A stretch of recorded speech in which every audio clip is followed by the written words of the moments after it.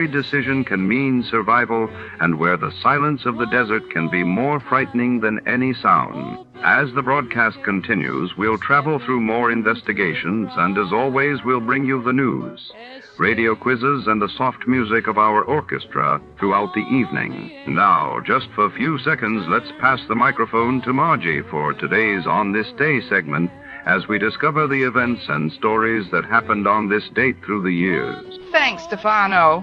On this day in history in 463, the lunar cycle of Hilarious began. In 602, the Islamic era was born with the Prophet Muhammad's migration to Medina. And in 1054, the Great Schism forever divided the Christian world. I'll hand it back to you, Stefano, to kick off tonight's first detective mystery. So settle in and let tonight's journey begin. In the dying light of Los Angeles, 1948, the city's secrets gather in the shadowed corridors of the Pacific Electric Railway's Grand Union Terminal. When a priceless shipment vanishes from the station's secured vault, Detective Jack Mallory is called to unravel a web of deceit winding through echoing marble halls and underground platforms. As the clock ticks toward sundown, everyone's a suspect and every shadow hides a lie. Before to start, let's see what happened the day it was aired. It was March 15, 1950, and that day world headlines announced the Soviet Union's surprising call for peace talks in Korea, while in London the great smog's choking haze began to lift, offering a brief respite for the city's weary residents. Tired of the everyday routine? Ever dream of a life of romantic adventure? Want to get away from it all? We offer you Escape. Escape, designed to free you from the four walls of today for a half hour of high adventure. Escape, brought to you by your Richfield gasoline dealer and the Richfield Oil Corporation of New York, marketers of Richfield gasolines, motor oils, and other petroleum products. Look for the Richfield Eagle on the cream and blue pumps.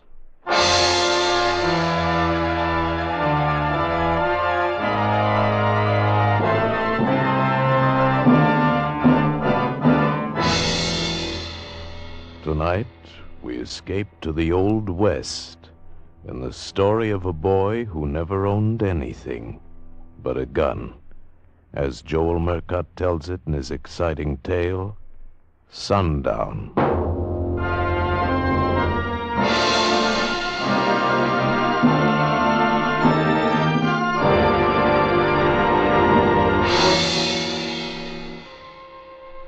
The sun is kissing the top of the mountains, and in a minute the shadows will start to sneak along the street. It's sundown, and you can't do nothing to stop it. Everybody knows that.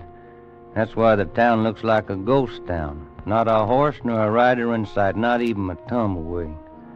Oh, there's folks around, all right, looking out from door cracks and windows. And now the street ain't empty no more. Here's what they've been waiting for. There's Kirby Hunsaker coming out of the saloon at one end of the town, and there's Ben Ford coming from the liver stable at the other end. Both of them walking towards each other slow, right hands hanging like claws, an inch from the gun holsters. In a minute, one of them will be dead. Kirby Hunsaker or Ben Ford. Little Ben.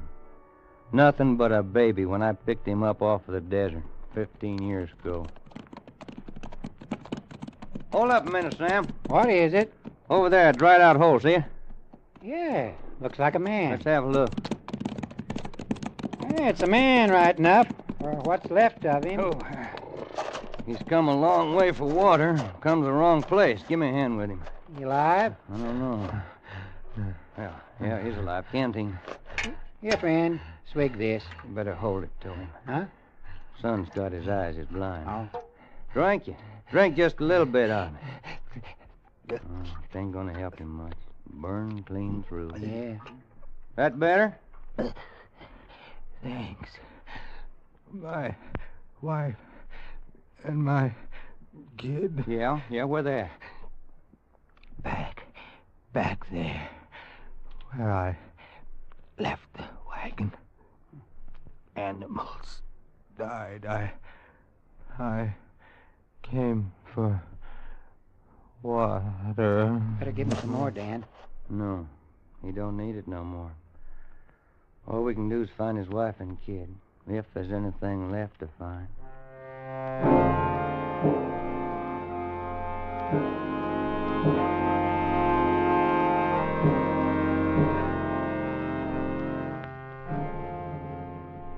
There was something left. A sun-baked wagon in the midst of that hellish inferno, a dead woman and a kid. 5-year-old boy. His face is burned, his lips is cracked with fever, but his eyes stared out across that desert like they was following some nightmare that nobody else could see. He didn't cry, he didn't whimper, he didn't talk. We gave him water and he took it. Wasn't no place to send him, and he just stood there watching us as we buried his mother. Well, what do we do about him? A kid? Take him with us, I reckon. Ain't much else we can do. Well, ain't nobody on the ranch to take care of him. No, ain't nobody here neither. He's like a little cactus, Sam. He'll grow or he'll die.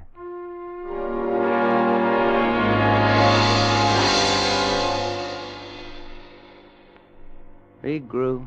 Big, raw-boned kid, and by the time he was 12, he could handle a man's work.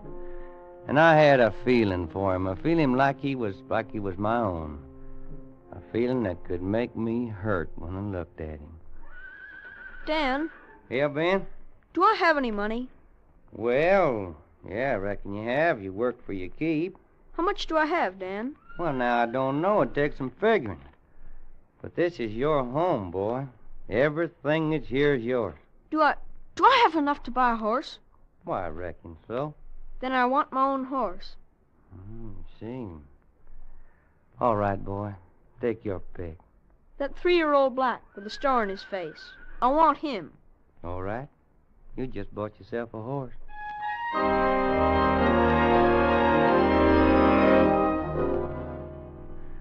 Yeah, he'd bought himself a horse, but it was more than that to him. It meant he had something that was his, come flood or thunder, something in the world that belonged to him and not to nobody else. It gave him a reason for being alive, and he started to build his life around that black horse. No horse ever got care like that.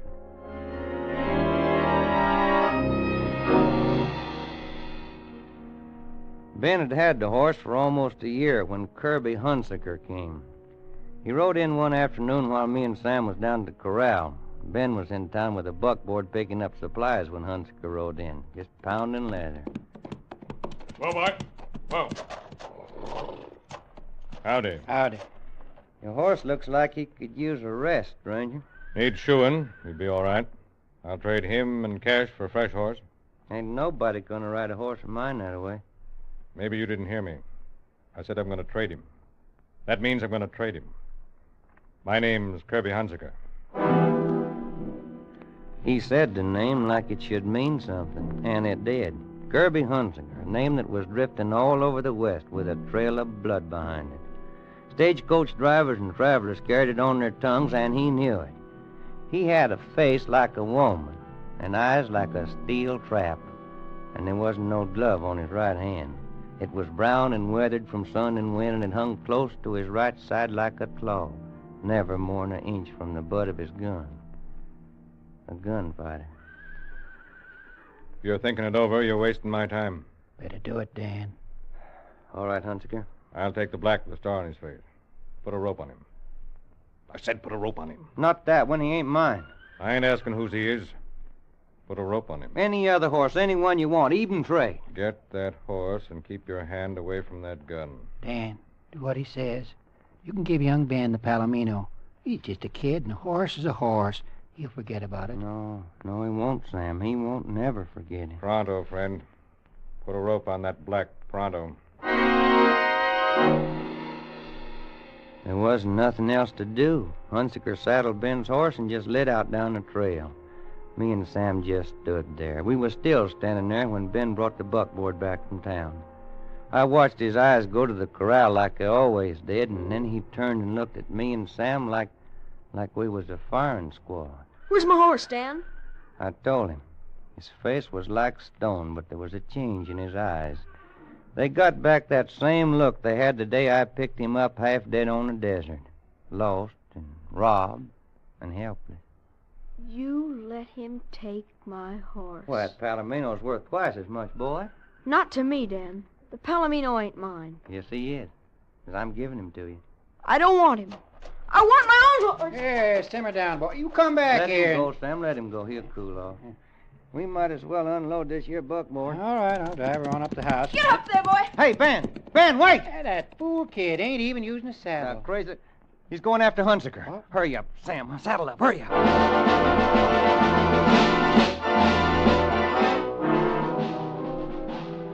He was riding hard and light, and we was distant before we even got started. But we followed the cloud of dust that trailed after him. Then sundown hit, and he was lost somewheres in the night. There ain't much chance of finding him now, unless he stops and strikes fire. He won't stop. Yeah, be a moon pretty quick. Hey, wait. Listen. Yeah, it's a horse. Oh. Must be over at the edge of that ridge. Hey, let's take a look. Hey, it's a horse, all right. Looks like the roan the kid was riding. There's something else there, too, on the ground. We rode up. There was another horse on the ground. And in the light of the moon, I could see the white star on its black face. Ben was sitting on the ground beside it. A few feet away was the body of a man. I rolled it over face up. It was an Indian. There was a bullet hole in his head. What happened, Ben? I don't know. This is the way I found him. What's wrong with Star, Ben? His leg's broken. Oh, or I must have stepped in a chuck hole. Yeah. Then the Indian come by and Hunziker give him a bullet in exchange for his horse. Huh? Tracks in the dirt there. It's a good thing the boy didn't catch up with him. Yeah, it is. That's a bad break he's got there, boy. I know. Ain't nothing you can do for him. I know. Well, now, why don't you just ride on back to the ranch of Sam? Yeah. I'll stay here for a while and catch up with you later. You don't have to do that. Lend me your gun. Oh, now, look, boy, let's ride off, you and me. No. He's my horse, Dan, and I've got the right to shoot him. Yeah, Ben, I reckon you have. Here's my gun.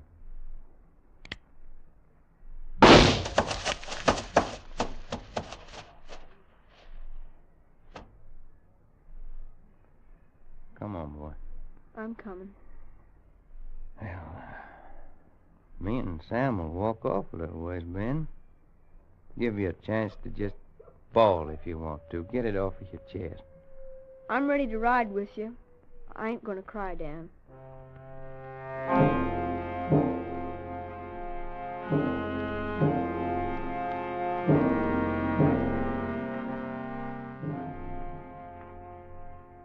He didn't cry. He hadn't cried when I picked him up off of the desert, and he didn't cry then. But the tears was inside of him someplace, where they couldn't get out. Never showed in his eyes, though. Something else showed there instead. It was hate. A hate like a pure white flame. I could see it burning there when we got back to the ranch that night. What'd you say his name was, Dan? Who's that? Whose name? The man who took Star. Hannigan, I think. Yeah, Jim Hannigan.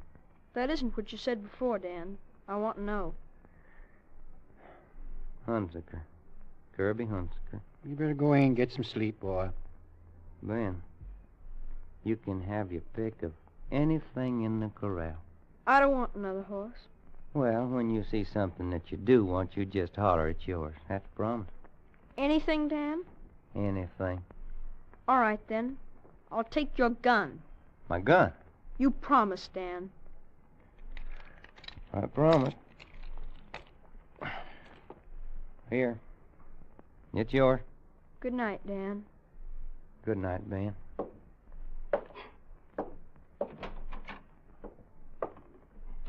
Why, in all my days, I never heard of such a lame-brained thing as giving a kid like that a gun. Now, he'd have got one somewhere sooner or later. And if I know him right, it Best be soon. Oh, he's only a boy. 13. He'll get to be a man fast in the next few years. And we can hope for him to get better sense. You're just wasting your hopes, Sam. I'm turning mine the other way. I'm hoping that Kirby Hunsaker don't never come back here.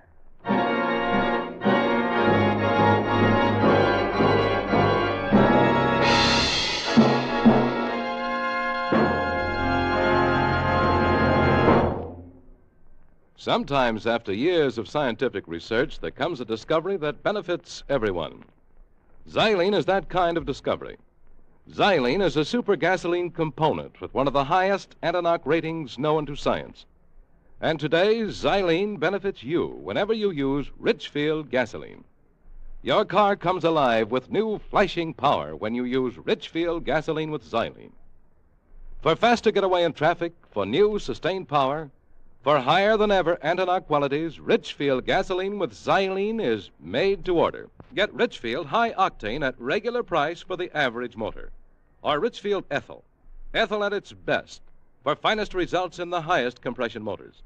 Each Richfield gasoline contains Xylene. Each is a leader in its class. Tomorrow, get a tank full of Richfield gasoline with Xylene. Test it against the gasoline you're now using. Feel that Xylene zip. Stop where you see the Richfield Eagle on the cream and blue pumps for Richfield gasoline with Xylene. And now we return you to Escape.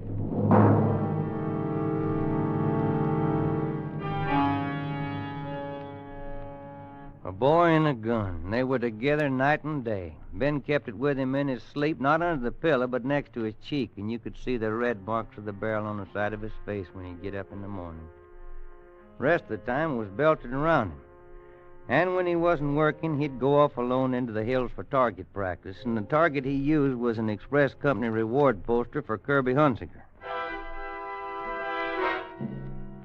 After the shots were all hitting the target, hitting close and fast, he stopped firing and was off on something else, the draw.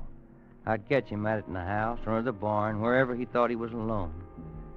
He started to wear his belt different, too, with the gun holster tied low on his right hip and his right hand hung by his side like a claw. And it got more claw-like with the passing years. Rest of him had changed, too. He wasn't a boy no more. He was a man.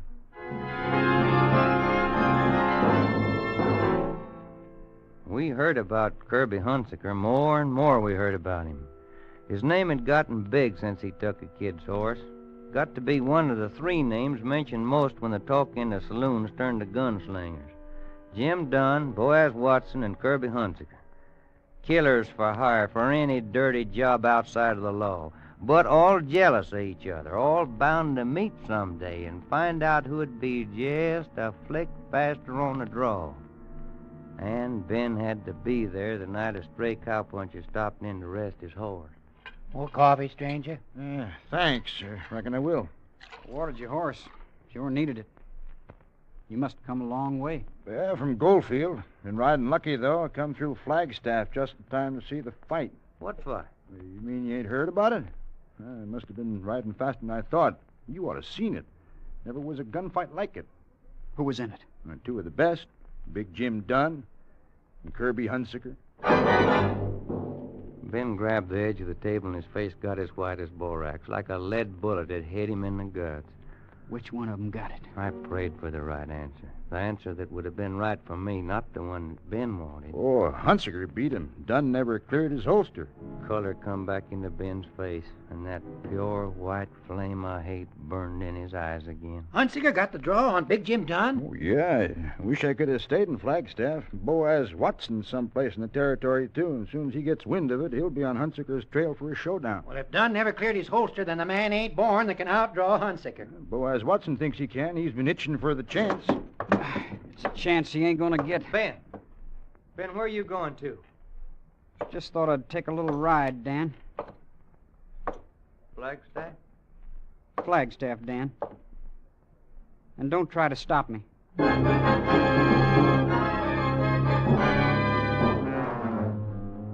Trying to stop him would have been like trying to stop an avalanche, but he couldn't stop me from following neither. He rode day and night, trading mounts on the way, and I was an hour behind him when he reached Flagstaff on the third morning of his ride and started his hunt. He tried the hotel, the express office, and one by one the saloons, asking the questions and seeing faces go blank. He was easy to find when I got to town. He left a trail of questions behind him, and I found him in the last saloon on the street, still asking. Did you hear what I asked you, bartender? Yeah, I heard. How should I know? Does he ever come in here? Well, I just serve drinks. I don't watch who comes and goes. I'm tired of walking and I'm tired of talking. I want an answer. Well, I reckon he comes in sometimes. When? Usually about an hour from now. Good. I'll wait. Gonna buy me a drink, Ben? If that's what you came for, Dan. Been rough trailing you, boy. Men and horses ain't meant to be pushed that hard. I was in a hurry. Well, maybe we can take it... I was in a hurry. Well, maybe we can take it easier going back. Maybe if we left right now, we could camp out someplace tonight like we used to. Ask me later, Dan. This is something I gotta do first. He wouldn't drink, and he wouldn't leave. He just stood there waiting, looking at nothing. He might have been carved out of rock. There wasn't a nerve in him. And then I heard the door swing the way it had a couple of times before, only this time it was different. The talk around the table's cut out, the bartender's hands tightened around the glass he'd been wiping. Every head in the place turned towards the door. It was Kirby Hunsaker. I knew that face. It'd grown heavier and crueler, but I knew it.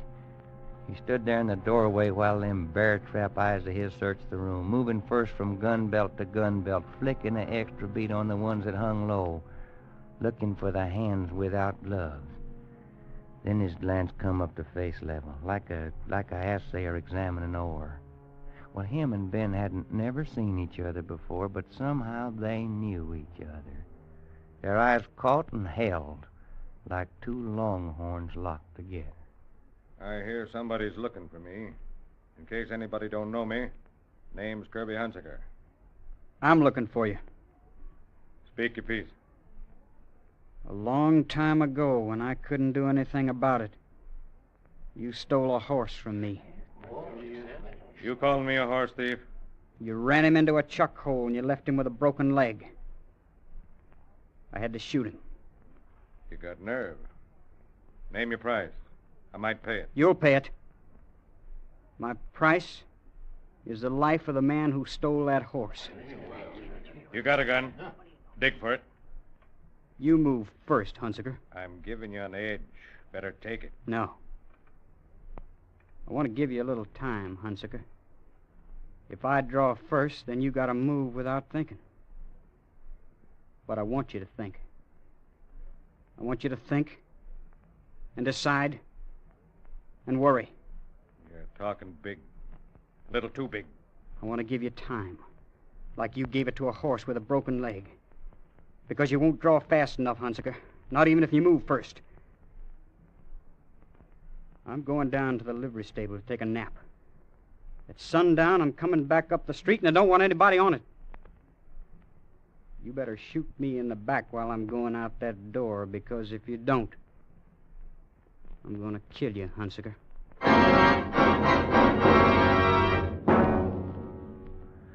The flame was in Hunsaker's eyes, too. But it was a man's hate, not pure and white, but diluted with the memory of the way Ben's gun hung, and diluted with just a shadow of fear. Ben went back and slept like he said. I sat beside him for the best part of an hour. And then I shook him, kind of gentle. Sun's hanging pretty low, Ben. Just about time to get up and wash. Why don't you start for home, Dan? I'll catch up to you later. Well, I thought that I'd wait up at the hotel. All right, Dan. See you later. Yeah, man. I'll see you later.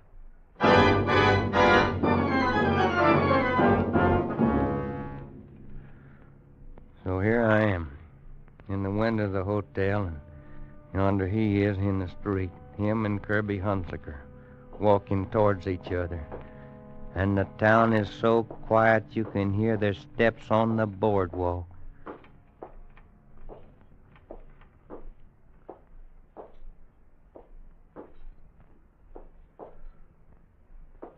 The fingers of the right hands is clawed like hooks, almost touching the gun butts. Don't even seem like the sun is moving anymore. Like even the shadows is glued there on the ground waiting for one of them hands to move. 'Cause when it comes, it'll come fast.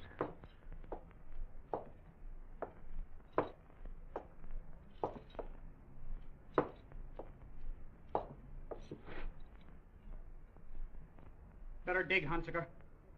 You punk. I'm going to collect for that horse. Dirty fellow. That's your receipt, Hunsaker. Ben! Ben! Ben, are you all right, boy? I'm all right. Let's walk. Well, it's all over now, boy. Let's saddle up and go on home. Hey, wait. It's a blacksmith. Guess the horses are ready. Express rider came in just after you left before. Boaz Watson is riding in. He met him on the trail. You gonna stay and meet him? Me? I got no quarrel with Boaz Watson. Well, looks like you will have. He was mighty keen on meeting up with Hunsaker. Looks like you've taken over Hunsaker's place. You'd better go on alone, Dan. What do you mean, Ben? I killed Hunsaker. Now every gunslinger looking for a reputation will try to get it by killing me. From now on, I gotta fight or run. Well, I'll stay with you. I've been holed up in one place too long anyhow. No, Dan. This is where we gotta split. Right now. Thanks for everything. I'll never forget you. Goodbye, Dan. Goodbye, Ben. Goodbye, boy.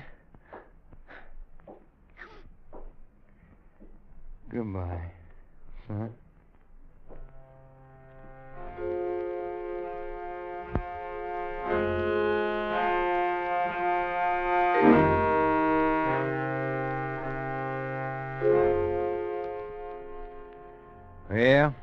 Yeah, he's a gunfighter now. The gunslinging madman will see to that. But he won't never be an outlaw like Kirby Hunsaker or Boaz Watson or Jim Dunn. He kill if they force him to it. But ain't nobody never gonna buy his gun for killing. 'Cause he's got to own something. The desert took his family. I couldn't make up for him.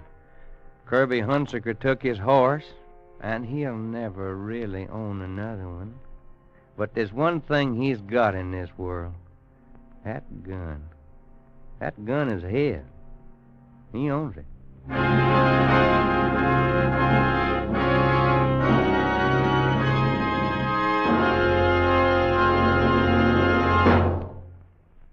No one wants to have car trouble, especially on a vacation trip. But sometimes we forget that faulty or neglected lubrication can cause wear and breakdown in any car. To keep trouble away, see the Richfield gasoline dealer tomorrow. Get all-point protection against summer wear and breakdown with Richfield All-Point Safety Service. This service gives your car the extra protection of new Rich Lube lithium lubricant, the premium lubricant that's better always. And Richfield All-Point Safety Service also includes all-point lubrication of your chassis, transmission, differential, and wheel bearings. And to protect your motor in hot summer driving, the Richfield dealer puts in fresh, clean, Rich Lube all-weather motor oil. The Pennsylvania premium grade oil that cleans as it lubricates. But that's not all. As a final precaution, the Richfield dealer makes a safety check of your battery, tires, spark plugs, and radiator. So tomorrow, stop where you see the Richfield Eagle and the cream and blue pumps. Protect your car with Richfield All-Point Safety Service. Escape is produced and directed by William N. Robeson. and tonight has presented Sundown by Joel Murcott. Featured in the cast were Barton Yarbrough as Dan, Sam Edwards as Ben, Will Gear as Sam, Ted Osborne as Hunsaker, John Ramsey Hill as young Ben, and also heard were Paul Freese and John Daner. Special music arranged and played by Ivan Ditmars. Next week. You are trapped on a dwindling sandbar amid the rushing waters of a South American jungle river. Night is coming, and with it hordes of Amazonian vampire bats.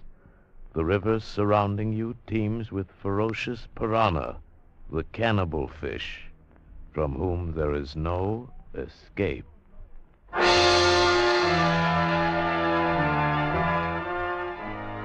Next week at this time, the Richfield Oil Corporation of New York invites you to escape to the jungles of South America with a seething tale of terror and violence, as James Poe tells it in Bloodbath, starring Vincent Price. Goodbye, then, until this same time next week, when once again we offer you Escape. Tom Hanlon speaking. This is CBS, the Columbia Broadcasting System.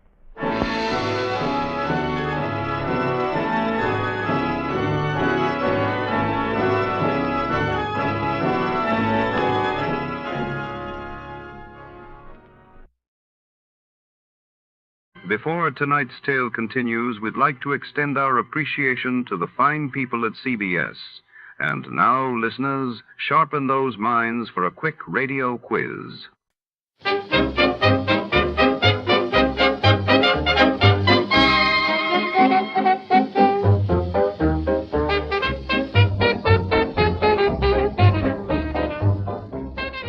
Our warm thanks go out tonight to our sister station, CBS.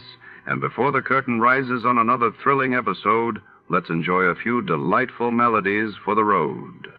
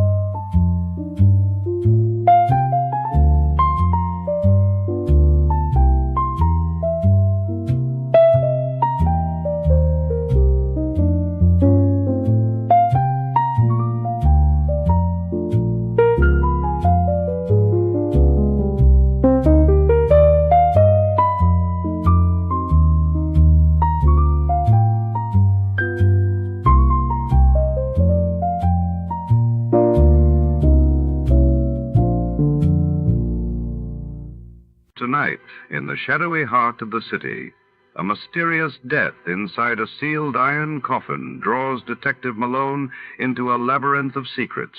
As whispers of betrayal swirl and a stunning femme fatale crosses his path, every clue leads deeper into danger. What secrets does the iron coffin guard, and who will survive to tell the tale? Before we begin, let's see what happened on the day it aired. It was March 3, 1947 that day. The world learned of the British government's announcement to end its role in Greek and Turkish affairs. And in Paris, Christian Dior's revolutionary new look took the fashion world by storm. Get this and get it straight. Crime is a sucker's road, and those who travel it wind up in the gut of the prison of the grave. There's no other end, but they never learn. Wrigley's Spearmint Chewing Gum, the refreshing, delicious treat that gives you chewing enjoyment, presents for your listening enjoyment Raymond Chandler's most famous character in The Adventures of Philip Marlowe.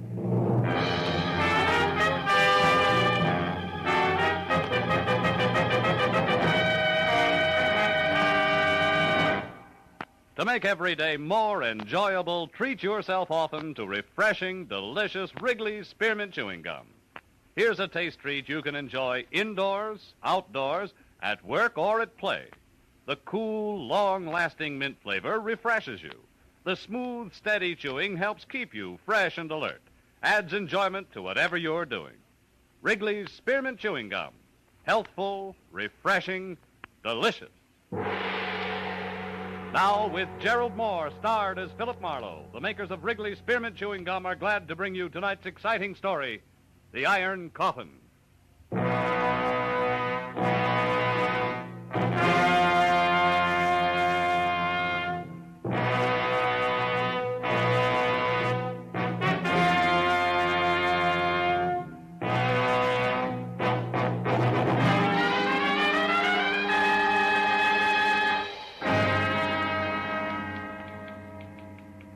Dear Sir, I wouldn't touch your proposition with someone else's 10-foot pole. Period. Furthermore, hello? Would you connect me with Mr. Marlowe, please? Philip Marlowe, the private investigator. This is Philip Marlowe. Oh, I'm so glad I caught you. Mr. Marlowe, you've been very highly recommended to me by a very dear friend, and I want to employ your services for a case. All right, who are you? I'm Catherine Newbold. Uh-huh. It's about my daughter, Irene, or more exactly, about her fiancé. I want you to find him for me. He's 26, dark complexioned, about 5 feet 10, and just a minute, Mrs. Newbold. It's a little early for descriptions. What's the nature of his disappearance? Mr. Marlowe. Yeah? I'm afraid I just can't explain over the phone. I'm at the boys' place now. Would you come over here? It's 4220.5 Bronx. 4220.5, huh? You see, Bennett is lost, and Irene's gone to help him, and she may get lost, too. Well, how do you mean that, Mrs. Newbold? Lost where? Back somewhere in the 16th century.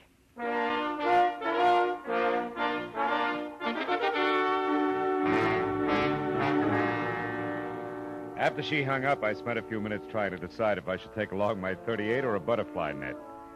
But in spite of what I thought she'd said about the 16th century, I was convinced that Mrs. Newbold was a genuinely worried woman. I'd sold myself on that by the time I hit Bronson Avenue.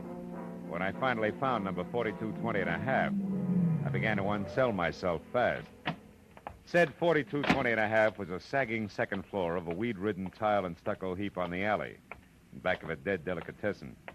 The windows were heavily shuttered behind rusty iron grills, and the heavy door was set at the top of a narrow flight of unreliable wooden stairs. Mr. Marlowe, I'm Mrs. Newbold. Hello.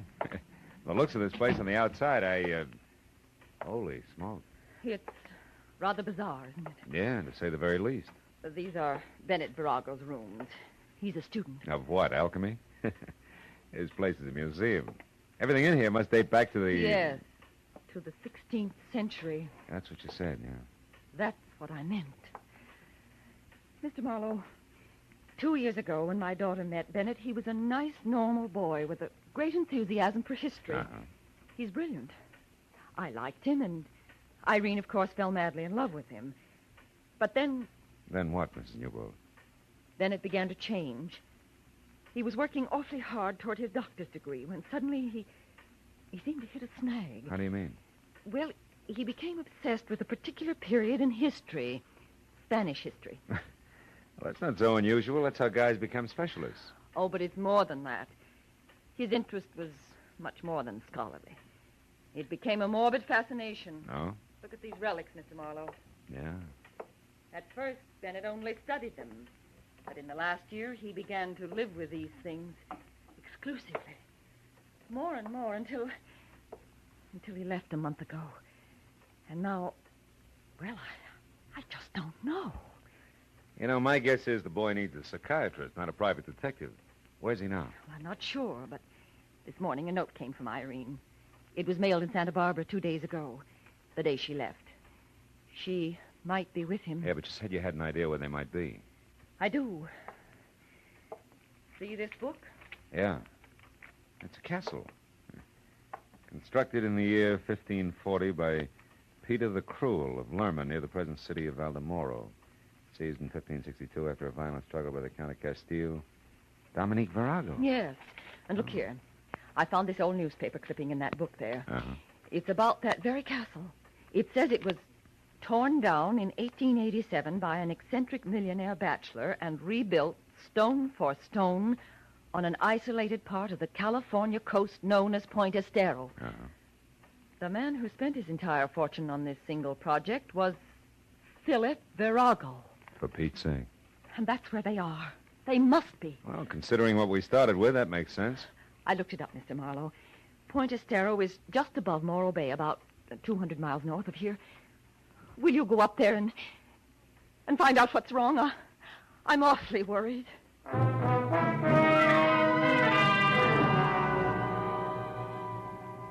I told her the transplanted castles from Spain were not exactly my cup of tequila. But between the check she handed me and the look in her eyes, I figured a drive along the beach might do me good. Well, I made Santa Barbara by 4, and by 6:30 I was watching the surly Pacific surf hurl itself at the huge granite lump called Morro Rock. Farther north I got, the manner the ocean became. A hulking bank of solid black clouds offshore made a hollow mockery out of daylight savings time. And 20 miles beyond Morro Bay, I had to turn out my lights. By rough calculation, the castle was another 10. But when 11.7 had turned up on the speedometer without so much as a single battlement in view, I decided to turn my lights back on again and stop for some local advice. My first chance was a combination motor court, restaurant, and mobile gas station. Labeled Summit Light, California, L. Chester Poindexter Prop.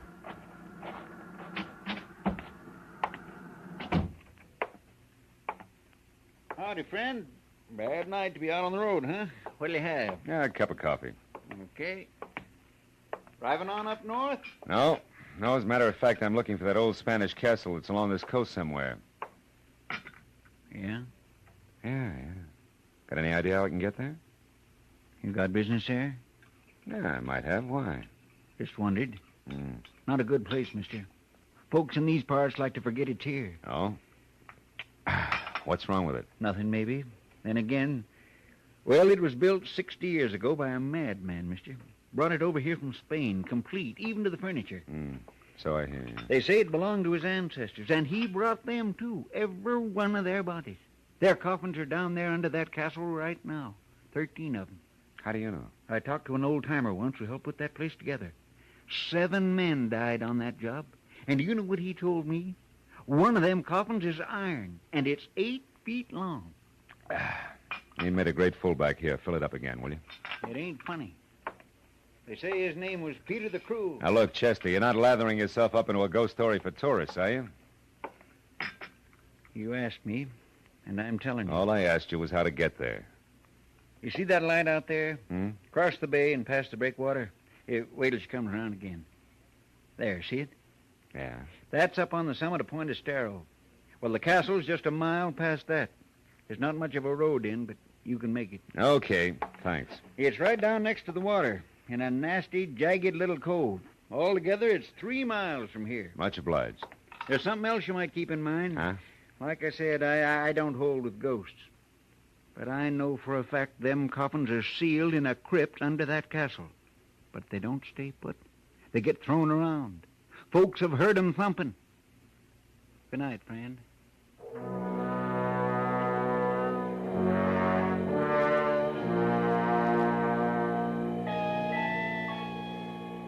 The highway dropped down close to the quiet bay, which was sheltered by the breakwater. And 100 yards out, a white sailboat, its mast pointing straight up at the stars. It made a strange contrast to the pounding surf a mile beyond, where I found the turnoff to the castle. It beat a year's depreciation out of my car in 10 minutes. But finally, at the top of a small rise, I saw it, the Spanish castle. It was a grim, gray mess of crooked walls and twisted towers that crouched on the shore like something that had crawled up from the bottom of the sea. When I pulled to a stop in front of the main gate, I saw there were lights in one of the lower rooms. I started in, and then I saw something else. A girl running down the path toward me. You there, wait. Please, wait. Oh, you've got to help me. Somebody's going to be killed. Killed? In there, in the castle? Yes. Oh, hurry, please. All right, come on. Thank heaven I saw your headlights. I'm glad I found you, Miss Newbold. How did you know? I guessed right. What do you mean? Well, your mother was pretty sure I'd find you here. I'm a private detective, Philip Marlowe. Oh. What's this about somebody being killed? It's Bennett. He's almost out of his mind, Mr. Marlowe. He's gone down to the crypt under the castle. I tried to stop him, but I couldn't. He's killed down there, just like the others. Like what others, Irene? All the other Viragos, all his ancestors. Peter the Cruel will kill him. Oh, now, just a minute. Come on. I must sound crazy, too. Maybe I am. This horrible place. Baby, take it easy. This is the age of rocket planes and bebop, remember? Not in here.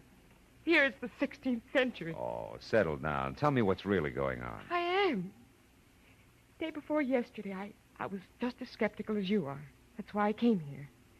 But now, Mr. Marlowe, Bennett Virago is fighting a battle that's been going on for 400 years. A battle with a monster called Peter the Cruel. The one in the oversized iron coffin downstairs? Yes. Come on, baby, show me.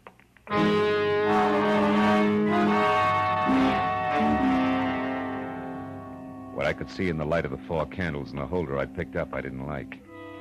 She led me first down a long flight of stairs, then through a maze of ponderous arched pillars that made the catacombs seem cozy by comparison. Finally, we stopped in front of a heavy door with an iron ring in it. I hauled it open and almost fell in. We were at the top of a deep circular room, carved from solid bedrock. Stairs that must have been designed by a reckless mountain goat followed the curving wall down to the bottom. And there, in the light of a torch stuck in a bracket, a man was working frantically over a big trap door set in the center of the floor. It was Bennett Virago. I told Irene to go back upstairs and wait, and then I started down.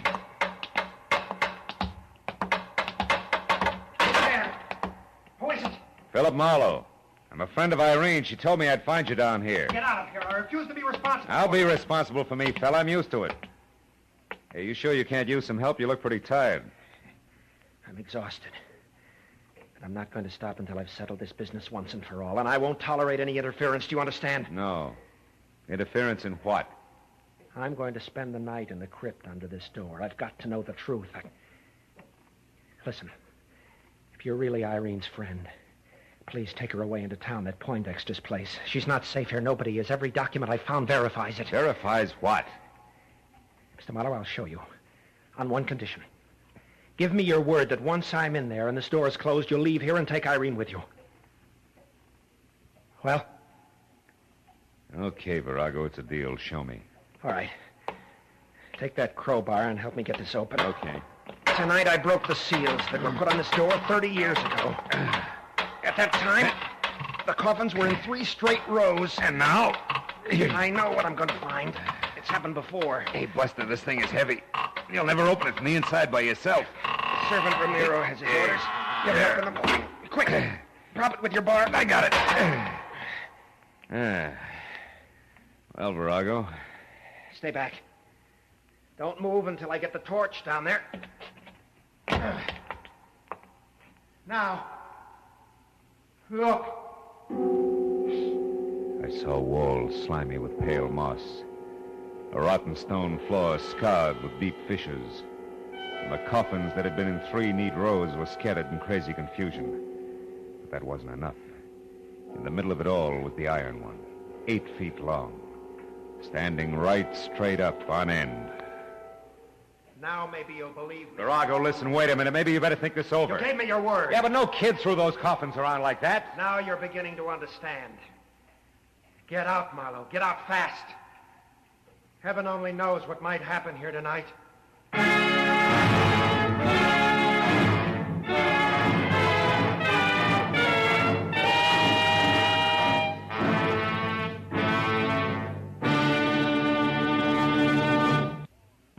To make every day more enjoyable, treat yourself often to refreshing, delicious spearmint chewing gum.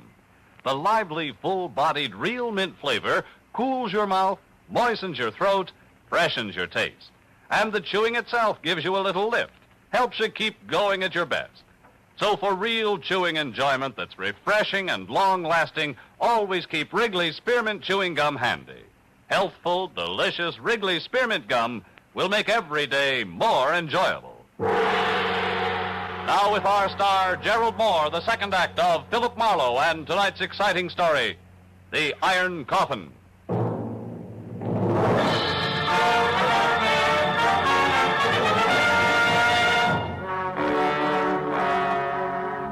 I kept telling myself that Virago wasn't in any danger. That this was 1950 and spirits from the 16th century didn't stand a ghost of a chance against a determined man. But I couldn't quite believe it. And things didn't get any cozier as I watched the man with the obsession descend into the crypt. A candle in his hand, casting a crazy chorus of shadow dancers against the dripping wet walls. After the trapdoor crashed shut, I kept holding on tight to the 20th century and things that made it tick. And that helped until I was back up to the basement level. A moment of your time, please, senor. A tangle of gray, black, shaggy hair fell all around a grisly old face that could have scared a Halloween mask. And the rest of them fit from a build that included almost no shoulders, ape-long, scrawny arms, and an outfit that was medieval. I did not mean to alarm you, senor. Yeah, you couldn't miss. It's so dark in here. You're Ramiro? Si, Ramiro. Ah. I, senor, wait upon the master of this house, even as my father did, and his father before him. Always, senor, Ramiro has been in service in this castle. Always since Peter the Cruel. You mean you came over here from Spain? You were imported with this castle? Si, indeed. It had to be that way, senor. None else but Ramiro knows the castle. Every stone, every fixture, every sound in the night. Why, senor, there where you stand, Ramiro stood on that fateful day in the year 1562 when Dominic Virago, the Count of Castile, sentenced Peter the Cruel to his death.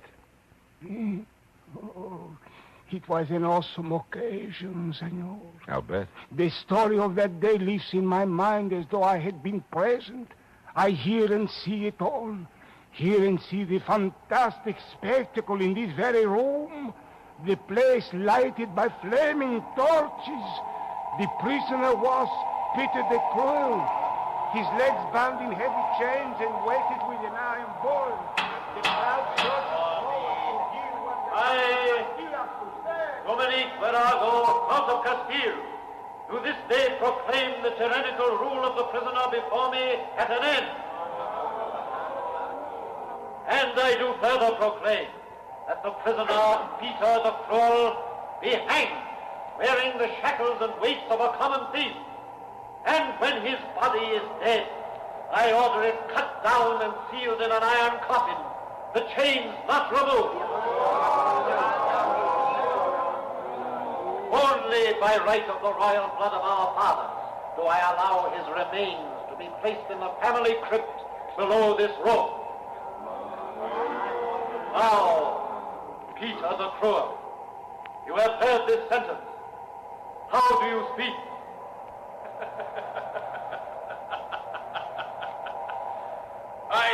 speak, dear righteous ruler, very plainly. Very plainly. This, the day of my execution, is a black day. A black day for you, Dominique Virago, for Castile, for Spain.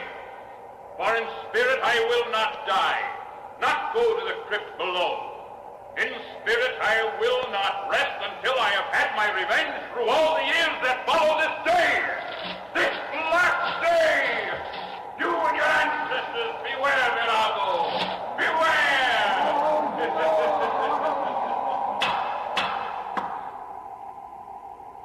Silence! The Count of Castile would reply. Hang him!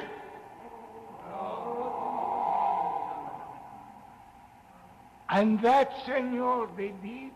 Hanged him and buried him below us.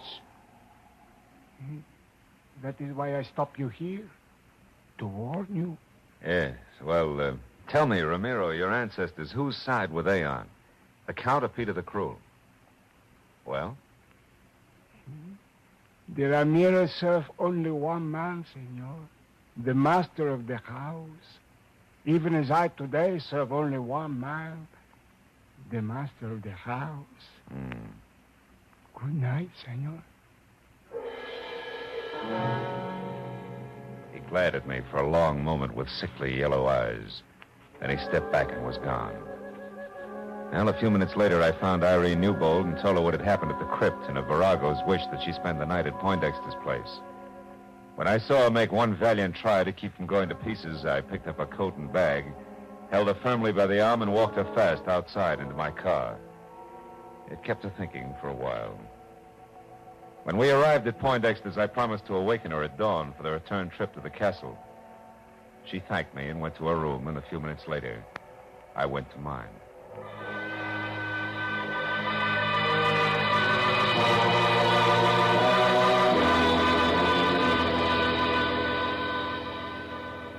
After 3 hours of cigarette-filled sleeplessness had gone by, I slipped outside and watched the summit light that winked at me every third second. I didn't wink back. And the sight of El Chester Poindexter standing at the cliff's edge ahead, looking toward the bay below and the long, wide wash of the full moon, didn't help any. Sure. How do, Mr. Marlowe?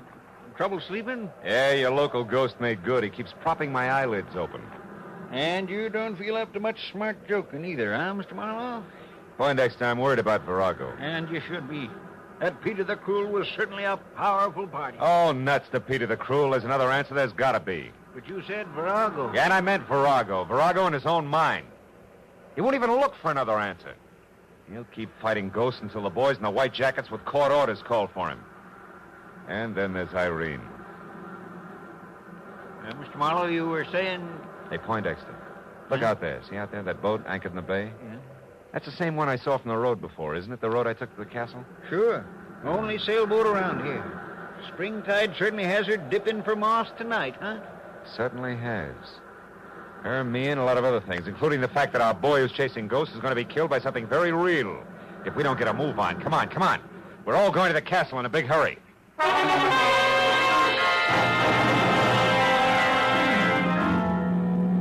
Marlowe, are you sure you're right? I can't believe the answer's that simple. Doesn't matter, Irene. Simple or not, it can still kill. Come on, Poindexter. We're going to run for it. Every second counts now. You catch up to us, Irene. We're going ahead.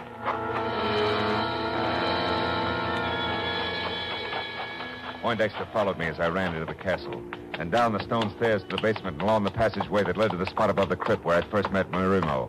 But we both slammed to a stop at the sight of something I couldn't expect to find this side of the Dark Ages. It was Ramiro again. Only this time minus his apron and long winter underwear, and plus a head-to-toe black coat of mail with a shiny steel helmet spike on top, tucked underneath his arm. And in one hand a lantern that swung to and fro with his cackling. In the other a long sword, vintage Lady of the Lake. Back, senor. Senor, they're fighting down there in the crypt. Virago, the last of the Viragos, and Peter the Cruel. Peter who is to have his revenge. Get out, Ramiro. Come on, Poindexter. We got to get this door open. No, stop! Get off! Stop, Are we in time? time. Is Bennett all right? I don't know yet. Watch that jerk in the fancy dress. If he gets up, yell. Come on, Poindexter. We gotta get this door open. Come on. Let's have it. It's coming. Look, the crypt is filled with water, just like you said. Help me. Oh, Bennett. Bennett, thank heaven you're all right. Virago, here. Take my hand. Reach for it. There we are. Couldn't have lasted another minute. The water came through the cracks in the floor. And the coffins. They floated. That's right. That bumping against the sides of the crypt is the thumping sound you people have heard. Yes. And when the water subsides again, the coffins will be scattered all over. Oh, Bennett, darling, you see, it's no angry spirit. Yes, but why the water, Mr. Marlowe, and why does Peter the Cruel's coffin always stand on end, upright? Where does the water come from? The sea. There's an unusually high tide tonight. Spring tide, they call it. Right, Poindexter? Right. Happens when the sun and the moon are in either direct conjunction or opposition. You see, the castle's so close to the ocean and the crypt so deep that the water seeps in as the tide rises. Oh, I see. And as for Peter the Cruel, he settles upright because the old boy was buried in his coffin with his bondage chain still wrapped around his feet, according to legend. Ask Ramiro there. I'll be glad to tell you all about it. Senor, it is more than legend. It is truth. Truth, sir, that no Oh, can shut up, Ramiro. Had enough of you and your stories. Mr. Marlowe, how did you know? I mean... He means, what got you here in time? How did you think of the spring tide, Mr. Marlowe? Well, it was a sailboat anchored in the bay, Irene. You know, when I first saw it, its mast pointed straight up at the stars. When I saw it again, hours later, it was dipped forward sharply because the anchor chain had been pulled tight by the rising tide. Well, that gave me the hunch I needed. The hunch we needed, Mr. Marlowe. Thanks a lot. I'm glad to be out of the 16th century, and you know something? What? I think I'll stay out.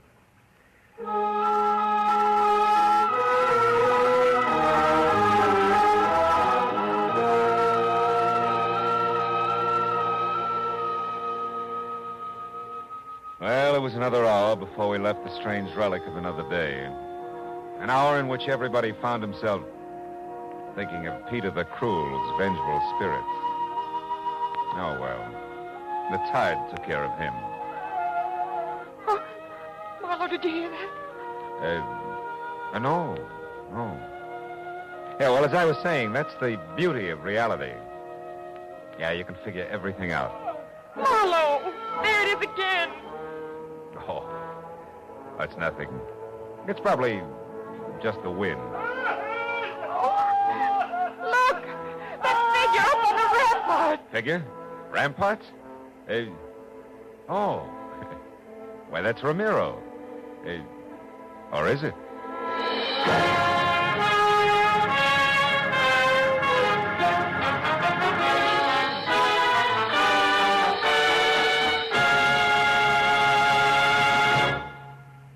Remember, friends, to make every day more enjoyable, treat yourself often to refreshing, delicious Wrigley's Spearmint Chewing Gum.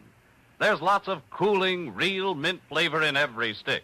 And chewing Wrigley's Spearmint helps keep you feeling fresh and alert. You feel better, work better, get more fun out of doing things. So indoors, outdoors, wherever you go, keep some healthful, refreshing Wrigley's Spearmint Chewing Gum handy. To make every day more enjoyable, treat yourself often to delicious Wrigley's Spearmint Chewing Gum.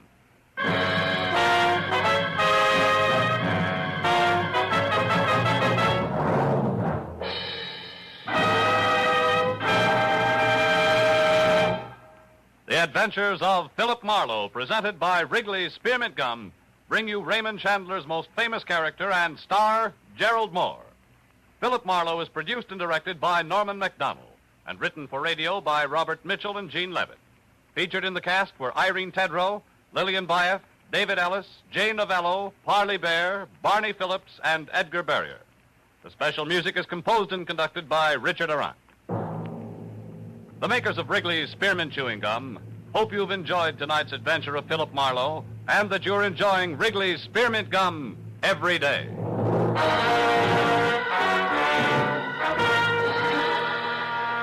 We invite you to be with us next week when Philip Marlowe says... This time a dying man's last wish led me from a gunman with orders to stop me, past a battered corpse in a crumbling mansion, to a ruthless redhead playing for keeps. And when it was over, the one in the middle got away with everything, except the dying man's last wish. This is Bob Stevenson speaking, and this is CBS, the Columbia Broadcasting System.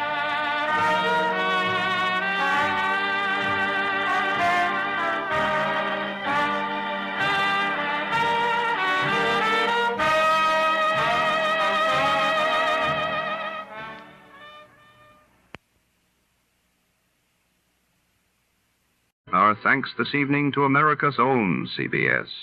And before the orchestra strikes up again, let's see who among you really knows the golden age of radio.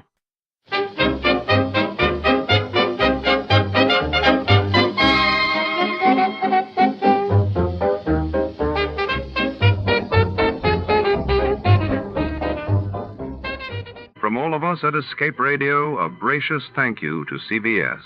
And now, dear listeners, relax and enjoy a few moments of music before tonight's grand adventure begins.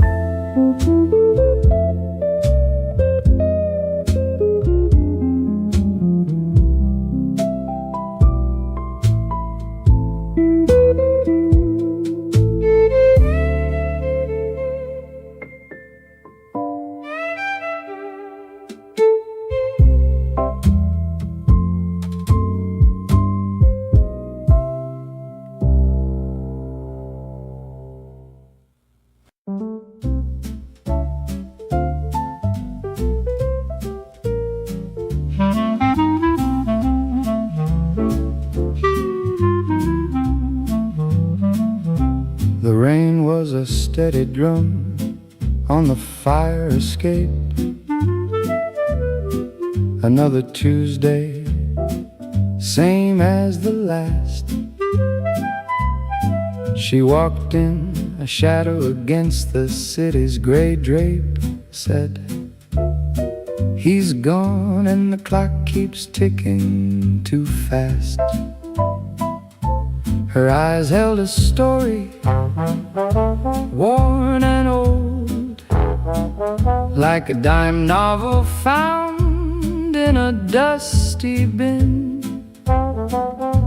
A scent of jasmine and something cold, a secret she was trying to keep locked within. Midnight bell, it tolled so low, another soul lost to the undertow. Midnight bell, what did you see? Just shadows dancing, wild and free. I traced the steps from the diner's stale coffee to the back room where the cards were always dealt. A whisper of a name, a broken key, a truth that was never truly felt. The city sleeps or pretends to sleep, but its heart beats a rhythm dark and deep. Every brick, every alley holds a tale, a lonely siren's wail. Midnight bell, it tolled so low. Another.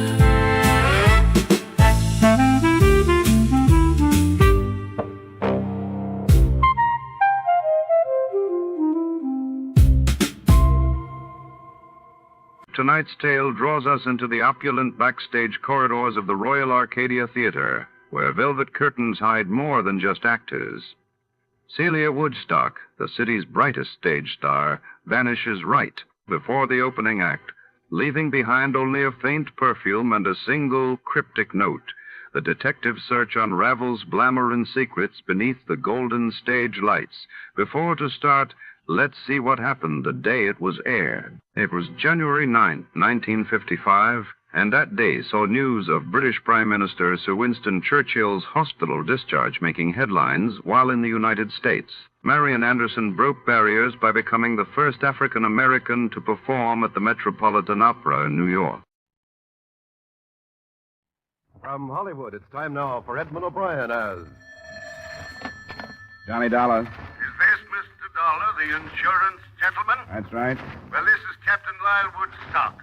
I was given a message that you had telephoned. Yes, I did. Your insurance company wanted me to look into this trouble with your wife. I wonder when I could see you. At your convenience, but it's not trouble yet. It's quite possible that nothing is wrong at all. Oh? I understood you were worried about her disappearance, that you hadn't heard from her in over a week. Isn't that it? Yes, but, well, I'll explain it all to you. But as I said, in spite of her absence, it's entirely possible that nothing is wrong at all. All right, Captain Woodstock. I'll be out to talk with you this afternoon.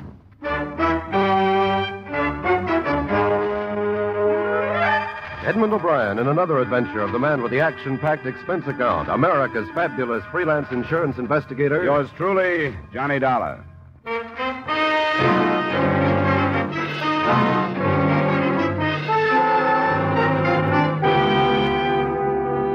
Expense account submitted by Special Investigator Johnny Dollar to Home Office, Washingtonian Life Insurance Company, Hartford, Connecticut.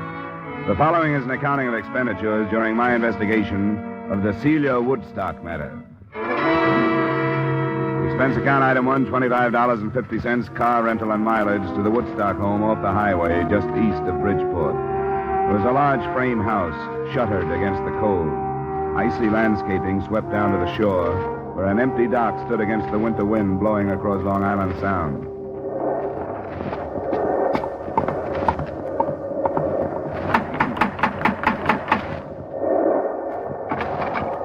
Captain Lyle Woodstock, please. Yes, you are Mr. Dollar? That's right. Come inside.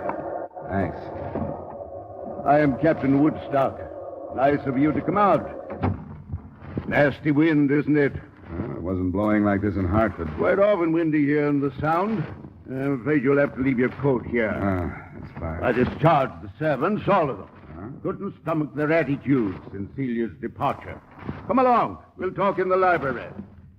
How did you happen to turn to your insurance company, Mr. Woodstock? Yes, it would seem unusual, wouldn't it? It seems unusual that they would bother with it, unless they thought she'd met with bodily harm. But you told me you don't think so. Yeah, after you, Mr. Dollar. Thanks. I'm afraid I was guilty of a certain amount of deception when I spoke to Mr. At the Washingtonian Company? Miller, Sam Miller. Yes, Mr. Miller. Through a delicate choice of words, I'm afraid I intimated that I was frightened for Celia's very life. Sit down. Why the deception? Well, naturally, to interest them in the situation and with a purpose, Mr. Dollar. Couldn't you afford to hire a private detective? My good man, I've wasted a considerable amount of money doing just that. It was from the stumbling idiot that I received the news of Celia's disappearance. He was following her? He had been for a month, until he lost her. I'd entertained certain suspicions about Celia. What's this investigator's name? Slater. Mr. David Slater. He was recommended as the best in Bridgeport. Considering his dismal failure, you surely understand why I felt it necessary to turn to someone else. My insurance company struck me as a wise choice, since there's a large policy on her life. All right. I'll talk to this later. Now, will you give me everything you can on your wife? Description, so on? Yes, they're on the table. I brought out a few photos. Brunette. Yeah. How old? 27. That one was snapped on Doctor's Cave Beach on Jamaica. Striking woman, isn't she? Yeah. This one was taken while we were anchored off Hilo last summer. You get around. Travel has its advantages, Mr. Dolar. Your boat? Yes, 64-foot schooner in dry dock at the moment. As a matter of fact, I met Celia because on an impulse, I put into Pia del Cuesta instead of Acapulco. And it seemed that she, too, wanted to travel. Where do you think she's traveling now? I haven't the faintest idea. I started to tell you I'd been troubled by a certain suspicion. She was in seeing entirely too much of a young doctor in Bridgeport. His name is Masterson, Dr. Charles Masterson. You think he could have had something to do with her disappearance? Is that what you mean? No, I shouldn't like to say.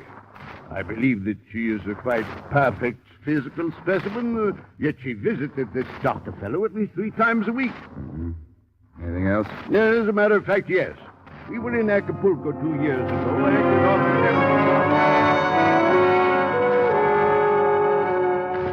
The rest of the story wasn't too far from typical, although I don't meet too many of the breed. A, the 55-year-old Woodstock, captain because he owned and gave orders on the schooner, had dedicated his life to what he called adventure. And B, the 27-year-old Celia had also dedicated her life to what she called adventure. The results were a number of voyages, and finally, Celia Woodstock's disappearance. Except for the doctor, I didn't learn what had gone on between.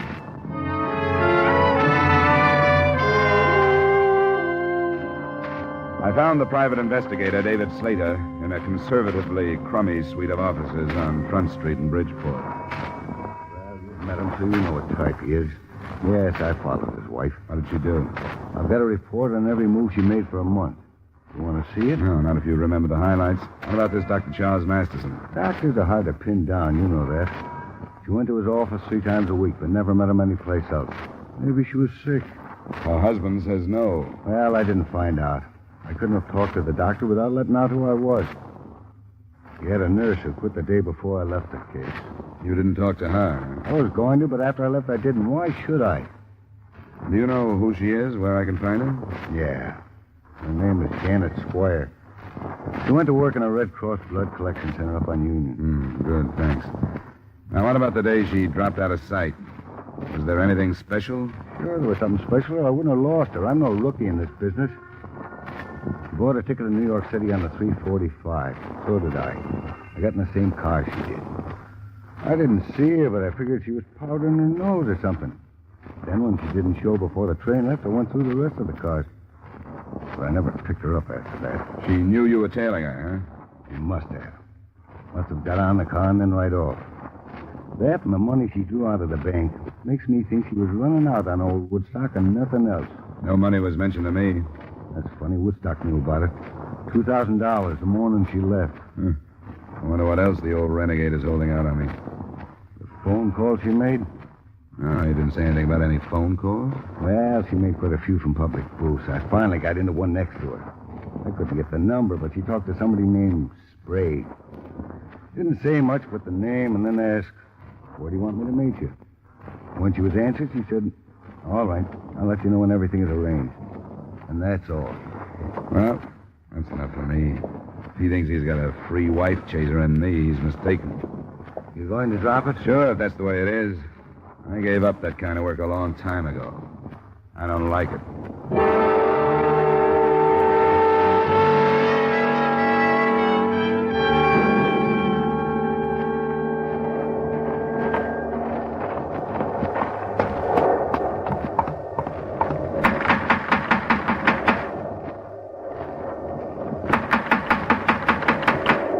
Come in. It's Dolar, Close the door. What's this? Where's Woodstock? Close the door. You do anything else, I'll kill you. What's happened? Who are you? Stay away from me. I smell cordite. You fired a gun. Where's Woodstock? He's gone. You come this way now. Move down the hallway. Why? I'll kill you if you don't. Came in here. Now you've got to do what I tell you or I'll kill you. I'll have to. Come on. You better turn around and look at me. Walk backwards. You don't even know who I am. You're in trouble. Maybe I can help you. Never mind that. Hop now. Turn around again. Open the door and get in the closet. Now, wait a minute. Please, mister. Please do what I tell you. Won't make any difference if I kill you. Maybe I'd have more of a chance if I did. But I won't if you don't make me. Okay. Now, close the door. I heard him open and close some nearby doors, and shortly after that, the front door closed. Then I started kicking my way out. The paneling was heavy, and it caused a torn trouser leg and a scraped shin before I made it.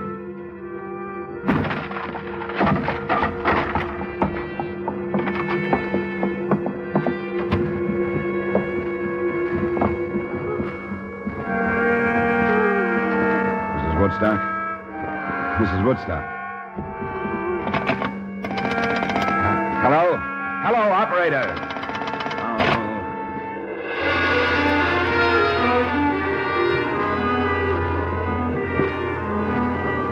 He'd given himself some more time by pulling out the phone wires, but it took less than 5 minutes for me to cover some 200 yards to the nearest neighbor, explain myself, and get through to the Bridgeport police. A short time after that, I met Homicide Lieutenant Al Jester, and with him watched 2 ambulance attendants start Mrs. Woodstock toward the hospital. What's the condition, boys? Can you tell? It's bad, Lieutenant. Her right lung. No chance of a statement? We'll do what we can, Lieutenant. Well, I guess it depends on her, how hard or easy this thing is going to be. Yeah, but better not count on him. I've been disappointed too often. What else did Slater tell you? Well, that's about all. She'd drawn $2,000 the day he lost her on the train. He said he'd heard her talking on the phone to somebody named Sprague about where to meet him and about some arrangements of some kind. Now, what about Slater? Is he clean? Well, if he isn't, he's careful and he stays out of trouble. I guess the worst thing I can say about him is that he does a lot of divorce snooping.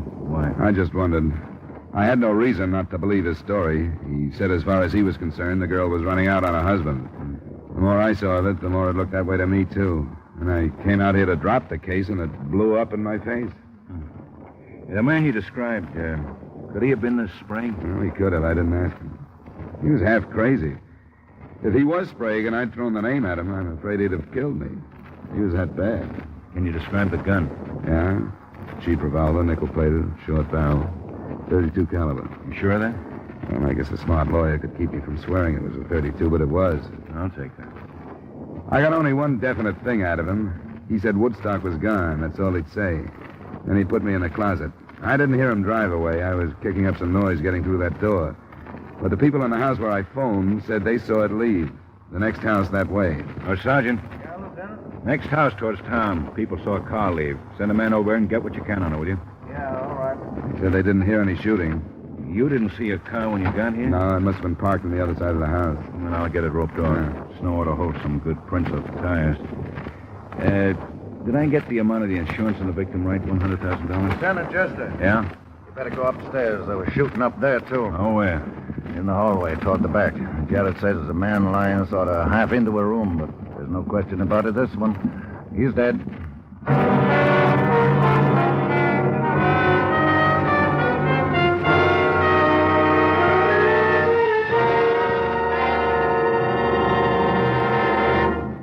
We will return you to the second act of yours truly, Johnny Dolar, in just a moment. Have you heard the new Sing It Again, the new comedy with Jan Murray as your host on the Coast to Coast phone? The new cash prizes for cracking the mystery of Sing It Again Phantom Voice. The new speed and color of the tuneful little riddle songs that make Sing It Again a Saturday night must for radio listening. Be listening for Sing It Again tonight on most of these same CBS stations. Now with our star Edmund O'Brien, we return you to the second act of yours truly, Johnny Dolar.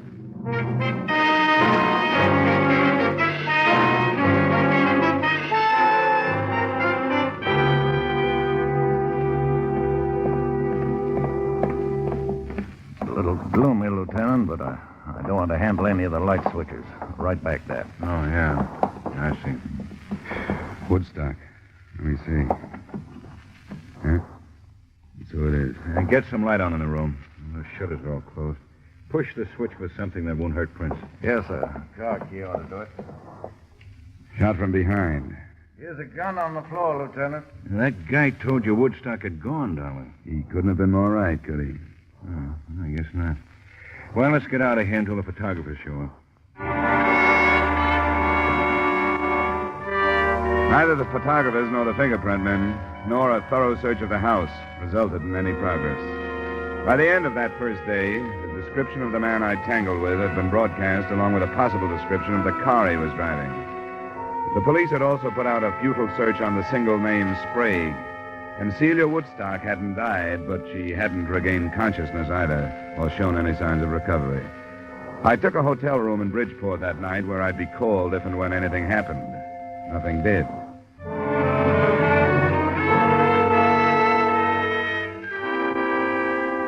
The next morning, I went to the Red Cross Blood Collection Center to talk with a nurse who had recently resigned the office of Celia Woodstock's friend and/or doctor.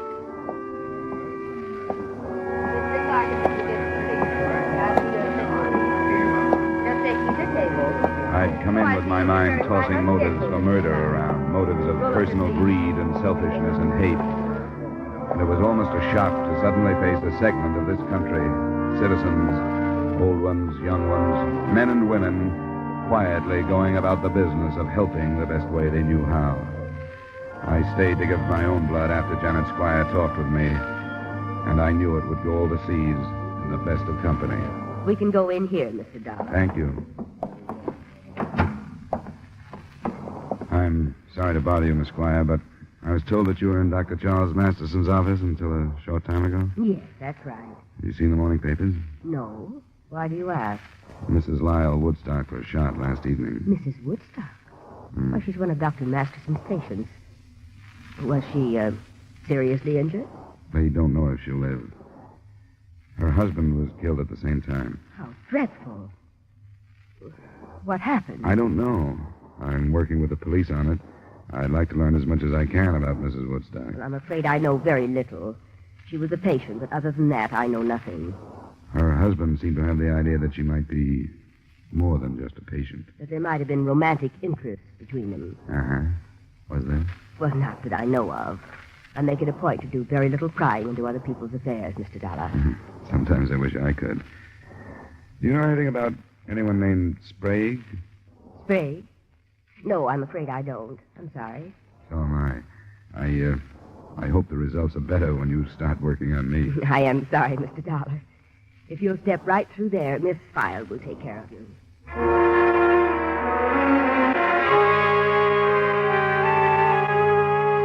A telephone check with Lieutenant Jester about an hour later added nothing. He'd been in communication with Mexican authorities, but they were unable to come up with any leads on Celia Woodstock, or even proof that she'd been in the Acapulco vicinity 2 years ago when Woodstock had told me he'd married her. Homicide men were searching the captain's schooner, and they were still working on the name Sprague. I played my last card and went to see Dr. Masterson. I read about it. Tragic. But, Mr. Dolar, I'm sure you realize why my name mustn't be dragged into it. It won't be if it doesn't belong there, Doctor. Why, there was absolutely no basis for his suspicions. Whatever made him say anything like that? He had a detective following her. He had an idea she came to your office too often. Then why didn't he talk to her? He did. He said something about a sinus condition and heat treatment. That's precisely the truth. I resent your attitude, Mr. Dolar. That puts us on a par. Your attitude doesn't set so well with me. Keeping your name out of this case isn't as important as clearing it up, no matter what you think. But I know nothing about it. You must have talked to the woman. As often as she was here, you must have become fairly well acquainted. No better acquainted than with most of my patients. Well, I don't ask for any more. What did she talk about? Why, the conversations were unimportant. She talked about her travels. They'd come here from Florida to have some work done on their yacht. She talk about her husband? Yes, occasionally. General things. Like what? I realized that he was much older than she was, but that she was quite satisfied with their marriage and their life together. That's what makes his suspicions of me so ridiculous. She was happy with him. Never anything about unhappiness, about leaving him? No, they were planning on a trip to South America in a few months.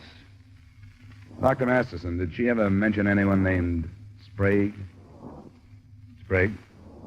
Yeah, Sprague. This is one of the strangest things that's happened to me in a long time. Why? She went to pieces because of that name. Completely and helplessly to pieces. Just before she stopped coming for treatment. What happened? The last visit she made, the afternoon about a week ago. Someone telephoned and asked for a Mrs. Emil Sprague. My nurse and receptionist called in and asked if Mrs. Sprague could answer the phone. Was the nurse Miss Squire? No, she'd just left me. It was Miss Hall, who didn't know my patient by name. But when Mrs. Woodstock heard the name Sprague, she went into hysterics. I gave her a sedative. When she was calmed, I wanted to ask her about what had happened. But, well, I didn't. There was something about her that begged me not to. I decided to wait until she came... There was something about her that begged me not to. I decided to wait until she came back. But she never did. Well, it's Emil Sprague now. I'm sorry I was hesitant, Mr. Dolar.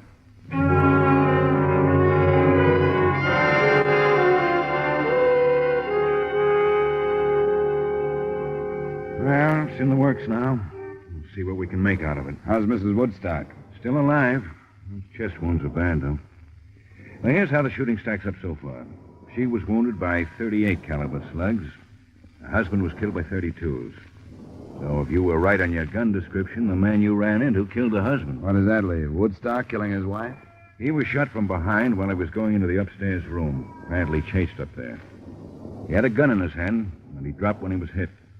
That was the gun we found on the floor. 38 caliber. Ballistics hasn't run any comparison tests yet? No. I won't buy the theory. Mr. and Mrs. Woodstock seem to have been pretty happy. What about their schooner? Well, I talked to my men on the phone. Nothing yet. Crewmen are all available and with alibis. But what's all that got to do with somebody named Mrs. Emil Sprague? I couldn't answer him. Nobody could. But close to 12 that night, the lieutenant phoned me that Mrs. Woodstock was finally responding to treatment and would likely live. I was at the hospital at 12:30, but it wasn't until almost 3 that Lieutenant Jester and I were told that she was conscious and able to answer some questions.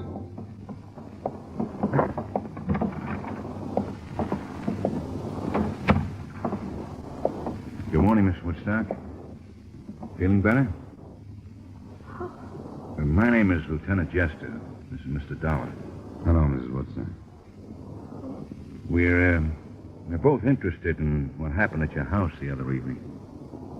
Mrs. Woodstock, do you understand what we're saying to you? Do you understand? My husband, Lyle. They told me he was all right. Is he? Yes, Mrs. Woodstock. He was shot. They tell you that? Yes. Do you know who did it? Yes, I know. I was there. I remember. We wish you'd tell us, Mrs. Woodstock. Emil Sprague? Yes. Yes, Emil. No one else was there. He made me go. Made you go where? To my house. To talk to my husband. Emil Sprague made you go? Why? How could he make you go? Because I'm Mrs. Emil. You're Mrs. Emil Sprague? Yes. And I hate him. But you were married to Mr. Woodstock. I shouldn't have. I think I understand. You were married to Sprague. Your marriage to him was never ended, but you married Woodstock anyway. Yes. I was wrong. I lied. I didn't tell him. And then it was money. He wanted money. Sprague did? Yes. I didn't know where he was. Mexico. I had to get away. And I married my husband. That's all that matters. I'm afraid it isn't. Sprague followed you here. From Florida. I begged him not to. The $2,000 you drew from your bank? I gave it to him. Mm-hmm. But it wasn't enough. He made me stay with him. And made me go with him for some more money. And my husband, I tried to make him understand, and he wouldn't. He blamed me and called me things. He went to the drawer. Oh, why didn't he shoot Emil instead of me. Are you sure of that? Woodstock shot you? Going to the drawer. I remember. Turning around with a gun. And that's all. You know where Sprague would go? What happened? Why did he?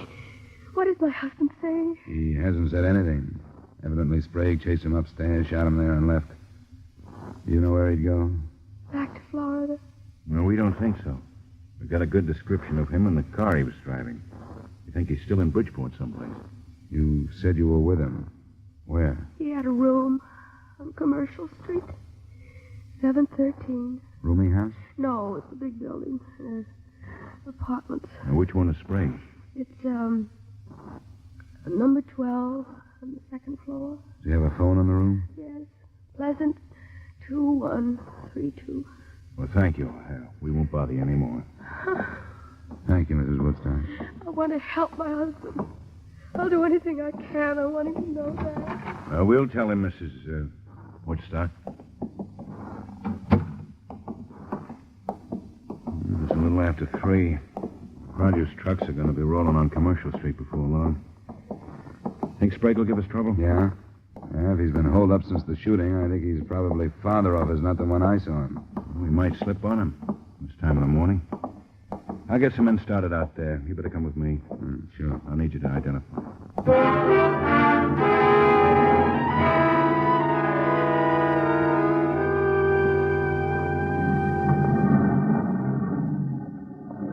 Lieutenant. Men should be set in the back of the building. All right, Sergeant. You'll go in with me. Well, Don and I took a look at the floor. It's that corner one up there. There's a door to another room right across from here, so we want to keep him from firing if we can. We didn't warn anybody because we want to keep it quiet. Hope it stays that way. All right, Sergeant. Let's go across. Good luck.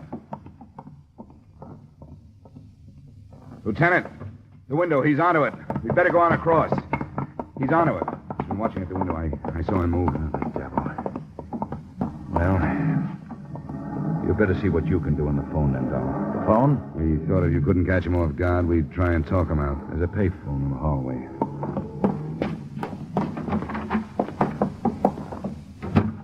His room's just to the right at the top of the stairs there. That phone's right in line from up there. And we'll cover him. Okay, Dolar, if you're ready.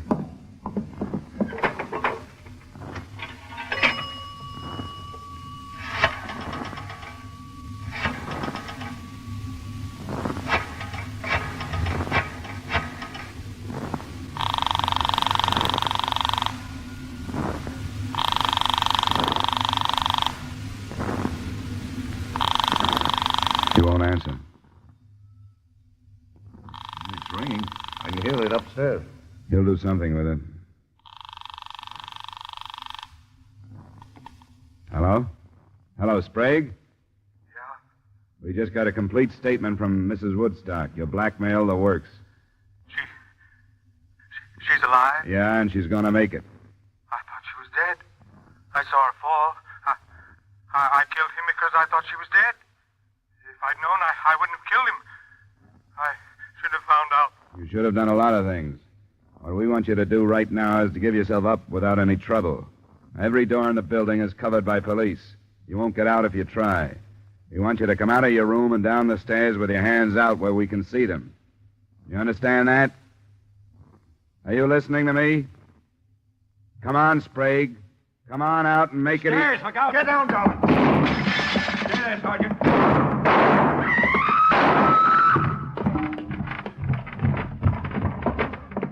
Be careful, Dolar. It's all right.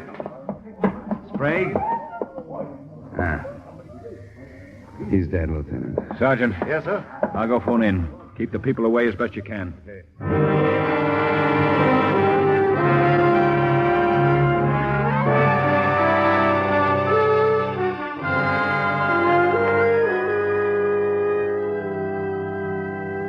Expense account item 2, $45, miscellaneous, hotel, meals, etc. Expense account total, $73.60. Remarks? I understand the lawyers for the Woodstock estate are already measuring ways and means to cut the bigamous wife out of the estate. I don't think the Washingtonian Company has a chance of doing the same with the insurance money. Yours truly, Johnny Dolar.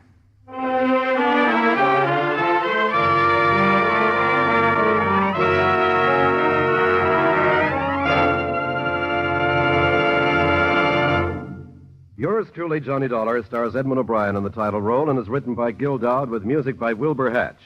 Edmund O'Brien's latest picture is a Paramount Picture production, The Redhead and the Cowboy. Featured in tonight's cast were Francis X. Bushman, Jim Nusser, Ted Osborne, Lorraine Tuttle, Bill Johnstone, Tudor Owen, and Ray Hartman. Yours truly, Johnny Dolar, is produced and directed by Jaime Del Valle.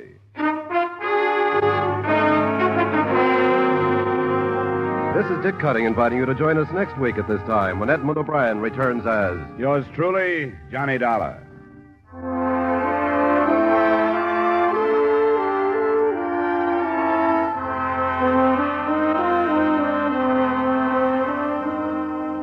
There's a very charming, very amusing young couple to be found at CBS, the Star's address, every Saturday evening. And you're invited to stop by and call on them. They're Liz and George Cooper, and Liz is played by the lovely red-haired Hollywood comedian, Lucille Ball. Liz is nice and easygoing. When trouble's ahead, Liz goes for it easily. It's wonderfully hilarious. It's My Favorite Husband, starring Lucille Ball, every Saturday evening on most of these same CBS stations. Stay tuned now for Von Monroe's Caravan, which follows immediately over most of these same CBS stations.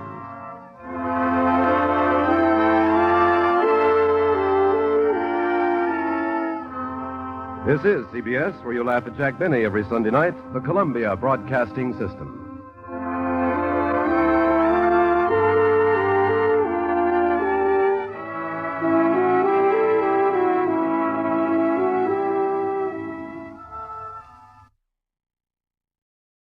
Here at Escape Radio, we proudly thank our partners at CBS.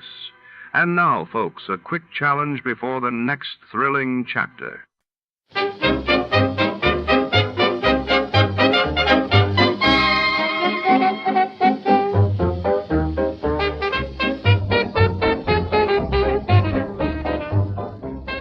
Under the glaring neon lights of the Pacific Star Hotel's marble lobby, a mysterious stranger trails every move of Private Eye Jack Malone.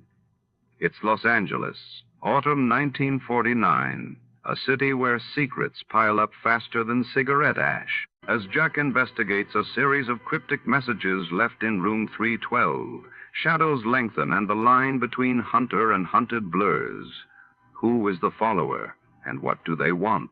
The answers lie behind polished counters and hushed conversations in the heart of L.A.'s most infamous hotel. Before, to start, let's see what happened the day it was aired. It was October 21st, 1949.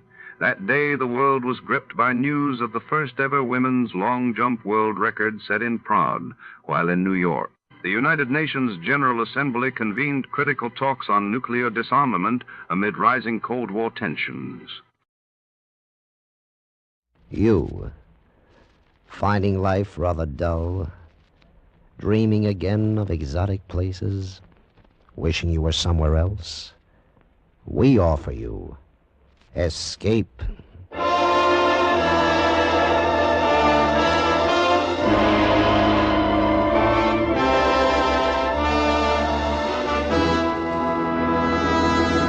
Escape with us now to Mexico City and the story of a man caught up in a terrifying web of murderous intrigue, as Patrick Quentin tells it in his exciting story, The Follower.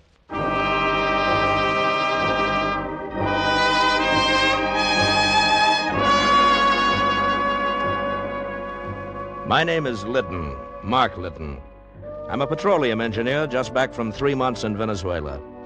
I hadn't cabled my wife that I was coming home to New York because I wanted to surprise her. We'd only been married 2 weeks, Ellie and I, before I went on the trip, and well, I was crazy to get back to her.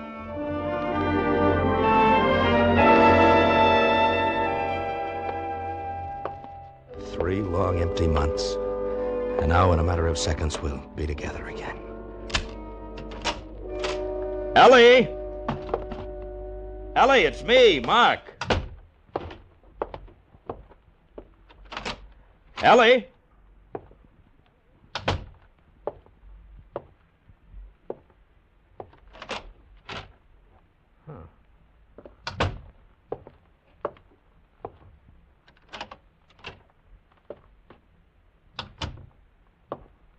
Ellie, are you here? Oh, let's cut out the comedy. Hey, who are you? What's the matter? What's wrong with you, anyway? Corey. Good Lord. It was the guy Ellie had thrown over to marry me, Corey Lathrop. And he was dead. I saw the 2 bullet holes in his chest. Turned sick. He'd been dead quite a while, maybe a day or 2, and he didn't look much like the socialite man about the clubs, member of the State Parole Board Society lawyer. He just looked dead. I recognized that torn piece of negligee in Corey's hand. I ought to. I'd seen it often enough. Oh, Nellie. First thing to do was locate her fast. No. No, not the police. Not yet. Not without knowing what it's all about. Who else, then? Certainly not her society friends. They wouldn't tell me if they knew. I was an outsider, big prospects, but no money, the dark horse who'd rushed Ellie off her feet. No chance there. Maybe some of her other friends, though, she'd messed around with just for thrills because she was rich and bored. Maybe the gambler, Victor Vittorio. Yeah, that was it. If anybody knew what had happened to Ellie, Victor would be the guy.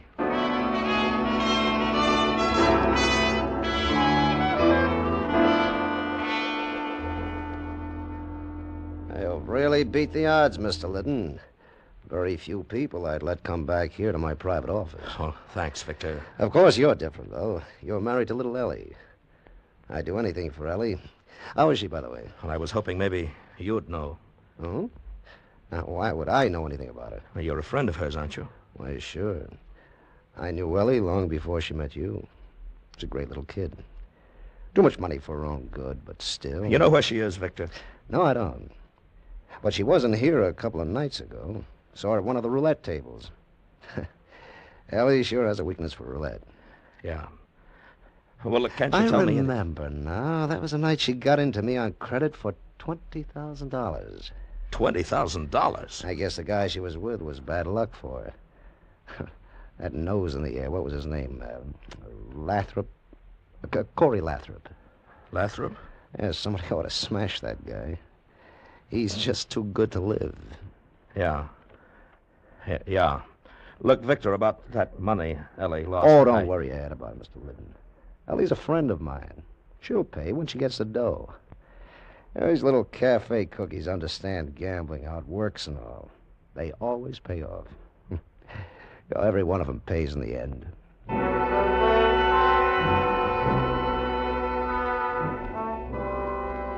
Back at the apartment again, I sat in the den, smoking one cigarette after another.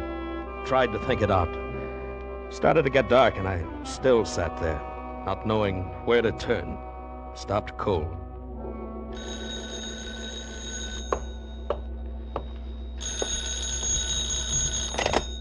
Hello? May I speak to Mrs. Liddon, please? Well, she isn't here right now. May I take a message? I'm Mr. Liddon. Oh, well, this is Franchot's Originals, Mr. Liddon.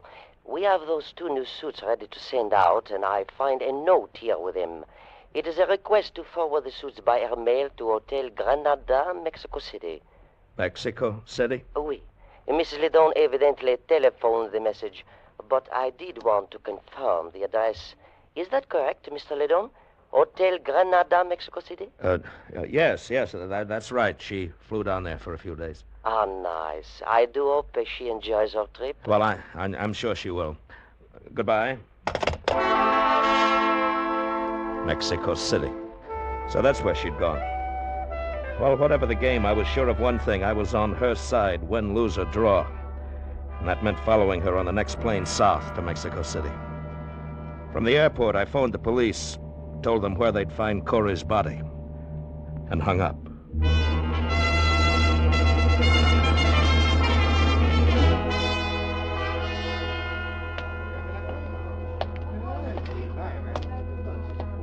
I beg your pardon. Is the desk clerk around? Pues sí, senor. I am the desk clerk. Can I help you, senor? Yes, I believe my wife is registered here, Mrs. Mark Liddon. Liddon? That is not a very common name, senor. No, I guess it isn't. Well? That is a very nice jacket you are wearing, senor. Soft and warm like the breath of a senorita. Thank you, thank you. It must take many pesos to buy a jacket like that. I really don't remember now, if you'll be kind enough to... It must be very nice to have many pesos. Look, what are you after, a tip? Senor! How much? Pues, when a pobrecito has 5 sisters to support and only one very small job, 20 pesos? 10. 15. It is only pesos, senor, not like dollars. All right, here. Gracias. Now we are friends. The senorita is registered in room 522. 522. Okay, thanks. But wait, senor. What? She is not there now. Oh? Well, where is she? The senorita is go to the bullfights, I think. But no matter, senor. You are her husband. You are my very good friend. So I let you wait in her room for only 10 pesos more. Look, if you like golden eggs, don't kill the goose. But, senor, you do not look at things the right way. For only 25 pesos, you now have Oscar for your very good friend. Oscar sent a bellboy up to let me into 522. When he'd gone, I opened the 2 traveling cases in the closet and searched through a mess of clothes and the usual feminine whatnots. I don't know what I'd expected to find in Ellie's luggage. Blood stains, a gun, I don't know. And then I heard the key in the lock. I didn't move. I didn't say anything.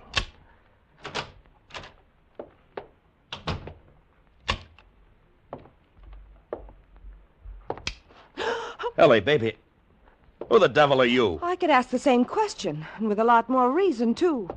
Will you get out now, or shall I call the manager? Now, look, there must be some mistake here. There certainly is. This is room 522, and my wife's clothes are in those bags You've there. been going through my things? Your things.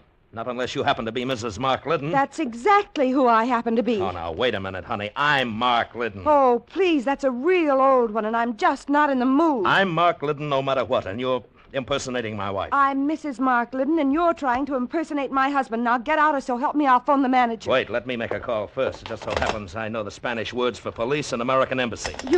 You wouldn't. I wouldn't, huh? Hello? Wait, no, don't. Okay. Now, what's the game? Where's Ellie?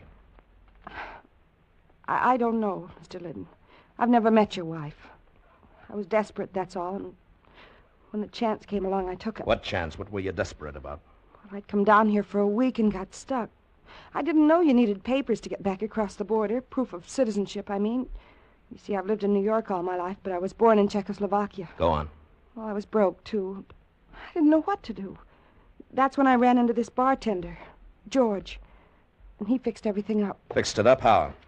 Well, he said this Mrs. Liddon, your wife, had just got in from the States and wanted to disappear for a few days. She was looking for somebody to take her place here at the hotel, so George arranged the whole thing.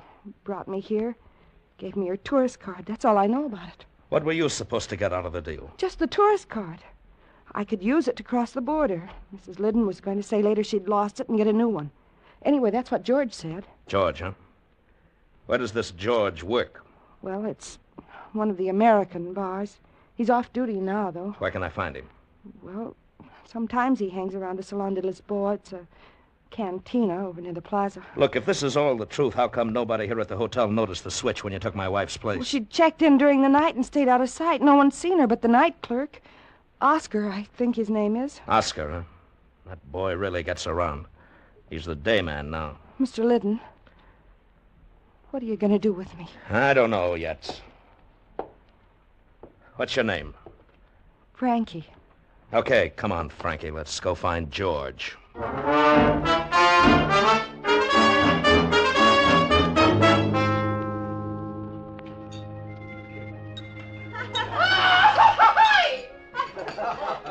There he is, Mr. Liddon. He just came in. The short blonde guy. Looks like a Benham rooster. Yes. George! Over here, George! Cocky and tough. I know the type. George, we've been waiting here for you. Huh? I was beginning to think maybe you'd been called back to work No. at the bar. No, I'm off duty. This is Mr. Liddon, George. Mr. Mark Liddon from New York. Oh. Okay if I sit down? Sure, George. That's the idea. Thanks. I suppose you're looking for your wife. That's right. Where is she? You've been away somewhere, haven't you? Out of the States? Yeah. And your wife wasn't expecting you back so soon? No, she wasn't. Well, I'm afraid you're out of luck, Mr. Liddon. She took a plane to Guatemala this afternoon. Dispénsame, jefe, pero el cantinero quiere saber si ustedes desean algo que tomar. No. You wouldn't be lying, would you, George? Don't push me, Mr. Liddon. Your wife's missing, and you're all upset about it, but don't try to push me. Where is she, George? I just told you. That's all I know about it. I'm just a guy who helped her out of a jam. What kind of a jam? All I know is what she told me. Said she'd run out on a big gambling debt in New York. And they were sending a gunman after her. She had to get away. You see, that's where I came in, Mr. Liddon. She wanted someone to take her place here, cover up her trail. How did she get out of Mexico when you got her tourist card? She had a passport with her. She didn't need the card. I see. Well, I still think you're both lying. Oh, Mr. Liddon, I warned you about Shut up, trying George. You can do your talking to the police and the American Embassy. That's who I'm going to talk to. Oh, don't be a fool, Mr. Liddon. I'd be a fool to believe this story of yours. You don't know what it's all about. You're not going to do anything with this blundering around except get your wife killed. Go back to New York and stay out of it. Skip it, Frankie. When I want your advice, I'll... What's the idea of the gun, George? The idea, Mr. Liddon? That all three of us get up from this table quietly and walk out of the cantina. I see. You're not going to the police, Mr. Liddon, nor to the American Embassy. You're coming with us. Suppose I don't? You will. Shall we go? Sure. Why not? Quietly, Mr. Liddon. Just like three friends, huh? Sure, George. I'll go quietly. Now, George! All right, now give me that gun. Give it to me. All right, now get up on your feet. Nice going, Frankie. Come on, George, let's get out of here. Wait. Give me that bottle. He's still conscious. There! George! You didn't have to hit him again. Shut up, Frankie. We're in it too far to turn soft-hearted now. Come on, let's go.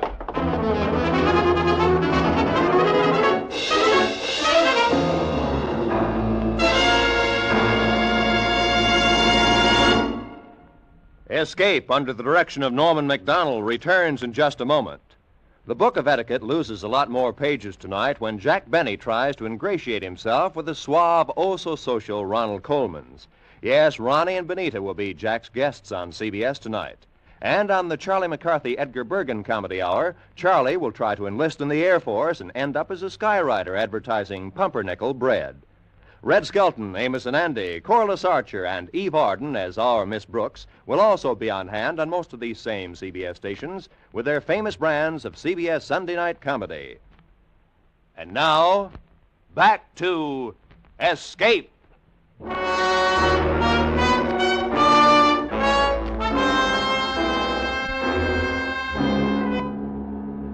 When I came to a half hour later, Frankie and George were gone. The only lead to Ellie I had, gone. And I left the canteen and flagged a taxi. In the whole picture, there was only one man who might be able to help me now. I headed for the Hotel Granada and Oscar.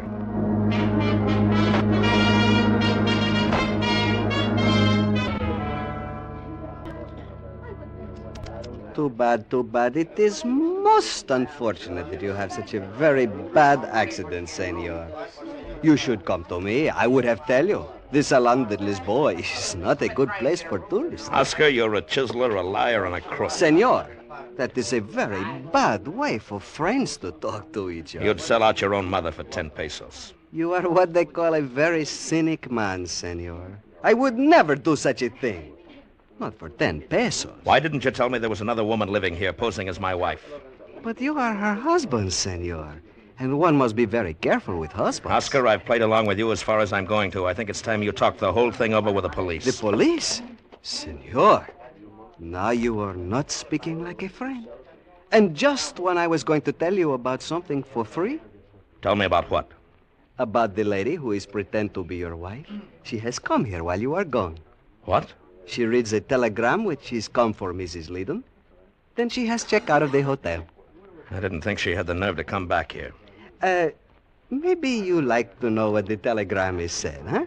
It was not sealed so tight. Of course I'd like to know what the All right. How much?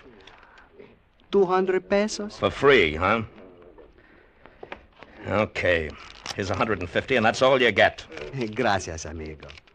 The telegram say, plans changed.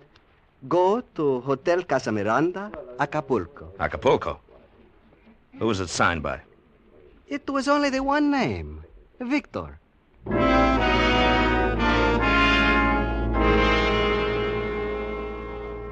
I hit my first lucky break in Acapulco. I came in from the airport and went to the Casa Miranda Hotel. And halfway across the lobby, I ran into Frankie. Mr. Liddon, what are you doing here? Looking for you. How did you find out? Easy. I'm one of Oscar's very good friends. All right, now tell me, where's George? In Mexico City. Oh, please, Mr. Liddon, don't try to interfere. Leave, right now. You're going to ruin everything. I hope so. Where's Ellie? She's not here. She's in Mexico City. Oh, please, I know you're trying to help her, but you don't understand. You're only making things worse. You mean worse for you? Worse for everybody. Ellie, too. You don't even know what it's all about, and you're going to get yourself killed. Where's Ellie? I promise you, in a week, everything will be fine. Where's Ellie? You've got to believe me. You have to... There you are, Mrs. Liddon. Are we ready to go? Yes. Yes, I'm ready anytime, Senor Gallus. Very well. Aren't you going to introduce me, darling? Introduce you? Yes. Why, yes. Senor Gonzalez, this is my husband, Mark. Oh, a pleasure. How do you do, Senor Gonzalez? He just arrived unexpectedly. Oh, I see. And are you planning to go out to the villa with us, Mr. Liddon? Oh, I don't think he Oh, will. sure, definitely. I'm in on this, too, you know. You know what is involved, then? Well, naturally. The little woman always tells me everything. And you have no objections? Well, if it's all right with her, it's all right with me. Well, you are a very broad-minded man, Mr. Liddon. Shall we go?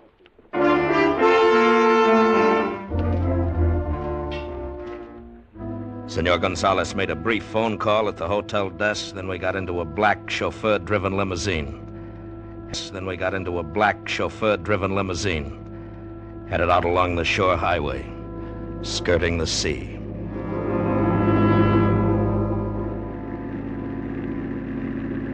About 3 miles out of town, we turned into a private roadway, stopped in front of a large Spanish villa.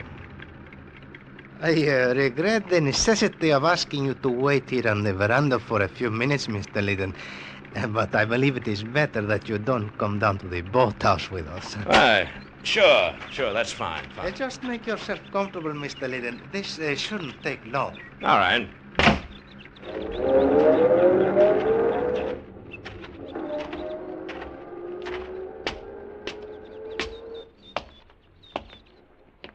Mark. What? Mark, over here. Ellie. Oh, Ellie, baby. What are you doing here? Mark, it's wonderful you're here. Oh, darling. But you shouldn't have come. What have they done to you, baby? Nothing, Mark. I'm all right. But you're not, darling. They'll kill you. You've got to get out of here. We'll both get out. We've got time. Frankie and Gonzalez have gone on down to the boathouse. Yes, I know. You know? Yes, Gonzalez phoned from town. They won't do anything to you if you leave right now. Victor promised me. Ellie, what are you talking about? I didn't want you to get mixed up in it, Mark. I wanted it to be all over before you came back from Venezuela. I think you better tell me what this game's all about, Ellie. I had to do it. Victor made me do it. I lost a lot of money at his club, and he said if I didn't, he'd kill me. If you didn't what? Bring a load of dope across the border for him. Dope? That's another one of his rackets, along with gambling. He gets it down here from Gonzalez. So, Victor hasn't been after you. You've been on his side all the time. But then, what if Frankie and George come in? They're both working for the police. They kidnapped me from the hotel, gave me drugs so Frankie could take my place and meet Gonzalez.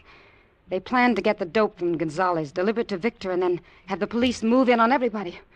I got away, though, and phoned Victor.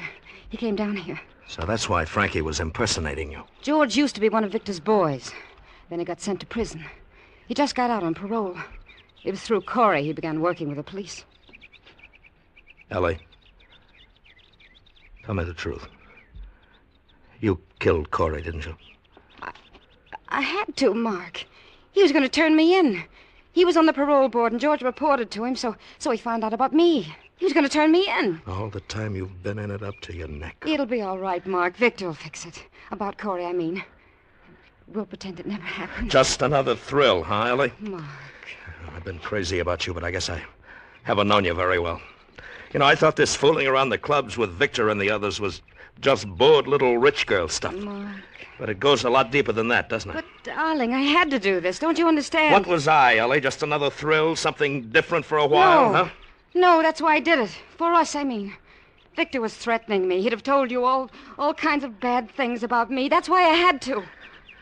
Is Victor down at the boathouse? Yes. What are they going to do to Frankie? I don't know.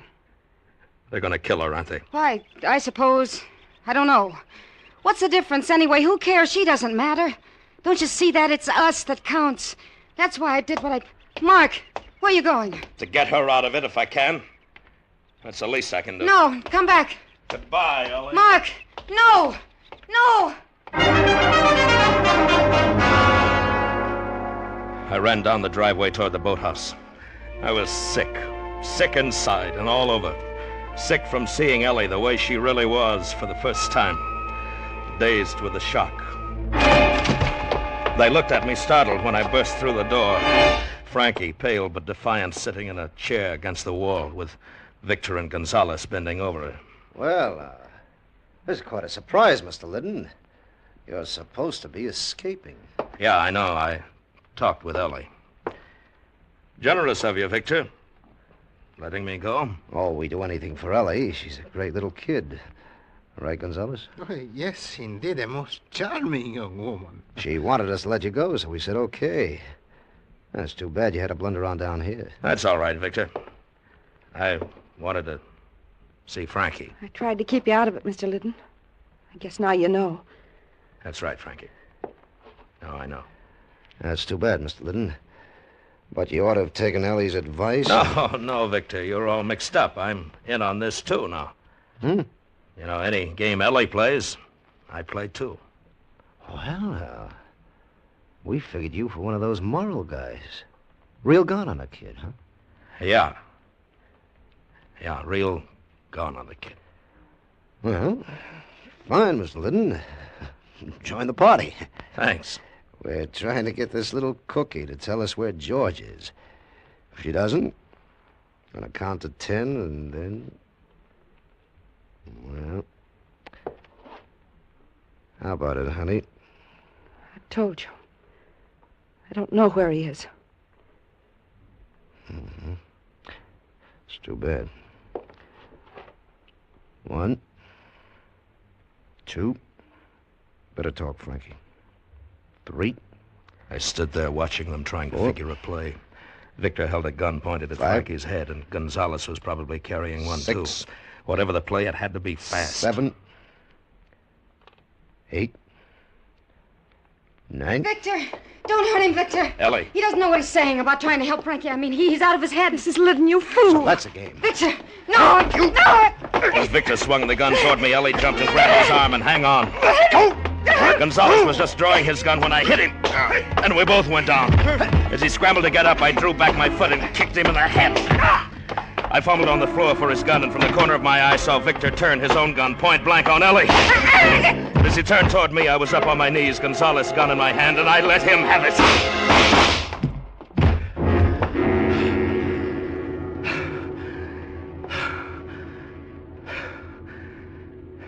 Are you all right, Mr. Liddon? Yes, Frankie. I'm all right. Mark.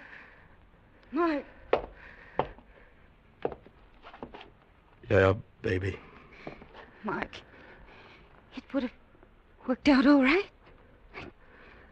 No, it would. Sure, Ellie. Of course it would, Ellie. Oh, we'd better get her to a doctor, Mr. Liddon. I wanted it to. Please believe me. I've done bad things, Mark, but I could have changed. With you. Sure, honey. I know. Mark, I could go up to the house and phone for a doctor. No, Frankie. She doesn't need a doctor. She's dead.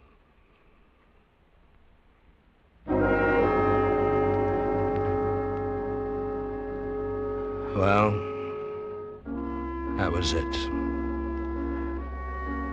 Whatever Ellie was, whatever she'd done, I loved her more than anything else in the world. A love like that becomes a part of you. And even when it gets diseased, it has to be cut out. It leaves a deep wound. It takes a long time to heal. If I'd known more about it, I may have acted differently. She might still be alive. I don't know. But as it was, I'd done the only thing I could. I'd followed her. I'd followed her clear to the end.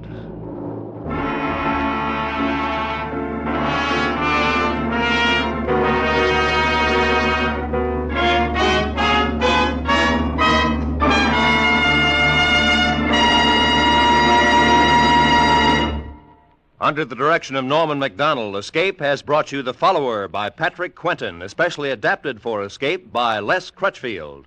Bill Conrad was starred as Mark Liddon. Featured in the cast were Georgia Ellis, Harry Bartell, Virginia Gregg, Lou Krugman, Sidney Miller, and Don Diamond. The special music for Escape was composed and conducted by Del Castillo.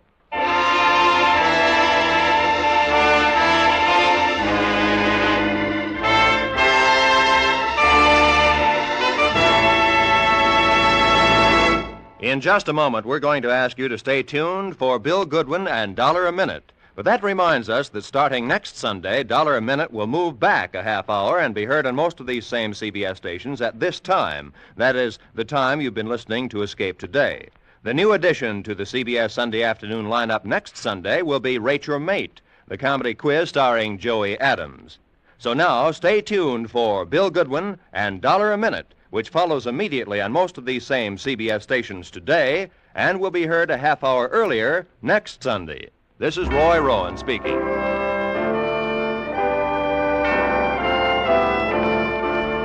This is CBS, the Columbia Broadcasting System.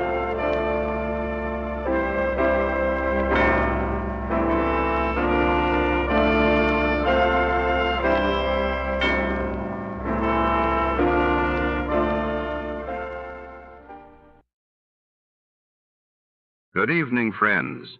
With a special word of thanks to our sister network, CBS, we invite you now to test your memory of the great radio adventures.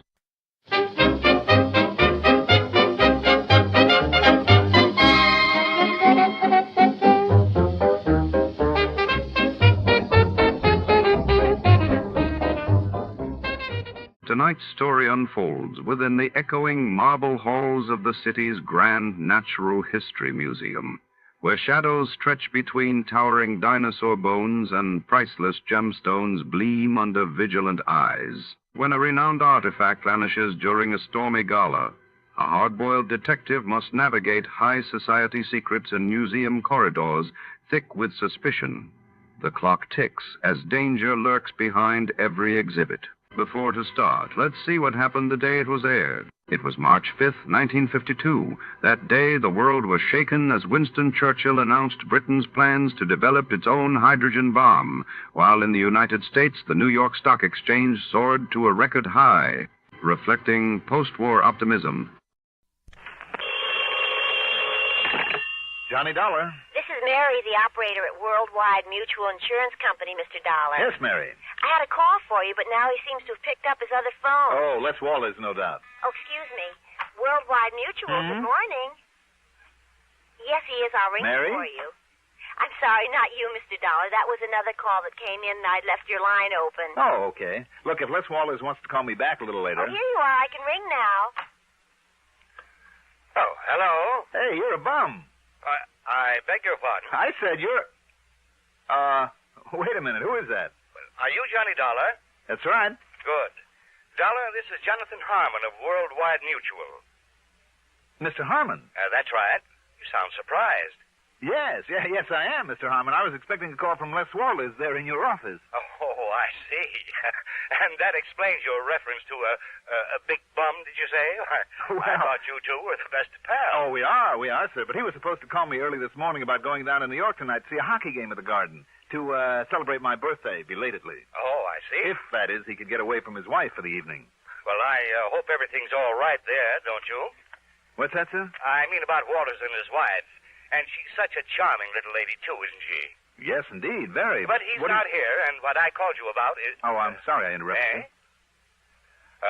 No, I guess I interrupted you, Dolar, but what I called you about is this, and I think perhaps you'd better get out there right away. Yes, sir.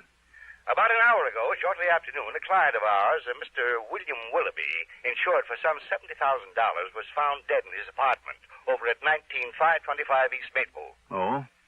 What was the cause of death, Mr. Harmon? As the very unfunny police officer put it when he called, it was a case of lead poisoning. There's certainly nothing funny about that. So I think, Dolar, that perhaps you'd better get right on out there and see what's what. Right away, Mr. Harmon. And if Les Walters fine, Dolar. Goodbye. Hello? Mr. Harmon? I wonder what he meant about Les and his wife.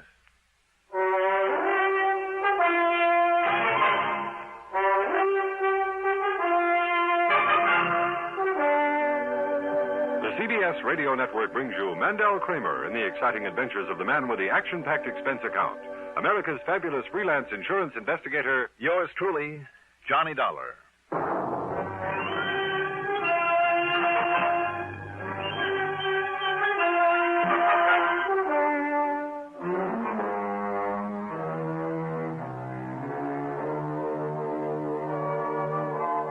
Expense account submitted by Special Investigator Johnny Dollar to the Worldwide Mutual Insurance Company, Home Office, Hartford, Connecticut.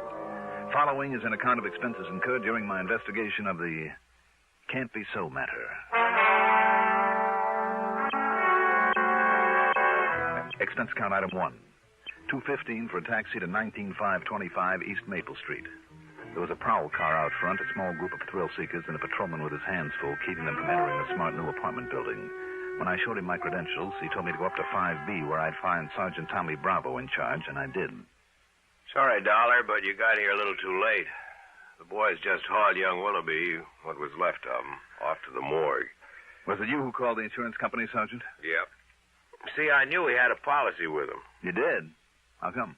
Oh, we've been kind of keeping an eye on Willoughby ever since he moved back here to Hartford and put up in this fancy place. Why?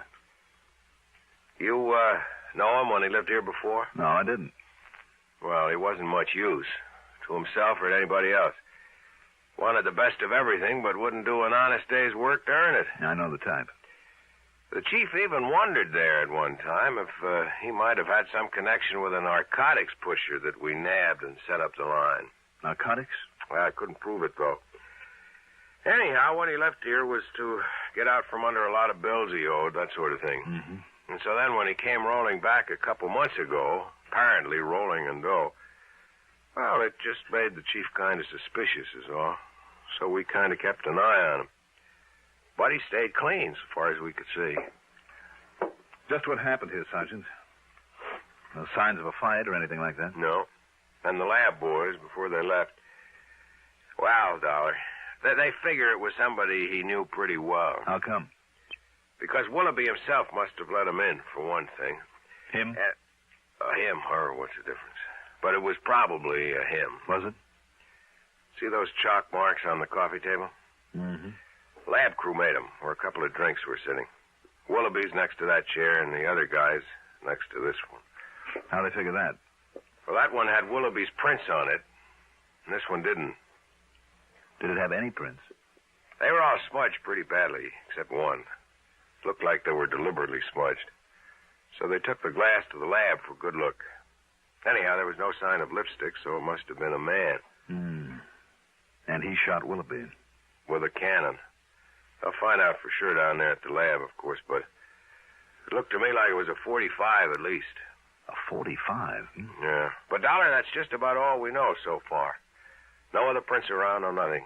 Nobody was seen entering or leaving. And if the man 3 doors down hadn't stayed home from work with a virus and heard the shot... How did you find out about this? I got a call from Les Walters at the insurance company. Walters? Well, I should have said from Mr. Walters, huh? Yeah, why?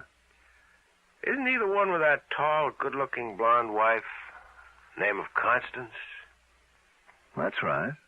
Connie. Why? Nothing.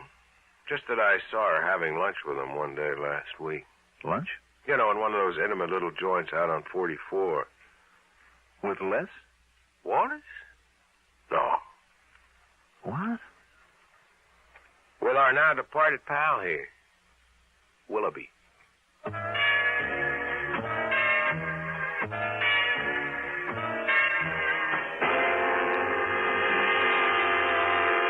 Then I remembered. Willoughby's name was familiar. I'd never met him, but he was the one who'd made such a play for Connie before she married Les. But Les do a thing like this? Impossible. Yet Connie had been seen having lunch with Willoughby at a quiet little place out on Route 44 where the chances were they wouldn't be recognized. Had Les found out about that? Is that why Willoughby was now very dead? No, of course not. I knew Les too well. He simply wasn't the type. And the police apparently saw no reason for suspecting Les, so why should I? What's more, there wasn't a single solitary clue that might point to him. Not yet, anyway. Item 2, $1.75 for another taxi. This time into the Spear Building and the office of Worldwide Mutual. No, Dolar, I thought I told you that over the phone. Lester Walters isn't here today. As a matter of fact, that's why I myself called you about the Willoughby matter. Did Les come in at all today, Mr. Harmon? Nay? No, not to my knowledge, but then he pretty much keeps his own hours, you know. Sometimes when he's out selling or calling on some of his clients, he doesn't come in here for 2 or 3 days at a stretch. Well, he hasn't even called in or anything like that? Well, not that I know of. You can check at the switchboard, however, if you like. But now, about this Willoughby thing. Mr. Harmon. Yes. When you talked to me on the phone earlier... yes, my boy. You said, or you indicated, you were a little concerned about Les and his wife, Connie. Well, you know how it is, Dolar. Well, in spite of the size of this organization, I have a real personal interest in all of my people. I'm sure you have, sir.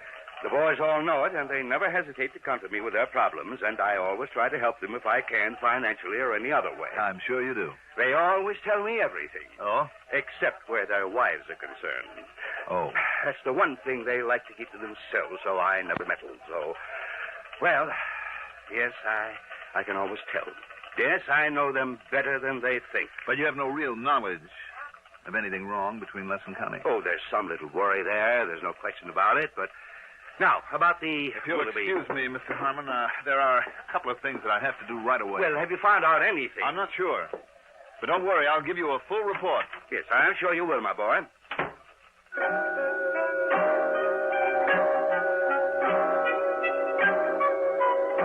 I checked with Mary, the switchboard operator. No, she hadn't heard from Les Walters all day. But he usually checks with me, you know. I mean, when he doesn't come in this way. Excuse me. Good afternoon. I told her then where I'd be and that if Les did call in, she was to let me know immediately and from where he called. I told her she was not to mention this to Les. The fact that I was looking for him under any circumstances. Item 3, $1 even for a cab out to the little apartment that Les shared with his wife, Connie.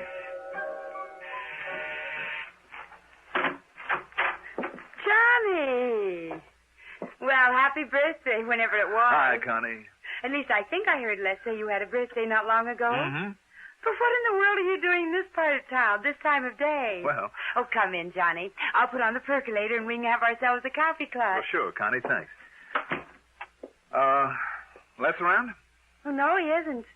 You tried the office? He isn't there. Oh. Well, then he must be out selling people insurance or something. Why, Johnny? It's just that we talked about maybe taking in a hockey game tonight, and I haven't heard from him, that's all. Oh. Connie? Yes? But come in, sit down, make yourself comfortable. Connie, does Les keep any kind of a gun here in the house? Well, now that's a funny question, especially from you. You're the gun collector.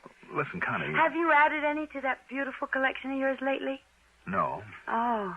Connie, listen to me a minute. Incidentally, you know why he wanted to take you to the game or something, don't you? Why? Well, maybe you don't realize it, but he's been trying for months to find some way of thanking you for solving that embezzlement case that got the promotion for him. When was it? Last fall? Where is he, Connie? But you know something? I'll bet he forgot all about it. I know I haven't seen any tickets around. Where is he? I'll bet he completely forgot to send for them. That's just like him, too. But he'll think up some excuse or something, or something. Connie, where is Les? You say he isn't at the office? Well, he did say something about some errands when he left this morning, but I don't... What's the matter, Johnny? You're acting very peculiarly. You know it? Maybe I better lay things right on the line, Connie. What? Do you know a Bill Willoughby? Oh. Well? Yes. Go on. Bill sort of had a crush on me, Johnny, before I married Les. And? That's all. Is it? Have you seen him since he moved back here to Hartford? Now, why should I want... Well, he called me a couple of times. Have you seen him, Connie? Johnny. Please tell me. Yes. Yes, I have. These questions, Johnny... Tell me. Well, I don't see what... All right. One day last week, Thursday, I guess it was, I was way out on Albany Avenue. That's Route 44. Yes. A seamstress who lives out there did some work on a dress for me. On the way back, I stopped at a gas station and... Johnny, what's all this about? Just go on, Connie. Well, Bill Willoughby was also there getting some gas. He insisted on taking me to lunch in one of those little places way out there, and... Well, that's all. That's all?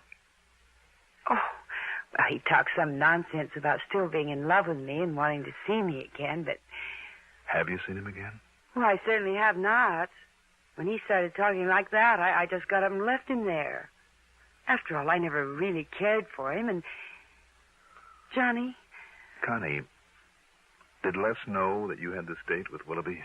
But it wasn't a date. Not really. Not at all. Well, did Les know about it? Did you tell him? What difference did it possibly make? Well, Les can be pretty jealous, can't he? Les? Of course not. You say that as though you don't really mean it. Of course I do. Well, where is he, Connie? Where's he been all day? Johnny, how should I know? I think you do. Will you please tell me what this is all about? Will you please tell me why you're being so evasive? But oh, excuse me, that's the telephone. Hello? Why, yes, he is. It's for you, Johnny. Oh, thanks. Johnny Dolar. This is Mary at Worldwide Mutual. Oh, yes, Mary. I just found out, Mr. Dollar, there was a call from Mr. Lester Walters. Oh? Phoebe took it early this morning before I came on duty. Yes? He was checking in to see if there was any messages for him and to say that he wouldn't be in today. Or maybe even tomorrow. Or maybe the next day, the day after. Oh, and that call was collect. From where, do you know? Oh, yes, we always check. It was from Equity 30114. That's over in Waterbury, you know. I know. And it sounds familiar. Thank you, Mary.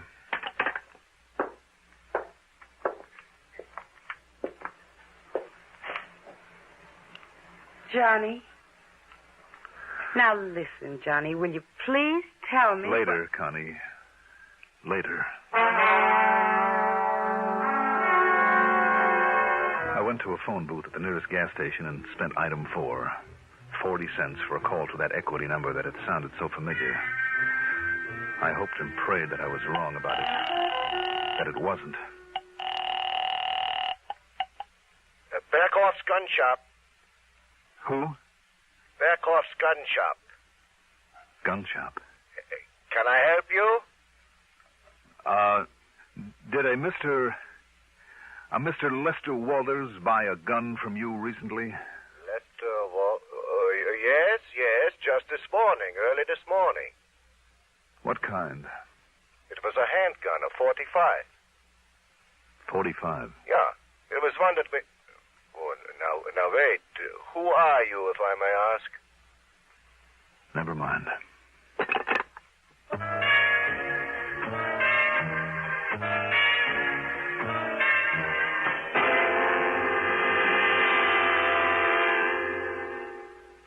Not everyone is as lucky as yours truly, Johnny Dollar, who has an unlimited expense account. In many communities throughout the nation, though, high school youngsters are learning to conduct profitable businesses. They're learning by doing, running their own miniature business firms under the sponsorship and guidance of Junior Achievement Incorporated. To find out more about this unique project and how you may help it expand, write to Junior Achievement Incorporated, 500 Fifth Avenue, New York 36, New York.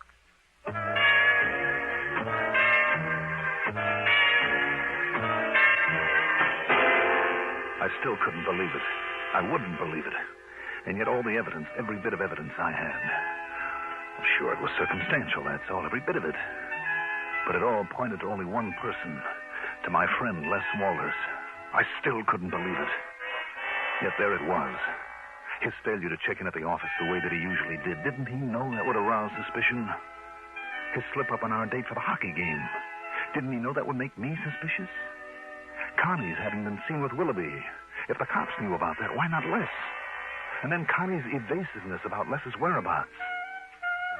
But did she really know about what finally happened to Willoughby? And the gun.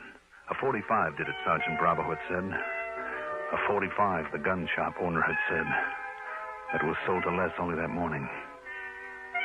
All right, there it was. Okay, now what? Go to the police? Tell them what I knew? Or let them find out for themselves? Why not? They had as much to go on as I had. Almost. It was their job to run down Willoughby's killer just as much as mine, wasn't it?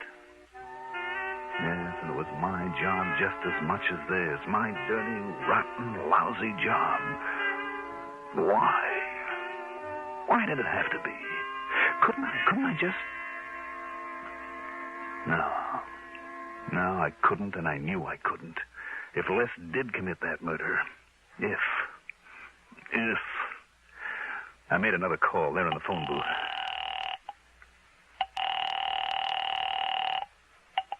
Sergeant Bravo. Sergeant Johnny Dollar. Hey, Dollar, have I got news for you? Real progress. Oh? So much so, the lieutenant took it right out of my hands. And, Dollar, you'd never guess who's the guy they've got a lead on. Wouldn't I? Ought to be wrapped up real pronto. And like I promised, I'll call you just the second I've got anything real definite for you. Are you at your apartment? No, you can reach me at Les Walters' place. At Walters? That's right. Well, now, what do you know? Too much, Sergeant. Too much.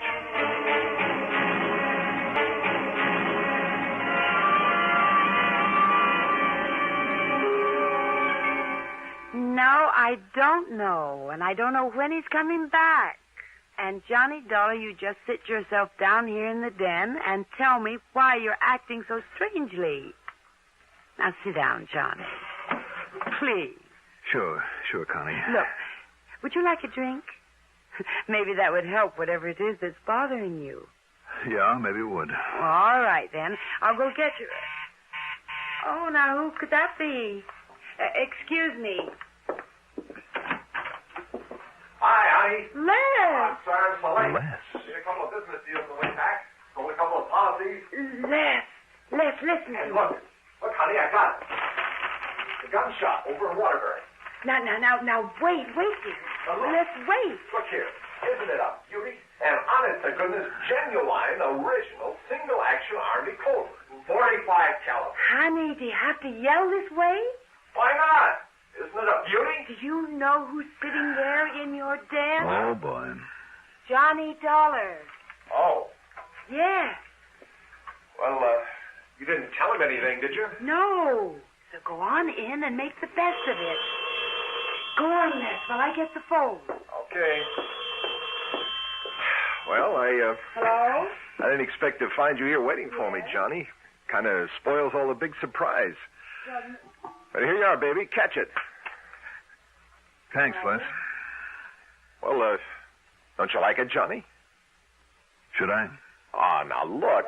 After seeing that gun collection of yours, and seeing what was missing from it, and after what you did for me last fall, and with that birthday you had, well, listen, I've been negotiating with the old man Berghoff over in Waterbury for 2 weeks to get this for you. What's the matter, Johnny? Johnny, Oh, yes, Connie. that phone call is for you. Sergeant Bravo, I think he said. Oh, thanks. Johnny? No, Johnny Dollar. Well, it's all wrapped up, Dollar. well... Yeah? Yep. Prints on that glass led the lieutenant straight to him. Well, what was that? The killer, the one that knocked over Willoughby. It was Shorty Scarpone, one of his pals in the dope racket. Broke down and confessed the whole thing when the lieutenant busted in on him. And Dollar... Oh, brother.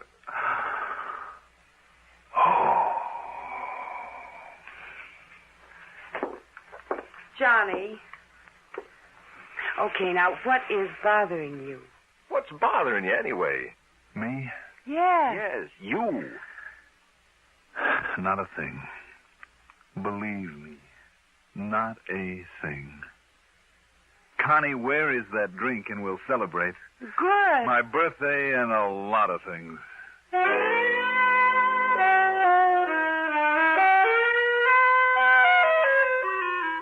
I can only tell you this. I was never so glad to be wrong in my life. And I mean all wrong about a case. Expense account total? What expense account? Yours truly, Johnny Dollar.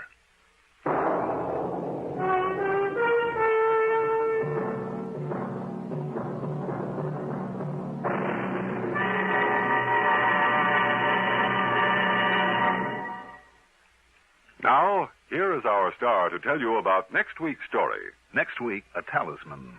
A good luck charm that proved to be anything but. Join us, won't you? Yours truly, Johnny Dollar.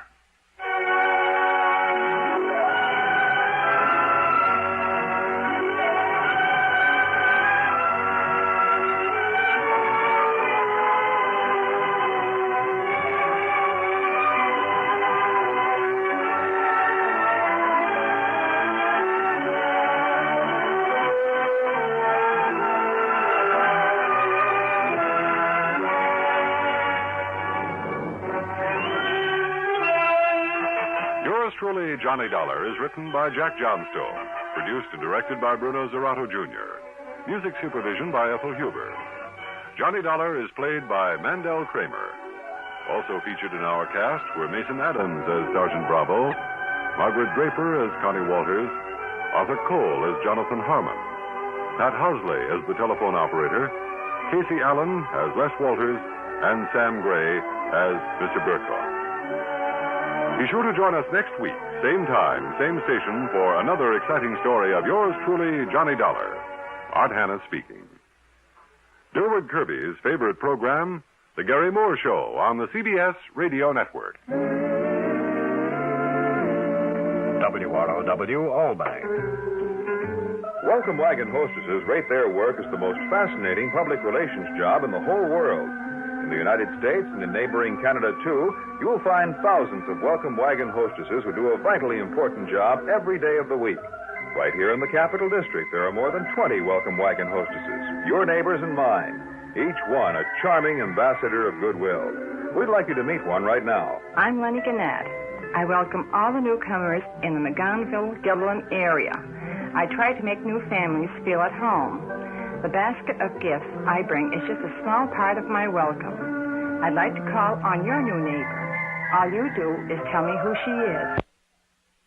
Call Welcome Wagon at State 59640. Give the hostess the name and address of the newcomer you know. She'll call on them with a basket full of gifts from civic-minded businessmen. Call State 59640 for Welcome Wagon. Our sincere thanks go out to the wonderful network at CBS.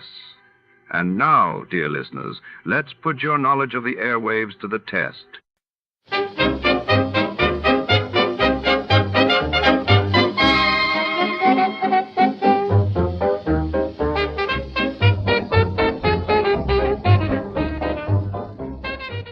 Tonight, under the neon haze of the city skyline, the tantalizing scent of forbidden fruit draws our hard-boiled detective into a web of deceit. When the priceless apple of Eve vanishes from a high society gala, shadows lengthen and secrets come alive.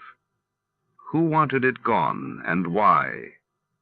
With every step, danger and desire walk hand in hand. Stick around, the truth has a bite. Before we begin, let's see what happened on the day it aired. It was March 12, 1947. On that day, President Truman unveiled his doctrine to halt Soviet influence in Greece and Turkey, while across the Atlantic, Britain faced a crippling coal shortage as workers and industries braced for blackouts.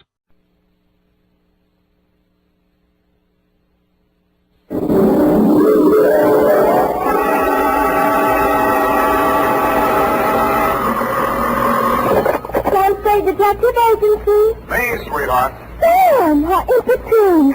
I was just thinking of you. Me and who else? Both my ears were burning. No, Sam, no. With regards to our shortage of office supplies. Don't give it another thought, F. This was going to be a short report. Short and sweet, Sam? Hardly, Angel. In fact, barely. Well, Sam, if you had asked me, I could have told you. That girl was nearly trying to stir up a tempest in her boyfriend's teapot. Again? It was perfectly observant to me, Sam, that she had sour grapes written all over her. Sour apples, Effie, but you're warm, and that's why I'm so fond of you. Oh, thank you, Sam. I'm glad I could be of help, though I must confess the apples are over my head. Well, don't feel bad about it. That's how Newton discovered the law of gravity. Stay where you are. I'll be right down to dictate my report on the Apple of Eve caper.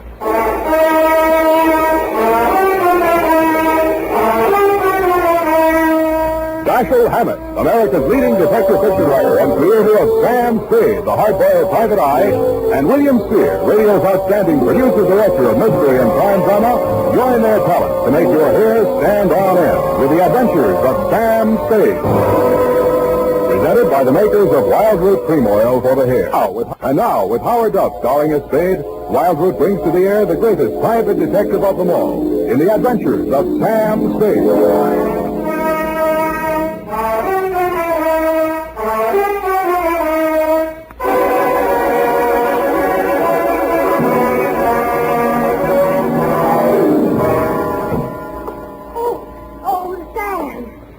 Come right in. Sure. Why are you so nervous? Oh, nothing, really. I'm just glad to see you, dear. Oh, I'm glad to see you. That's all. Come on, out with it. What are you hiding behind your back? Well, it's a surprise, Sam. So you just run along into your office, and I'll be right with you. Surprise, huh? Let me think. Father's Day? No, surely not. Oh, no, Sam, no. It's just as regards our shortage of office supplies. I do hope you'll be able to mince your words. What's all that junk you got stuffed in between the pages of your notebook? Where? Oh, well, Sam, you see, improvisation is a child of necessity, so, to stretch our supplies, I just cut up some old strips of waste paper in case we run out of the genuine. Well, very ingenious. Shall we commence? Yes, but not too many corrections, Sam. I'm afraid this eyebrow pencil might not last. Well, don't bear down on it. Where was I? Okay, Sam. Date? I already have that, Sam. This one goes to... Hey, Yes, Sam? the calendar. Where is it? Calendar? Which calendar, Sam? You know perfectly well which calendar. It's been hanging there on the wall for 3 years. The one from Harold's Club in Reno. Oh, that old calendar. It was out of date anyway, Sam. That calendar was timeless. It was not, Sam. It was vulgar. That's a lie. I met the girl who posed for it. In more modest circumstances, I hope. Put it back. Now, Sam, don't. What did you do with that calendar? You mustn't excite yourself, Sam. Let me see that notebook. Old waste paper, indeed. An art treasure mutilated, and for what? To serve your own base purposes. Just because you were too absent-minded to order a few office supplies. But I frequently alluded to our dwindling resources, Sam. But no, you were too proud. Take these and put them in a safe place. You can put it back together with Scotch tape on your own time. Oh, we're out of Scotch tape, Sam. We've got a first aid kit, haven't we? Well, you don't. Use the adhesive. Date, June 19, 1949. I won't soon forget that. 2, Detective Lieutenant Dundee, Homicide Detail, San Francisco Police, from Samuel Spade, license number 137596. Subject, the apple of Eve caper. Dear tender. The start of it was yesterday when Eve Adams first walked into my office. She was angry and she was terribly, terribly hurt. In fact, she had a shiner, a swollen jaw, and somebody had bitten her on the arm. And furthermore, she had the audacity to suggest that there was something shady between I and Mr. Hagen, when it is an item of public information that her and Gorse Hagen were voiced up practically before they started. And I might just add in passing... Just a minute, Miss Adams. You say this girl came to your apartment in a jealous rage and attacked you without provocation. None whatsoever. I never opened my trap to her, except to remind her that it would have been a blessing to the human race if her old man had never met her old lady. And if she thought those 3 layers of pancake on her puss could fool a blind man at her true age, and seeing as what her mouth was, she should never open it for fear of what might come out. I see. And the girl's name? Down at that flea bag where she works, she's billed as Dream of Love. And is she ever a nightmare? Dream of Love. That's D-R-E-A-M-A? It says there, but I do not intend to take this episode lying down on my chin, Mr. Spade. Why, if it had not been for the timely arrival of my concierge, that cheap mare would have brained me with my own gin bottle. I see. Landlady broke it up. And you say she threatened to return with a gun and blast you if you continued seeing Mr. Hagen. That is a fact. And she is just cheap enough to try some low trick like that. Mm-hmm. And what do you want me to do, Miss Adams? I want you to pay a formal call on that dame and tell her that upon the very next occasion of any violence or threats thereof out of her, I'm going to yell cops. In fact, Mr. Spade, I am placing my life and limbs in your hands, and if you are anything of what you're cracked up to be, you'll have no difficulty in giving that creepy crow the bum's rush straight out of my life. Pardon me, Miss Adams. My secretary seems to be calling me. Out of my way. I know who's in there, and I'm going in. Out of my way. Mr. Spade is here. Keep it off. You should have hired the 4th Marines, dearie. Now, ladies. Ladies, please. Break it up. You all show you who to get tough with. You're not calling me shamus, or I'll let you have it. Now, ladies, please. Now, let's talk this over calmly and sensibly. Okay, you asked for it. Now, ladies. Oh. Please.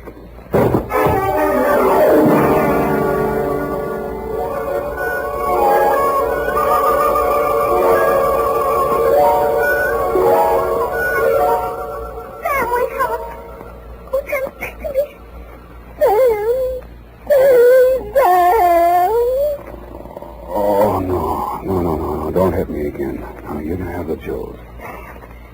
Oh, Sam, you poor darling.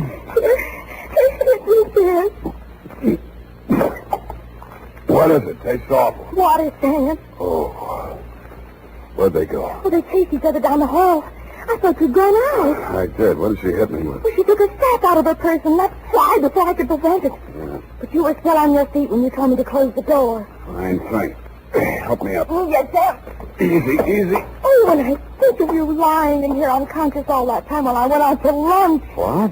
If anything had happened to you, I'd never forgive myself. You call this nothing? Oh, you poor dear brave boy. Now, you just sit down and relax. Now, the ambulance will be here any minute. Ambulance? Don't you know these things cost money? Oh, I'm sorry, Sam. I lost my head. When I saw you lying there overheat, Forget it. What's that gadget there on the floor? Oh, it's lipstick. It dropped out of her purse when she opened it for the sap. Huh. Apple of Eve. It's a ghost color, Sam. Apple of Eve.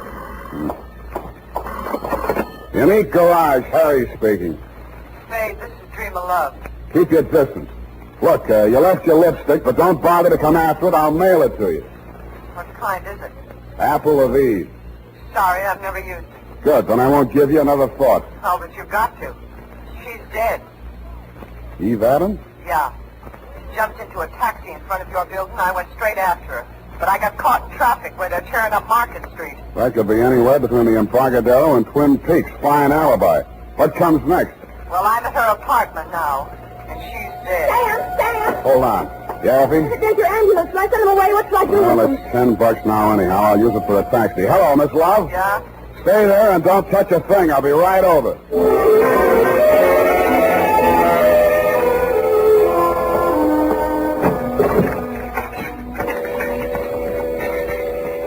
Dream I hadn't waited, if that was really where she'd called me from. Eve Adams was on the bedroom floor in front of a dressing table. There was broken glass all over the floor. The place reeked of perfume. The front of her negligee was splashed with red.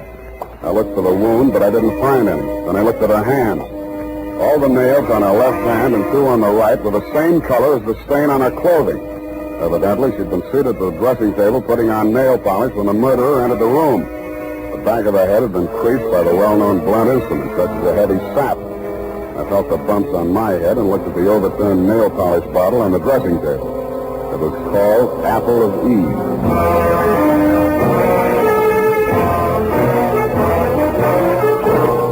The makers of Wild Root Cream Oil are presenting the weekly Sunday adventure of Dashiell Hammett's famous private detective, Sam Spade.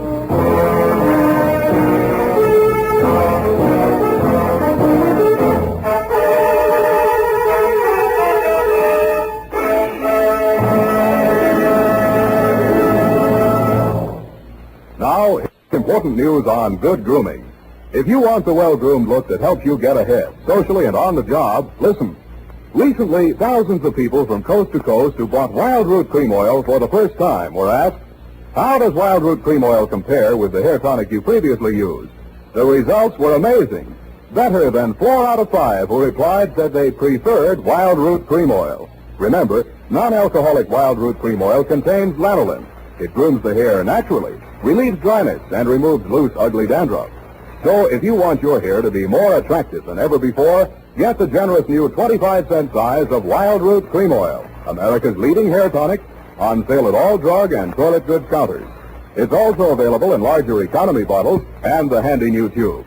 By the way, smart girls use Wild Root Cream Oil too, and mothers say it's grand for training children's hair. Get Wild Root Cream Oil. Again and again, the choice of men and women and children too.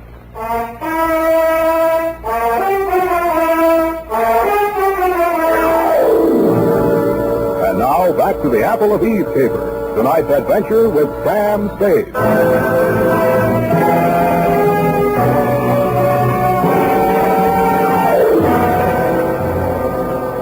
Second time around the murder apartment, I noticed something I hadn't caught the first time. Some smears of Apple of Eve nail polish that didn't show very distinctly against the rust-colored carpeting, but left a clear trail across the kitchen linoleum. When I opened the back door, I smelled burning cloth. There was an incinerator just outside, and from it I fished a man's shirt, partially burned. The initials in the pocket were still intact, so were the red stains under them. The initials were G.H. The stains were, you guessed it, Lieutenant Dear, Apple of Eve.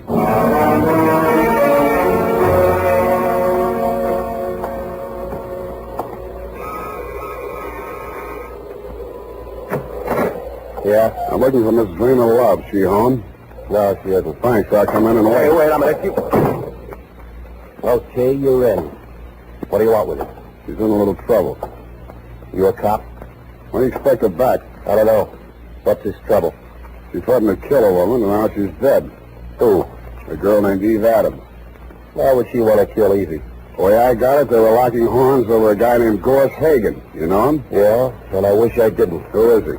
He used to run a gambling ship down at Malibu's, and the law turned it into a bait barge. Now he calls himself a yachtsman. But if you're trying to connect him up with my sister, it's a bad connection.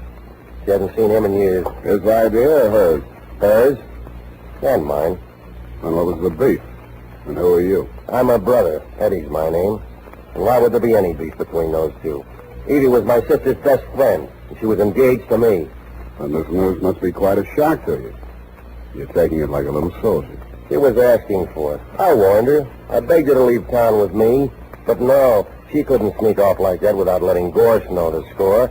I told her he'd kill her before he'd let her go. Mm-hmm. You live here, Eddie? Yeah, whatever. Where do you keep your shoes? In a closet, kidder. Where do you keep yours? Under the bed? Which closet, in here? Wait a minute, you... Take your hands off of me. Let me see your warrant. That better be good or you're going out of here on your head. Take your hands off me, Eddie. Let's see that warrant. All right, I got a warrant, Eddie. Here.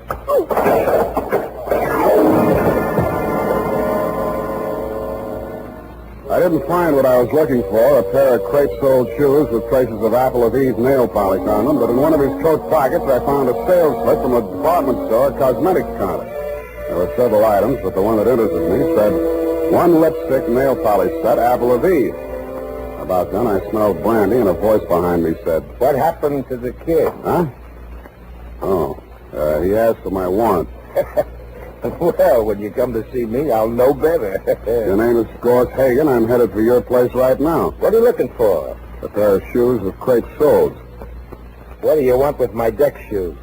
I thought maybe they'd match up with this piece of the shirt with your initials on it. Give me that. That's a fact. Where'd you get that? In the incinerator at Eve Adams' place.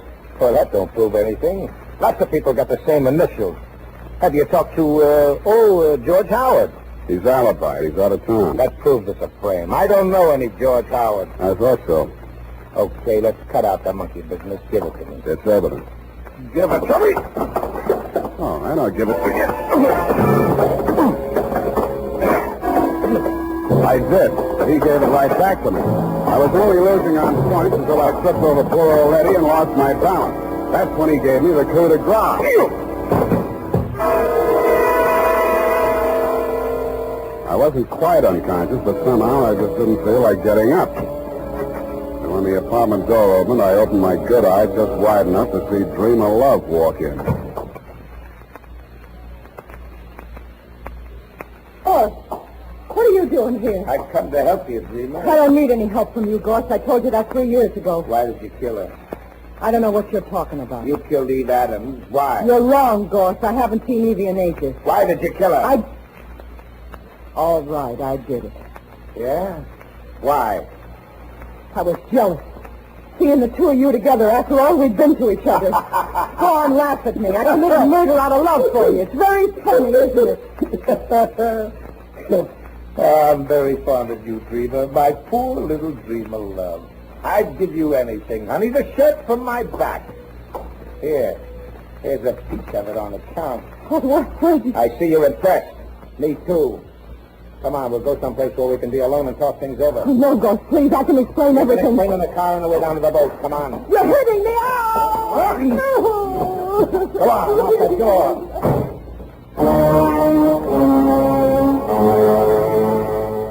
Stupid me, I staggered to my feet and stumbled over to the door. I reached it just as Hagen's car pulled away from the curb. By the time I found a taxi, they were at least halfway to wherever they were going. I didn't know whether the boat he had mentioned was tied up at the Embarcadero, anchored in the marina, moored at Sausalito, or becalmed in Oakland. But there was a seafaring man in our town who knew about such things. My port of call was the Seahorse Bar and Grill just off ahead of Pier 16, or is it the Foot?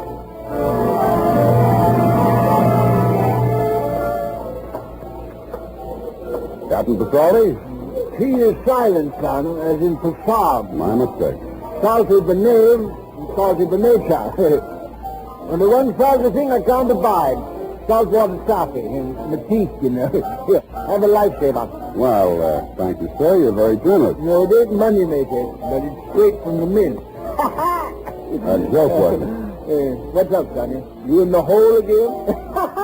You catch the drift? Yeah, what do you know about a yachtsman named Gorse Hagen? Oh, nicely put, matey. If there's nothing lower than a yachtsman, he's it. Mm-hmm. Where does he keep his boat? Well, now, she's still afloat. She'll be dragging her hook summers off Sausalito. Now, she's a converted PT, you know, because of the Sea Queen. Mm-hmm. He had her bottom planks ripped out in the battle of the Coral Sea, and he patched her up with plywood. She's got 2 diesels, she has, and twin screws, 2-to-1 reduction gear. Yeah. What's the quickest way of getting out to her? Well, now, there's not much craft for trout to hear about this time of night, you know. There's that Novak fella, but just at present he's sleeping 1 hour. Figures. Might not be worth your while anyway. Why not? If Hagen stopped by here 20 minutes ago looking for his engineer. Said he was casting off on-side engineer or no engineer. And what about your boat? My boat? Well, now, maybe on a plotted course she'll stand up to any double-ender Monterey Dory in the class. Yeah. Without a head sea, that is. Then on the other hand, you put her in the bottom rate. Buck and a quarter swell. Yeah. How much? How much? $5 an hour. And that's with you, man, in the bilge pump. Okay, let's go.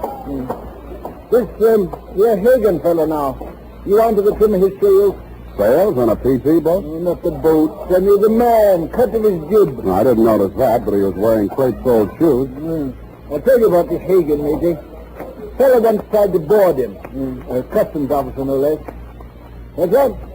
Picked him up 4 days later in a gill net with a fish gaff goes clean through his neck. Here, have another lifesaver. You may need it.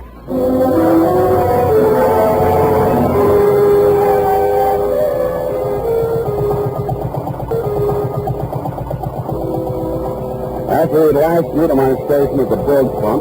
Captain Security got his double into Monterey Dory on a plotted course to Sausalito, he hoped, and we plunged recklessly into the fog. As nearly as I could catch a strip, there was a 50-50 chance that A, Hagen had found his engineer and would be halfway to the Farallon Islands before we could make it past Alcatraz, if we stayed afloat that long, or B, that he hadn't found his engineer and might be having trouble starting up those two diesels with the twin screws and the 2-to-1 reduction gears, whatever they are.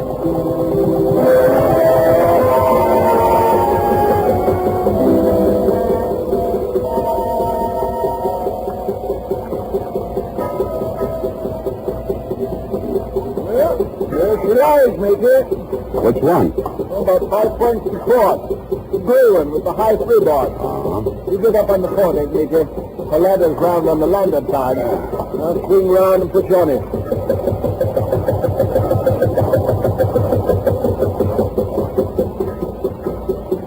Hey! Anybody home? He's likely below, messing them diesels. You got to rear back and holler, Major, like this. Ahoy! The sea queen! I like that. I know the rhythm. Oh, Captain Salty, board the leg of Crabtree. The Super Congo requests permission to board, sir. Hey! I want to talk to you, Hagen. Captain Salty. What down, you clumsy lover? What do you get me? Some writing note. That's a midship. Here. How do you learn this thing? I got to get you to shore. That's Sparkle. There's a Ford gear. Don't pull it back all the way. She'll die. And that's your friend. You lie still. What are you looking for? Jump a bucket. Lifesaver. In case you need it. I don't know more.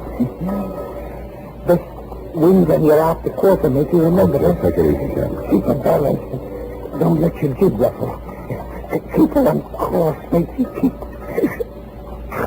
Hey, Captain Salty. Sour racket.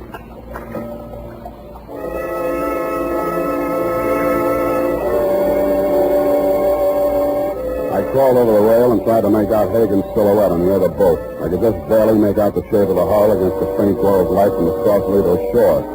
He drifted a few yards astern of Hagen's boat, but not out of rifle range. I wondered why. If he could see us well enough to drop Captain Salty, he'd let it go at that. And I got it. He was listening.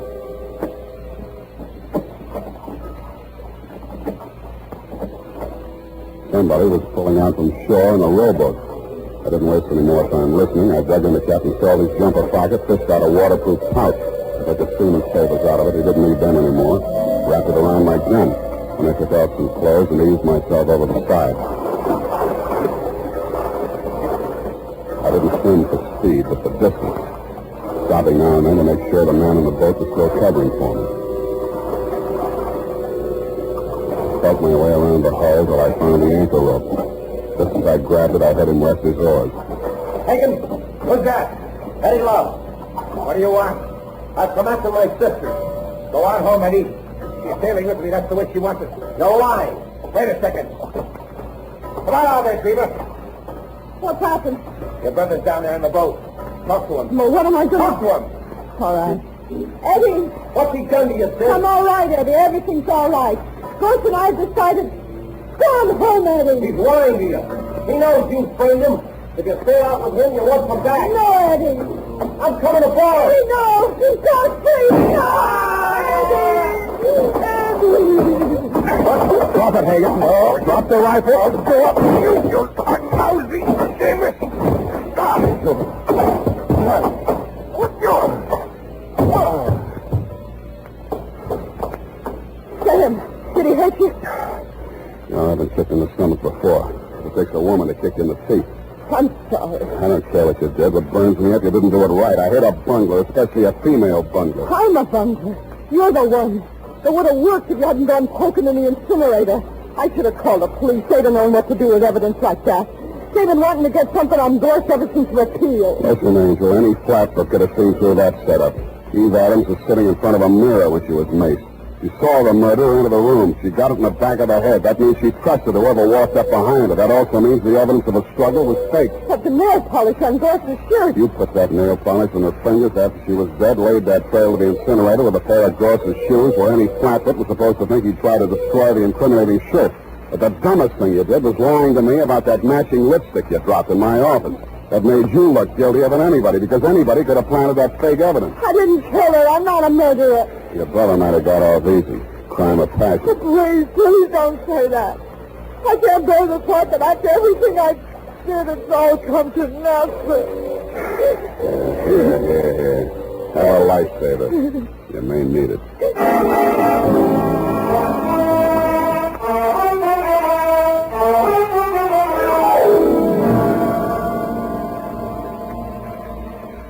Period. And a report. Oh, Sam. Poor Captain Pistolfi. She is silent. Everything's the same. Go type that up. All right, Sam. Nice one on the package.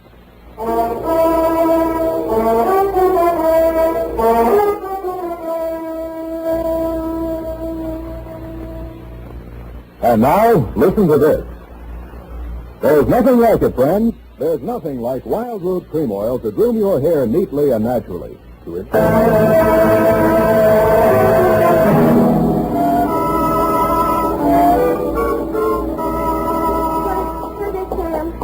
I go.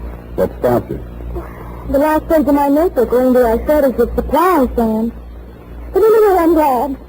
But I didn't have to go through it again. I mean, poor Captain Pistolfi. Yeah, please. Please, now, honest, I'll buy you a new notebook, a nice fat one. Would you like that? Oh, yes, sir. There's always something so final about final pages of things. And when I think of all the risks you take... To say nothing of my clients. I think I'll put a new sign on the door. Abandon hope, all ye who enter here. Oh, but I haven't, Sam. Where there's a will, there's a wisp. There's a what? A wisp, Sam. Small amount. Which reminds me, I've got the canvas left. Join me, just a wisp? No, Sam. One of us has got to have a clear head. Well, it'll be me. All best. Good night, Sam. Good night, sweetheart.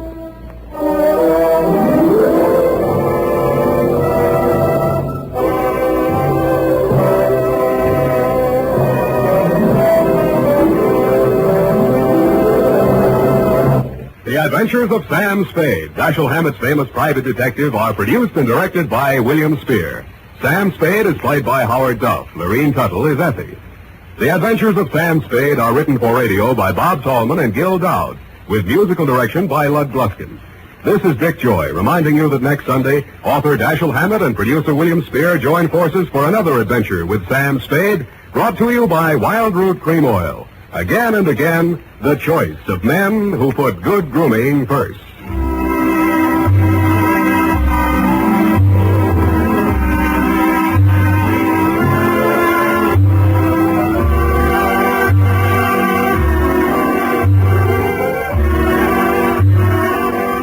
Smart girls use Wild Root Cream Oil, too, for quick, good grooming and to relieve dryness between permanents. Mothers say it's grand for training children's hair.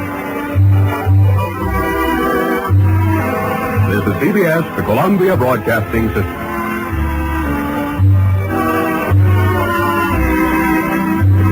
Here at Escape Radio, we proudly thank our partners at CBS. And now, folks, a quick challenge before the next thrilling chapter.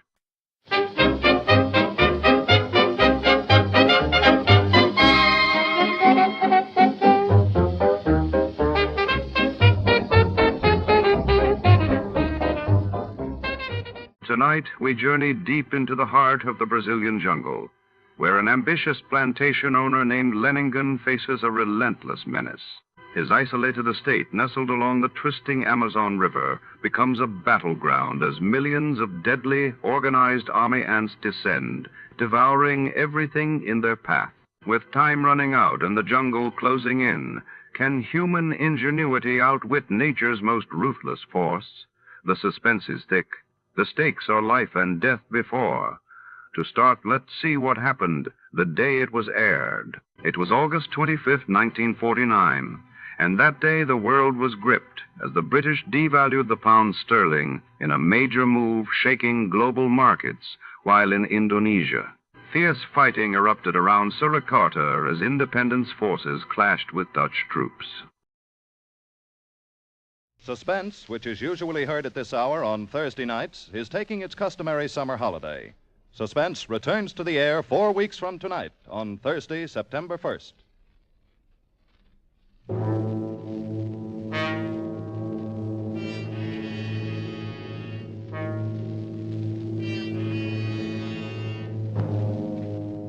You are isolated on a remote plantation in the crawling Amazon jungle, and an immense army of ravenous ants is closing in on you, swarming in to eat you alive.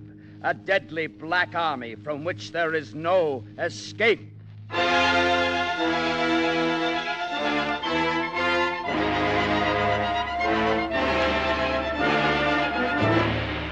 We offer you Escape, designed to free you from the four walls of today for a half hour of high adventure. Tonight, we escape to the Amazon jungle and to a creeping, crawling terror, as Carl Stevenson told it in his famous story, Leiningen versus the Ants.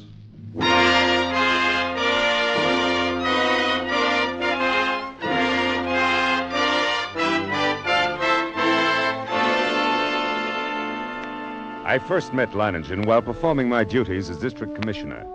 As my boat neared his plantation landing, I saw him upon the riverbank, regarding me with mild interest. A great hulk of a man with bristling gray hair, bulky nose, and pale eyes. His entire appearance somehow suggested an aging and shabby eagle. He escorted me to the terrace and had a drink brought. I came quickly to the point of my visit and issued my warning. Leiningen puffed placidly at a huge cigar as he listened, and then said, Exactly what are you trying to tell me?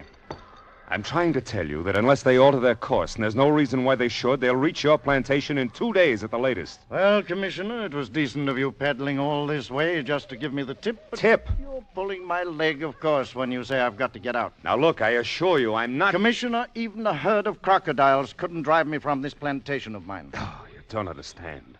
These aren't creatures you can fight. They're an elemental force, a gigantic catastrophe. 10 miles long, 2 miles wide. Ants, nothing but ants. And each one as big as your thumb, and each of them a fiend from hell. Unless you clear out at once, there'll be nothing left of you but a skeleton, picked as clean as your own plantation will be. I'm not going to run for it, Commissioner, just because trouble's on the way. But it isn't trouble, it's... And don't think I'm the kind of fathead who tries to beat off lightning with my fists either. I've got a better weapon, Commissioner. Intelligence. With me, the brain isn't just a second appendix. I know what it's there for. Can't I make you understand the hideousness... I think it is you who do not understand. In the 3 years I've been here, I've met and defeated more than one catastrophe. Flood and drought, a plague. Events which caused many of my neighbors to flee for their lives. No, Commissioner, all my life I've lived by one motto. The human brain needs only to become fully aware of its power to conquer even the elements. Leiningen, your obstinacy is endangering not only your own life, but the lives of your 400 workers and their families. You don't know these ants. I tell you, you don't know these ants. But Leiningen merely sat there, puffing at his cigar and regarding me with a sardonic grin. And I knew it was hopeless. As I boarded my launch and cast off, I turned to look once more at this man who calmly intended to defy one of the world's greatest scourges. I felt a sudden resentment toward him, and yet, with it was something else. I had never met a man like that, and I couldn't help wondering what combination of elements made up such a creature.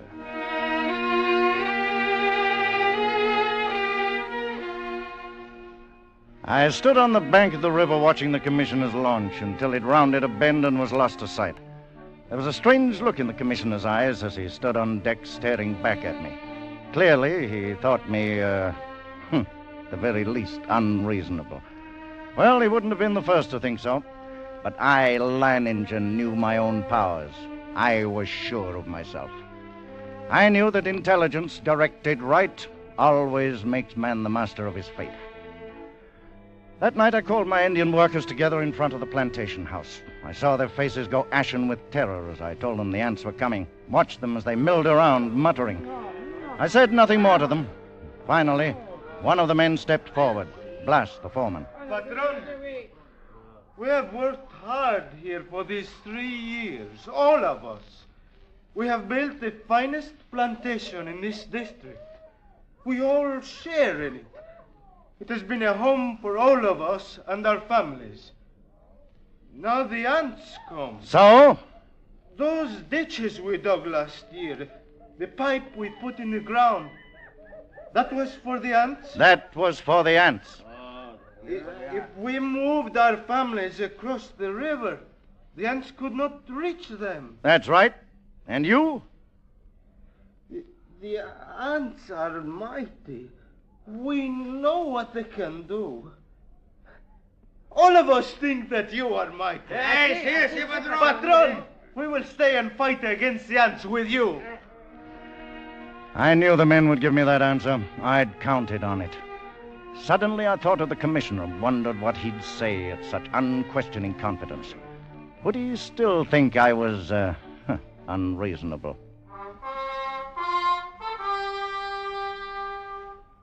All that night, I could not get Leiningen out of my mind. One man who calmly evaluated his chances against a deadly menace, coolly decided that he could win, and was willing to stake his life on it, to risk a horrible death for it. It was terrifying, and yet it was fascinating. When dawn came, I sent for my assistant. Together we went to the huge map of the district which hung from a wall of my office. The last reported position of the ants came in last night. They were, here. About 70 miles above this fork in the river. Traveling southeast? Yes, sir. Directly toward Leiningen. Toward whom, sir? Oh, that plantation at the bend in the river. Belongs to a man named Leiningen. Oh. When would you say the ants will reach there? Why, I don't know, sir. I imagine about tomorrow noon. Tomorrow noon, huh? Still time. Still time? What do you mean, sir? Oh, nothing. Never mind.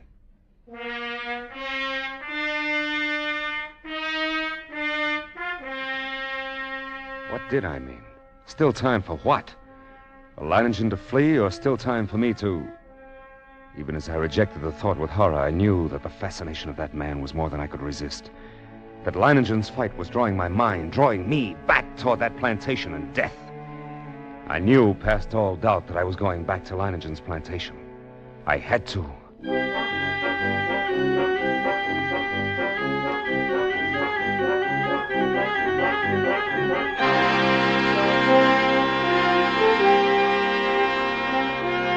It was 10 o'clock in the morning when I rounded the bend and saw Leiningen's plantation before me. I put in at the dock and tied up the launch, and then I saw him standing on the bank above me. Arms folded, stubby cigar in his mouth, and that same sardonic grin on his face. I made my way up to him. Back for another warning, Commissioner? No. Oh, back to stay a while? Yes. You don't seem very surprised. I'm not. You expected me? I knew you'd be back. Come along, we'll get some horses. You'll want to ride around the plantation and take a look at the defenses I've rigged up. Yes. I'll want to see the defenses. And the ants. We'll be getting a glimpse of them before long, I should think. Yes, and the ants. Come along, then.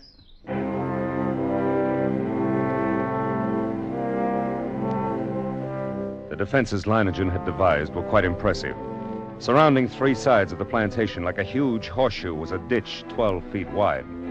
The ends of this horseshoe-shaped ditch ran into the river, which formed the 4th side of the plantation. And at the upriver entrance to the ditch, Leiningen had constructed a dam by which river water could be diverted into the ditch. A large hand wheel controlled the floodgate of the dam, and apparently Leiningen had ordered it opened immediately after my arrival. For as we now approached the ditch and rode along it, I could see that it was nearly full. Well, how do you like my first line of defense, Commissioner? Well, it's reassuring. Like a moat around a castle. Unless the ants know how to build rafts, they won't reach the plantation. But this is only the outer moat. There's a better one than this. Come along. We'll go up to the high ground where the buildings are. We can get a view from there. Leiningen! Huh? I didn't see any women or children around the plantation, or any animals. That's right. Moved them across the river. Oh. And you think there is danger? Oh, not because of danger, Commissioner. A matter of efficiency. Efficiency? Cuts down the efficiency of the men if they're worried about their families. Critical situations only become crises when oxen or women get excited. I might have known. Huh? Nothing. Here we are. See the ditch? It's much smaller than the other. You've noticed how all the buildings are on this piece of high ground. This inner ditch surrounds them, and it's lined with concrete. But even filled with water, this is no barrier. It's not big enough. Why, if the ants get this far, they'll get no farther. This ditch wasn't built for water, Commissioner. See the pipes leading into it? See those storage tanks on the hill? Petrol. We can throw up a wall of flame. You care to bet they won't like that? Leiningen, look! Over at the edge of the jungle, all those animals. Running like the wind, everything from jaguars to monkeys. Good heavens. Remember, they don't have any ditches. And there's no escape. They'll be all right as long as they don't get caught between the river and the ants. They can outrun the crawlers. But if they get trapped, it's either the ants or the crocodiles. Look. Look over there on the horizon. There are your ants. Look at them.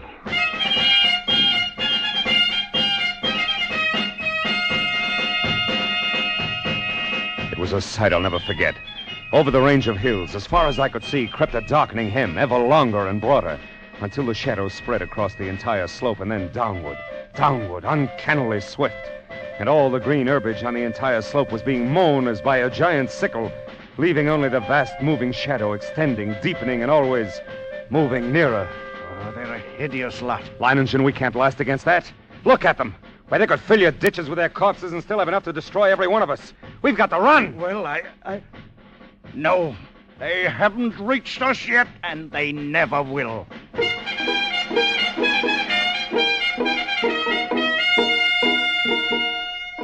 The hostile army was approaching in perfect formation.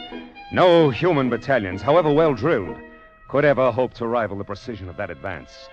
Along a front that moved forward as uniformly as a straight line, the ants drew nearer and nearer to the water ditch.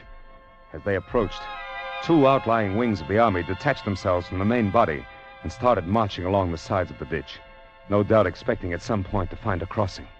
And during this hour-long flanking movement, the main army remained still. Across the scant 12 feet of ditch, I stared at them. And they stared back at me.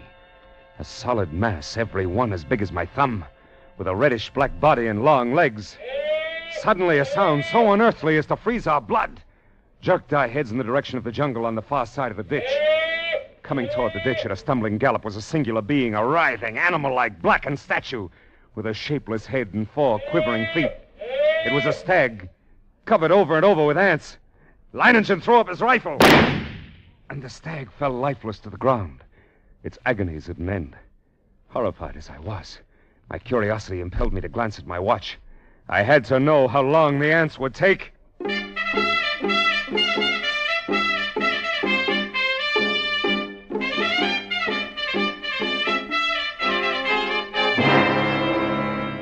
After 6 minutes, only the white, polished bones of the stag remained.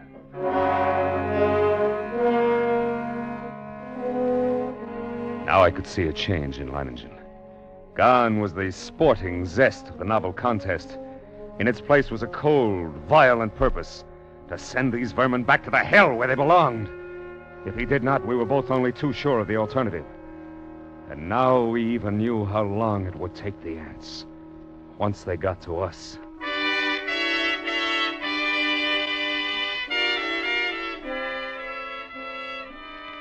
Around 4 in the afternoon, the ant scouts, having found no crossing, there was a stirring among the main army. And then an immense flood of ants, about 100 yards in width, commenced pouring in a glimmering black cataract down the far slope into the water-filled ditch. Thousands drowned instantly, but the rest began using the bodies as bridges. Leiningen immediately swung into action. Tanayo! Padron! Get to the dam. Open the floodgate more to get the water in the ditch moving faster. Si, senor. Oh, look at them drowned by the thousands. Yes, but they keep coming. Even though the current carries many of them away, they're advancing. We'll fix them. Blas! Senor. How about those shovels and petrol sprinklers? Have you passed them out to the men? It has been done. Then get all hands here in a hurry. This looks like the spot for action. Si, patron. Commissioner. Yes? Beginning to see what I was talking about? What do you mean? About intelligence being more than a match for anything it tackles. Take the ants. They've got no intelligence. If they had, they'd have attacked along the whole length of the ditch instead of a narrow front like this. They'd have been across by now. Too bad for them I'm not running their campaign. You can joke about it like that with the ants halfway across the ditch? All right, men. Busy with the shovels now. Dump some sand and clods on them. See how they like that. And you with the petrol sprinkler, start pumping. They don't like it, Commissioner. They don't like it a bit. Look at them. Yes, but look at the ones on the far side of the ditch. Whole clumps of them rolling into the water. The rest are using them for bridges. What's keeping Chanel? He should be at the dam by now. They're getting across. More of them. Oh, grab a shovel then, Commissioner. Make him regret it. What's the matter? They rolled up my shovel. They're on my ass. Into the petrol, idiot. Douse your paws in the petrol. Keep at it. Keep at it. You're lost if you stop now. The water's moving faster. Tanayo got the floodgates open. Yes. Look at the ants. They can't hold their own against the current now. They're being washed away. Look at them, Commissioner. The water's carrying them away. We've beat them. We've won out.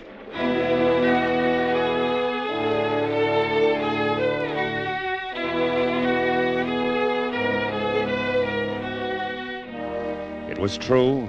Leiningen had won the opening round. The floodgates were left open to forestall any night crossing. When dawn came, the dark blanket was still there, motionless across the ditch. Then we noticed the feverish activity on the other side of the plantation. Here, a grove of tamarind trees lined the far end of the ditch, and every tree swarmed with the crawling insects.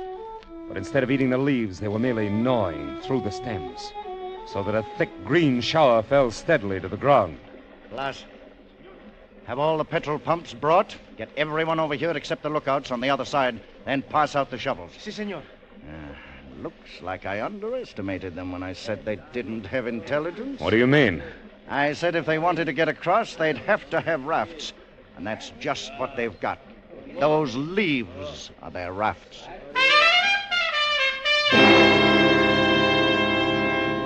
Even as he spoke, the leaves went tumbling down the far bank by the thousands. The current drew them away from the bank, and each leaf was crawling with ants. Don't worry, Commissioner. I've still got a trick up my sleeve for them. The water! The ditch is drying up. Of course it's drying up. That's the plan. Those are the orders I sent to the dam. Are you mad? As soon as it's empty, what's to prevent the ants from...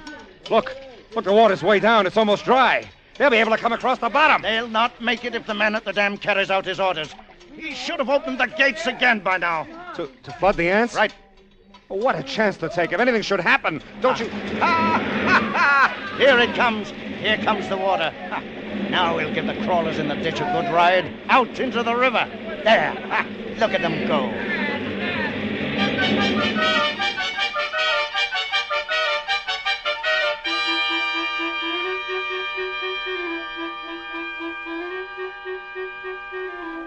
Leiningen's tactics were successful. At first, the violent flow of water at the original depth raced through the ditch, overwhelming leaves and ants and sweeping them along.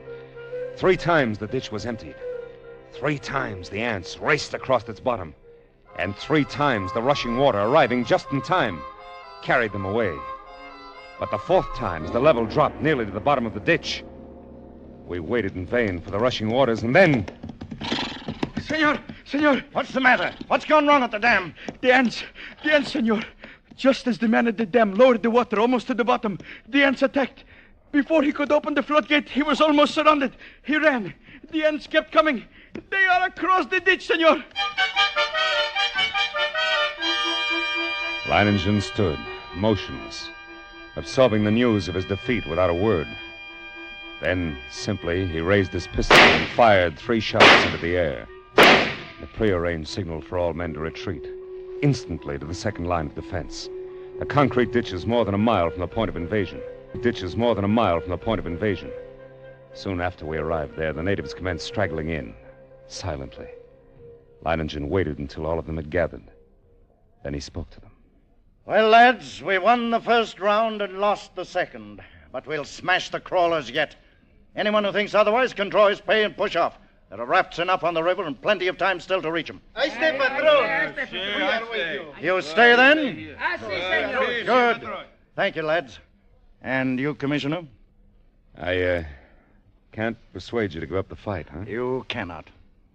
Then I stay, too. I knew you would. Senor, a few of the ants have reached the ditch. They're trying to get across? No. I didn't think they would. There's plenty of food over there for them. My fields, my orchards, my work of 3 years. Ought to last them until morning, anyway.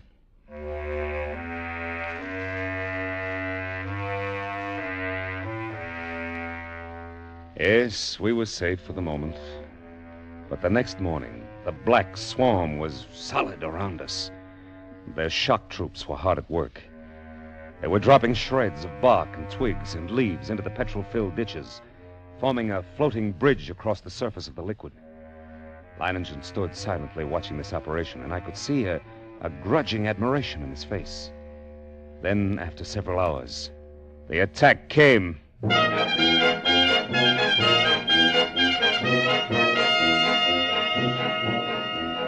Down the ditch they poured, millions of them, and across the bridge of twigs, rapidly approached the inner side. Leiningen sat motionless, watching them. Leiningen, for the love of God, don't sit there like a statue. They'll be on us in a moment. Let them fill the ditch first. Now, all right, everyone back from the ditch. Blas, hand me the torch. Our friends like a little heat around them.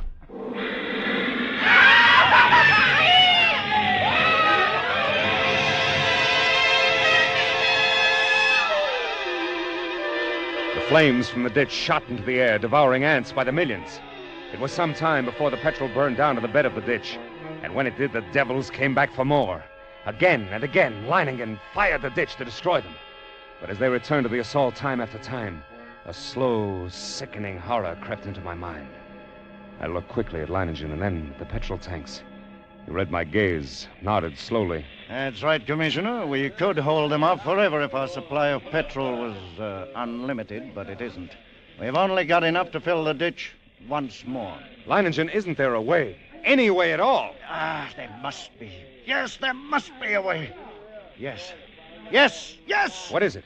We'll flood the whole plantation. Flood? But how? The river's higher than any point except this high ground we're on now.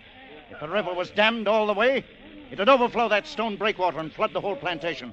We've got to close the floodgate at the dam. That'll do it. You're mad. The dam is more than a mile away, a mile of ants. It's impossible. You'll never get there, let alone get back. That's where you're wrong, Commissioner. I'll get there and I'll get back. Ha! Take care of things while I'm gone, eh?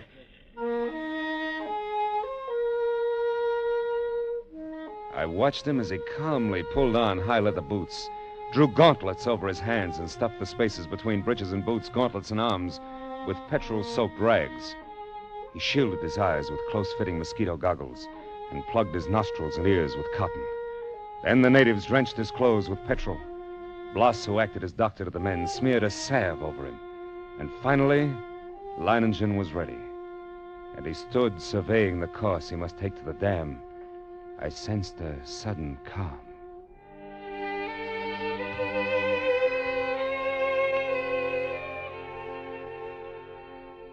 As I stood near the ditch ready for the run, I realized this was as it should be. I, Leiningen, would meet the ants and defeat them, or be defeated by them. Leiningen versus the ants. Yes, it was right that it should be like this. But now there was no more time for thought, only action. I took a deep breath, then bounded across the ditch and among the ants. I ran in long, equal strides with one thought, one sensation in my being. I must get through. I dodged all trees and shrubs. Except for the split seconds my soles touched the ground, the ants would have no opportunity to light on me. I ran on. I was halfway to the dam before I felt ants under my clothes and a few on my face. I struck at them mechanically, scarcely conscious of their bites. The dam drew toward me slowly. The distance grew less. Less. Finally, only 100 yards away. 50. Then I was there. I gripped the ant-covered wheel, but hardly had I seized it when a horde of ants flowed over my hands and arms. I strained, but slowly the wheel turned, A turn more. Floodgate was swinging slowly shut. And then it was shut. And the water was rising behind the breakwater, closer to the top. Closer. Then it was spilling over. The flooding of the plantation had begun. I let go of the wheel. Started back through the ants. For the first time I realized I was coated from head to foot with the fiends. Tongues of fire stabbed me as they bit into my flesh.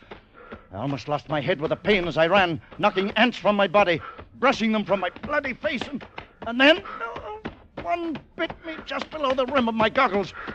Managed to tear it away, but the agony of the bite and its venom drilled into the eye nerves. I saw now through circles of fire into a milky mist. I was almost blinded, but I knew that if I tripped and fell, I ran on, my heart pounding as if it would burst, blood roaring in my ears, a giant's fist battering my lungs. Then I could see dimly that wall of flame at the ditch. Oh, but it was too far away. I couldn't last half that distance. I stumbled. I fell. I felt myself being swarmed over, devoured. Tried to rise. A great weight. And suddenly the vision of the half-devoured stag in my brain. 6 minutes, then nothing but bones. I couldn't let that happen to me. I couldn't die like that. To my feet. My feet. I dragged myself forward. Toward the flame. The ditch. Ring of flame. Closer now. Only a little farther. 10 steps. 8. 5.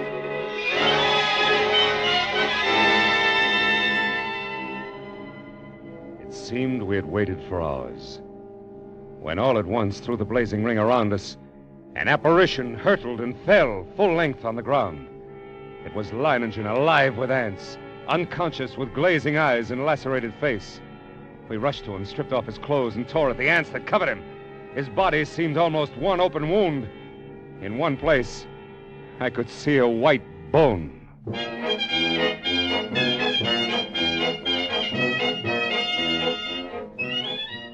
Later, as the curtain of flame lowered, I looked out where that blanket of ants had been and saw only a vast expanse of water covering the entire plantation and working its way to within a few feet of the concrete ditch. The ants were gone, drowned, and Leiningen had won. He lay on his bed, his body swathed from head to foot with bandages, but alive and still in command. Everything in order? Everything's in order. I told you I'd come back. Even if I am a bit streamlined. He grinned, shut his eyes. He slept.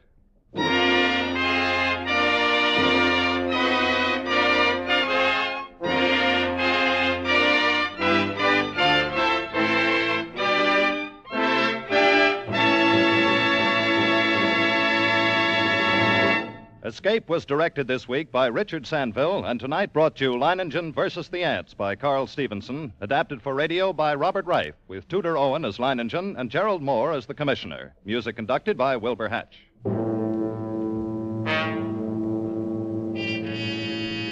Next week, you are standing at the doorway of a cabin on Cashier Creek.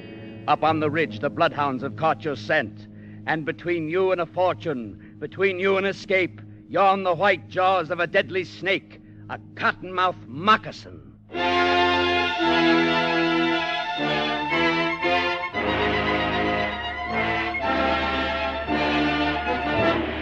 Next week, we escape with Irvin S. Cobb's ironic story, Snake Doctor. Be with us next week at this same time when once again we offer you Escape.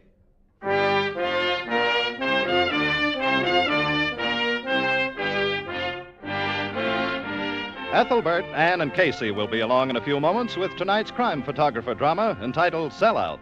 All year long, Casey, crime photographer, has been one of radio's top rating shows. You're sure to enjoy the proceedings coming up over most of these same CBS stations. Tip Corning speaking. This is CBS, the Columbia Broadcasting System.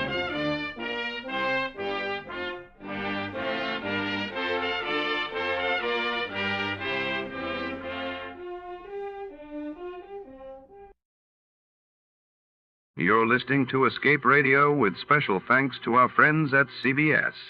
Stay right there. The next episode follows a quick test of your radio knowledge.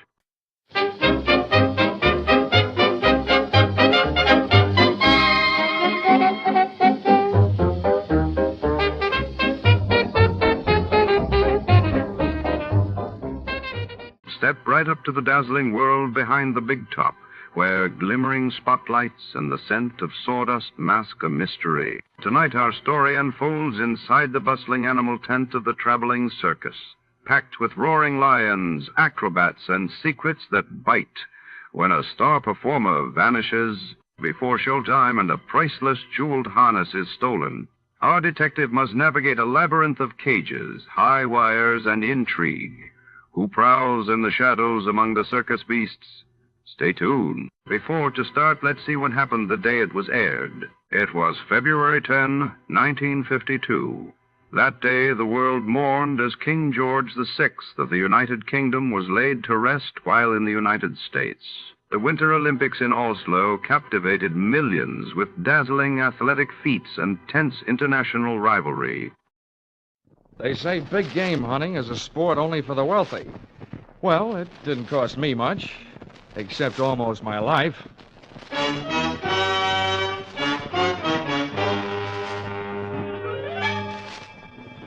This is another in the adventures of America's fabulous freelance insurance investigator, Johnny Dollar. At insurance investigation, Johnny Dollar is only an expert. At making out his expense accounts, he's an absolute genius.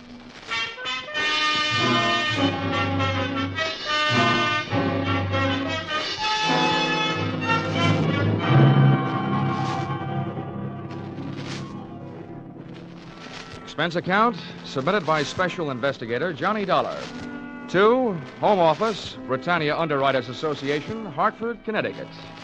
The following is an accounting of my expenditures during my investigation of the unscheduled performances in Maximilian Sandro's animal show. Or, all they needed was a clown, and then I showed up. Or, I once thought I'd run away with a circus. This one I wanted to run away from. Expense account, item 1, $70.21, train and cab fare from Hartford to a vacant lot just outside Brunswick, Georgia. The winter quarters of Maximilian Sandro's animal show. The first animal to show was an elephant. Bravo! Bravo! Hey, mister, where can I find Maximilian Sandro? Hey, mister, I want to ask you a question. Please, you're not so loud. You upset Blanca. I'm going to try to teach her an aria for next season. An aria? Well, that should set opera back 10 years. Ah! Sweet, Blanca, sweet. That's the only musical elephant in the world. The Pachyderma chanteuse. Well, look, I'll stop interrupting rehearsal if you'll tell me where I can find your boss, Maximilian Sandro. My boss? Yeah. It is I. I am Maximilian Sandro. Oh, good. I'm Johnny Dollar from the insurance company.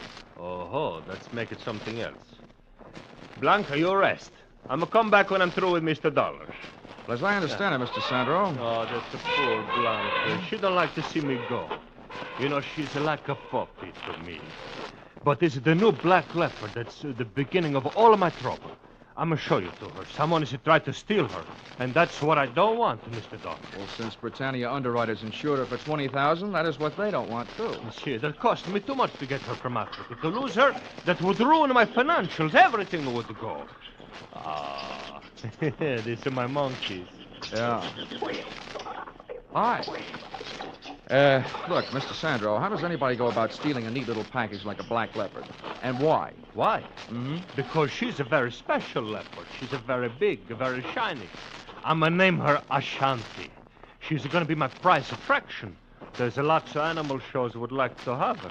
Oh, you suspect your competition? Oh, see. Well, when was the attempt made? One night last week they make with the truck. They tried to pull her cage away, and we saved her just in time. Oh, see, it's my finches, the parakeets, and the toucan. And this is my crow. Yeah.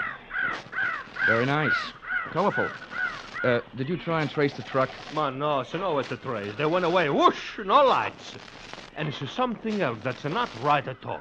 So, yeah, what's that? I'm going to make a big plan. I'm going to get all the money I can put a hands on to buy her from this man at Tex Randall. And then now he say the money that was enough before is not enough now. He think he cheat me, this Randall. Well, I'd like to help you with that, too, Mr. Sandro, but I'm afraid that's your problem. My job is to see that your leopard isn't stolen. I see, I know. You get to pay for your job, but you do it, and that's... Oh, no. There is a shot.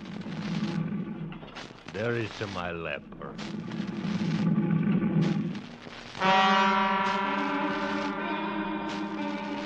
I guess somewhere way down in the taproots of my family tree, there probably was an ancestor with a low forehead, bearskin overalls, and a club who went into an unpleasant double take when he found himself face to face with a leopard. I know the feeling I had when I saw Shanty was inherited from somebody. My feet wanted to run, but my eyes wouldn't leave her as she paced back and forth in about a 12-by-12 cage. Baleful yellow eyes set in a sable-black face, ears laid back and tail lashing in anger, and lips that drew up showing the nastiest set of choppers I've ever seen. She was beautiful, all right, but my vote would have gone to the iron bars that separated us. They were downright gorgeous. Don't waste the time on the walk back in a fort. You be a good girl. Pretty soon you and me will be good friends. You see, Mr. Dolar, right now, Shanty, she's a very angry. She's a boil inside. But I'm a know my animals. And not long, she's going to eat out of my hand. Yeah, well, she looked like she'd make a meal out of it right up to the elbow. Oh, hey, Slambo. Because what? Oh, you. Who's this hombre? This is Mr. Dolar. He's come from the insurance company. Well, howdy, Mr. Dolar. I'm Tex Randall. This is the man I tell you about. How are you? You mean you captured this thing? Yeah, I brung her in from the Togo territory in West Africa. I thought my racket was tough sometimes. What'd you use, catnip? Nope. I dug me a pit, covered her with a mat and some dirt, put me a fresh-killed goat in the middle, and when the cat fell in, I got some ropes on her and trussed her up. Well, you make it sound simple. Oh, see, so make it sound simple. Then why does it cheat to me? Why don't stay with the first prize? Hey, now you take a listen to me, Sandro. I told you I'd give you your money back and sell this cat somewhere else. The trip cost more than I thought it would. And I ain't about to lose dough on it just to make you happy. Sometimes I'm thinking you don't talk straight. I'm going to go back to my elephant now, Mr. Dolar. Okay, Mr. Sandro. I'll check with you later. He spent too much time talking to critters. He don't make no sense out of nothing. Right. I'm glad you're here, Dollar. I ain't been 20 yards away from this cat since I got her here. Been bunking in that sleeping bag every night right close to the cage. Now maybe I can get a break. Well, then you must have been here the night somebody tried to put the snatch on her. Did you spot anybody? Nobody I could be sure of, except maybe the little blonde guy. He left me something to remember him by. Wait till I pull my shirt up. Looky there. Looky there on my back. Just took the stitches out today. Oh, ouch. Ouch is right.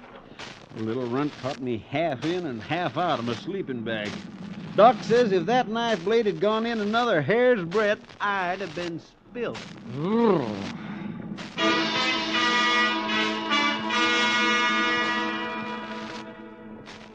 And with that happy thought, Tex Randall, a hard man to kill, left to go into town. I watched the shanty tear into enough raw meat to keep a kennel of Great Danes happy for a week, after which she settled down for what you might call the original catnap. Sandro's elephant settled down to a short vocal lesson, and I settled down for a game of mumbly peg. But before I could get warmed up, I had a visitor. Hello. Wow, the Ava Gardner type with darker hair and olive skin. You look as though you could use some company, Mr. Dolar. Well, who couldn't?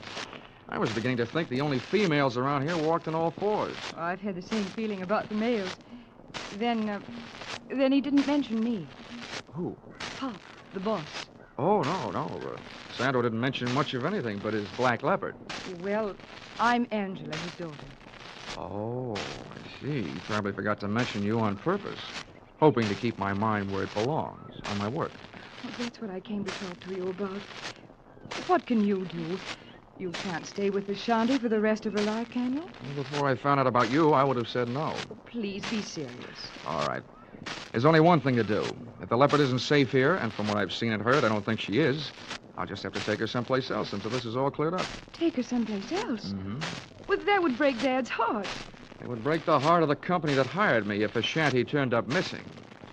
Look, he can't take her on the road until next summer. We'll keep her safe until then. I'm sorry, but it's all I can do. Oh, poor Dad. He's going to hate you for it, you know. Oh, well, that I can stand. But there's no sense you're wasting our time feeling the same way. I didn't say I would, did I? As a matter of fact, I was going to stay right here until you asked me out to dinner.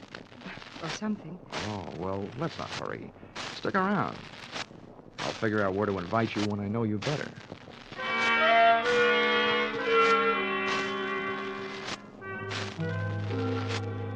And there, during the waning hours of the Georgia day, I learned that, up to a point, Angela was an easy girl to know. She liked cocktails, dinner, and dancing, so that's the schedule we set up for later. As soon as Tex Randall showed up to temporarily relieve me of my duties as leopard sitter.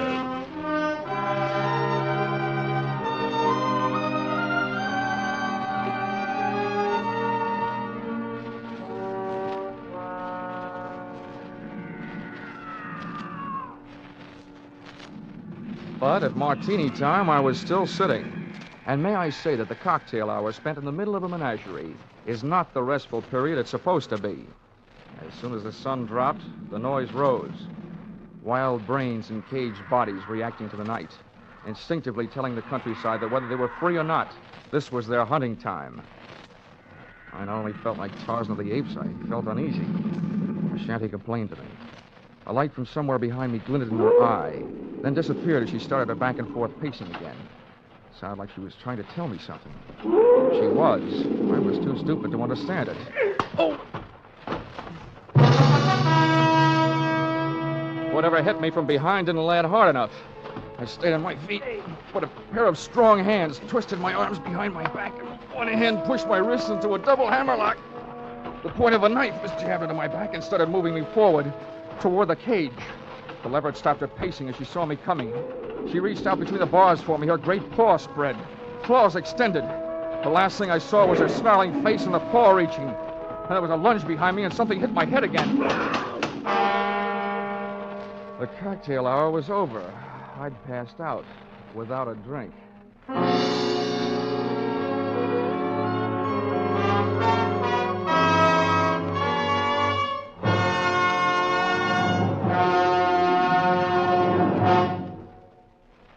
In just a moment, we will return to the second act of Johnny Dollar. But first, last week, Vaughn Monroe's Caravan saluted the Rose Bowl team. Tonight, Vaughn will play the favorite songs of Louisiana State and Oklahoma, the Sugar Bowl team. Vaughn's Caravan will also bring you the 5 top tunes of the week as chosen by Variety, and later, Gene Autry will be here with his Western music and cowboy humor. The Vaughn Monroe Caravan and the Gene Autry Show are regular Saturday evening features of most of the same CBS stations. Now, with our star, Charles Russell, we return to the second act of yours truly, Johnny Dollar.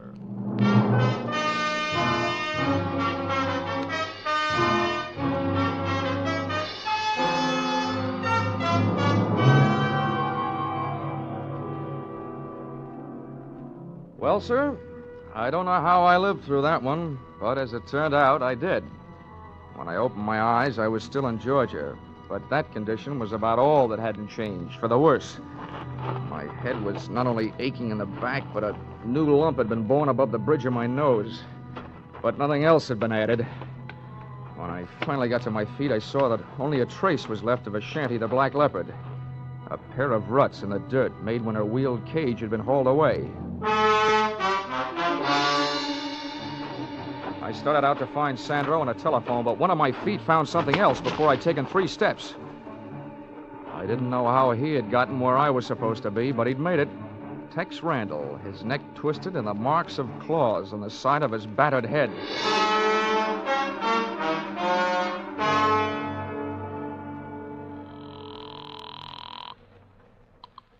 Police Department, Central Precinct, Sergeant Miller. Hello, my name is Dolar. I'm an insurance investigator. I'm calling from the winter quarters of the Maximilian Sandro's Animal Show, from the owner's trailer. I want to report 2 things. Yeah, well, wait a minute. There's a body out here that your coroner ought to take a look at, either accidental or murder. Well, hey, Lieutenant, get on 2, this, will you? grand larceny. Somebody stole a Black Leopard. Oh, now listen, if this is your idea of a joke, fella, It's too late to joke, Sergeant. Just send some men out. I'll give them the rest of the story when they get here. Joke yet? What passes for humor in Georgia, anyway? Hey, Sandro! Sandro, come home!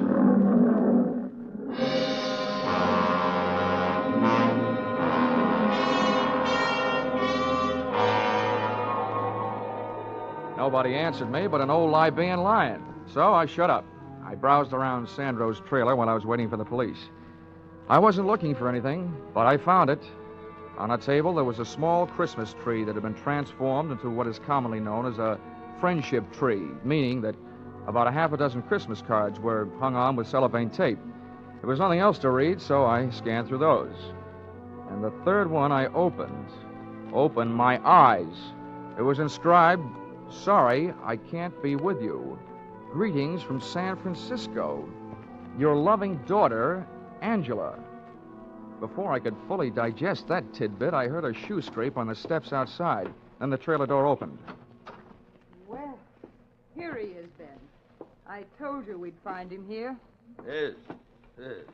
Very good, my dear. The man with the Angela by whom I had so recently been taken in looked 50-ish, capable, suntanned, and well-armed. Well, Mr. Dolar. You don't appear to be surprised. After what's happened already tonight, I wouldn't be surprised if General Sherman dropped in on his way back from the sea. Yes, splendid. I admire a show of courage, a sense of humor at the point of a gun. Oh, think nothing of it. Sometimes my jokes are so funny they kill people. I think we'd better get him out of here, Ben. I don't think it's safe. Yes, you took the words right off the tip of my tongue, my dear. Shall we go, Mr. Dolar? Should I ask where and why? I've taken a small place in town. There, at our leisure, we shall discuss a fascinating subject. Namely, the whereabouts of a splendid black leopard.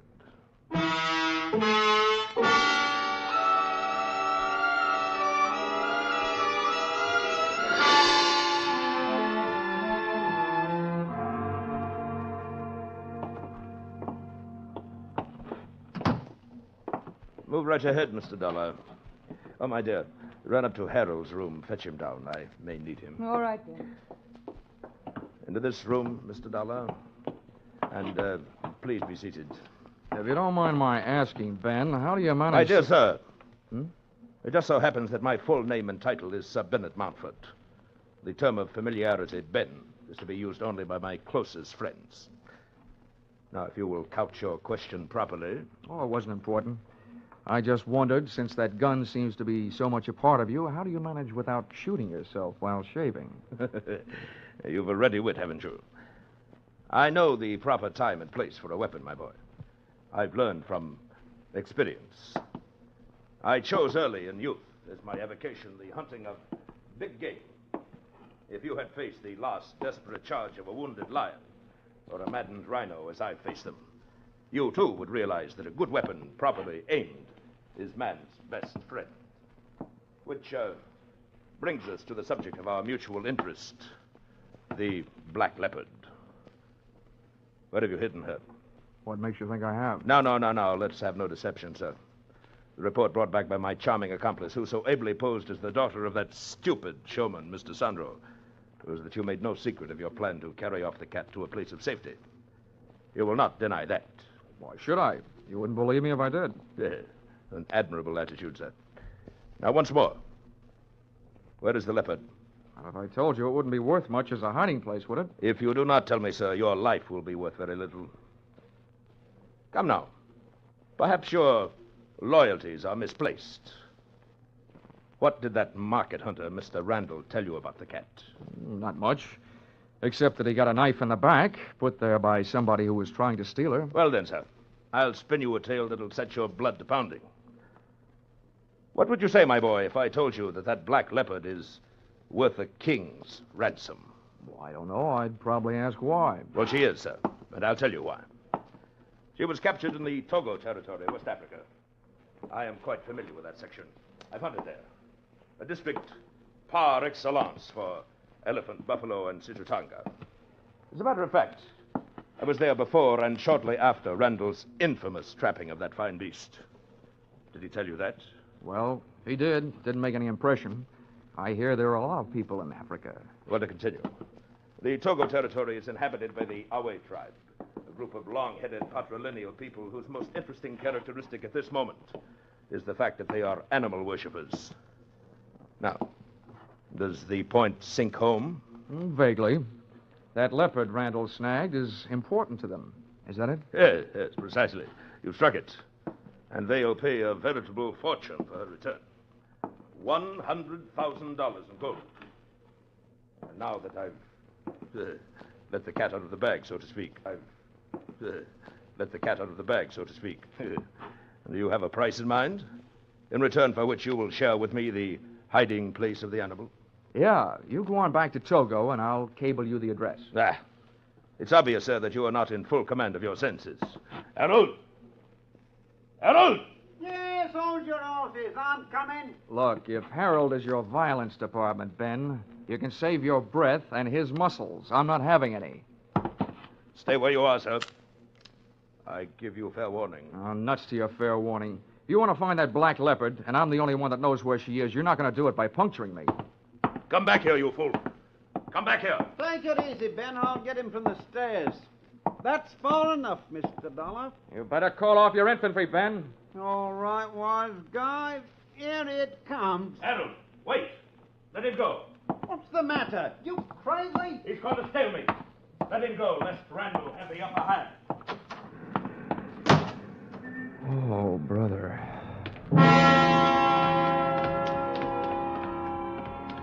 As I went out, I caught a glimpse of the man Mountford had called Harold, the same little blonde runt Randall had talked about. That wrapped up the question of who had played tic-tac-toe with a knife on the Texan. But 10 yards of Sir Ben's front walk later, I suddenly remembered Mountford's last words. Lest Randall have the upper hand, he said. It sounded like he didn't know Randall was dead, which shook my head and in a strictly nonsensical way made sense. Well, there was only one place for me to go, so that's where I went. Back to Maximilian Sandro's Animal Show.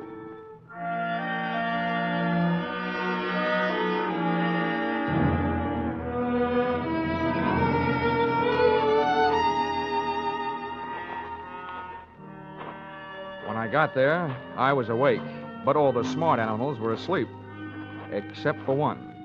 Mr. Dolar! Maximilian Sandro hailed me from the lee side of a tent.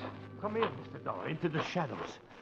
The police is by my trailer. Where have you been, Sandro? I was hiding, but I worry so much about you. When I come back where you are, you're not there. What do you mean by your black leopard's cage? I'd left. That place had unpleasant memories for me. Oh, see, me too. I'm sad with...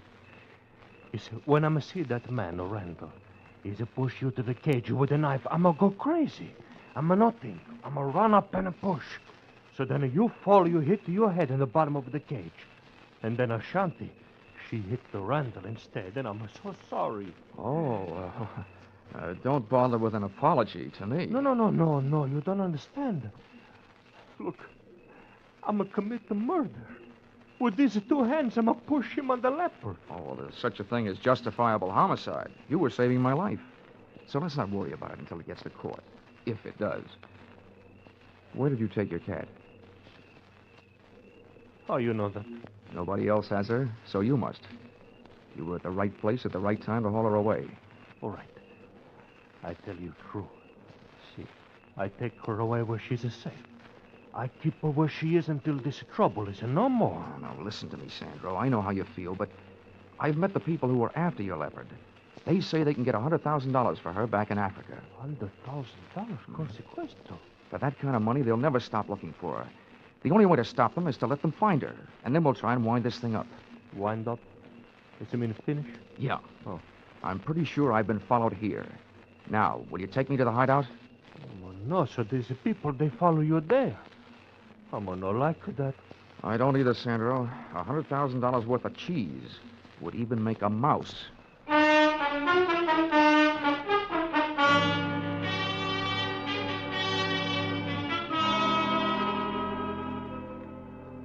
Sandro was a hard man to convince. I wasted more words than a Republican campaigner, and then I used blackmail. Then I told him I'd turn him in for Randall's killing and testify against him instead of for him. He saw things my way.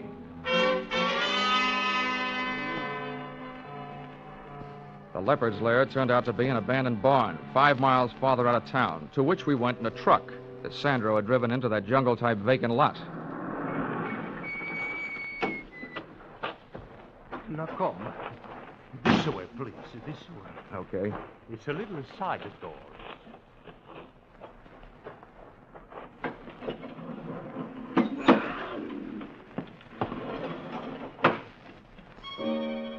Shanty was performing that old dance of hers again, pacing the length of her cage back and forth, her head swinging rhythmically each time she turned. We'd made ourselves easy enough to follow on the way out, but my neck was getting stiff from helping my eyes follow the leopard's movements before I heard a sound outside the door. It sounded like a bolt jamming a shell into the chamber of a rifle.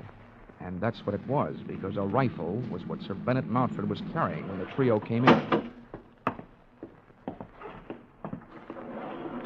Close the door, Harold. I just did. You, my dear, stay here out of harm's way. Yes, Ben. I'll be all right. Well, Mr. Dolar, I would say that the long stalk is successfully completed. The search ended. You're quite a hunter, Mountford. Somebody should crown you with a coonskin cap, with a raccoon still living in it. Yes.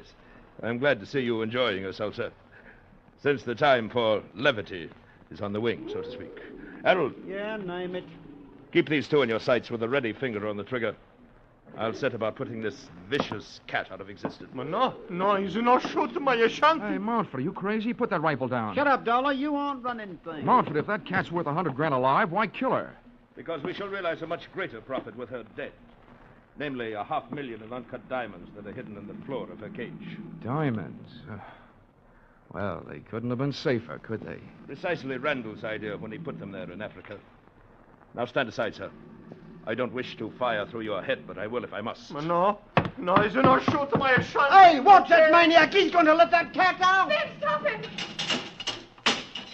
Not fast. Don't move. I'll meet her charge. No, Ashanti, run. Run for your life.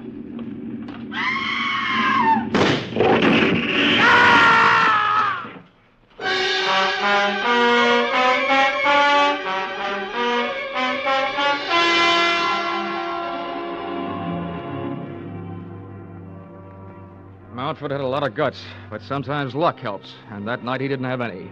Ashanti sprang straight through the little door of her cage. She was still in the air when she went past him, head high, and as she did, one of her fatal front paws reached out for him.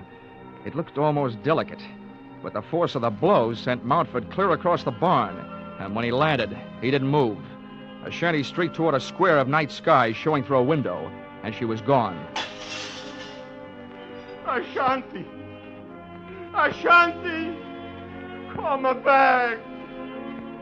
I turned back, away from the window, to check on the rest of our guests, but they were gone. Apparently, there was something about a leopard on the loose that had made $500,000 in diamonds not as important to Harold and the phony Angela as distance between them and that barn. So, there I was, suddenly left with nothing to worry about. If you can call enough diamonds to stock the Kimberley mines, nothing.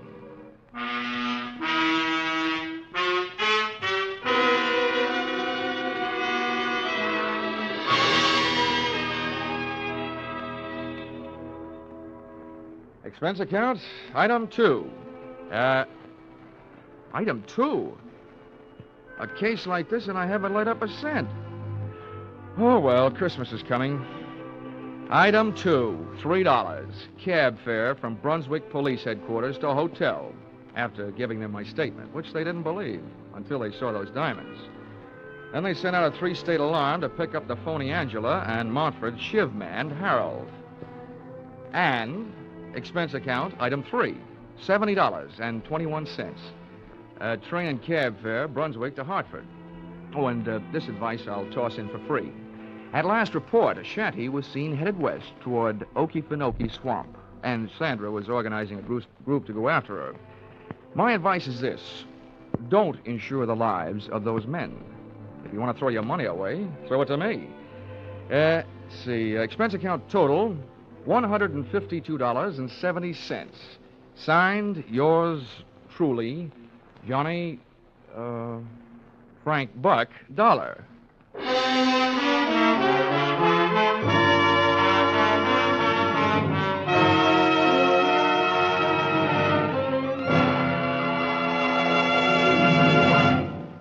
Yours truly, Johnny Dollar, stars Charles Russell. Tonight's script by Paul Dudley and Gil Dowd was produced and directed by Ralph Rose. Featured in the cast were Lynn Allen, Larry Dobkin, Bill Conrad, and Parley Bear. The special music is written and conducted by Leith Stevens. Your announcer, Bob Stevenson.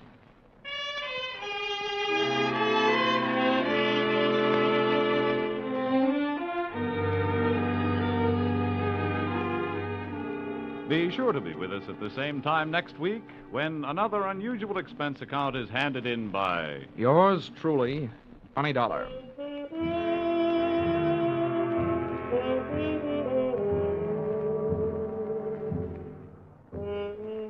Teamwork.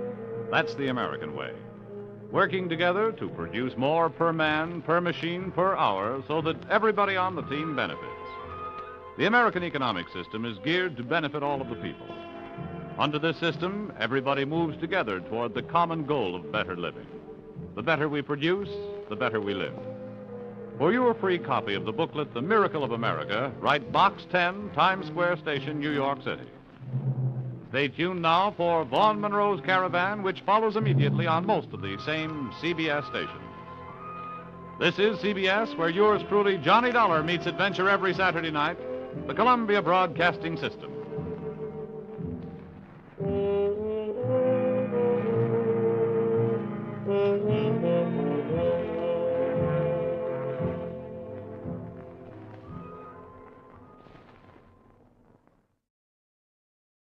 Good evening, friends. With a special word of thanks to our sister network, CBS, we invite you now to test your memory of the great radio adventures.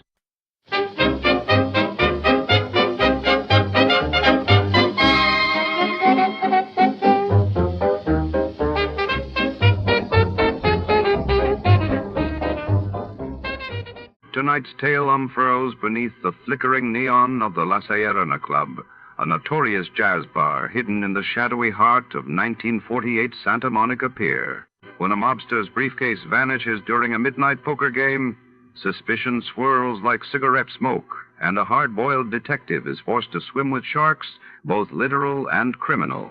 Secrets, lies, and silent threats lurk behind every velvet curtain, as the night's winner may lose more than just the jackpot. Before to start, let's see what happened the day it was aired. It was April 14, 1950, and that day the world learned about the Soviet Union's announcement of a new long-range bomber stoking Cold War tensions, while in England, Princess Elizabeth gave birth to her second child, capturing hearts across the Commonwealth. Tired of the everyday routine? Ever dream of a life of romantic adventure? Want to get away from it all? We offer you Escape. Escape, designed to free you from the four walls of today for a half hour of high adventure. Escape, brought to you by your Richfield gasoline dealer and the Richfield Oil Corporation of New York. Marketers of Richfield gasolines with xylene, Rich Lube all-weather motor oil, and other famous petroleum products. Look for the Richfield Eagle on the cream and blue pumps.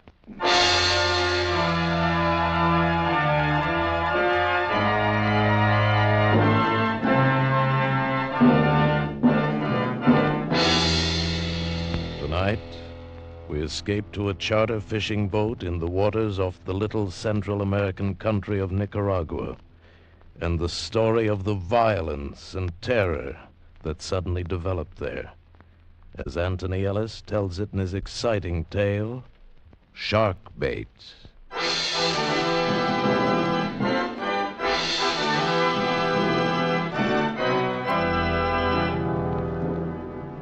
I just come out of the hole they call El Splendido.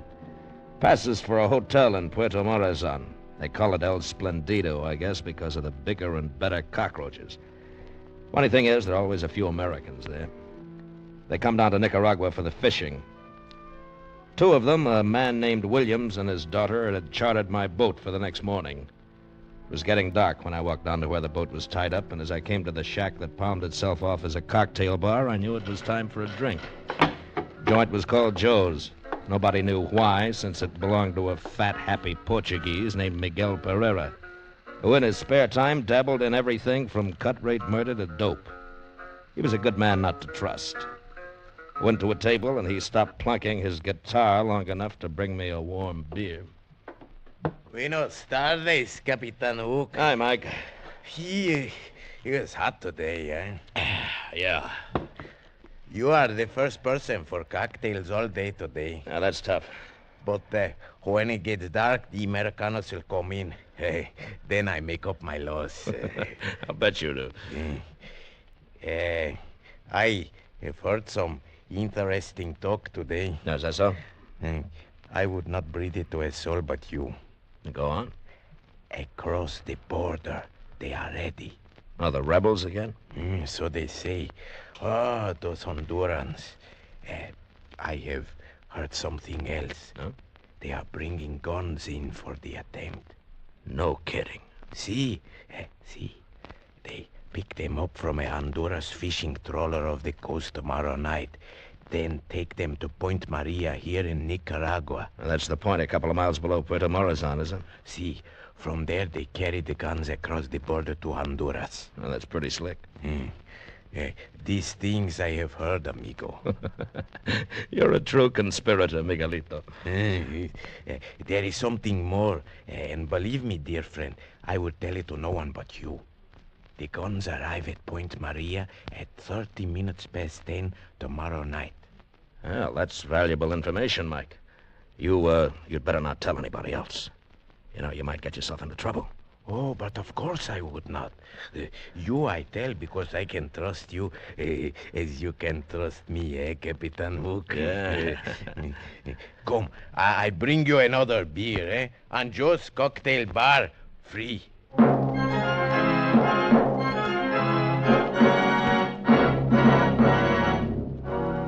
My customers came aboard the next morning at 5:30. Mr. Williams, short and fat, with a prissy little mouth that smiled and sparkling eyes. His daughter looked all right. There were two other men with them. I didn't like that, though. Strangers in Central America, particularly these days, can mean trouble, and that was something I didn't want. My deckhand, Sam, was standing by to cast off. Hey, Captain Hook. I should like you to meet Mr. Baxter and Mr. Gordon. How do you do? Gentlemen. They're staying at the El Splendido. Missed you last night when we made the charter. They're coming with us. Now, wait a minute, Mr. Williams. Wonderful day. It should be great for fishing. Look, Mr. Williams, my charter calls for only two, you and your daughter. Well, my dear fellow, Mr. Baxter and Mr. Gordon are my guests. You will be paid accordingly. Now, that's settled. Shall we, shove off? Okay. All right, Sam, cast off. See you, Jocko.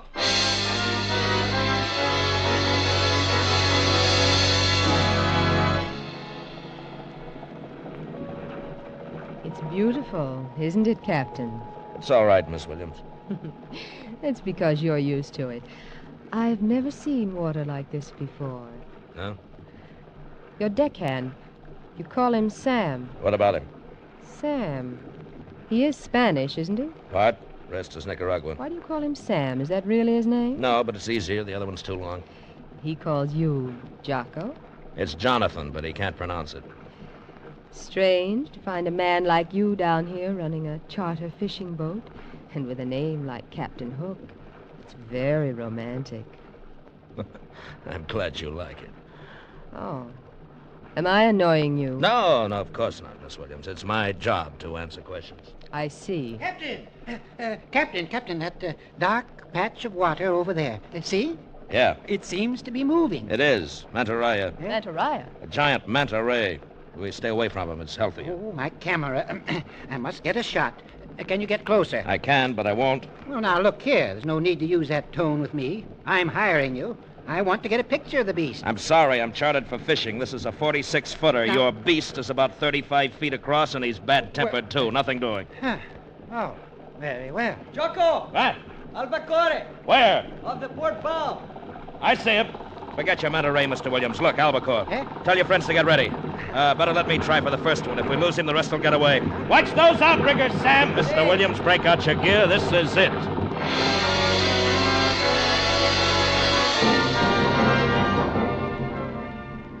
a school of fish you see once in a lifetime. When you tie onto one of those babies, you got something. I turned the wheel over to Sam and got set. The albacore took the feather jig like a crazy horse, only 10 times faster. I knew that if I lost him, it was goodbye school. That's the way albacore are. Oh, you've got him, you've got him. Come on, get those lines wet. Over on the other side of me, Baxter. Right. No, Baxter, look out. You're crossing my line. I'm sorry. No, get around me. Here, not that way, you fool. You're fouling me. Under me, under me. Up.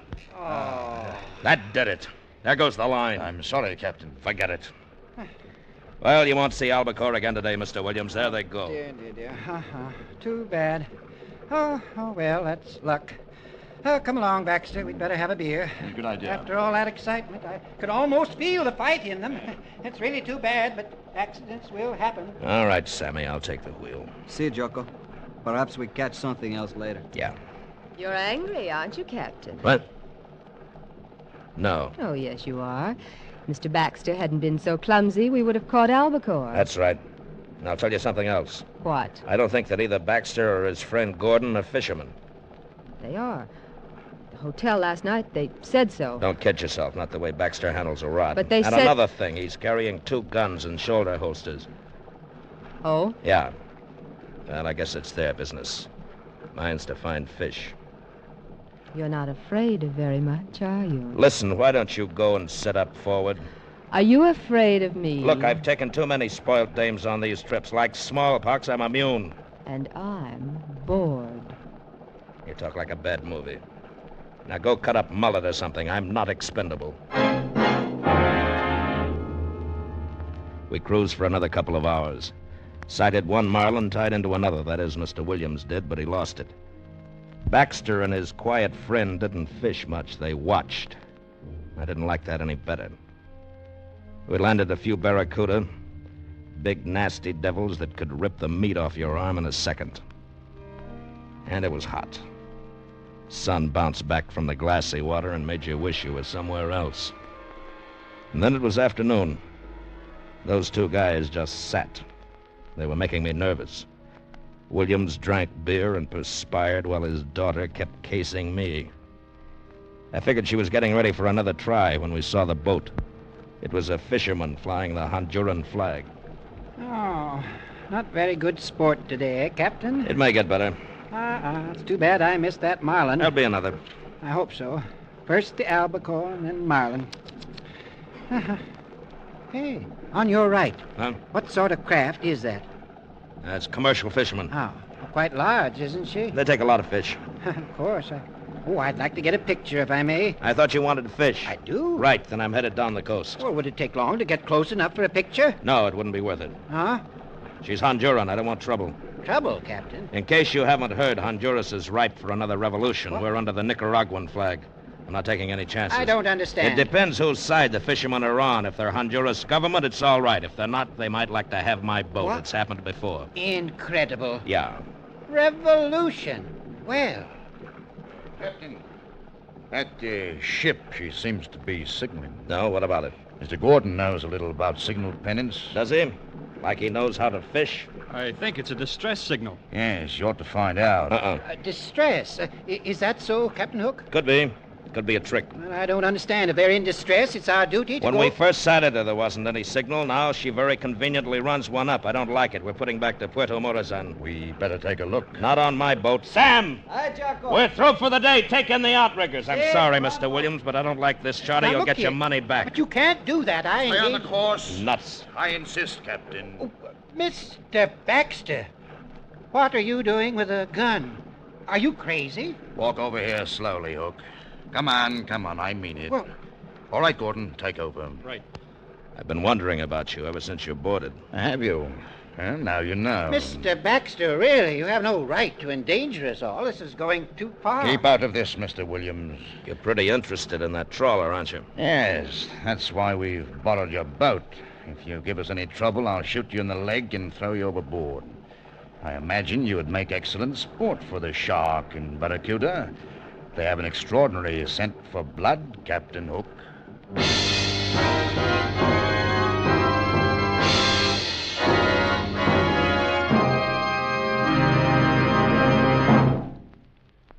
Did you know that today's motor car is the most powerful ever built? but it needs gasoline to match. It needs gasoline containing xylene. Xylene, a great discovery of modern science, puts a new dynamic wallop in gasoline. That's because xylene is one of the highest anti-knock gasoline components ever discovered. A super component to give your car new, higher anti-knock performance. Today, every gallon of Richfield gasoline contains xylene. Try Richfield gasoline on a gear shift hill. Press down on the gasoline pedal. Feel your car leap forward. That's what xylene in Richfield gasoline does. You get new high anti-knock, new power, new mileage economy. What's more, you have a choice of 2 great Richfield gasolines with xylene. The Richfield dealer offers Richfield Ethyl. Ethyl at its best for best results in highest compression motors, or Richfield High Octane at regular price for the average car. Stop where you see the Richfield Eagle on the cream and blue pumps. Get Richfield gasoline containing xylene. And now we return you to Escape. Well, it was nicely done. One minute I was the skipper of my boat, the next I was waiting to see if Baxter wasn't going to put a bullet into me. I knew he wasn't kidding about those shark and barracuda, so I decided to play along. Gordon may not have been a fisherman, but he knew how to run a boat, and he headed straight for the fishing trawler. What does it mean, Captain Hook? You tell me, Mr. Williams. How long did you say you've known those guys? We met them last night, Jonathan. Yeah? Well, certainly. Well, you don't for 1 minute suppose that I would have invited them had I known this was going to happen. Whatever are they up to? I've never heard of such a thing. It's rather exciting. Dana. I've got an idea. Oh? I told you they're ripe for a revolution in Honduras. Yes? That trawler might be carrying guns. Guns? Mm-hmm. But why? I mean, what's the point of taking over your boat? Unload guns, put them aboard us for the revolutionists. What? But Baxter couldn't have known we were coming out here. Oh, I don't believe it. Sure he could. How? You could have told him. I? That's right. Last night I told you I'd run out from Puerto Morazan for about 2 hours, you remember? Even told you the direction, south-southwest. Yes. You said we'd have a chance at Marlin and possibly Tarpon. Yes. I guess I did mention it to them. Okay. That's why Baxter didn't want us to stop for those albacore. He and his pal made a deal with the skipper of that boat to meet him somewhere around here and at about this time. Oh? It's only a guess, but it'll do for now. And it was a good guess. 10 minutes later, we tied up alongside the trawler. She was filthy enough, but she wasn't fishing, and she wasn't in distress. The crew was right out of a Sabatini novel. They didn't have cutlasses, but they had plenty of guns, and not the government kind either. The skipper had a few words with Baxter while Gordon covered us. Then a package changed hands, and they began to put the boxes on our deck. A couple of the deck hands stowed them below and in the cabin. We had quite an arsenal aboard when we pushed off. Well, Captain Hook, you wanted to put back into Puerto Morazan, so we shall. Are you kidding? Not at all. If those are guns, how do you think you're going to get them into Nicaragua? Nobody said anything about guns. I shouldn't worry about the contents of the boxes. We shall wait until night, then put into Point Maria. We'll put the cargo ashore there. Just like that? Just like that. You get paid off, and somebody else worries about getting them over the border into Honduras, huh? Yeah, that sounds familiar. If that is my plan, you have described it perfectly. And, Captain, remember, it's pointless for you to attempt any heroics. Our stakes are rather high, and we should prefer not to kill you. You won't kill me, don't worry. Your boat will be returned to you, and there'll be a bonus for your rather unusual charter. Well, thanks a lot. Well, I'm going to join Gordon at the wheel now, and keep in sight, Captain Hook. Psst. Choco. Sammy. Stay down. They can't see you. Choco, they think I am below. Yeah. I behave very scared. They did not trouble to search me carefully. I have my knife. Good boy. Not now, though. Stay out of the way. If we get a chance, I'll... Duck, here comes the dame. Well, where's your father, Miss Williams? In the cabin, worrying. Who were you talking to just now? Oh, me? Talking? Yes, you were. I know. It's your deckhand, Sam, isn't it? Keep your voice down. Sorry. Haven't they missed him? Probably not. Sam can look like a real scared Indian when he wants to. He isn't scared, is he? No. You've got a plan. Maybe. I could help. No, just stay out of the way. But I want to help. What can I do? What's your first name? Dana. That's no name for a girl. Well, it doesn't matter. I am a girl.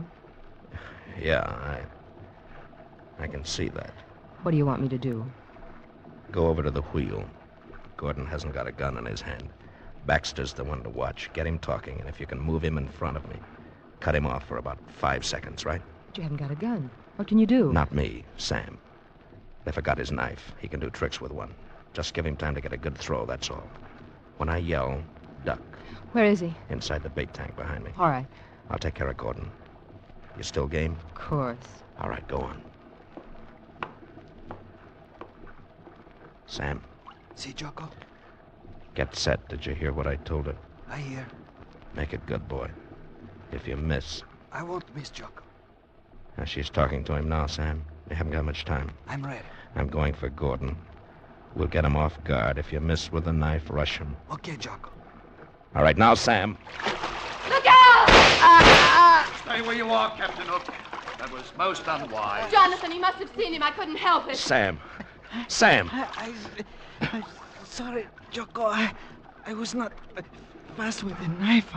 I'm sorry. Oh, come on, Sam. You'll be all right, Sam. There we go. We have one good, fine time together. Jocko. Sure. Sure we do, Sam. And lots more. Put him overboard, Captain. What? Put him over the side. He's dead. Listen, you're murdering... I want no dead bodies in this boat. Might be difficult to explain if anyone came aboard before we reached land. Put him over the side. I picked him up in my arms. He was very light. The little mestizo who'd been with me for 3 years was dead. Sam was dead. He looked like a sleeping child, except for the blood stain creeping over his wet shirt. I stood at the rail for a moment. Then I let him go. He fell astern of us, and I had to watch. I knew what was going to happen, but I had to watch. So did Baxter. I could feel that murderous fascination as he waited. Then there was a swirl. And another. The water boiled with triangular fins. And Sam was gone. After that, I just waited. Williams and the girl didn't show. It was just me and those two at the wheel. Then it began to get dark like it does down there. We didn't show any lights. Gordon was still at the wheel, and I could see the glow of Puerto Morazan off the port bow. There was no moon, just sudden blackness. Must have taken Carter by surprise, because when he called to me, I wasn't sitting by the bait tank any longer.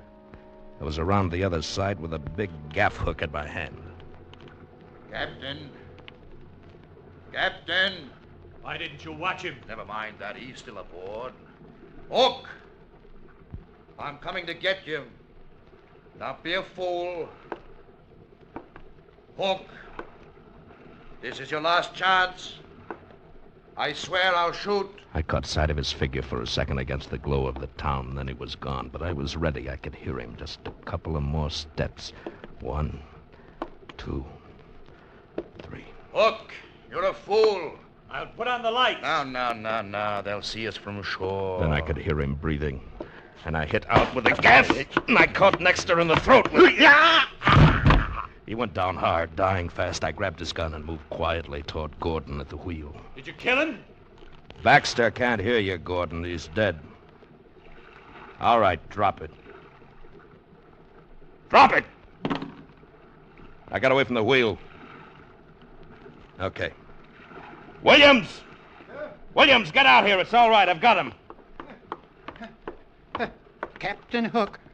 Oh, well done. It mustn't have taken a lot of nerve to do that. Pity it's wasted. Sorry, Captain Hook.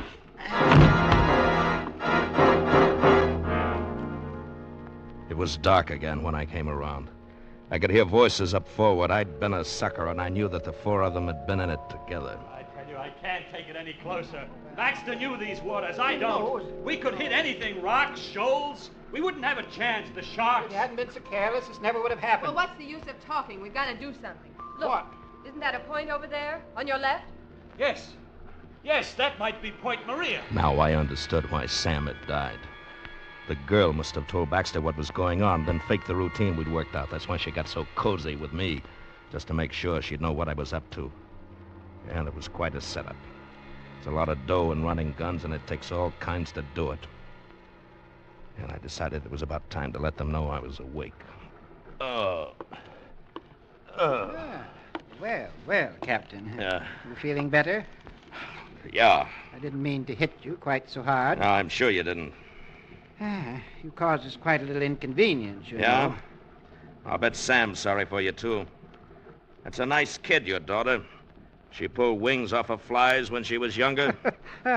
Not my daughter, Captain. Dana's, well, shall we say, a partner in the enterprise. Oh? And we have a proposition to put to you. Oh? Frankly, we need your help. Mr. Gordon is unable to discern the landmark we have chosen. Baxter might have found it, but, well, Captain, we needn't go into that. I offer you $1,000 if you would take us in to Point Maria, where we should be able to see the signal. Sorry. 2,000. Find it yourself. Shoot him. He'll only give us more trouble. Yeah, do that. Then explain how Sam and I disappeared when you get back to Puerto Morazan.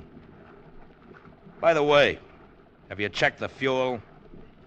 It's almost empty. That's right. All right, Captain. What do you want? Look, Williams. Suppose I take you in, and we decide on a fair deal when we get there. Very well. You have my hand on it, Captain? Yeah. Gentleman's agreement. Are you sure this is Point Maria? I'm sure. Do you want me to signal? No, we'll wait. They are to pick up the guns at 10:30. The boats will put out from shore. It's 10:30 now. We'll wait. It's okay with me. 5 minutes went by, and then we heard the sound of muffled oars. From out of the blackness, riding out to us on the swells, came 3 boats. I was at the rail when the first man lumbered heavily over the side. It was the owner of Joe's Cocktail Bar, Miguel Pereira, still fat and still happy. 4 others followed, well armed, stood waiting. Ah, Captain Hook, my good friend, and Senor Williams. Yes. But I did not know that you were acquainted. The captain was kind enough to assist in delivering your consignment, Senor Pereira. So? Ah, now I understand. You and the captain have become partners, eh? You used his boat for the task. Very good. Not partners, Mike. These are my guns. Oh, now come now, Captain Hook. You're getting a little out of your depth, aren't you? You might as well start unloading, Mike. But there is only one consignment? That's right, mine. Williams wasn't able to pick his up. Wait a minute. Are you running us, too? You, Captain? You're running guns? Yeah. It wasn't nice of Mike not to tell you about me, and it wasn't nice of him not to tell me about you. Would have been simpler to let us do the whole thing instead of splitting it up, Mike. Never mind what was nice.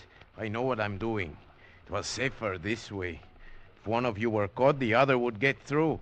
Mr. Williams said he arranged for a boat and would pick up his guns this afternoon from the trawler and bring them here this evening.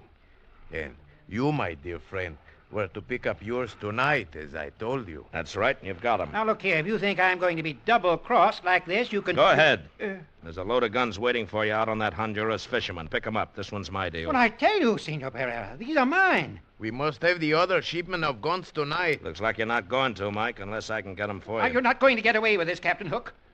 You will return to the trawler tonight, Captain? Sure. You'll have to pay me first for these. It is done. Oh, no. We made a deal, Pereira. I am not You going... did not keep your bargain, senor. Obviously, these are the captain's guns. Please, no violence. My men are nervous. That is better.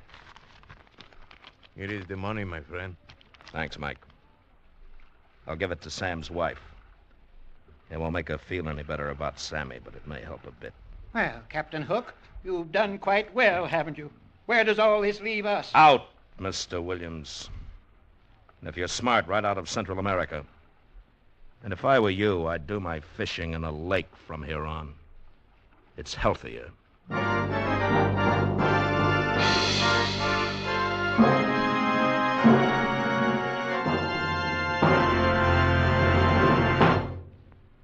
Did you know that just the motor of a modern car has as many moving parts as a whole car did only a few years ago? That means your motor oil has a bigger than ever job to do. That's why it's more important than ever to use Rich Lube all-weather motor oil. Rich Lube is refined 100% from the costliest Pennsylvania crude. It protects moving engine parts with a tough elastic oil film that stands up under the hardest driving conditions.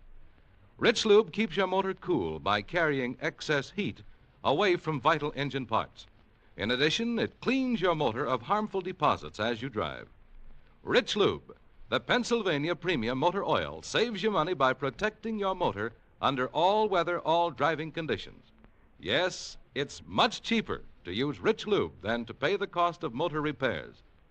Change to Rich Lube all-weather motor oil tomorrow. Keep your motor clean. Keep your motor young. Escape is produced and directed by William N. Robeson, and tonight has presented Shark Bait by Anthony Ellis. Featured in tonight's cast were Bill Conrad as Captain Hook, Mary Shipp as Dana, Will Gear as Williams, John Daner as Baxter, Steve Roberts as Gordon, Harry Bartell as Sam, and Paul Frees as Miguel. Special music was arranged and played by Ivan Ditmars. Next week. You are standing on the deck of a whaling ship, about to put out from San Francisco, when a stranger suddenly appears to inform you that he has just murdered your first mate. A stranger from whom you realize there can be no escape. Next week at this time, the Richfield Oil Corporation of New York invites you to escape with a story of intrigue and violence aboard a whaling ship of 100 years ago, as Bud Nelson tells it in his exciting tale, Yellow Wake. Be listening. Goodbye then until this same time next week, when once again we offer you Escape. Tom Hanlon speaking. This is CBS, the Columbia Broadcasting System.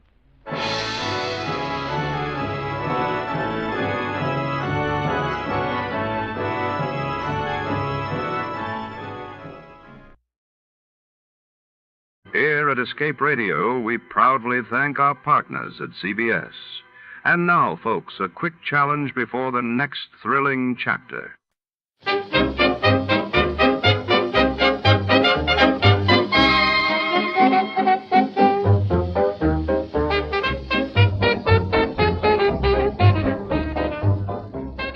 Tonight's case takes us deep inside the labyrinthine archives of the Burma Import and Export Company. A shadowy warren stacked with crates, ledgers, and secrets. When a mysterious shipment marked red matter vanishes under the neon flicker of the warehouse's lone desk lamp, Detective Slate is drawn into a web of espionage, betrayal, and forbidden science. Who wanted the red matter, and why? As the rain beats against the barred windows and typewriters clack in the background, nothing is as it seems. Before to start, let's see what happened the day it was aired. It was June 14, 1951. That day, the United Nations called for a ceasefire in Korea as peace talks gained traction, while in London, the Festival of Britain dazzled visitors with innovations and cultural displays along the Thames.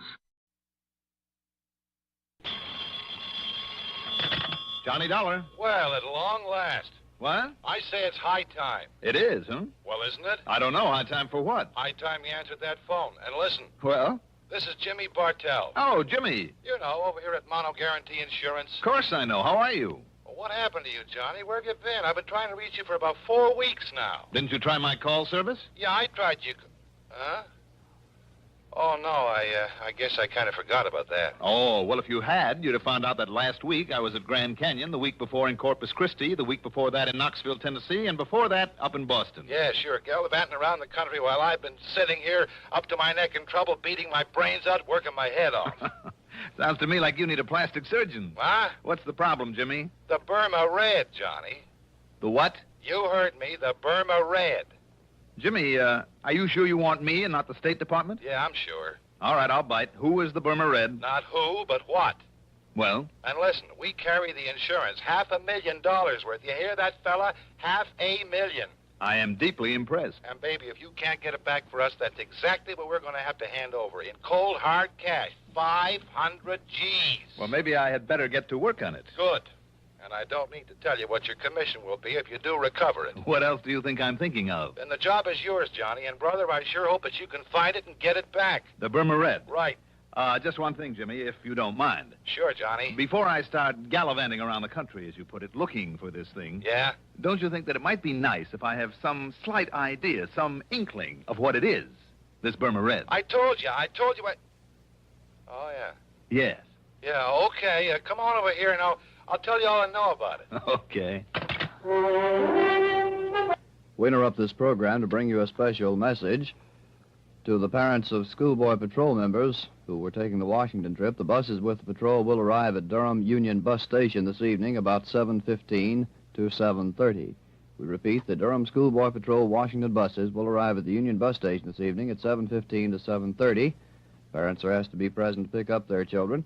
The parents are also asked to use the Sears parking lot. 7:15 to 7:30 the time.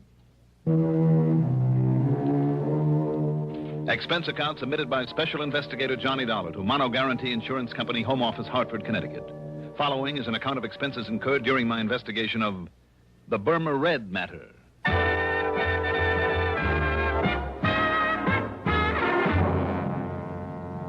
Expense account item 1. $1.20 for a cab from my apartment to Jimmy Bartell's office in the Spear Building down on the square. Jimmy's specialty, incidentally, is property insurance, especially where fine artwork is concerned. And in this case... Yeah, Johnny, 4 solid weeks I buzzed that phone of yours, and what I thought of you for not being there to answer it wouldn't be fit to print. All right, I'm here now, so stop bellyaching. But maybe you're too late, fella. He's already gotten into the country with it. The Burma Red? That's right, the Burma Red. Which is what? I told you, Johnny, it's... Oh, yeah, that's right, I didn't. Now, listen. I'm listening. It was brought over here a couple of years ago as part of a collection by some countess or other. Got written up in all the picture magazines. Do I hear a slight echo? Echo? Yes, from the case I had on my hands last week. I don't know, because I don't know what you had a case of. But listen. Go on. Having been a part originally of the Buckingham collection, over there in England, you know, well, as you might expect, it was picked up here by Winkler and Winkler. The big jewelry outfit down in New York. The same? Oh, then I do hear an echo. So it's a piece of jewelry and it's been stolen from them. No. The same as the Otara's necklace I recovered last week. No again. For Northeast indemnity. No? No, Johnny. It's just a single unmounted stone, a ruby. But so help me, it's big enough to choke a horse, and now it's gone. When did you say it was stolen from them? I didn't, because it wasn't. They'd sold it to that wealthy old Mrs. Harvey Larriman Brittingham. Lives out in the edge of town. Oh, I see. But 4 weeks ago, somebody neatly chiseled open her wall safe and walked off with it. Chiseled? Okay, blew it. What's the difference? Plenty. Knowing a safecracker's method can help a lot in pinning him down. No, the police think they know who did it, all right. Well, what do you need me for? To get that stone back. But if they already know who did it... But they couldn't prove it. Sure, the modus operandi, the way the safe was blown, it pointed straight to him and nobody else. But also he was known to be here in town. Who? But they couldn't pin it on him. He had himself a perfect alibi. Who, Jimmy? So maybe it was rigged. They couldn't break it. Jimmy... But, Johnny, it had to be Oscar Mayfield. Mayfield? They held him as long as they could, went through everything he owns, checked out every contact he made while he was here in Hartford. And all that got him was nothing, and not very much of that. I'll say this. If Oscar Mayfield, the old master, made that heist... So what could they do but let him traipse merrily on back to New York, where he's been living lately? Look, Jimmy... But I figure, despite the police report and all the work they did, I figure that somehow Mayfield got away with that ruby. Jimmy, I'm inclined to think you may be right. I know Oscar Mayfield. He's clever. I've tangled with him before. And, come to think of it, he made a promise to me once. Mayfield made a promise? Mm-hmm. What was it, Johnny? That if I ever tried to interfere with him again... Yeah? Well? He'd see to it that I had a very nice funeral.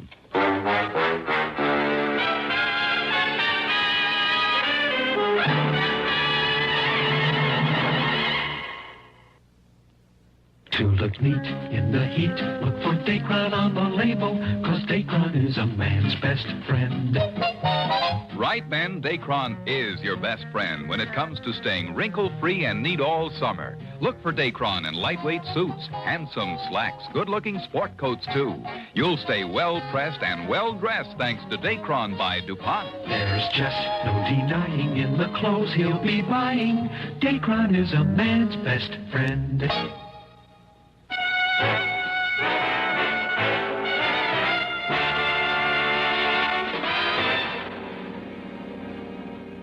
Expense account item 2. 65 cents for a cab to police headquarters where, after some inquiries, I ended up talking with Sergeant Holly Holcomb. He wasn't very encouraging. Sure, Dollar. He was known to be in town. Known to have tried to leave right afterward. Trademark he left on the wall safe was his. Plain as the nose in your face. Mm-hmm. And we pride ourselves on knowing the M.O.s of all the safe men within 1,000 miles. Yes, I know you do, and rightly so. But we couldn't pin a thing on him. All the direct evidence we didn't have on him because of his alibi apparently checking out all the way. We simply couldn't hold him on nothing more than suspicion any longer. No. Especially with that smart mouthpiece he dragged in. If we tried, he would have sued us from here to Kingdom Come. I mean, if you know Oscar Mayfield. Only too well, Sergeant. And you know what I mean. I suspect him just as much as you do. But till we have something definite, some real tangible clue. Well, anyhow, he went back to New York. Have you notified the police down there? Sure I am. Lieutenant Singer at the 18th Precinct. And, isn't he an old friend of yours? Randy Singer? He certainly is. Well, I haven't heard a word from him, not in over a week now, so why don't you call him? Or better still, go down there and see him. See what goes. All right, Sergeant. Maybe I'll do that.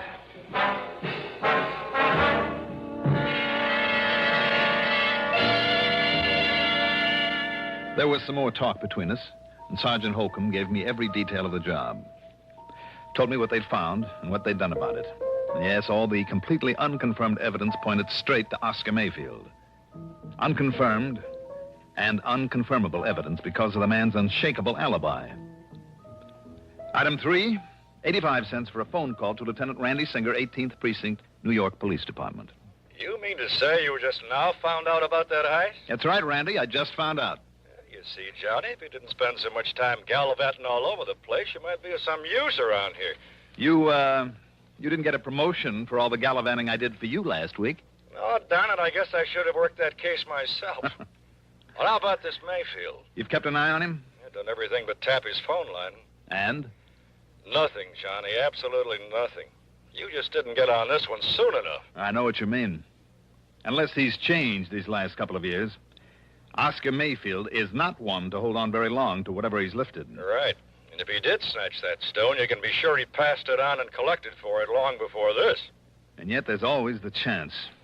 So, in the case of a big hunk of rock like that, it means one of two things. The guy who bought it from him is either carting it out of the country and far away, or having it cut up into little ones that nobody will ever be able to identify. I guess Mayfield would have passed it along in one big fat hurry. I know we couldn't find it. Anywhere on or around him. We tried every trick. And I mean trick, Johnny. Until he started to yell at the DA, and the DA started yelling at us. Johnny, I understand. I've just heard this, mind you. Yeah? Well, I understand that one of my boys... Oh, well, he was off duty, of course, so it was completely unofficial, you understand? Yeah. Well, I heard he even went so far as to roll Mayfield one night in the alley back of a nightclub. What? Not a sign of that, Ruby. Randy, if the department ever catches up with these unofficial tricks of Look, yours... I told you, Johnny, I only heard that. But I know myself it isn't hidden anywhere in his apartment. Oh, you do? I do. Randy, didn't you and your clever little boys completely overlook the Otara's necklace that was hidden in the back of a camera just about a week ago? Oh, now that was different. So that I had to get lucky and find it for you? Okay. So you happen to guess right. For once. So maybe I better get on down your way and look around for myself. Tell me, where does Mayfield live? A hotel apartment over at 614 East 49th. But it's no use, Johnny. Why, just because he's always gotten rid of things quickly in the past? No. Or because you knuckleheads couldn't find the ruby? No, Johnny. You haven't been able to hold him on suspicion and make a real investigation? I mean because by the time you can get here, he won't be. All right, then I'll grab the first plane I can and... What was that? Your pal Mayfield has paid up his rent and he's moving out. He's got himself a reservation on a plane to Mexico City this afternoon. Uh-oh. By the time you get to his place, he'll be gone. Randy. Yeah? Can't a genius like you come up with some excuse to hold him there for me? Oh, flattery will get you nowhere, Johnny. The answer's no. I've run out of tricks. Anything else I might try would only get me into hot water. No, wait, Randy. Yeah? Maybe I know a little trick to hold him over. Well, don't expect any official help from me or the department if you do come down it. What kind of a trick, Johnny? What's the difference? Now, look, if you're thinking you're doing something illegal, Oh, Randy, how that you would talk. only get us in order to clamp down on you. Don't worry about it. I'll be in touch.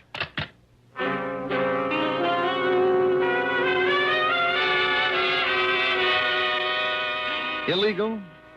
I don't know why, but I'd suddenly remember that during my run-in with Mayfield a couple of years ago, there'd been talk about a man who was fencing his stuff. A man who had been only vaguely identified as Hugo. The last name had never come to light. Okay, maybe that name still meant something to him. If so, it justified item 4, $1.26 for a telegram to Mayfield. It read as follows. Urgent, that before you make any deal, you call me immediately at Plaza 3, 9970, and I signed it, Hugo. And I had them put a rush on it, hoping it would give me some much-needed time. Item 5, $6 for a cab to Bradley Field. Item 6, $10.12 for a plane to New York. And when I got there, item 7 is $5.80 for a taxi to 614 East 49th Street. It was a smart, good-looking apartment hotel, which is more than I can say for the stuffy uniformed doorman. Mr. Mayfield, did you say? That's right. Mr. Oscar Mayfield. Is he still here? Is he in? Whom shall I say is calling, sir? Don't. Don't? Just give me his apartment number. Your name, please? Now, don't worry about it. I'm sorry, but I must have your name, sir. It's Dolar. Now, what's the apartment number? Dolar. Very well. No, you don't. Just put the phone down. I beg your pardon. It's granted. Now, the number of his apartment. Not unless I announce you, sir. Now, look, I am a special investigator. Oh, you are? Yes, and if you'd like to call the police and check on me, only I haven't time. Look here. These are my credentials. And I tell you, sir, that unless I... Oh, I see. Mr. Johnny Dolar. That's right. The insurance investigator. Yes. I didn't know. Well, you do now. Well, nonetheless, Mr. Dolar... Just give me Mayfield's apartment number, please. Now, what is it? Well, it's 7G. Okay, thank you. And I'll phone that you're on your way up, sir. You do, and I'll break your neck. 7G, Just in case he remembers what he once promised, I better make sure that this thing is working properly.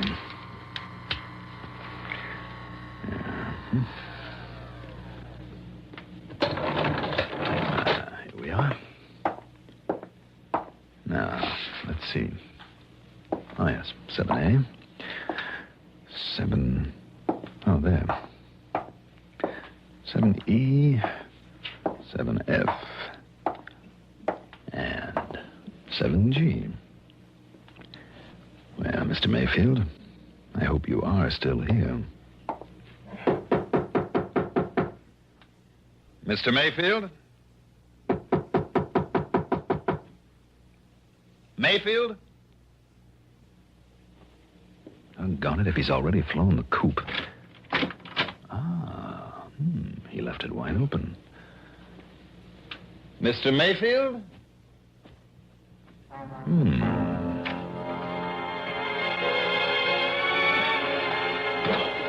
The well-furnished living room was empty. And so was a kind of study off at one side and a little bar kitchenette beyond it. As for the bedroom in the back, well, as I started through the door, I caught sight of a couple of handbags in front of a chest of drawers. So he was still here. What I didn't catch sight of, though, was the gun shoved around the side of the door into my back. Just lift them up slowly, Dollar. Slowly, while I see whether you're armed. Yes, here it is. Thank you. Okay, Mayfield. Now, over there, next to the bed. Go on. Sure, why not? Are you happy now? Dollar, I made you a promise once. Kind of foolish of you, wasn't it? I'm going to keep that promise now. You going to pull off a shot in a place like this? This apartment is absolutely soundproof. One of the reasons I selected it. I see. Well, are you ready?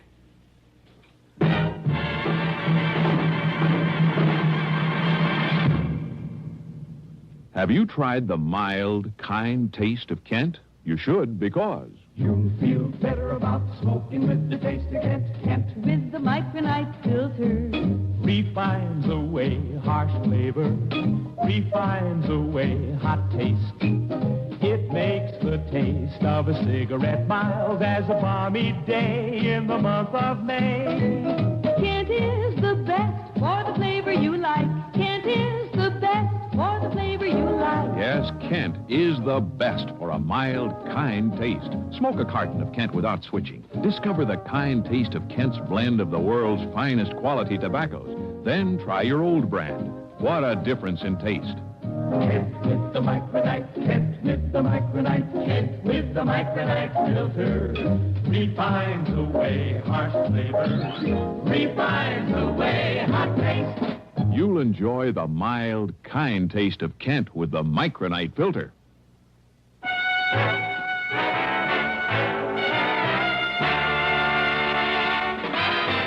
And it looks like you were expecting me, Mayfield. Oh, yes, Dolar, I was. You see, I figured right from the beginning that you might be called in on this case. Then you do have the Burma Red, the ruby. Now? Oh, of course not. You should know that I wouldn't hold on to a thing like that. Let's say it's been successfully disposed of. And why do you hang around here? Because I'm waiting for... Yes? I was waiting for you. To settle my old score with you.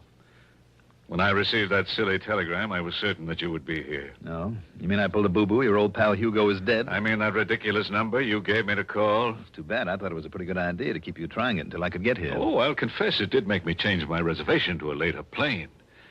But after all, when I got nothing but a busy signal 8 times in a row, I naturally called the operator. And she told you? Yes, that it's a number used for testing. That a busy signal is all it ever gets. Obviously a trick, then. Worthy of you. So I waited for you. And when the doorman, following my explicit instructions, called me, told me you'd arrived, Oh, but I'm wasting time. What's more, I'm expecting someone else. So, Dollar, this is it. Expecting me, maybe? What? Randy. Just drop it right there, Mayfield. Gently now. All right, now dollars again. Now sit over there in that chair next to the window. All right, anything you say, Lieutenant. Oh, Randy, you're like the U.S. Marines. Here, you better keep this gun of his. You know, I'm just glad you got careless and left that front door open out there. I thought I heard a door close just before you made your dramatic entrance. But how come, Randy? What do you mean, how come? Well, from what you said on the phone... So what? I'm off duty. Any reason I shouldn't just kind of drop around for a visit? Oh, I'm glad you did. You know something, Johnny? When? So am I. You did. You know something, Johnny? When? So am I. Now, I'll probably hate myself in the morning for saying this, but I've waited a long time for a chance to return some of the favors you've done me over the years. That I've done you. Well, Mayfield? I'm afraid your so-called visit is completely pointless, Lieutenant. You must know very well that you won't find the ruby around here or anything to even remotely connect me with it. Do I need to, after the little party I walked in on? Yeah, that's right. Huh? You can stop smiling now. Oh, very well, very well. If you insist on booking me for an alleged attack on Johnny Dollar with a, quote, deadly weapon, unquote, let us go down to your station house and have done with it. This Grand Central Station? Shall we? Shall we go, Lieutenant? You just stay in that chair, Mayfield, while I... No, Randy. While I answer the door. Okay, but leave this one open so I can hear. Right. Yes? Yeesh, what a fancy layout this is. Who are you? You Oscar Mayfield. Well, who did you expect to find here? Santa Claus? Yeah, well, no. Look, Mr. Mayfield, you mind putting down a gun, huh? Not till I'm sure you're okay. Come inside. Yeah, sure. All right, now what's your name? Yeah, Rosie Gilliam. Look, you can frisk me. I'm clean. And that package? Well, you know, it's from the boss. It's from Hugo. It's what you've been waiting for. Oh, it's from Hugo, huh? Yeah, sure, honestly. He said I should deliver it and get a receipt, then maybe you'd hand me a fin or a tenner. Oh, he did, huh? Yeah. Maybe I better make sure that it's, whatever he was supposed to send over to me. Well, you think I'd meddle with it, maybe do myself out of these delivery jobs he gives me and pays me so good? You're on the level? Yeah, honest, if you hit it. Well, this contains, and I think it does, By the way, where does Hugo hang out? Well, how should I know? All I know is he calls me now and then, meets me at some place, and gives me something I should deliver. I guess you're okay, then. Sit down there while I take a look at this. Yeah, sure. We'll just see now. You know, you're the first gent to ever open one of those deliveries in front of me. Am I? Yeah, you're the very first. Holy jumping, look at that loot.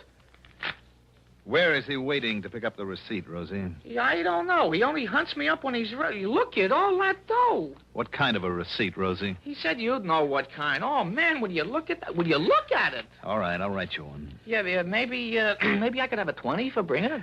I'll give you a receipt to Mr. Hugo. Let's see. How is it now that he spells his last name? You don't know, Mr. Mayfield? Well, don't you know? I should know how to spell Hemperschlag. Hemperschlag. So that's it. Hey, now, wait a minute. Listen, you are Mayfield, ain't you? All right, Randy. Randy who? Lieutenant Singer of the police. Come in, Randy. The police? Oh, no, I've been took. Mr. Hugo will kill me. No, Rosie, I don't think he'll ever get the chance. Just take it easy, Rosie. Oh, no, listen, cop, I was... We'll give you all the protection you need after we sign you in at headquarters. Rosie, whatever your name is, you hair-brained idiot. Just take it easy, Mayfield, and sit down. You too, Rosie. Well, now, look at all this beautiful money. Randy, unless I'm awfully wrong, it's payment to Mayfield for the ruby. And if you can locate a Hugo with the unlikely name of Hemperschlag, or maybe you'll save us the trouble, Mayfield. After all, now that we have his name, and who knows, if you talk, maybe the judge won't throw the whole book at you. Well? Okay, Dollar. I know when I'm licked, I'll talk. Mr. Hugo Hemperschlag, believe it or not, turned out to be a gem setter for the famous jewelry house of Winkler & Winkler, where he couldn't help knowing about all the important stuff brought into this country, and with the know-how to break it up after he'd arranged to have it stolen. Expense account total, well, in view of the commission I'll get on this one, forget it. Yours truly, Johnny Dollar.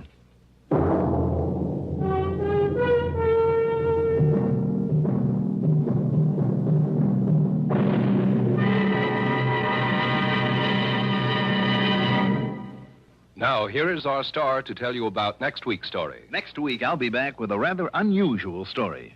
Join us, won't you? Yours truly, Johnny Dollar. Yours truly, Johnny Dollar, is written by Jack Johnstone, produced and directed by Bruno Zerato Jr., music supervision by Ethel Huber, sound patterns by Joseph Cabibo. Johnny Dollar is played by Mandel Kramer. Also featured in our cast were Paul McGrath as Oscar Mayfield, Al Hodge as Lieutenant Randy Singer, Ivor Francis as Jimmy Bartell, Jack Grimes as Rosie, Santos Ortega as the Sergeant, Mercer McLeod as the Doorman. Be sure to join us next week, same time, same station, for another exciting story of yours truly, Johnny Dollar. This is Roger Foster speaking. Durwood Kirby's favorite program, The Gary Moore Show, weekdays on the CBS Radio Network. CBS for Durham, Raleigh, WDNC. Here at Escape Radio, we proudly thank our partners at CBS. And now, folks, a quick challenge before the next thrilling chapter.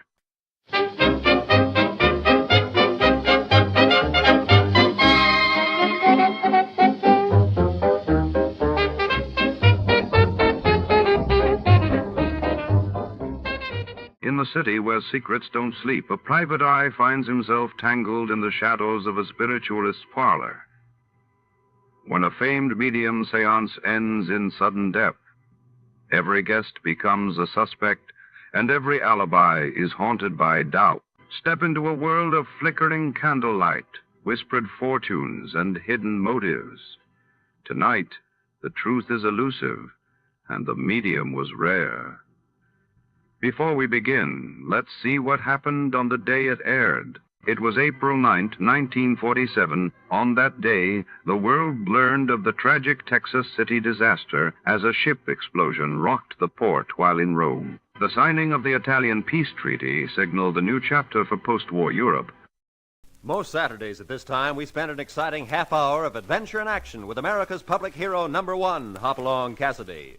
Well, even two-fisted cowboys take summer vacations when they can, and Hoppy is no exception. But Hopalong and Topper will be back with us riding the CBS air trails again 2 weeks from tonight, September 22nd. Get this and get it straight. Crime is a sucker's road, and those who travel it wind up in the gut of the prison of the grave. There's no other end, but they never learn. From the pen of Raymond Chandler, outstanding author of crime fiction, comes his most famous character in The Adventures of Philip Marlowe.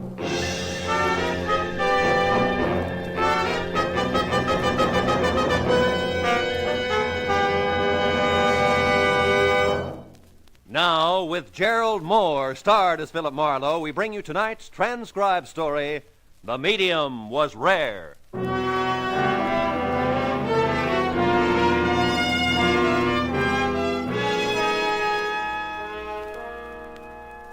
Let me out of here. I've got to get away.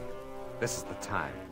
The time when all I can think of is trout streams, trails through tall mountains, where every man is Hopalong Cassidy. I was sitting in my favorite restaurant telling Mary, my favorite hash slinger, all about it. Oh, it all sounds so wonderful, Phil. Yeah, but that's not the half of it. There are waterfalls so high it seems the cascade comes from heaven itself. Going alone, Phil? You bet your sweet life I'm going alone. In the words of the poet, I'm going to commune with nature. I'm the most natural thing you ever saw. Darling, you're beautiful. Your charms are many, but you want me to be honest? Yeah. You don't compare to a trout. Why, you worm. Don't get mad, baby. It's the season. Season or out, I don't like being compared to a fish. Not a fish, baby. The queen of them all. A mountain trout. Did you ever hear of the Feather River country, Mary? If it's out of Los Angeles County, I've never been there. It's in Northern California. Northern fringe of the Mother Lode. Here's your coffee. Mother who? Hey, you know something? If I started right now, I could make it before morning. A quick cup of coffee, huh, doll? I'll drop everything. Well, if it ain't the clean living type. Hi, Marlowe. Hiya, Cookie. I thought they had you stashed away. Not no more. I got parole last week. No kidding. Yeah, no kidding. It was a bum rap. It sure was, if you're out this soon. Anything else? Yeah. When do you get off? A lot later than you do, because you're getting off now. Touché, girl. Yeah? What kind of a crack is that? That's French for I'm on your team. Ah. Dames. You try to say something nice to him, and where does it get you? Yeah, well, I gotta go, Cookie. I'm sorry to see you. Yeah, wait. I'll go with you. Thanks, Mary. Yeah, you bet, Phil. Give my regards to the fish. I'll leave you a nickel, doll. Better keep it. The other buffalo will miss you. Well, yeah, we should. You gotta face it, Cookie. She's crazy about you. You think so? No. Well, my car's in the lot here. I'm in a hurry, Yeah, so well, mine's in the lot, too. Listen, Marlowe, I was just wondering. You get around. You got any idea where Cesano is? Cesano? Yeah. Don't you know any decent people? Hey, Cesano's my pal. He's as decent as I am. You made the point, Cookie. Seems to me there was talk he had something to do with you taking that rap in the first place, huh? Listen, you don't think I'm trying to find him to knock him off or anything like that? Could be. You're about that bright. But it doesn't really matter. I don't know where he is. I don't care. I don't want to know where you are, either. Well, that suits me good. Only Good. I don't know what you're so kissed off about. I done nothing to you. Neither is Cesano. You make my taxes higher. Yeah, how? Never mind. Oh, you'll kill me, Marlowe. You talk about taxes. Yeah. How'd you like to pay taxes on this job? This your heap? Yeah. One of them foreign things. Right-hand drive. Baby blue yet? It matches my eye. What'd you do at San Quentin? Learn a trade? Sure. And a good one. You decent people go right on paying taxes, Marlowe. Us third-rate punks will get along. I watched Cookie's baby blue convertible cut out into the traffic. Got in my own car and drove away in the opposite direction. Yeah, Cookie cinched it. I was going to knock off for a while, head for the Feather River country. Well, by the time I reached my apartment, I could almost smell the pine trees. And while I tossed a few things into a bag, I saw myself every inch a modern Isaac Walton. Oh. You're Philip Marlowe. That's right. Oh, I'm so glad you're here. I've been calling you. Oh, I'm Lillian Collins. Are you? Well, I told Pat not to wait. Who's Pat? The taxi driver. Oh, him. May I come in? Well, yeah, I guess so. Thank you. Mm-hmm. Oh, you're packing.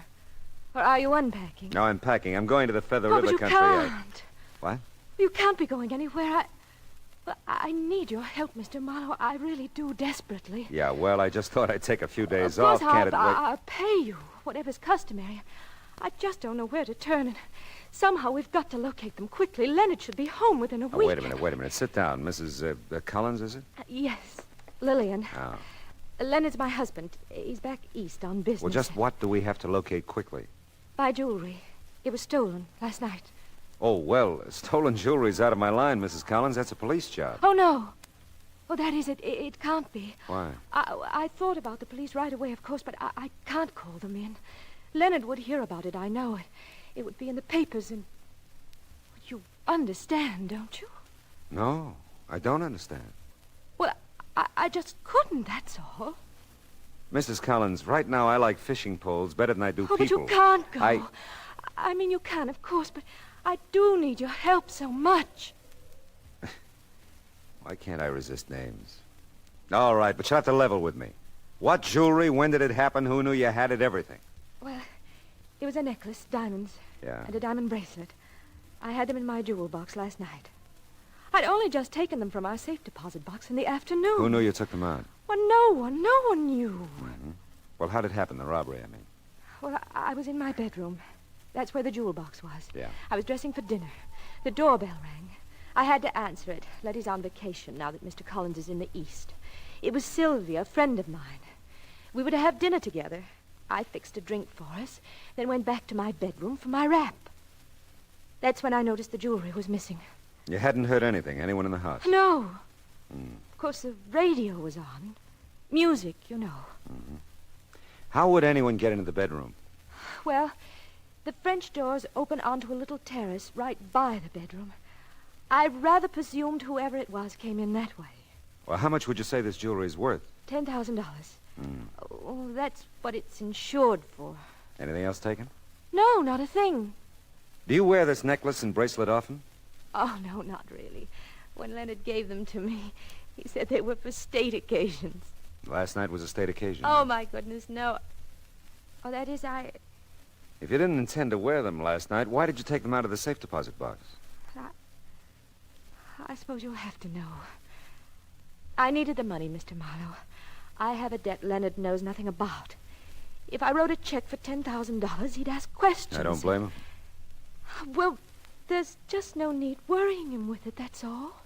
He doesn't know you gamble, huh? I didn't say... You didn't have to. Have you ever pawned anything before, Mrs. Collins? No.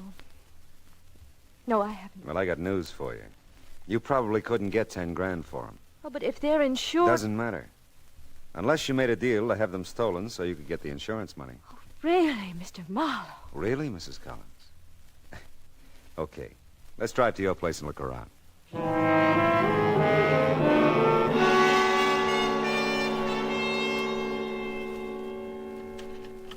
Yeah, these doors have been jimmied, all right. Didn't it bother you to stay here last night after it happened? Oh, I didn't. I stayed with Sylvia in Westwood. Told her about the robbery, huh? No, I didn't. I started to, but then I was afraid I'd have to tell her too much. Mm-hmm. Did you stay there last night and then come over to my apartment by cab this morning? Well, I came here first, then to your apartment. I wanted to be sure nothing else was missing. And then I decided to get in touch with you and had Pat drive me over. That's the taxi driver. He's practically my chauffeur. His stand is right out in front of our building here. I'm one of those native-born New Yorkers who never learned to drive. Mrs. Collins, are you sure that you're telling me everything you know about this? Oh, believe me, I am, Mr. Marlowe. Why, it would be so stupid of me not to. Yes, it would. I've got to have that jewelry back before Leonard comes. He'll just never understand the gambling and all. Well, he's gone so much, and we have no children. There just wasn't anything else to do. Can you understand that, Mr. Marlowe? No, but I'll try, Mrs. Collins.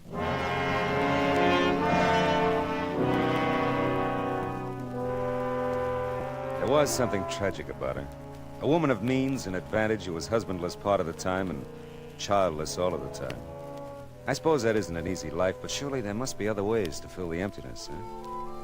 Well, Lillian packed a small bag and asked me to drive her to Sylvia's. As we walked toward my car, a grinning taxi driver leaned out of his cab. Take you somewhere, Mrs. Collins? Oh, not this time, thanks, Pat. I'm freeloading. Okay, but don't make it a habit. I gotta make a living, you know. I know. See you later, Pat. He's awfully nice, Mr. Marlowe. Yeah, he seems to be. Tell me about your friend Sylvia. Oh, well, there isn't much to tell. She's a nice person, a widow. Oh, she just lives a block or so from here. Turn on Wilshire to your left. Okay.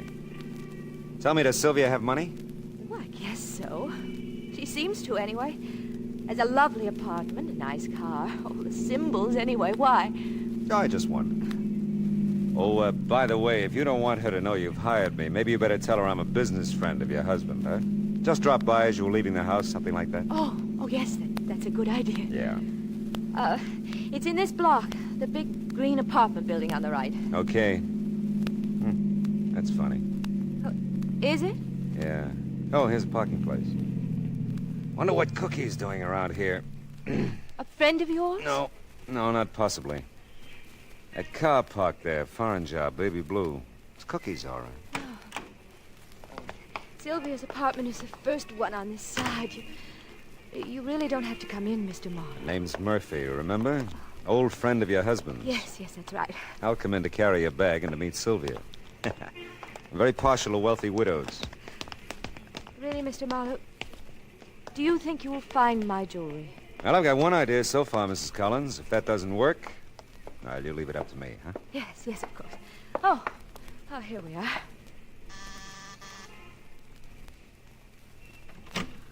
Oh, Lil, darling, I'm so glad you're back.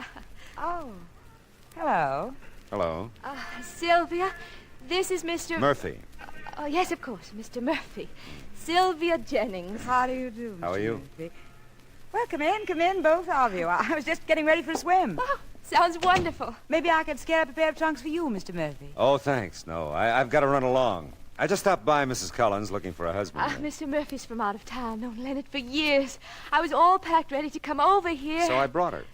Well, all right. You know, you two don't have to explain anything to me. As a matter of fact, I can go down to the pool alone, and you two can stay here and talk about old times. Why, Sylvia. Oh, relax, Bill. And forgive me, Mr. Murphy. I've told stories like that myself so many times, I know them by heart. I'll bet you do at that. You know I do. Now, I just won't have you thinking that, Sylvia. Oh, now, don't be silly, darling. It's not important. Oh, but it is. Hey, wait a minute. Hold it. Let's you both go down to the pool and talk it all over. I really have business to tend to. Oh, I'm sorry. I'm really sorry. Yeah, we'll just keep it that way. Huh? Will we be hearing from you about anything or anything? You know. Oh, sure. Sure you will. About anything.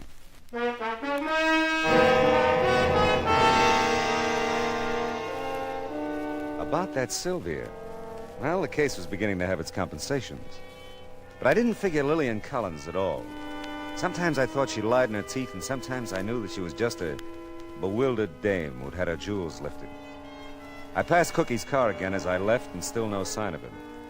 I had told Lillian I had one idea. He was still at the taxi stand in front of her apartment. You really Philip Marlowe? Yeah, I really am. Need proof? No, that's okay. Mrs. Collins wouldn't have been with you if you weren't the right guy. You say I can help? Yeah, maybe so. Now, look, you drive her almost everywhere she goes. Now, how about telling me just where she goes, huh? Regulation places, Saxes, Magnans, places for lunch, stuff like that. Mm-hmm. This morning I took her over to a Hollywood address. Oh, that was me. Oh, well, hey, there is one place she goes a couple of times a week for the last 3 or 4 weeks. A place on top of one of the hills up off of Coldwater Canyon. Friend of hers? Well, maybe. She usually asks me to wait, though, between 15 minutes and a half hour. That's all the longer she stays. When was the last time you took her there? Let me see. Day before yesterday, I think. Yeah, it was day before yesterday.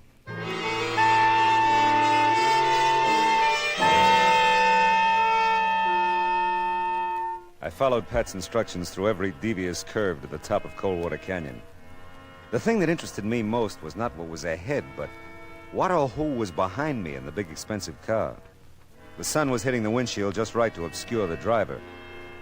I slowed at the isolated address, noticed another big car parked in front. When I stopped, the car behind me stopped. A well-dressed woman got out and went into the house. As she did, she passed another well-dressed woman coming out. It looked like a change of shifts. As she drove away, I got out of the car and went up to the door.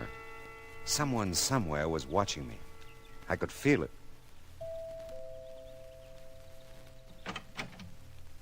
Yes? Oh, hello. I do not believe you have an appointment, sir. Oh, no, I didn't think to make one. Excuse me, please. One moment. What a creep. And what a joint. You, will come in, please. Yeah, thanks. May I inquire, sir, who referred you here? I have to have a reference? Madame must insist on references, sir. Oh, she insists, yeah, well... I'm a friend of Mrs. Collins. Lillian Collins? Oh, yes. Mrs. Collins, yeah. Yes. You will follow me, then. Madame will see you now. More to the point, I will see Madame. I followed the Peter Lorre character down a darkened hallway. As far as I could tell, there was no door ahead. It looked like a blind alley. Even in the darkness, I sensed that someone could see me. I didn't have long to think about it. Just when we reached what looked like an impasse, the little man ahead of me pulled some heavy drapes aside and nodded for me to enter. I walked into a room that was heavily draped on all sides, pungent with the smell of incense. And studying me from across the room, a Grecian-robed woman seated beside, so help me, a crystal ball. You will come in, please, and be seated. Yeah, I will. You see, Hush. You will remain silent. It is so necessary, your silence. Bruno, you will go. Yes, madame. Hey, they're very clever, those drapes. When they're closed, you can't tell where the door is. I must insist. Your silence is very important. Ah. You are in need of help, much help, or you would not be here. Yeah, well, you could say that. Yeah. You make it very difficult for me to see what is in store for you. The crystal is cloudy, very cloudy. I'll quit breathing on it. Please. Oh, excuse me. Now, you are seeking something, probing, searching out, and this is not a good thing. Some things one must not pursue. I regret to say, for you I see much trouble. Great trouble and danger. You are in need of rest, my friend. Rest and sleep. A long sleep. Bruno will help you. Bruno will help you to sleep.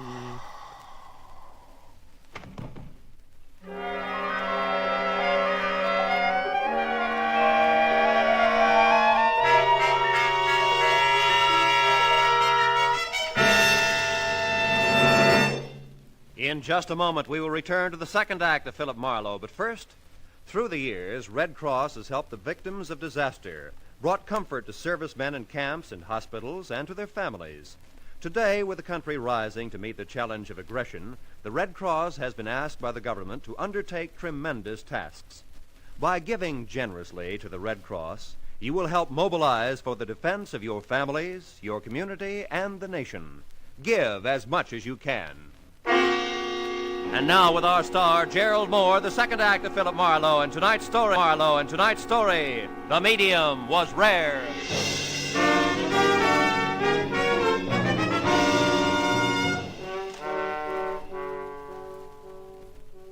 Madame's prediction was suffocatingly accurate. Bruno helped me sleep all right with a strong assist from a sponge full of ether. My watch said it was 2 hours later when I came out of the anesthetic a long way from the house on the top of Coldwater Canyon. I was in my own car parked on a strand of beach north of Santa Monica.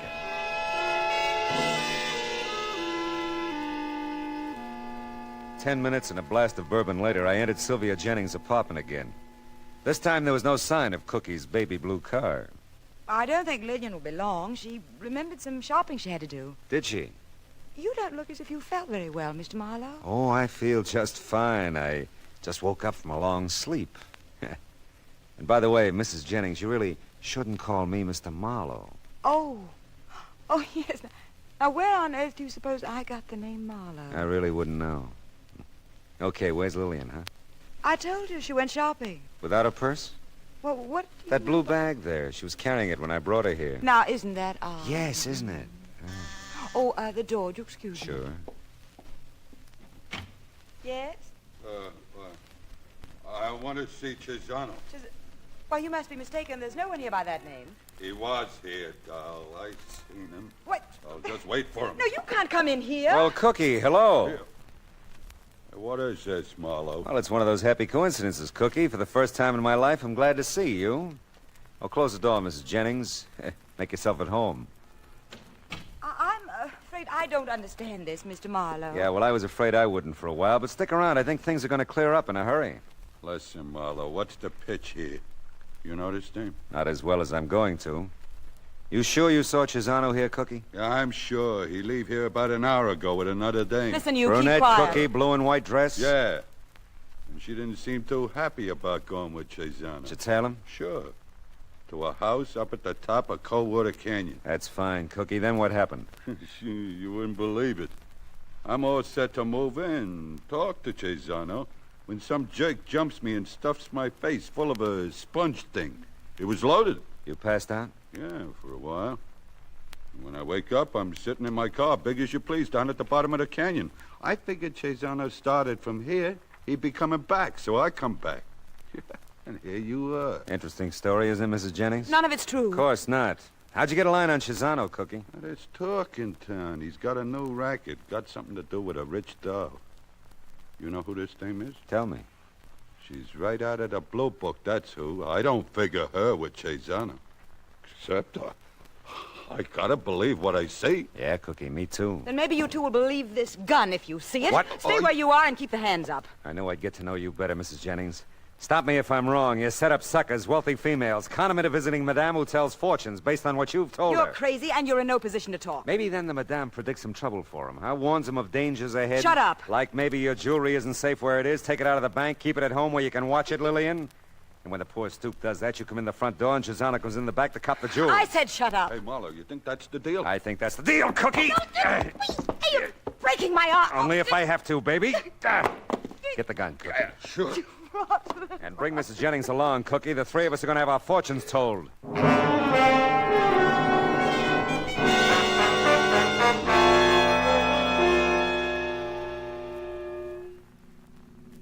How about that Chisano? What a sweet deal he's got. I didn't figure him for so smart. He's a big brain, all right. And wait till he hears we're cutting in on him, sharing the take. Huh? This way, everybody makes dough. Me, you, Chisano, even the little doll here, huh? Leave me alone. Easy does it, Cookie. You're pretty smart yourself. How'd you figure I was going to make a business deal with Chisano? Yeah, no chump, Marlowe. I got every Seamus figured. You're all looking for that one big, sweet deal like Chisano's got to move in on. It's a natural. Yeah, you're right. Chisano will never go for it. He's got no choice, doll. Oh, hey, watch it, Marlowe. There's a geek in a prowl car ahead of you. Yeah, I've been watching him. Where's Mrs. Jennings' gun, Cookie? Right here. Why? Give it to me a minute, huh? You ain't gonna plug it. Come on, give it to me. Okay, but I don't get you. Thanks. You hit him. Yeah, and that's not all. What are you doing? You ran right into that police car. That's the way I played it, honey. Hey, that wasn't very bright. Oh, Mr. Marlowe. Got a couple of customers for you, officer. I had to move quick. Why, sure, but... Oh, yes, we do. The lively one's got a great racket. I'll tell you about it later. Cookie over there wants to see his parole officer. You want me to take them in? I sure do. And tell your brethren to come to 6956 Canyon Rim, top of Coldwater Canyon, right away, with their muskets loaded.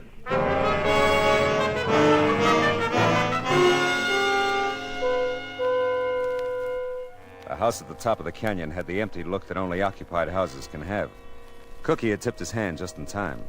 I was better off traveling light. I knew I'd have no trouble getting in. Chisano was probably expecting me. I was so right. You're late, Marlowe. Well, some days it takes me longer to come out of ether than others. You must have done a good job, Bruno. I always try, Mr. Chisano. Oh, believe me, Chisano, he's earned a promotion. Get the business over with. Well, Madame, I didn't recognize you without your crystal ball. Never mind that, Marlowe. Okay, I won't. Where's Lillian? She's arresting. Oh. Look, Chisano, Your nasty little racket here is one thing, but kidnapping is another, huh? Yeah. And murder is something else again. You forced us, Mr. Marlowe. I warned you not to probe. Chisano, listen. I'm not kidding. If you've done anything to Lillian, I'll take you... She's perfectly safe. She's not been harmed yet. That's right. Not yet. She better not be. Oh, there you are, Lillian. She can be. There's no one there. It's an old gag, Chisano. Gives me a chance at my gun. Now, the three of you stand over there by the windows. Now, look, Marlowe. No, you look. You and Bruno and Madame take a good look out the window and let me know when the law arrives. You know, Madame, even without your crystal ball, I can see trouble for you. Much trouble.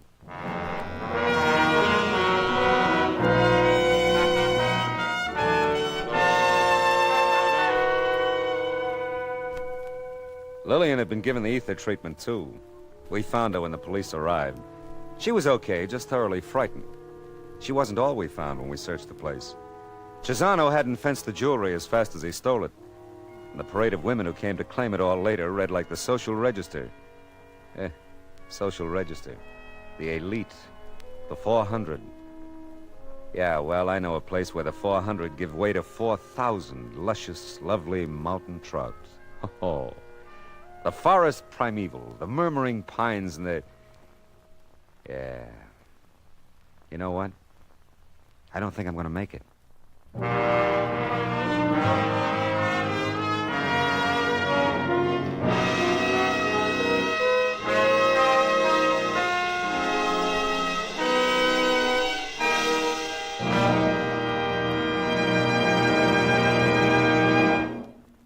The Adventures of Philip Marlowe, bringing you Raymond Chandler's most famous character, star Gerald Moore, was produced and transcribed tonight by Cliff Howell and written for radio by Kathleen Height.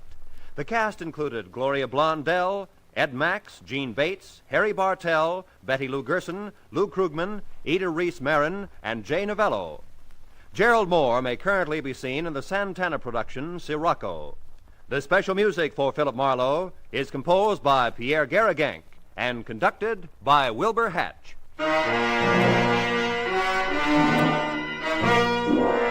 Be sure to listen again next week at the same time when Philip Marlowe says... This time, strange sounds came from a bungalow court. Or did they? An old woman thought so, but she had quite an imagination. A crack in the wall held the secret. A couple of guys held guns. And a nice guy held on. For dear life.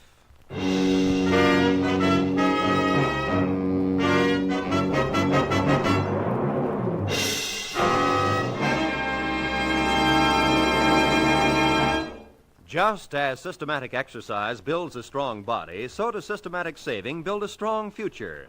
Save systematically for your future and for your country's future with United States Defense Bonds.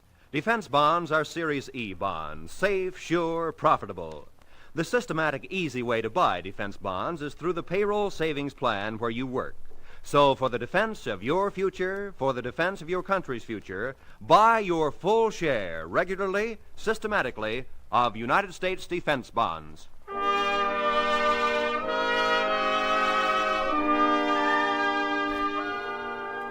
Roy Rowan speaking. This is the CBS Radio Network.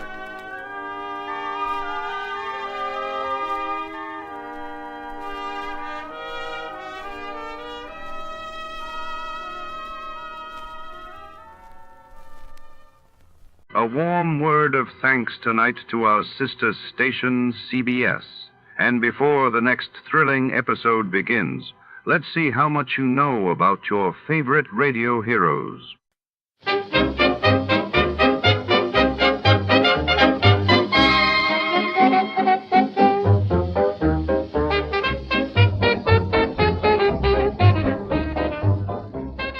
Tonight, our story takes us deep into the heart of a dusty Texas cattle auction house where fortunes are made and lost in the blink of an eye. A simple steer triggers a deadly game, and insurance investigator Johnny Dolar finds himself tangled in a web of deception and greed, surrounded by wary ranchers and shadowy bidders. The scent of leather and the echo of boots on wooden planks set the stage for betrayal. Amid the clamor of the auctioneer's call, who is pulling the strings, And what secrets are hidden behind the bidding paddles? Before to start, let's see what happened the day it was broadcasted. It was March 4, 1956, and that day the world watched as France and Britain issued stern warnings to Egypt over control of the Suez Canal while in the United States. A record-breaking winter storm paralyzed much of the Midwest, bringing cities like Chicago and Detroit to a grinding halt. From Hollywood, it's time now for... Johnny Dolar. Howdy, Mr. Dolar. My name is Jake Denham. I own a cattle ranch out here in Craig, Colorado. How'd you like to come out here and see me? Colorado? That's right. I have a policy with one of your companies, Tri-Western, office over in Denver. Well, what seems to be the trouble, Mr. Denham? Trouble? Oh, nothing like that. Not at all. Then why have you called me? Well, you see, the brand I use in my beef cattle is a Lazy JD. Yeah, you said your name is Jake Denham. That's right. But JD is your initials, too. Oh, yeah. Yeah. And the lazy part fits me to a T. But now why have you called me? Well, you see, I listen to your radio program every week. All those insurance cases you handle all over the country. Glad to hear it. And I thought the Lazy JD being your initials, too, and all the local color out here, and, well, maybe you'd like to come and get some local atmosphere for one of your stories. Oh, now, wait a minute, Mr. Denham. If you have some insurance matter you'd like me to investigate... Well, no. I told you why I thought you ought to come. So can you, right away? You sure there's nothing wrong out there? No, like I said, a lot of local color. Nice place to stay here at the ranch. How about it? Well, I've a couple of days' work on some reports to finish up. Then right after that, huh? Well... Good. I'll be waiting for you. Goodbye. Look. And everything's really okay, huh? Goodbye. Mr. Denham, I think you're lying through your teeth.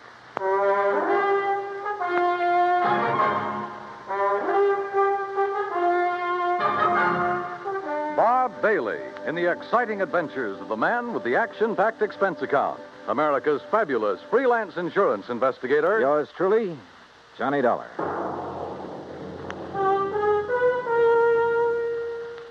And now, Act One of yours truly, Johnny Dolar.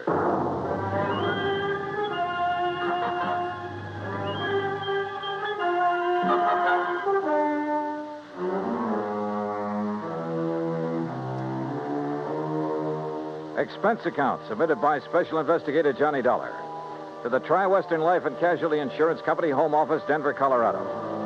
Following is an account of expenses incurred during my investigation of the bum steer matter.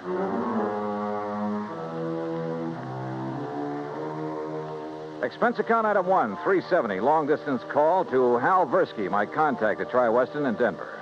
Johnny, good to hear from you. You out in this neighborhood? Nope, still in Hartford. Hal, I want you to okay an expense account for me. Well, now that depends. Listen, do you know a client of yours by the name of Jake Denham? Yes. As I recall, he owns a big cattle ranch over near the little town of Craig. Uh-huh. Carries a straight life for something like 40, 50,000. Well, look, I got a phone call from him begging me to come out there and see him. Oh? Something wrong? He says not, but I don't believe him. Well, have you any reason to think something is wrong? Well, only the half-baked excuse he gave me for wanting to see me. Look, Hal, I realize this is just a hunch, but... Certainly sounds like it to me. But my hunches have saved your company a lot of dough on occasion. So how about it? Okay. Put it this way. If you run into something out there and clear it up, we'll pay the freight. If not, well, you just go ahead and have yourself a vacation at your own expense, okay? Oh, now, why don't you relax that iron grip on the purse strings for a change, huh? Why? What would you do? Okay. But I warn you, Hal, if this does turn into a case for your company, my expense account is going to knock you right off your feet. Oh, now, wait a minute. Bye-bye. Johnny! It took me nearly 4 days to clear up the reports I had to finish. I wish now it hadn't, that I'd left Hartford immediately. Expense account item 2, $133. Plane fare and all the incidentals I could think of, Hartford to Denver. I got there shortly after 7 a.m. Item 3, $50 deposit on a drive-your-own car, in which I promptly headed north and west on Highway 40. That is, after getting out of the traffic in Denver itself, and believe me, that town has it. The 200-mile drive to Craig was routine, except for the lush green hills, the snow-topped mountains, the vast meadows and forests. Colorful Colorado, they call it, and it sure is. Finally, about noon, I pulled into Craig and stopped at the Cosgrove Hotel for lunch. That's item 4, $350. From the waitress, I got directions to the Lazy J.D. Ranch. About 8 miles south on the Yampa River, just off Route 789. You want some dessert? Oh, no, thanks. This is fine. Hey, you one of the relatives? Relatives? Oh, of course not. You're too late. Too late for what? It was real beautiful, though. Half the town turned out for it, and most of the big ranchers. What are you talking about? Oh, my gosh, it's after 1:30. Look, I'm not supposed to be on duty now, and I got a date with my boyfriend. Hey, well, now... Excuse me, now, I wait gotta a go. second. Just pay the cashier in the lobby. Well, but look, Okay.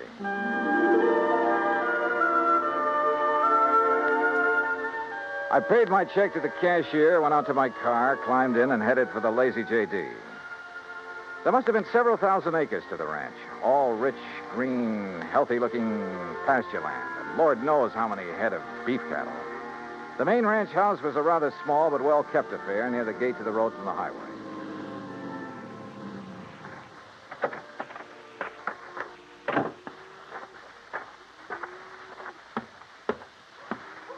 And then I saw it, a long piece of black crepe hanging on the doorframe.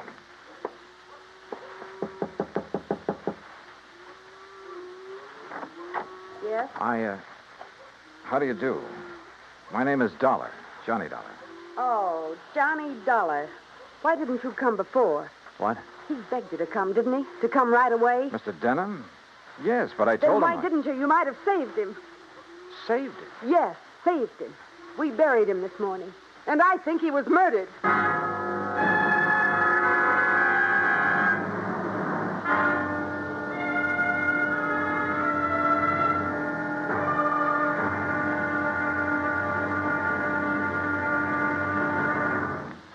Act two of yours truly, Johnny Dolar, in a moment. The American writer Christopher Morley once wrote, "When you sell a man a book, you don't sell him just 12 ounces of paper, ink, and glue. You sell him a whole new way of life," unquote. Now, that goes double when you give, not sell, a book. But the gift of 550 books to little children increases the legacy tenfold. Near the end of 1960, the employees of the Chase Manhattan Bank started a people-to-people program with such a gift to school children of a town in Tanganyika. That's on the southeast coast of Africa. To give you an idea how the books were received by the children, let me first quote from Francis Bacon. He's an English writer of a few centuries back. He said, "Some books are to be tasted, others to be swallowed, and some few to be chewed and digested." In the past, children in Tanganyika may have done a little tasting and chewing and a little swallowing and digesting. But there's one certain thing. They wound up devouring the books they received from the United States. And they did so much of it that they, the ones in high school anyway, were able to reach the level of English children their age and pass the exams at the same time. That takes a lot of book learning, as they say. Now, the gift of these books from the United States of America may have seemed a small thing to the senders, but the boys in Tanganyika who received them know that they've opened a whole new way of life. They've greatly increased understanding in the classroom of freedom, the right of all men everywhere. And now, Act two of yours truly, Johnny Dolar and the Bum Steer Matter. The tall, beautiful girl standing in the doorway of the ranch house at the Lazy J.D. outside of Craig, Colorado, was dressed in black. The red about her eyes showed that she'd been crying. But there were no tears in them now. Jake Denham was my father, Mr. Dollar. I'm Virginia. And you think he was murdered? Why do you think he called and begged you to come out here? Any idea who might have done it? Yes, Big Mike Craven. Who's he? He owns the Sea Lucky Star and wants to own every other ranch around here, and he will unless somebody stops him. How did your father die? Anthrax. That's what they said it was. I thought that was a disease of cattle. People, too, if they get infected from the cattle. And that's what happened to your father? That's what they say, but there's no anthrax around here. Our ranch is clean. Look, let's go inside and sit down and talk about this. Sure, I'll talk about it. If only somebody will listen. In here, John. Oh, thanks. Are you, all alone? Now that Dad's gone, he and I ran the ranch. Now it's up to me. Sit down. Thank you. Virginia, Were you trying to tell me out there that you think somebody tried to infect your herd with anthrax? What would you think? Who was your father's doctor? Dr. Regis Ross from in town. Who are you? Well, my name is Dolar, insurance investigator. Say, you fellas act pretty fast, don't you? Sometimes. Feeling all right now, honey?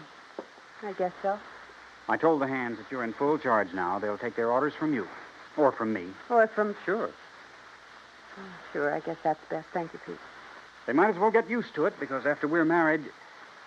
Look, honey, why wait any longer? I know this is a bad time to talk about Yes, it, but I Pete. also know, and you know, that this is no time for you to try to go it alone. But what about your medical school? I'll give it up. This is a lot more important than... Well, you're a lot more important. Oh, look, Jenny, you stalled me for a long, long time. I know, Pete, because I... Don't you see I can run this ranch alone? No. You need me, honey. And I'm here to help you. Do you know how Dad felt? Sure. That all I wanted was this ranch. The same as he felt about anybody else who ever came here. Just who are you, Pete? This is Pete Kermer, Johnny, my fiancé, I guess. That's right. Didn't I see a Kermer ranch on the way out here, a small one? That's right. My pa's. He's Carl Kermer. Well, what do you think caused the death of Virginia's dad? Just what everybody says, Mr. Dollar. Galloping anthrax from that Hereford. Then why did he send for Mr. Dollar to come? I'm afraid we'll never know, honey. Well, I do. It's because he knew something was going to happen to him. Where is that steer now? Buried. On orders from the vet and the state inspector. Mr. Dollar. Yeah? You said investigator. Hadn't you better talk to Dr. Ross? Yeah, I guess so. Want to let me have his address? Sure. I'll write it down for you. And, while you're at it, tell me where I can find the veterinarian. And that state inspector, too. Huh? Sure. Why not? When I left them, a few minutes later, Pete was still making a quiet, but I must say effective pitch for Virginia's hand. Expense account item 5, 10 cents for a phone call to the state inspector. He told me he'd never seen the infected steer on the Lazy J.D., that he was confined to his bed at the time. I called the vet's office, and he was expected back shortly. So I sat around the hotel lobby and glanced over some magazines. And then, in one of them, I found an article that made my eyes fairly pop out of my head. Item 6, I called the vet again. He was in. You caught me just in time, Mr. Dollar. I was about to drive over to the Sea Lucky Star Ranch for dinner. Mike Craven and I are old friends. That's so? Yes, ever since we roomed together at college. Oh, I see. I understand you're the man who spotted the anthrax out at the Lazy J.D. Yes, sir, that's right. Just that one Hereford. How it ever got to him, I'll never know. The rest of that herd's absolutely clean. That poor old Jake Denham, too. You think he became infected from that steer? Well, how else could it be? Galloping anthrax. Just like that. Doctor, where is that steer buried? Do you know? Yes, I had it buried myself. It's some miles out in the far corner of the Lazy J.D. property. Then phone the Sea Lucky Star and call off your dinner date. You and I are going out to take a look at that carcass. Oh, no, just a minute, young Investigator, did you say you are? That's right. Well, I suppose you have some authority. What I don't have, I can get. Tell me, Doctor, is there some reason why you don't want me to see the carcass of that steer? No. Well, let's go. Along the way, we picked up two fellows who were handy with pick and shovel. It was almost dark now, so I bought a couple of powerful flashlights at one of the local hardware stores. That's item 7, 925. It took a couple of hours for the two men to dig down to the carcass of the steer, but they finally exposed one flank of the unfortunate animal. Yeah, you sure planted this critter deep, Doc. But there's part of him. Give us a few more minutes, and we'll have it. No, wait. Huh? Mr. Dollar, come down here into the hole. Sure. Oh, what's the matter, Doc? The color of that carcass. I don't understand this.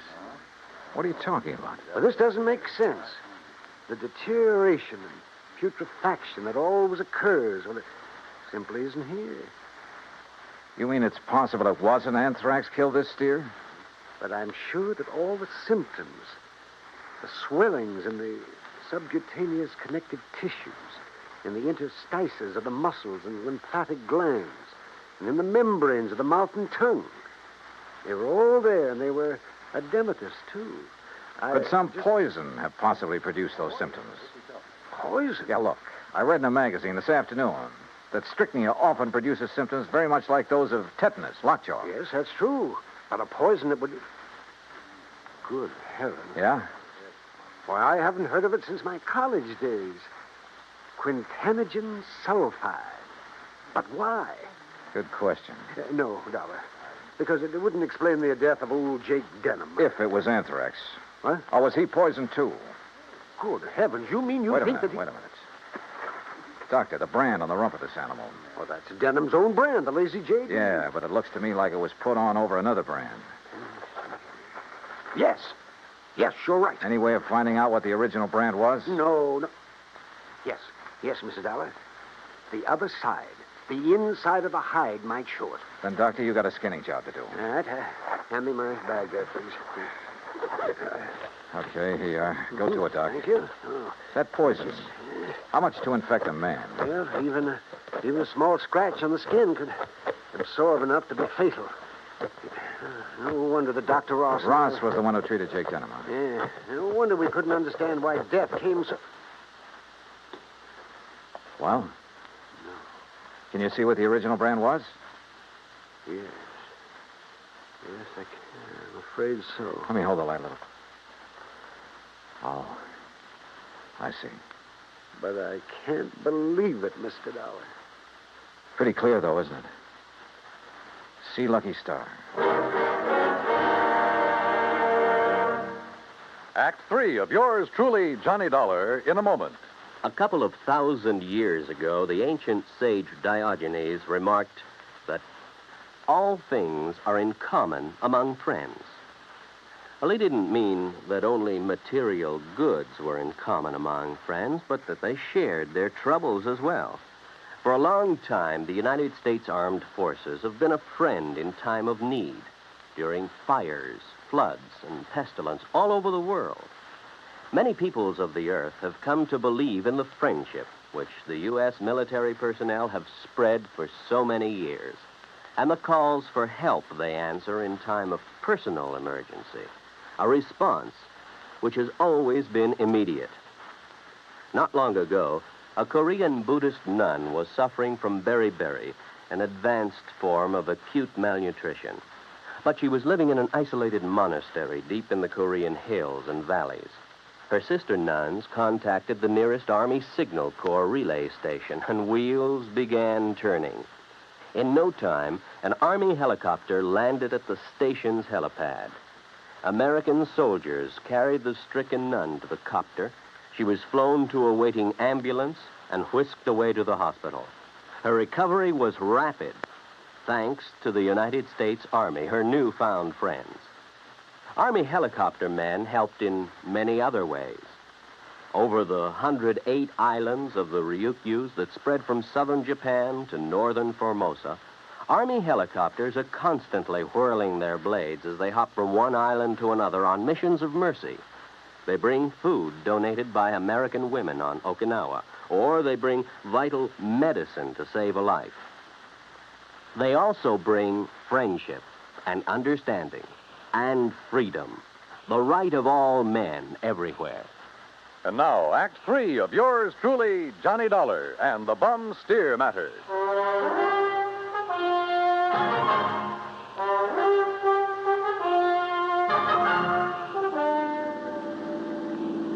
Looks pretty bad, doesn't it, Mr. Dollar? Yeah, Doc.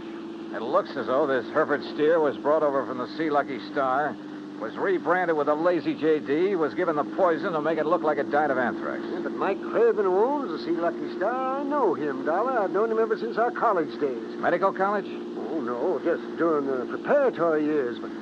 But Big Mike couldn't have done a thing like this. Big Mike has wanted to... But Big Mike couldn't have done a thing like this. Big Mike has wanted to get his hands on the Lazy JD for years, well, hasn't he? Of course, so have a lot of other big ranches, but I'd stake my life on it. He'd never do it. Hey, wait.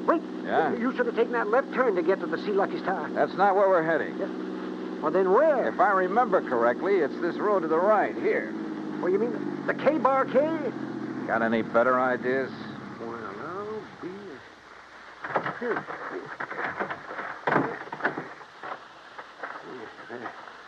ranch house is dark. It won't be for long. Would you call this a good ranch, Doc? No, old Carl has been just a hanger-on. He hasn't made the place pay for quite some... What's going on out there? Who is it? Johnny Dollar, Pete. Oh? I want to talk to you. Oh, sure. Door's open. I'll be right down. Come on, Doc.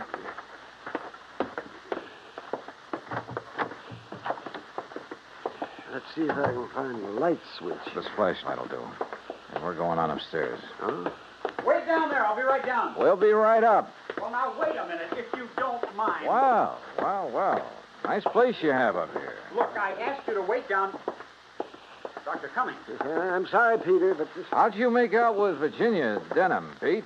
Convince her to marry you? That's none of your business, Mr. Dollar. Now, just what do you want? Pretty nice ranch to get your hands on, that lazy JD. I beg your pardon. Combination bedroom and study, huh? As Virginia told you, I've been going to college. Yeah, medical school. Nice set of books you have here. Of course, I'll have to give that up now. Well, you're going to have to give up a lot of things. What? Where did you get it, Pete? What was the name of that stuff, Doctor? Quintanogen sulfide. What do you know about... Well? I don't know what you're talking about. Then why the marker in this book on toxicology? Marker? That was a foolish thing to do, Pete. A dead giveaway. Yeah, I told you. I don't know what you're talking about. Yep. Right here. Quintanogen sulfide. I never heard of it. You're lying, Pete. No. Giving it to that Hereford was probably a cinch. Listen, you... But how did you give it to Jake Denham? Dollar, that's something you'll never live to know. Oh, look, now wait a minute. Put the thing away. No. Now stand back. I said look out. You... Stop! Oh, thanks, Doc. I guess he'd forgotten all about you until you landed that chair on his head. Yes. Now, I suppose I'll have to patch this... patch him up a bit. Oh, absolutely. He'll have to look nice for the trial, won't he, Doc?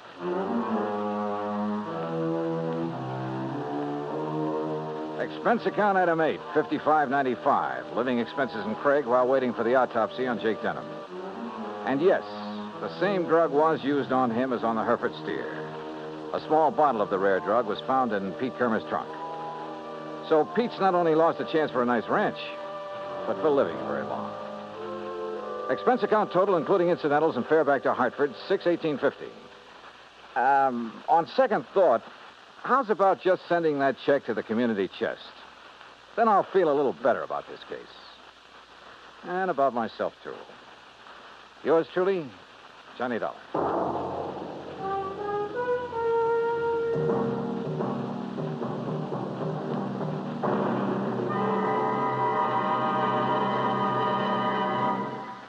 And now, here is our star to tell you about next week's story. Next week, an old ghost town out in Montana.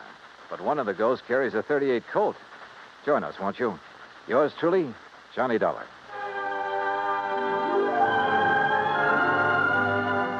Yours truly, Johnny Dollar, starring Bob Bailey, originates in Hollywood. It is produced and directed by Jack Johnstone, who also wrote tonight's story. Heard in our cast were Virginia Gregg, Gene Tatum, Will Wright, Jack Edwards, Howard McNear, Sam Edwards, and Forrest Lewis. Be sure to join us next week, same time and station, for another exciting story of yours truly, Johnny Dollar. Dan Cubberly speaking.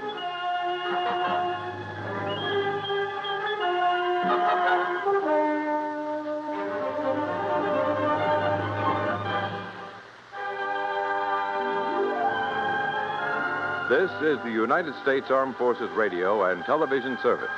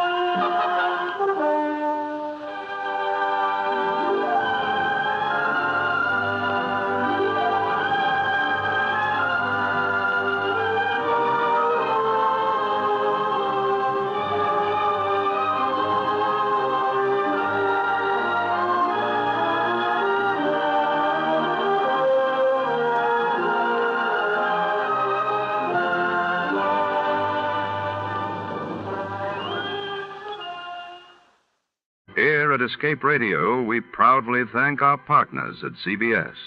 And now, folks, a quick challenge before the next thrilling chapter.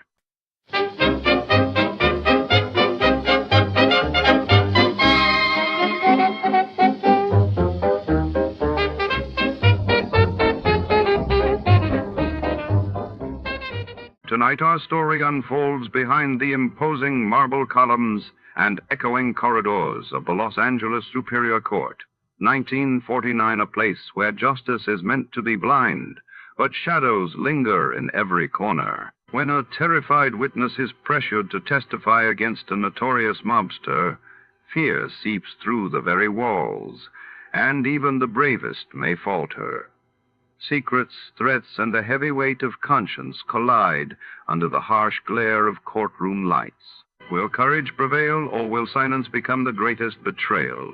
Before to start, let's see what happened the day it was broadcasted. It was May 11, 1950. That day, worldwide headlines reported that Robert Schuman proposed a plan for the unification of European coal and steel industries, laying the foundation for what would become the European Union.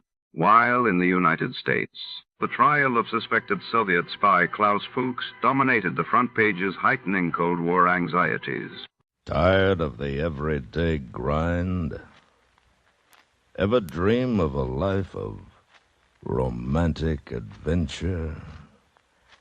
Want to get away from it all? We offer you Escape. Escape, designed to free you from the four walls of today for a half hour of high adventure.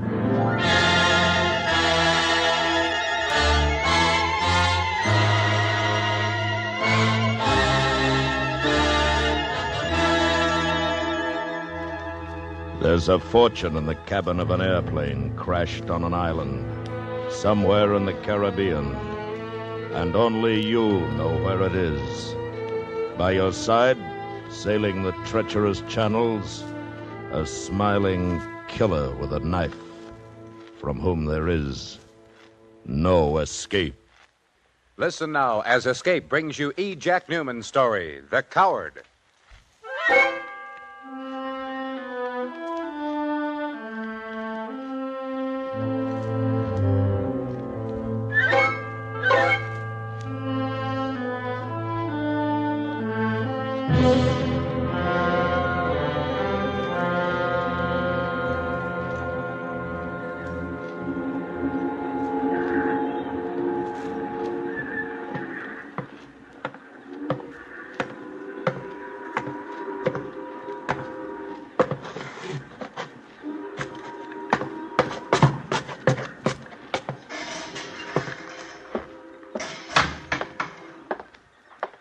You. Buenos dias, senor. Ryan around? Your name, please? Frank Dorian. You have come for employment? The employment office is located... I'm an old friend is. What is it you wish? I wish for you to keep trying with the Inglesa, baby. You're doing fine. Un momento. Never mind the phone. I'll tell him I'm here myself. You keep enjoying the heat and checking those field reports, honey.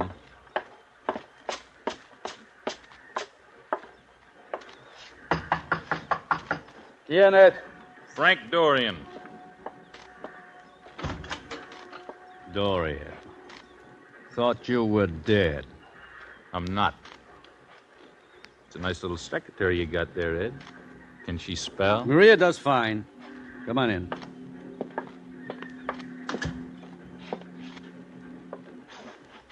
How's the oil business? Okay, lots of work as usual. How are your legs? Took 18 months in a hospital in Mexico City. But they're okay now. What do you want, Frank? You giving it to me, too? Give you what? The look, the cold meat stuff. We don't need any pilots. Nothing open here, Frank. I'm not looking for work. I'm looking for a boat. Give up flying, did you? For the moment, yeah. Well, what's on your mind? One of those power launches out there. Like to rent one for about 4 or 5 days. Why? Oh, flown over these waters a million times. Guess maybe I want to get a little closer to them.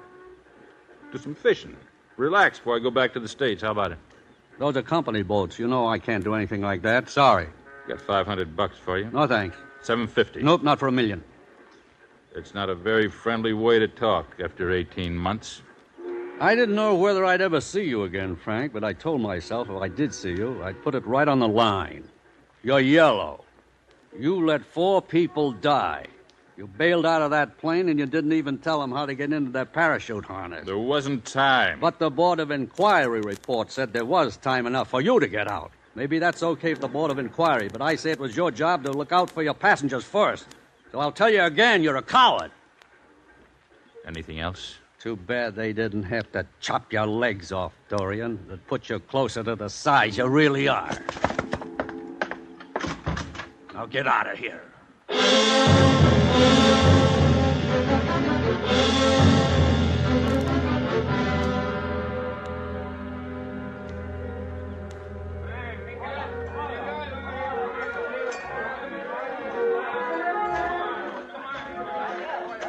Well, I thought I'd find you here. where else you go on a hot night in Mexican town? Even outside like this, Oh, sit down. Gracias. I like you better out of the office. What's your name? Maria de Selva. Where's your home, Maria? Here? And lots of Americans around gives you a taste of what it's like in the good old USA, huh? See. I want to go there very much. To the United States. Maybe one of those American college boy engineers working for Ryan will turn the trick for you. With their short haircuts and the things they say with a wink of the eye, I hate them. I hate all of them. Still your best bet. Well, I had enough of this. See you in the States sometime, huh? You go now? Nothing around here. I am around here. Huh? Hey, you are trying, aren't you? Maybe. Okay, yes, what is? You laugh at me? Nah, with you. It's warm here. You walk by the water? Sure, I'll walk.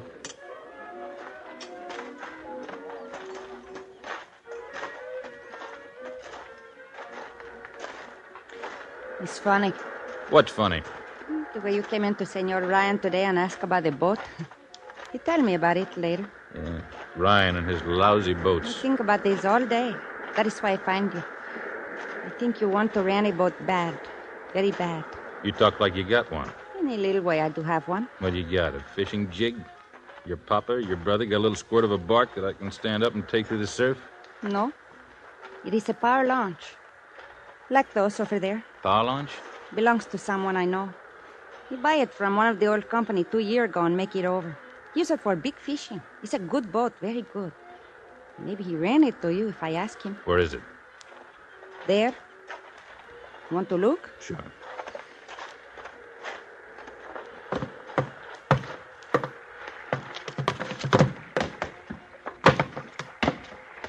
Where's your friend? He's away now. Calls this a boat, huh? It's good enough for fishing. That is why you wish a boat. Yes? You see good engines. Yeah, I'd have to hear him. You can't tell by looking. He go out many times in this boat. 4, 5, 6 days at sea. Well, Maria, I'll tell you what you do. You tell your friend I'm interested in renting it for 5 days. Tell him I'll give him $300. He would laugh at you. You can take it or leave it. He would leave it. And I guess it's no deal. Thanks for showing me. This is the only boat around here that is not owned by the Salazar Oil Company. You do not take this one, you take nothing. All right. Nothing. And how will you go fishing? Huh?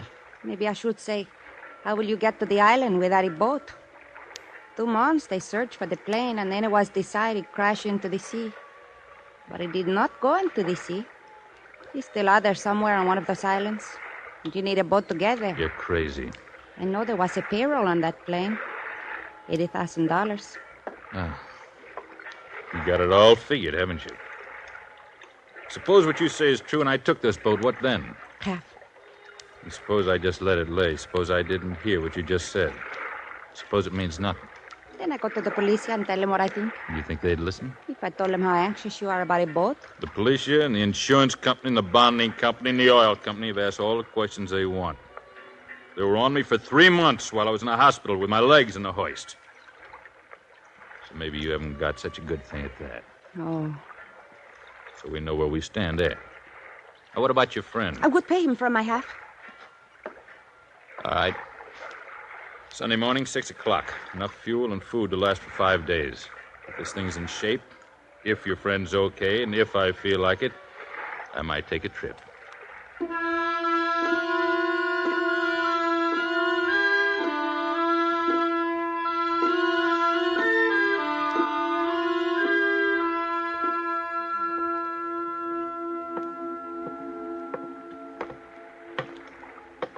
Hello. Hi. Hello. Come aboard. Come aboard.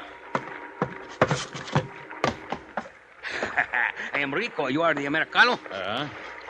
How's your English, Rico? Good. See, very good. Where's Brown Eyes? Brown Eye? Maria. Oh, Maria, she's in the galley. She fix food. You hungry? I could eat. Maria, good cook. Fine, fine. Hey, we have not shaken hands yet, buddy. I shake, buddy. We in business. Okay, buddy. See if you can shake this bag below. Oh, see. Glad to, buddy. Hi, Maria. Hello. You come down to see us off? I'm going with you. Okay? Okay by me. As a matter of fact, it'll make it nicer. You do something to a boat, baby. You meet Rico, yes?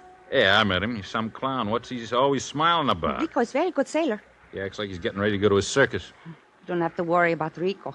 Okay. I won't. As long as you keep your hands off of me. Stop it. Hi, buddy. Rico. Well, we're all ready to go. The engine is fine. Then what are we waiting for? You? Head her for Kanizaba Point. Kanizaba? And then what? And then I'll tell you. Bueno. All right. What are you standing there for? Let's get going. Okay, buddy.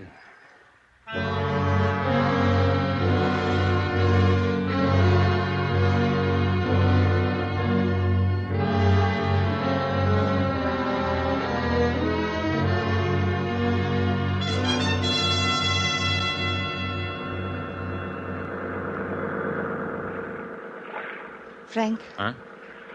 I am afraid. What now? Rico, he's dangerous. He don't like the way you act to me. And the way you make him embarrassed. He'll live. But will you? He wants to get to that island, doesn't he? See? And I'm the only one who knows where it is. That is true, but... But what? But I am thinking of the time after we have been there. Think he's feeling that, huh? Come here. What? Let's settle it now. Rico? See? Give me a match. Fosforo, Sabrillo. Match. Oh, I know how much. I do. Here.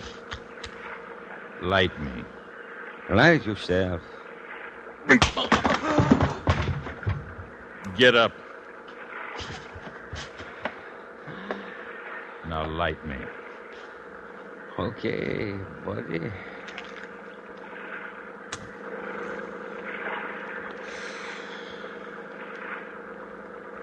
Any questions, Rico? Maria? And I guess everybody understands everybody,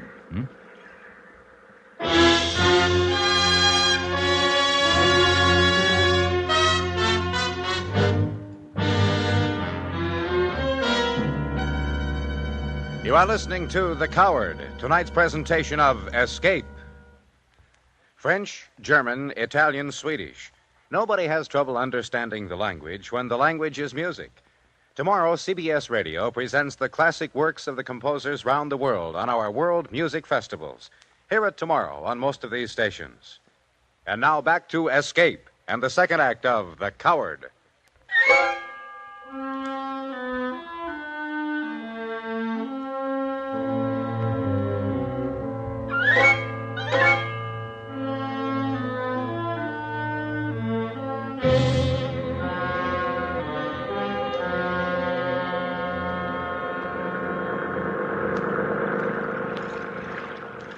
Rico? See? Where are we? Kanizaba, that is the point there. Never seen it from the water. It looks different. That is it. Okay, let's look at that compass of yours. Uh-huh. You know what you do? I know. Okay, we set here. You steer this line. See? And keep on it. For how long? There's no island that way, only the open sea, no island. You ever been that way? No. I have. Okay, buddy. Maria, you asleep? I'm not asleep. I watch you and Rico. Huh? He laugh at you, Frank. He laugh at you all the time, even though he light the match. He laugh like he know more than you know. Can do more than you can do. Go to bed. You're shivering. I wish nothing to happen to you. I don't get it. Get it? You and Smiling Boy, when all this is over, what happened? Rico and Guy go to United States. I thought it was something like that. So why worry about me? I'll tell you. Even with $40,000, you might not be able to make it. Immigration's tough, and the money wouldn't help much if they were looking for you. U.S. immigration can be awful tough on illegal entries. If you got something like that in mind. I'll speak to you later. No. Right now. My arm. This trip isn't going to last much longer. Are that close to the island? Be in sight tomorrow morning. Once we get that cash in our hands, Rico isn't going to play along if I got him pegged right. Pegged? You know what I'm talking about, baby. He's probably told you how he's going to stick that knife in me so you and him can take the whole works, right? Yeah, you two talked it over. So let me tell you this. Rico isn't going to be able to get you into the United States, but I can. You? If you are my wife. Oh. Frank, what would happen to Rico? What do you think?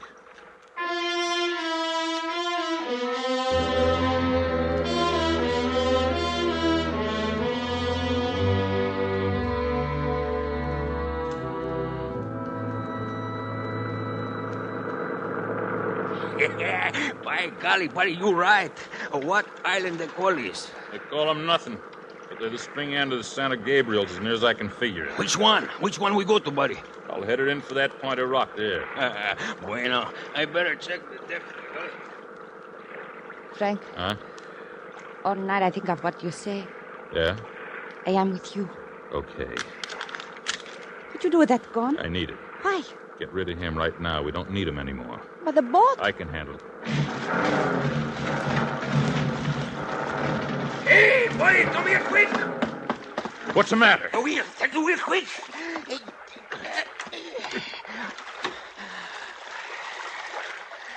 Close the reef. The water's not deep enough. We hit the reef, we lose the boat. We have to go in this But way. lose the boat. Dangerous. I just changed my mind about something. You troll from right here, Rico. You take soundings as fast as you can. I'll take the wheel. It'll take both of us, but we'll find our way through the rocks. No, it's no good. I need a light, Rico. Huh? Give me a light, kiddo. Okay, buddy. Now get your line out and let's get those engines revved up.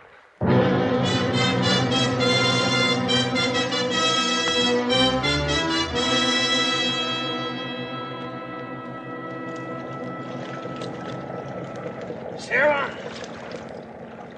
Now 6. Now 5.5. 5. Senor 4. Okay. We cannot clear. We draw 3 feet. That gives us a foot extra. Hold on to your hat, buddy. My boat! Shut up!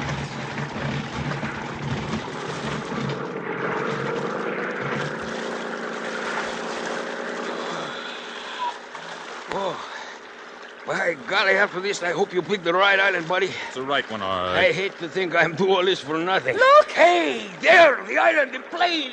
Yeah. Just the way I thought you'd be.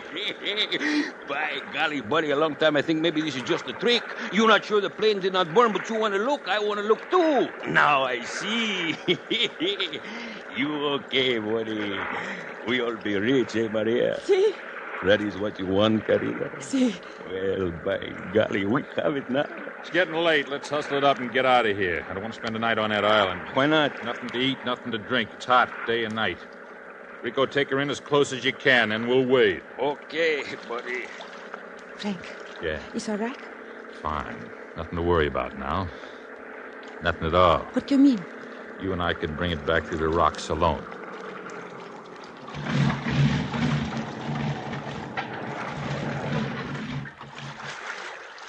We are here. Okay, let's go. I'll give you a hand over the side, Maria. Gracias. Here. Why is it the planes not find her? They didn't look in the right place. And she's half buried in a loose rock. How you doing? Bueno.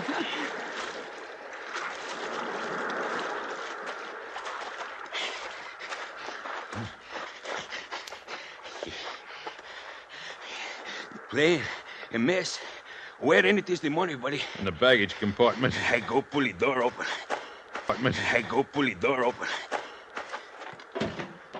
By golly, she's stuck hard. I'll give you a hand.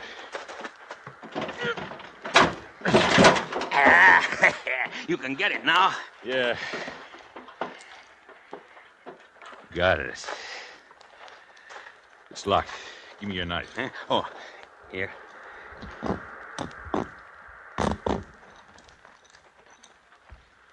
$80,000. See, it is a treasure. Yeah. Just about enough from a man to enjoy some things. Huh?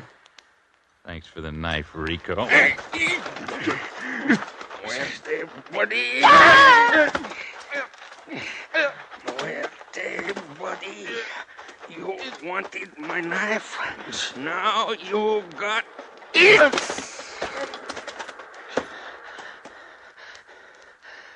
Adios, buddy. You kill him. A little. All of it will happen to him an hour, two. And he has stuck you also. You bleed. Scratch only, querida.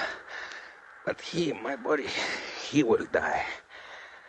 I think it nice you should stay here and watch. You can die with him. No, Rico, no! It is what you wanted, to be with him. You have him now. No.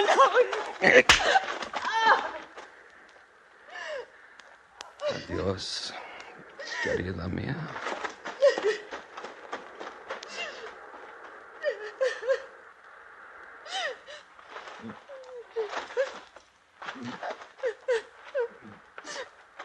Maria. You hurt bad, Frank. You telling me? Don't try to move. The boat. Gone. You make me stay. You say we can die together. That isn't gonna help. Shut up. Shut up. You die, Frank. No. Not if I can help it. Look in the plane. Must be a first aid kit in there somewhere. Kit? Bandages, tape. Hurry up, take a look. I no find. Try the cabin. I cannot go into the cabin. The bodies are in there. The bodies from the wreck. Go on. You want to stay here and die? You want to try to get help? I look.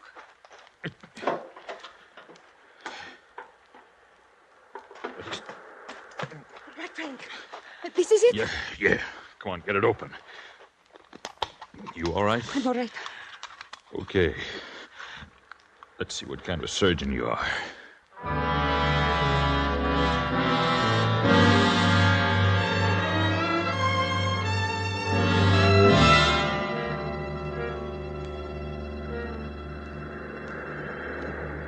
Better now? Yeah. Knife must have bounced off a river. I'd be dead by now. What will happen to us? We got to get some help. Make flares, signal, something. Do you think anybody see? Somebody has. We need food. There is no food. Only sand and Hey, rock.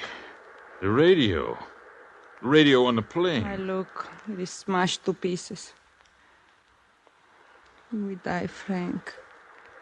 We die here together. Suppose you could build a fire?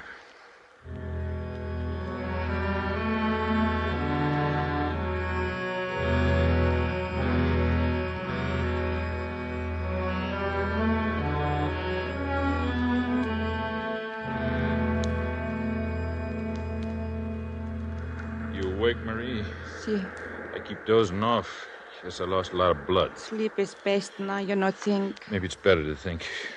Look, I still have the gun. What? When the food problem gets tough, when it gets too bad, maybe... Oh.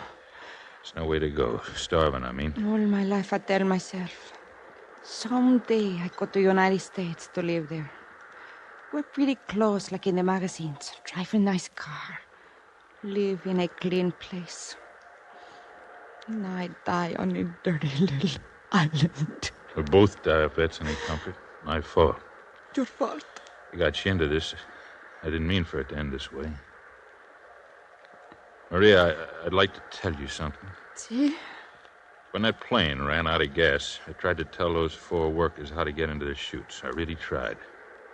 They didn't speak English, and I didn't speak their language, and it just wasn't time.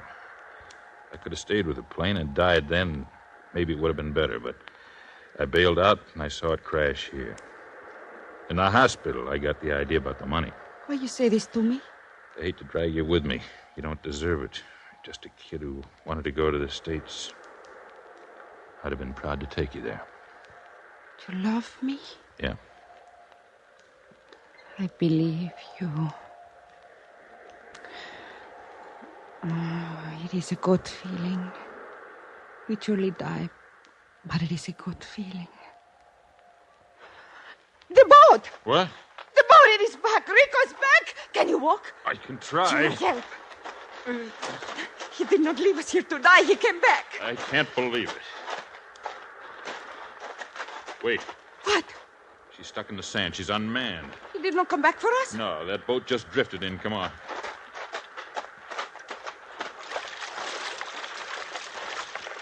Oh. What? On the railing. He couldn't get out. Couldn't get through the reef alone in the knife fight. He bled. He's dead, Marianne. And now we will live.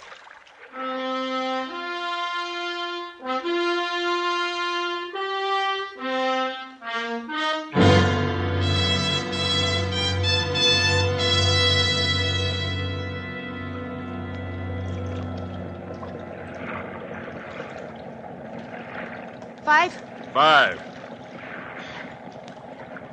4. 4.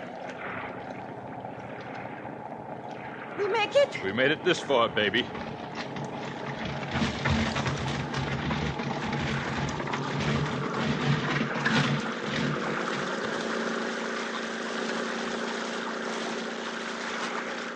We're clear now. Open sea ahead. Open sea. We're safe. What happens when we get back? You mean the money? See? Goes to Ryan for the whole story. Everything. It'd have to be everything. But they might put you in prison. If they did, I wait. I will wait for you. we haven't got anything to worry about, Maria. Take the wheel.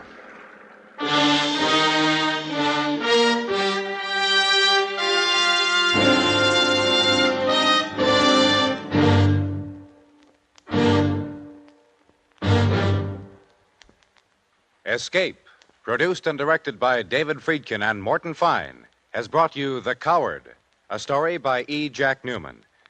Featured in the cast were Barney Phillips, Virginia Gregg, Lou Merrill, and Herb Butterfield. Your announcer, Bill Anders. The special music for Escape is composed and conducted by Leith Stevens. Next week. You are running over the fog-locked cliffs of Dover. By your side, a girl who believes you are a madman. And pursuing you, bent on destroying you, a man whose terrible secret you've stumbled upon, and from whom there is no escape. So listen next week when Escape brings you Walter Brown Newman's story, 2 and 2 Make 4.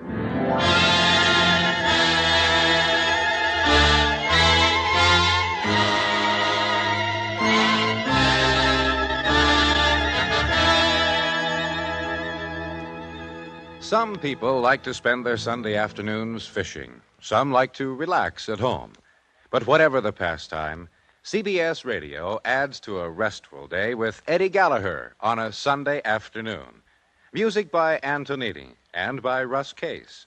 Vocal melody by Stu Foster and Louise Carlisle. And pleasant chatter by Eddie Gallagher. All right here for you tomorrow on most of these stations. Stay tuned now for Night Watch, which follows immediately over most of these same stations.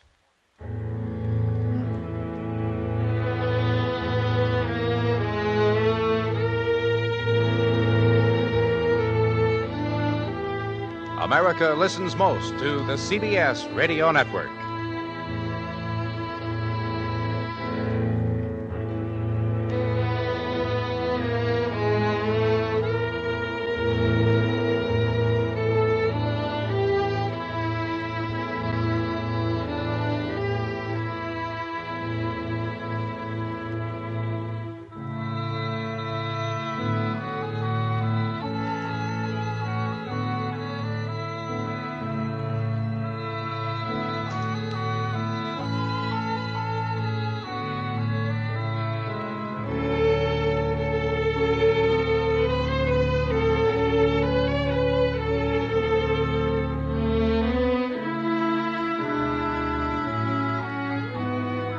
A warm word of thanks tonight to our sister station, CBS. And before the next thrilling episode begins, let's see how much you know about your favorite radio heroes.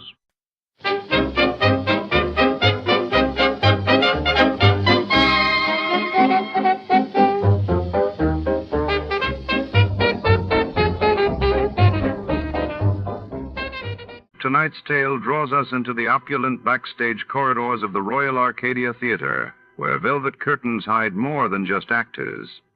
Celia Woodstock, the city's brightest stage star, vanishes right before the opening act, leaving behind only a faint perfume and a single cryptic note. The detective search unravels glamour and secrets beneath the golden stage lights. Before to start, let's see what happened the day it was aired. It was January 9, 1955, and that day saw news of British Prime Minister Sir Winston Churchill's hospital discharge making headlines while in the United States. Marian Anderson broke barriers by becoming the first African American to perform at the Metropolitan Opera in New York. From Hollywood, it's time now for Edmund O'Brien as Johnny Dollar. Is this Mr. Dolar, the insurance gentleman? That's right. Well, this is Captain Lyle Woodstock. I was given a message that you had telephoned. Yes, I did. Your insurance company wanted me to look into this trouble with your wife. I wonder when I could see you. At your convenience, but it's not trouble yet.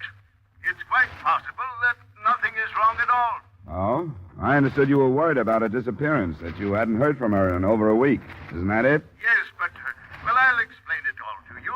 But as I said, in spite of her absence, it's entirely possible that nothing is wrong at all. All right, Captain Woodstock. I'll be out to talk with you this afternoon.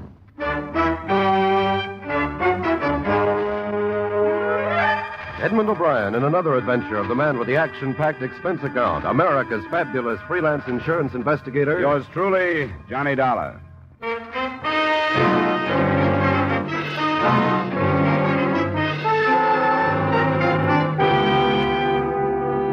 Expense account submitted by Special Investigator Johnny Dollar to Home Office, Washingtonian Life Insurance Company, Hartford, Connecticut. The following is an accounting of expenditures during my investigation of the Celia Woodstock matter. Expense account item 1, $25.50, car rental and mileage to the Woodstock home off the highway just east of Bridgeport. It was a large frame house, shuttered against the cold. Icy landscaping swept down to the shore, where an empty dock stood against the winter wind blowing across Long Island Sound.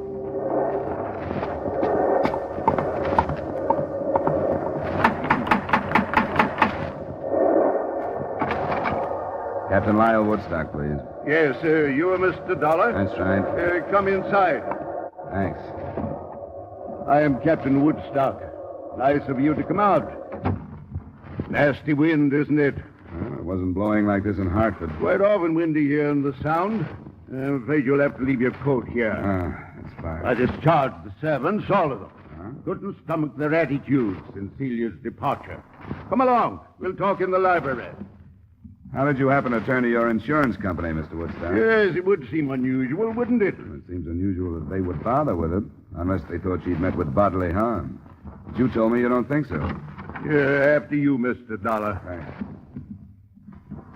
I'm afraid I was guilty of a certain amount of deception when I spoke to Mr. At the Washingtonian Company? Miller, Sam Miller. Yes, Mr. Miller. Through a delicate choice of words, I'm afraid I intimated that I was frightened for Celia's very life. Sit down. Why the deception? Well, naturally, to interest them in the situation and with a purpose, Mr. Dolar. Couldn't you afford to hire a private detective? My good man, I've wasted a considerable amount of money doing just that. It was from the stumbling idiot that I received the news of Celia's disappearance. He was following her? He had been for a month, until he lost her. I'd entertained certain suspicions about Celia. What's this investigator's name? Slater. Mr. David Slater. He was recommended as the best in Bridgeport. Considering his dismal failure, you surely understand why I felt it necessary to turn to someone else. My insurance company struck me as a wise choice, since there's a large policy on her life. All right. I'll talk to this later. Now, will you give me everything you can on your wife, description, so on? Yes, they're on the table. I brought out a few photos. Brunette. Yeah. How old? 27. That one was snapped on Doctor's Cave Beach on Jamaica. Striking woman, isn't she? Yeah. This one was taken while we were anchored off Hilo last summer. You get around. Travel has its advantages, Mr. Dolar. Your boat? Yes, 64-foot schooner in dry dock at the moment. As a matter of fact, I met Celia because on an impulse, I put into Pia del Cuesta instead of Acapulco. And it seemed that she, too, wanted to travel. Where do you think she's traveling now? I haven't the faintest idea. I started to tell you I'd been troubled by a certain suspicion.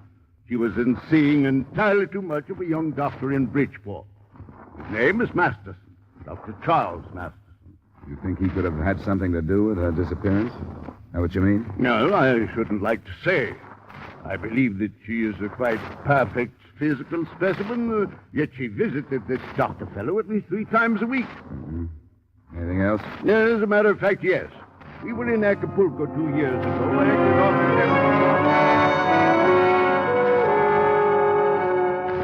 The rest of the story wasn't too far from typical, although I don't meet too many of the breed. A, the 55-year-old Woodstock, captain because he owned and gave orders on the schooner, had dedicated his life to what he called adventure. And B, the 27-year-old Celia had also dedicated her life to what she called adventure. The results were a number of voyages, and finally, Celia Woodstock's disappearance. Except for the doctor, I didn't learn what had gone on between.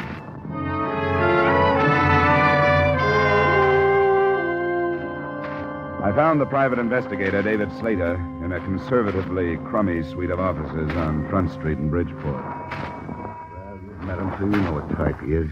Yes, I followed his wife. What did she do? I've got a report on every move she made for a month. You want to see it? No, not if you remember the highlights. What about this Dr. Charles Masterson? Doctors are hard to pin down, you know that.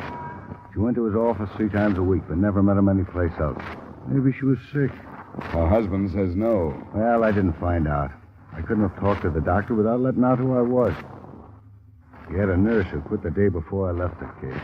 You didn't talk to her? I was going to, but after I left, I didn't. Why should I? Do you know who she is, where I can find her? Yeah. Her name is Janet Squire. She went to work in a Red Cross blood collection center up on Union. Good, thanks. Now, what about the day she dropped out of sight? Was there anything special? Sure, there was something special, or I wouldn't have lost her. I'm no rookie in this business. She bought a ticket to New York City on the 345. So did I. I got in the same car she did. I didn't see her, but I figured she was powdering her nose or something. Then when she didn't show before the train left, I went through the rest of the cars. But I never picked her up after that. She knew you were tailing her, huh? She must have. Must have got on the car and then right off. That and the money she drew out of the bank makes me think she was running out on old Woodstock and nothing else. No money was mentioned to me. That's funny. Woodstock knew about it. $2,000 the morning she left. I wonder what else the old renegade is holding out on me. The phone call she made? No, he didn't say anything about any phone calls? Well, she made quite a few from public booths. I finally got into one next to her. I couldn't get the number, but she talked to somebody named Spade. Didn't say much but the name, and then asked, "Where do you want me to meet you?" When she was answered, she said, "All right, I'll let you know when everything is arranged." And that's all. Well, that's enough for me. If he thinks he's got a free wife chaser in me, he's mistaken. You going to drop it? Sure, if that's the way it is. I gave up that kind of work a long time ago. I don't like it.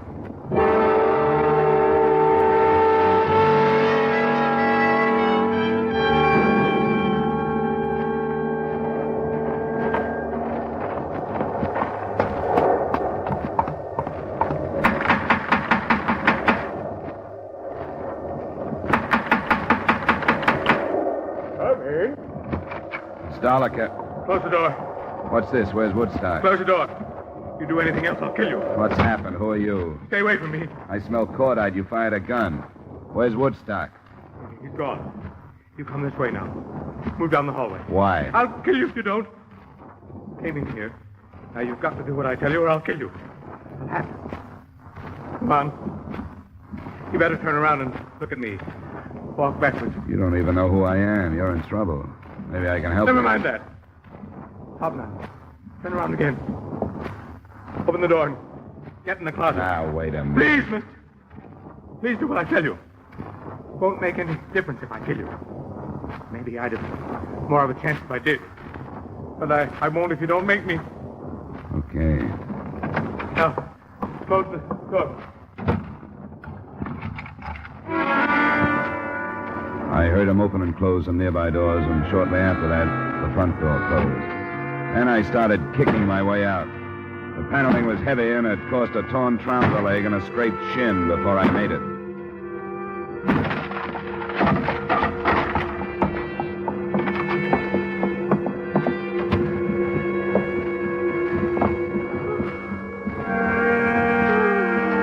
Mrs. Woodstock? Mrs. Woodstock? Hello? Hello, operator.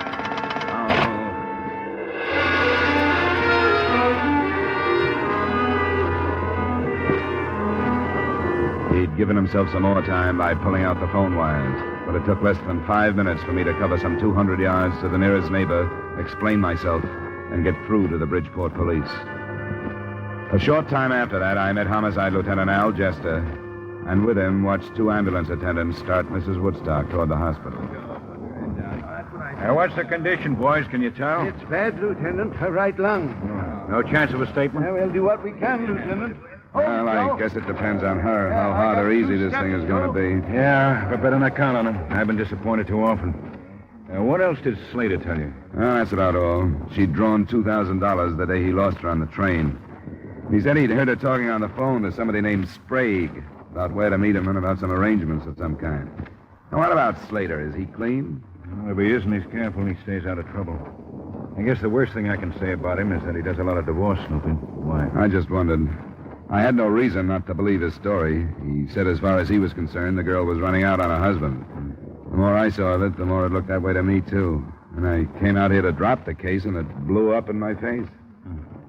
The man he described, could he have been this Sprague? Well, he could have. I didn't ask him. He was half crazy. If he was Sprague and I'd thrown the name at him, I'm afraid he'd have killed me. He was that bad. Can you describe the gun? Yeah. Cheap revolver, nickel-plated, short barrel, .32 caliber. You sure of that? Well, I guess a smart lawyer could keep me from swearing it was a .32, but it was. I'll take that.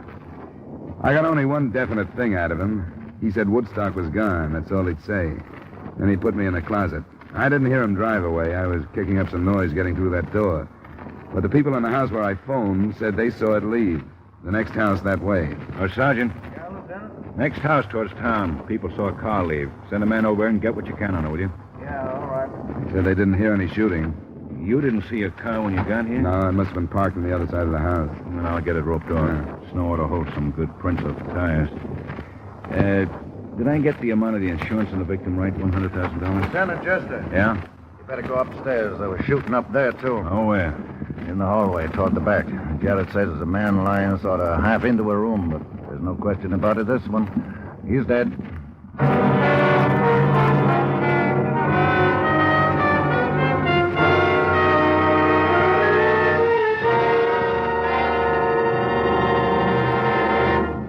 We will return you to the second act of yours truly, Johnny Dollar, in just a moment.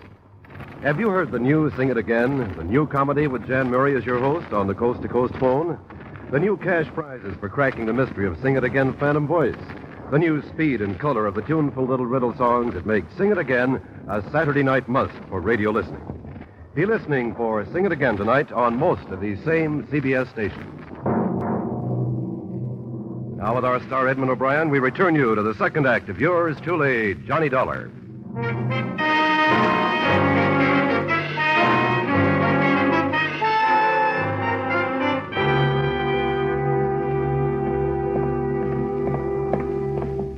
A little gloomy, Lieutenant. Carmen, but I don't want to handle any of the light switches. Right back, Dad. Oh, yeah. I see. Woodstock. Let me see. Huh? So it is. Get some light on in the room. The shutters are all closed.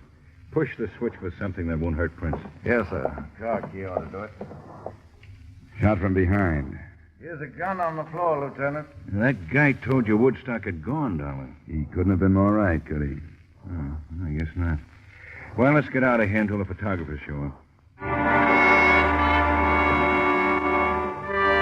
Neither the photographers nor the fingerprint men, nor a thorough search of the house, resulted in any progress. By the end of that first day, the description of the man I'd tangled with had been broadcast, along with a possible description of the car he was driving. The police had also put out a futile search on the single name Sprague. And Celia Woodstock hadn't died, but she hadn't regained consciousness either, or shown any signs of recovery. I took a hotel room in Bridgeport that night where I'd be called if and when anything happened. Nothing did.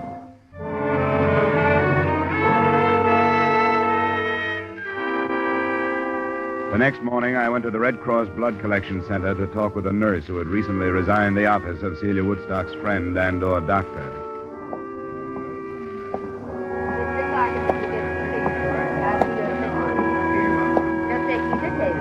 I'd come in with my mind tossing motives for murder around, motives of personal greed and selfishness and hate.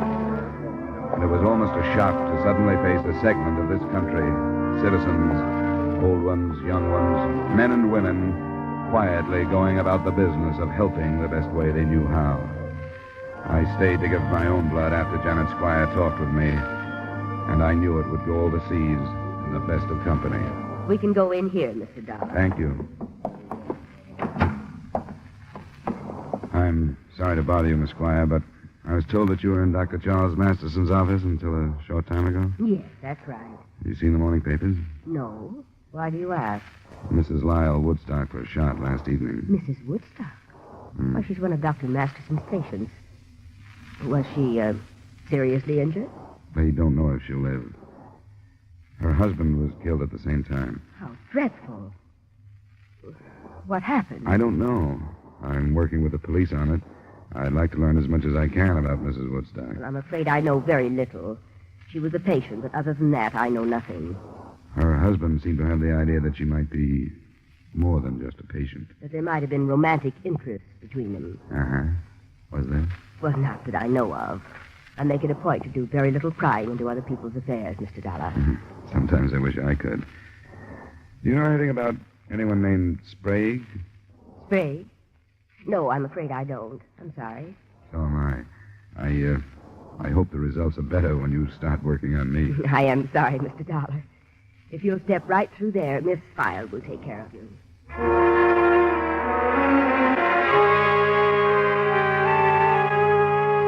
A telephone check with Lieutenant Jester about an hour later added nothing.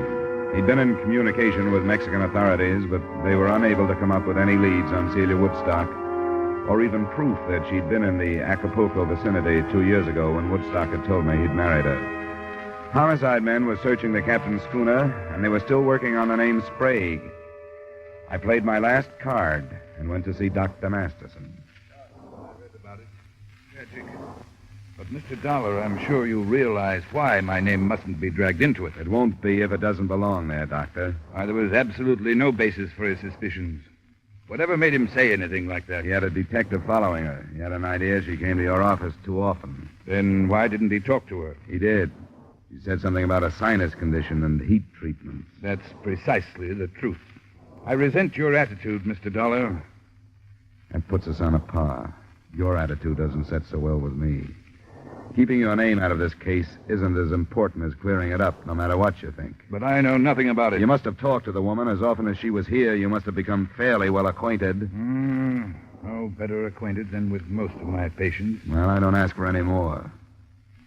What did she talk about? Why, the conversations were unimportant. She talked about her travels. They'd come here from Florida to have some work done on their yacht. She talk about her husband? Yes, occasionally. General things. Like what? I realized that he was much older than she was, but that she was quite satisfied with their marriage and their life together. That's what makes his suspicions of me so ridiculous. She was happy with him. Never anything about unhappiness, about leaving him? No, they were planning on a trip to South America in a few months. Dr. Masterson, did she ever mention anyone named Sprague? Sprague? Yeah, Sprague. This is one of the strangest things that's happened to me in a long time. Why? She went to pieces because of that name. Completely and helplessly to pieces. Just before she stopped coming for treatment. What happened? The last visit she made, the afternoon about a week ago. Someone telephoned and asked for a Mrs. Emil Sprague. My nurse and receptionist called in and asked if Mrs. Sprague could answer the phone. Was the nurse Miss Squire? No, she just left me. It was Miss Hall, who didn't know my patients by name. But when Mrs. Woodstock heard the name Sprague, she went into hysterics. I gave her a sedative. When she was calmed, I wanted to ask her about what had happened. But, well, I didn't. There was something about her that begged me not to. I decided to wait until she came. There was something about her that begged me not to. I decided to wait until she came back. But she never did. Well, it's Emil Sprague now. I'm sorry I was hesitant, Mr. Dolar.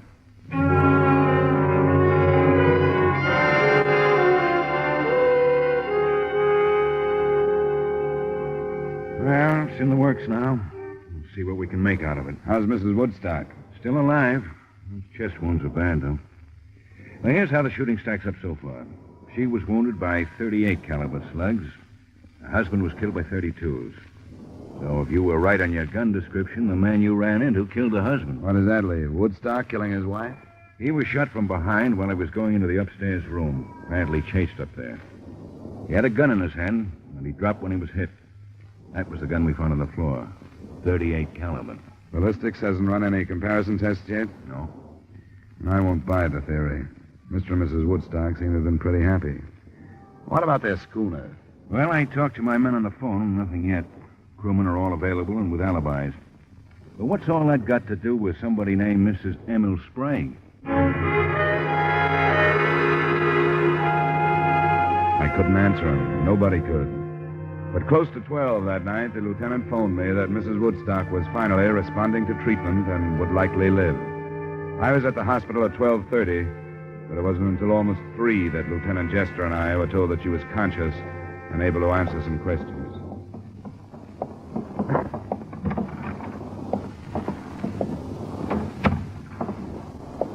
Good morning, Miss Woodstock. Feeling better? My name is Lieutenant Jester. This is Mr. Dolar. Hello, Mrs. Woodstock. We're both interested in what happened at your house the other evening. Mrs. Woodstock, do you understand what we're saying to you? Do you understand? My husband, Lyle. They told me he was all right. Is he? Yes, Mrs. Woodstock. He was shot. They tell you that? Yes. Do you know who did it? Yes, I know. I was there. I remember. We wish you'd tell us, Mrs. Woodstock. Emil Sprague? Yes. Yes, Emil. No one else was there. He made me go. Made you go where? To my house. To talk to my husband. Emil Sprague made you go? Why? How could he make you go? Because I'm Mrs. Emil. You're Mrs. Emil Sprague? Yes. And I hate him. But you were married to Mr. Woodstock. I shouldn't have. I think I understand. You were married to Sprague. Your marriage to him was never ended, but you married Woodstock anyway. Yes. I was wrong. I lied. I didn't tell him. And then it was money. He wanted money. Sprague did? Yes. I didn't know where he was. Mexico. I had to get away. And I married my husband. That's all that matters. I'm afraid it isn't. Sprague followed you here. From Florida. I begged him not to. The $2,000 you drew from your bank? I gave it to him. Mm-hmm. But it wasn't enough. He made me stay with him. And made me go with him for some more money. And my husband, I tried to make him understand, and he wouldn't. He blamed me and called me things. He went to the drawer. Oh, why didn't he shoot Emil instead of me. Are you sure of that? Woodstock shot you? Going to the drawer. I remember. Turning around with a gun. And that's all. You know where Sprague would go? What happened? Why did he? What does my husband say? He hasn't said anything. Evidently, Sprague chased him upstairs, shot him there, and left. You know where he'd go? Back to Florida. No, we don't think so. We've got a good description of him and the car he was driving. We think he's still in Bridgeport someplace. You said you were with him. Where? He had a room on Commercial Street. 713. Rooming house? No, it's a big building. Apartments. Now, which one is Sprague? It's, number 12 on the second floor. Does he have a phone in the room? Yes. Pleasant 2132. Well, thank you. We won't bother you anymore. Thank you, Mrs. Woodstock. I want to help my husband. I'll do anything I can. I want him to know that. We'll tell him, Mrs. Woodstock. It's a little after 3. Rogers' trucks are going to be rolling on Commercial Street before long. Think Sprague will give us trouble? Yeah. If he's been holed up since the shooting, I think he's probably farther off as not than when I saw him. We might slip on him this time in the morning. I'll get some men started out there. You better come with me. Sure. I'll need you to identify.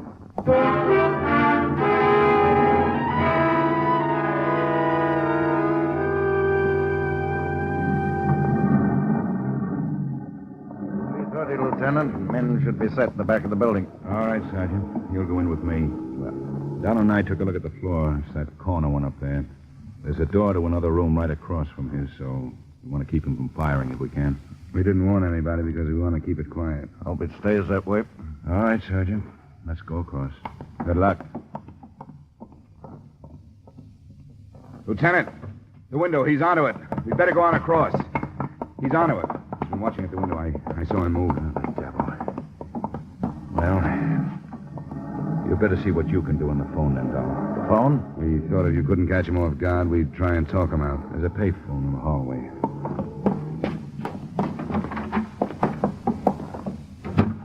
His room's just to the right at the top of the stairs there. That phone's right in line from up there. And we'll cover him. Okay, Dolar, if you're ready.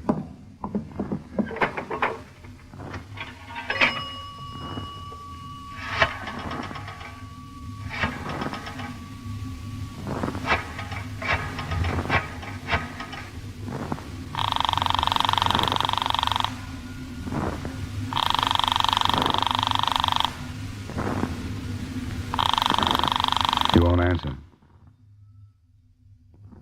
It's ringing. I can hear it upstairs. He'll do something with it. Hello? Hello, Sprague? Yeah? We just got a complete statement from Mrs. Woodstock. You blackmailed the works. She's alive? Yeah, and she's going to make it. I thought she was dead. I saw her fall. I killed him because I thought she was dead. If I'd known, I wouldn't have killed him. I should have found out. You should have done a lot of things. What we want you to do right now is to give yourself up without any trouble. Every door in the building is covered by police. You won't get out if you try. We want you to come out of your room and down the stairs with your hands out where we can see them. You understand that? Are you listening to me? Come on, Sprague. Come on out and make Stairs, it... look out. Get down, Dolan. Stay there, Sergeant.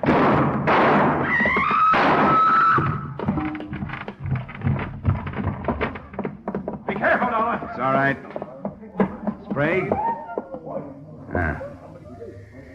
He's dead, Lieutenant. Sergeant. Yes, sir? I'll go phone in. Keep the people away as best you can. Okay.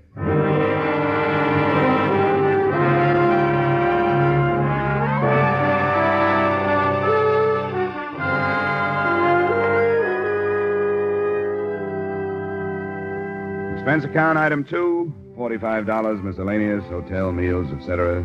Expense account total, $73.60. Remarks? I understand the lawyers for the Woodstock estate are already measuring ways and means to cut the bigamous wife out of the estate. I don't think the Washingtonian Company has a chance of doing the same with the insurance money. Yours truly, Johnny Dolar.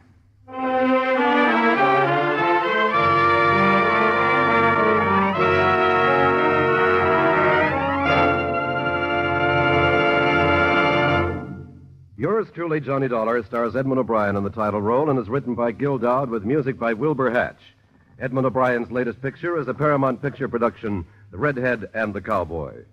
Featured in tonight's cast were Francis X. Bushman, Jim Nusser, Ted Osborne, Lorraine Tuttle, Bill Johnstone, Tudor Owen, and Ray Hartman. Yours truly, Johnny Dollar, is produced and directed by Jaime Del Valle.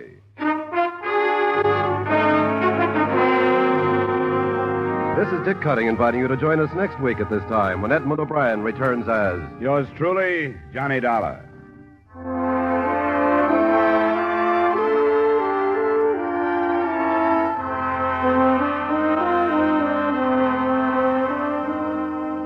There's a very charming, very amusing young couple to be found at CBS, the Star's address, every Saturday evening. And you're invited to stop by and call on them. They're Liz and George Cooper, and Liz is played by the lovely red-haired Hollywood comedian, Lucille Ball. Liz is nice and easygoing. When trouble's ahead, Liz goes for it easily. It's wonderfully hilarious. It's My Favorite Husband, starring Lucille Ball, every Saturday evening on most of these same CBS stations. Stay tuned now for Von Monroe's Caravan, which follows immediately over most of these same CBS stations.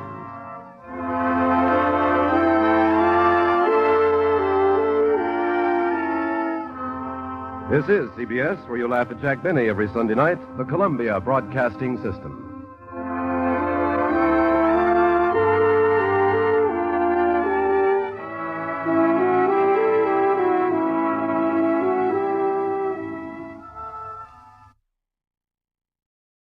Here at Escape Radio, we proudly thank our partners at CBS. And now, folks, a quick challenge before the next thrilling chapter.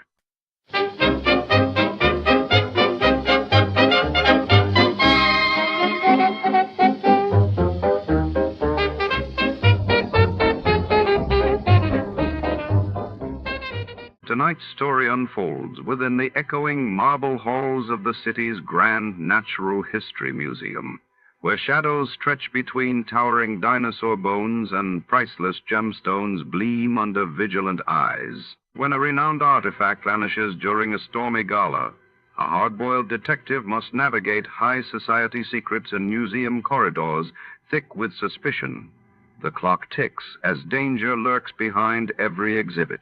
Before to start, let's see what happened the day it was aired. It was March 5th, 1952. That day, the world was shaken as Winston Churchill announced Britain's plans to develop its own hydrogen bomb, while in the United States, the New York Stock Exchange soared to a record high, reflecting post-war optimism. Johnny Dollar. This is Mary, the operator at Worldwide Mutual Insurance Company, Mr. Dollar. Yes, Mary. I had a call for you, but now he seems to have picked up his other phone. Oh, Les Wallace, no doubt. Oh, excuse me. Worldwide Mutual, Hmm? Good morning.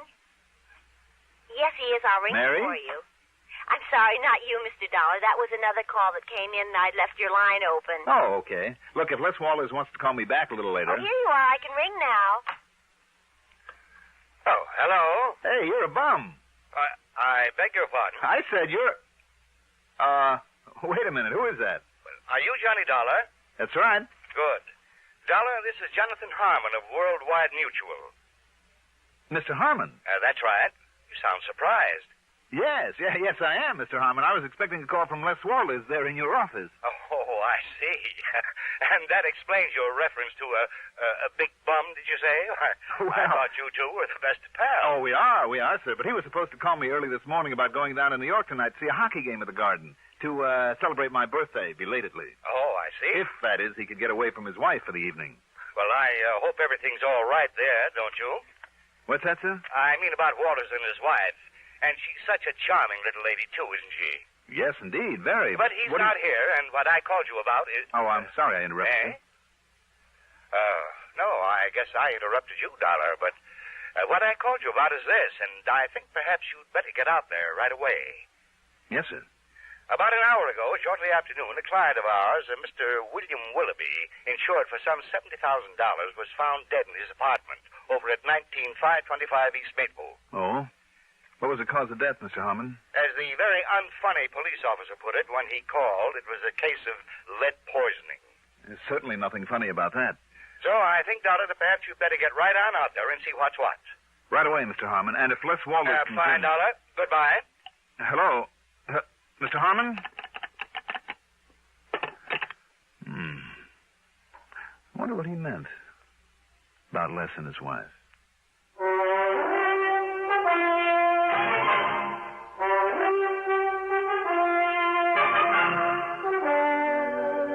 The CBS Radio Network brings you Mandel Kramer in the exciting adventures of the man with the action-packed expense account. America's fabulous freelance insurance investigator. Yours truly, Johnny Dollar.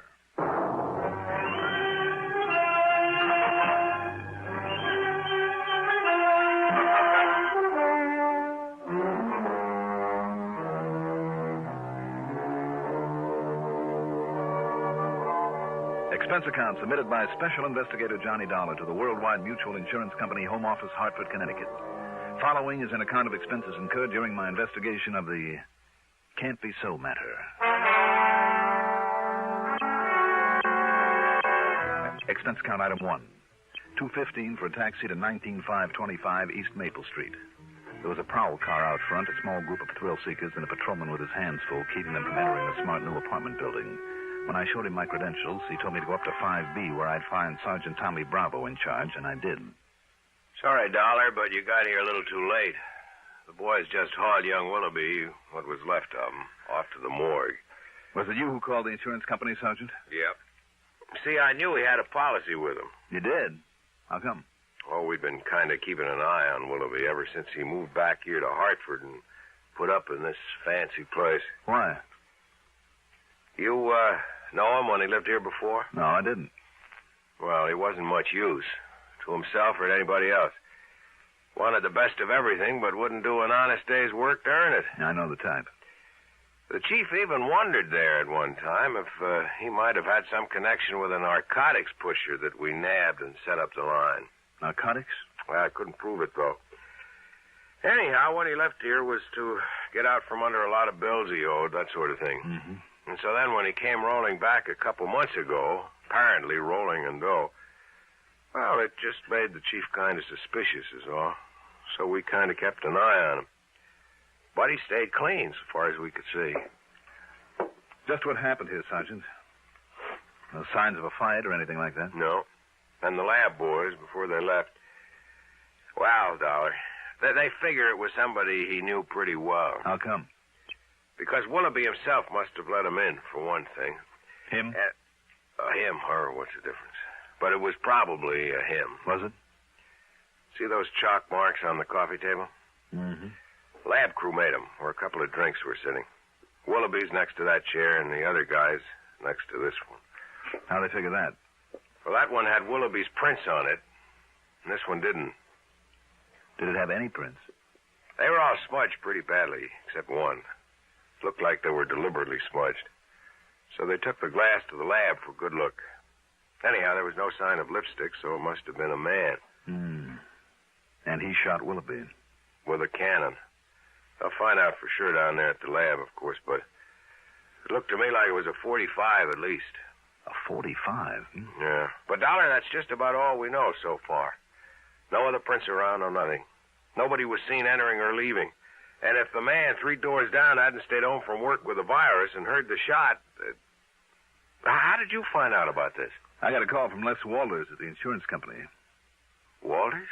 Well, I should have said from Mr. Walters, huh? Yeah, why? Isn't he the one with that tall, good-looking blonde wife? Name of Constance? That's right. Connie. Why? Nothing. Just that I saw her having lunch with him one day last week. Lunch? You know, in one of those intimate little joints out on 44. With Les? Walters? No. What? With our now departed pal here, Willoughby.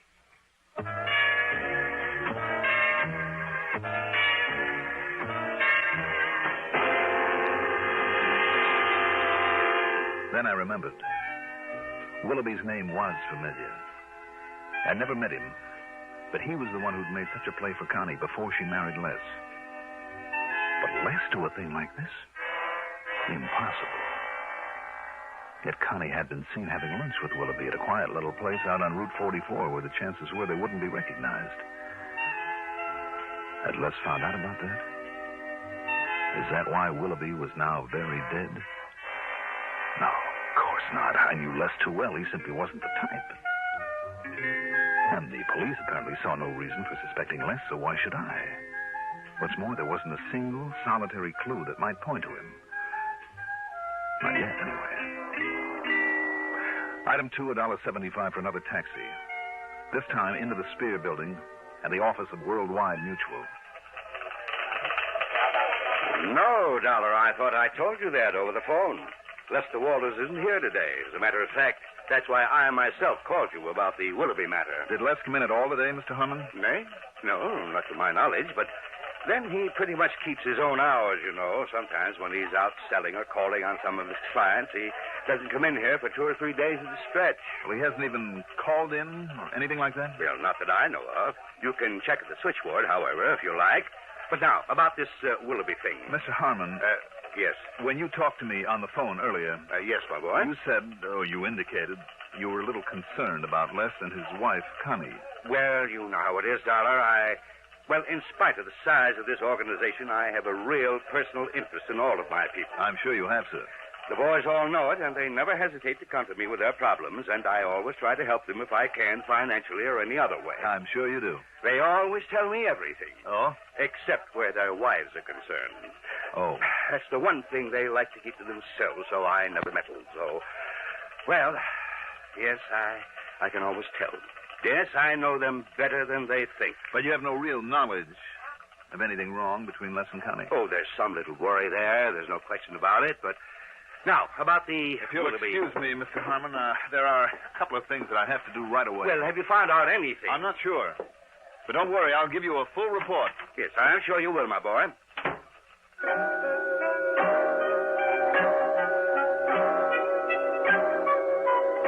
I checked with Mary, the switchboard operator. No, she hadn't heard from Les Walters all day. But he usually checks with me, you know. I mean, when he doesn't come in this way. Excuse me. Good afternoon. I told her then where I'd be, and that if Mutual. Les did call in, she was to let me know immediately, and from where he called. I told her she was not to mention this to Les. The fact that I was looking for him, under any circumstances. Item 3, $1 even for a cab out to the little apartment that Les shared with his wife, Connie.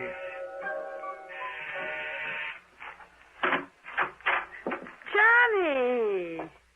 Well, happy birthday, whenever it was. Hi, Connie. At least I think I heard Les say you had a birthday not long ago. Mm-hmm. But what in the world are you doing in this part of town, this time of day? Well... Oh, come in, Johnny. I'll put on the percolator and we can have ourselves a coffee clutch. Well, sure, Connie, thanks. Les around? Oh, no, he isn't. Has he tried the office? He isn't there. Oh. Well, then he must be out selling people insurance or something. Why, Johnny? All right, it's just that we talked about maybe taking in a hockey game tonight, and I haven't heard from him, that's all. Oh. Connie? Yes? But come in, sit down, make yourself comfortable. Connie, does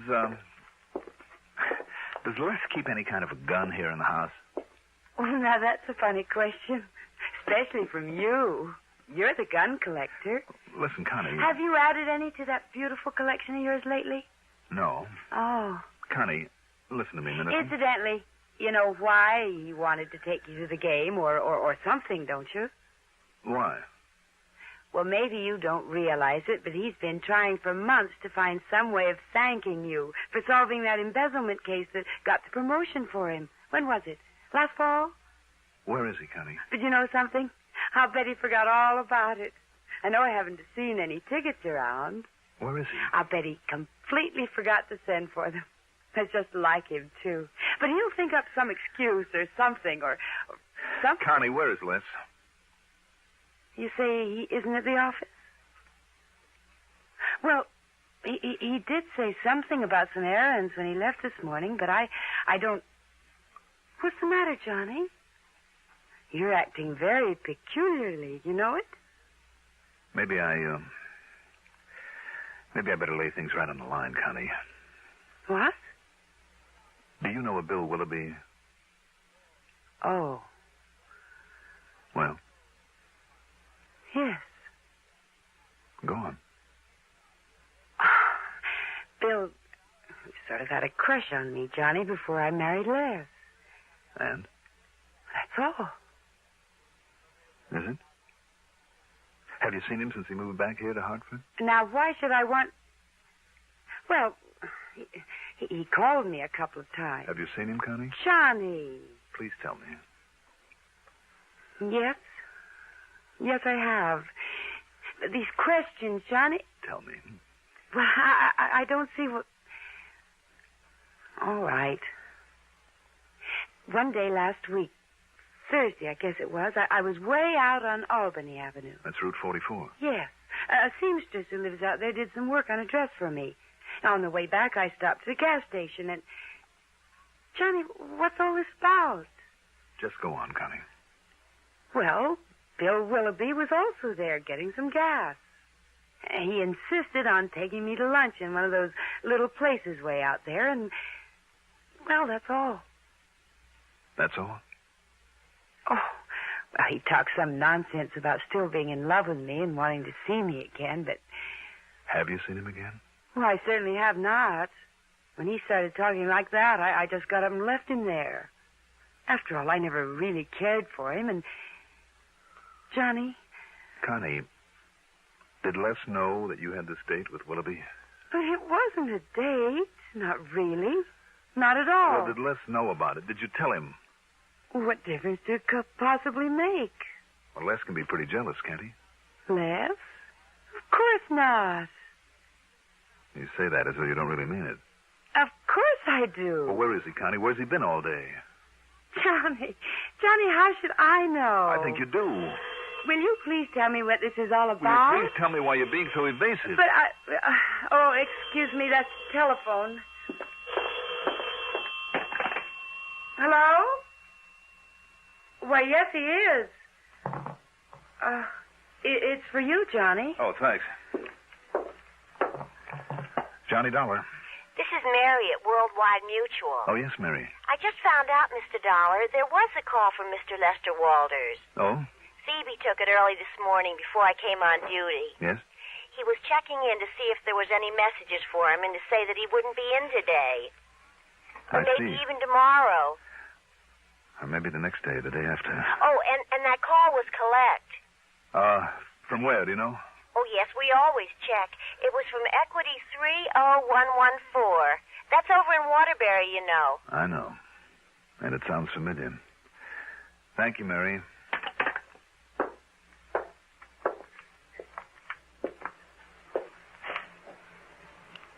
Johnny. Now listen, Johnny, will you please tell me... Later, Connie. Later. I went to a phone booth at the nearest gas station and spent item 4. 40 cents for a call to that equity number that had sounded so familiar. I hoped and prayed that I was wrong about it. That it wasn't. Bearcloth's Gun Shop. Who? Bearcloth's Gun Shop. Gun shop. Can I help you? Did a Mr.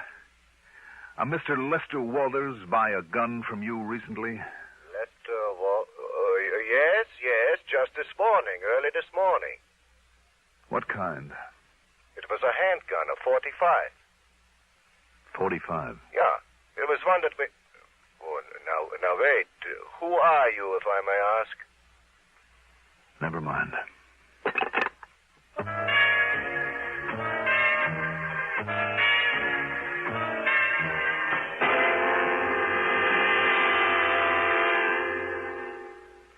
Not everyone is as lucky as yours truly, Johnny Dollar, who has an unlimited expense account. In many communities throughout the nation, though, high school youngsters are learning to conduct profitable businesses. They're learning by doing, running their own miniature business firms under the sponsorship and guidance of Junior Achievement Incorporated.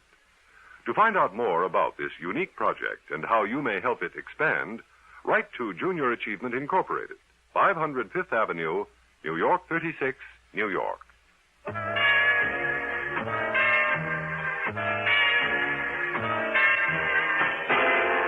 I still couldn't believe it. I wouldn't believe it. And yet all the evidence, every bit of evidence I had, Sure, it was circumstantial, that's all, every bit of it. But it all pointed to only one person, to my friend, Les Walters. I still couldn't believe it. Yet there it was. His failure to check in at the office the way that he usually did. Didn't he know that would arouse suspicion? His slip-up on our date for the hockey game. Didn't he know that would make me suspicious? Connie's having been seen with Willoughby. If the cops knew about that, why not Les? And then Connie's evasiveness about Les's whereabouts. But did she really know about what finally happened to Willoughby? And the gun. A .45 did it, Sergeant Bravo had said. A .45, the gun shop owner had said. That was sold to Les only that morning. All right, there it was. Okay, now what? Go to the police? Tell them what I knew? Or let them find out for themselves? Why not? They had as much to go on as I had. Almost. It was their job to run down Willoughby's killer just as much as mine, wasn't it? Yes, and it was my job just as much as theirs. My dirty, rotten, lousy job. Why? Why did it have to be? Couldn't I just... No, I couldn't, and I knew I couldn't. If Les did commit that murder, if... I made another call there in the phone booth.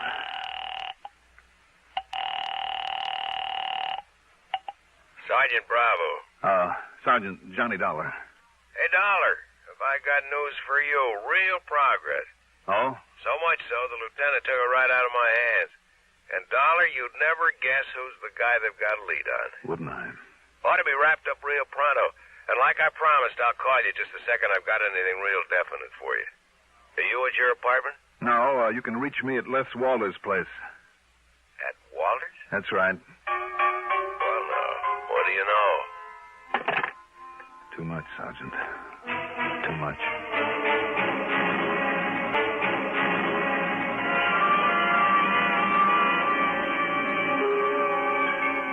No, I don't know. And I don't know when he's coming back. And, Johnny Dollar, you just sit yourself down here in the den and tell me why you're acting so strangely. Now, sit down, Johnny. Please. Sure, Connie. Look, would you like a drink? Maybe that would help whatever it is that's bothering you. Yeah, maybe it would. Well, all right, then. I'll go get you. Oh, now, who could that be? Excuse me. Hi, honey. Les. Sorry I'm so late. Les. Need a couple of business deals on the way back. Only a couple of policies. Les, listen. Hey, look, honey, I got it. The gun shop over in Waterbury.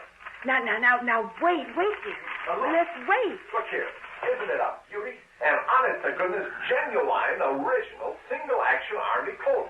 45 caliber. Honey, do you have to yell this way? Why not?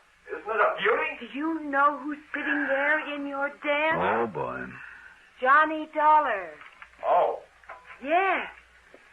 Well, you didn't tell him anything, did you? No. So go on in and make the best of it. Go on, Les, while I get the phone. Okay. Well, Hello? I didn't expect to find you here waiting for me, Johnny. Kind of spoils all the big surprise. But here you are, baby. Catch it. Thanks, Les. Well, don't you like it, Johnny? Should I? Oh, now look. After seeing that gun collection of yours and seeing what was missing from it, and after what you did for me last fall and with that birthday you had, well, listen, I've been negotiating with the old man Berghoff over in Waterbury for 2 weeks to get this for you. What's the matter, Johnny? Johnny? Oh, yes, Connie. That phone call is for you. Sergeant Bravo, I think he said. Oh, thanks. Johnny? No, Johnny Dollar. Well, it's all wrapped up, Dollar. Well... Yeah? Yep. Prints on that glass led the lieutenant straight to him. Well, what was that? The killer, the one that knocked over Willoughby. It was Shorty Scarpone, one of his pals in the dope racket. Broke down and confessed the whole thing when the lieutenant busted in on him. And Dollar... Oh, brother. Oh.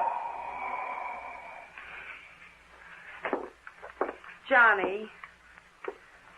Okay, now, what is bothering you? What's bothering you anyway? Me? Yes. Yes, you. Not a thing. Believe me, not a thing. Connie, where is that drink and we'll celebrate? Good. My birthday and a lot of things.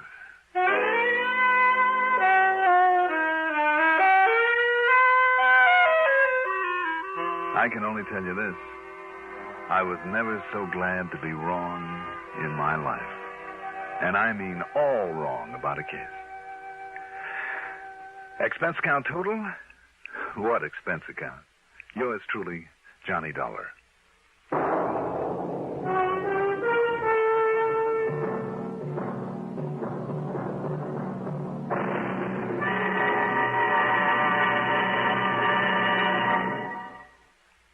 Now, here is our star to tell you about next week's story. Next week, a talisman. A good luck charm that proved to be anything but. Join us, won't you? Yours truly, Johnny Dollar.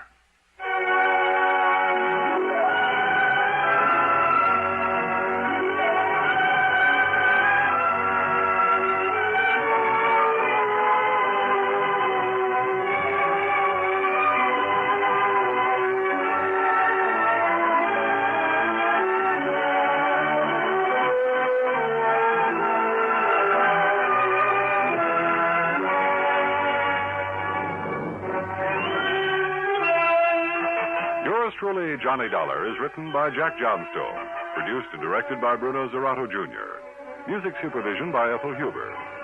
Johnny Dollar is played by Mandel Kramer. Also featured in our cast were Mason Adams as Sergeant Bravo, Margaret Draper as Connie Walters, Arthur Cole as Jonathan Harmon, Pat Housley as the telephone operator, Casey Allen as Les Walters, and Sam Gray as Mr. Burkhardt.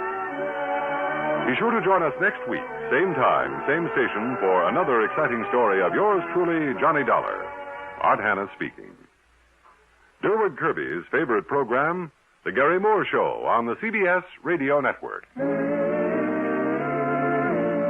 WROW Albany. Welcome wagon hostesses rate their work as the most fascinating public relations job in the whole world. In the United States and in neighboring Canada, too, you will find thousands of welcome wagon hostesses who do a vitally important job every day of the week. Right here in the Capital District, there are more than 20 welcome wagon hostesses, your neighbors and mine, each one a charming ambassador of goodwill. We'd like you to meet one right now. I'm Lenny Gannett. I welcome all the newcomers in the McGonville-Gilliland area. I try to make new families feel at home. The basket of gifts I bring is just a small part of my welcome. I'd like to call on your new neighbor. All you do is tell me who she is. Call Welcome Wagon at State 59640. Give the hostess the name and address of the newcomer you know. She'll call on them with a basket full of gifts from civic-minded businessmen. Call State 59640 for Welcome Wagon. Our sincere thanks go out to the wonderful network at CBS. And now, dear listeners, let's put your knowledge of the airwaves to the test.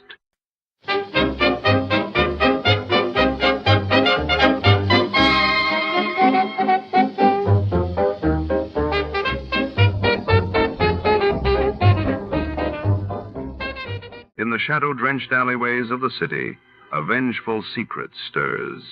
Tonight, Detective Archer is drawn into a perilous web when a mysterious woman with a haunted past seeks his help. As old grudges resurface and danger circles closer, will Archer untangle the vendetta before it claims another victim? Step inside the Vendetta Caper, where every whisper could be a threat, and trust is the most dangerous gamble of all. Before we begin, let's see what happened on the day it aired. It was March 15th, 1949. That day, the world watched as the Soviet Union announced new economic reforms, while across the globe, Israel was officially admitted as a member of the United Nations. The National Broadcasting Company presents The Adventures of Sam Spade, Detective.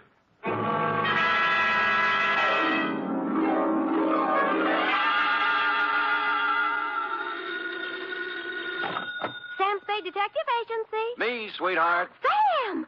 I heard you were hobnobbing with the wealthy set of our city. If what I was doing is their idea of hobnobbing, I'm glad I'm in the lower income brackets. What do you mean? What happened? I will only reveal that, Effie, in the intimate secrecy of our office. Was it that bad? Worse, F. Emotions ran amok. Passions were strewn from Fisherman's Wharf to the peninsula. Oh. Hatreds festooned the very air. And there was jealousy, too. My. It was positively lurid, as they say. Well, do you think it's all right for me to hear it? Well, I'll expurgate it a little, F. I'll water it down to your strength. I'll use monosyllabic instead of polysyllabic words, and so on. Now, Sam, I want you to tell me everything you think I should hear. And then just a little more. It's a deal, F. Prepare yourself for listening, and I will shortly make my entrance with a saga of society skullduggery, the lowdown on the uptown and all that. Now, if we need a name for it, why not call it the Vendetta Caper or the Revenge of Monte Christoph?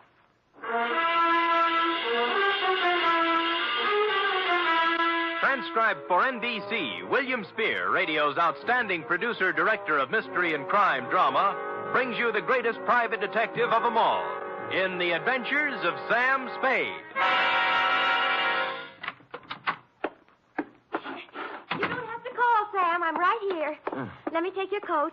Well, Effie, isn't this sufficient of you? Now be quiet and give me your coat. All right.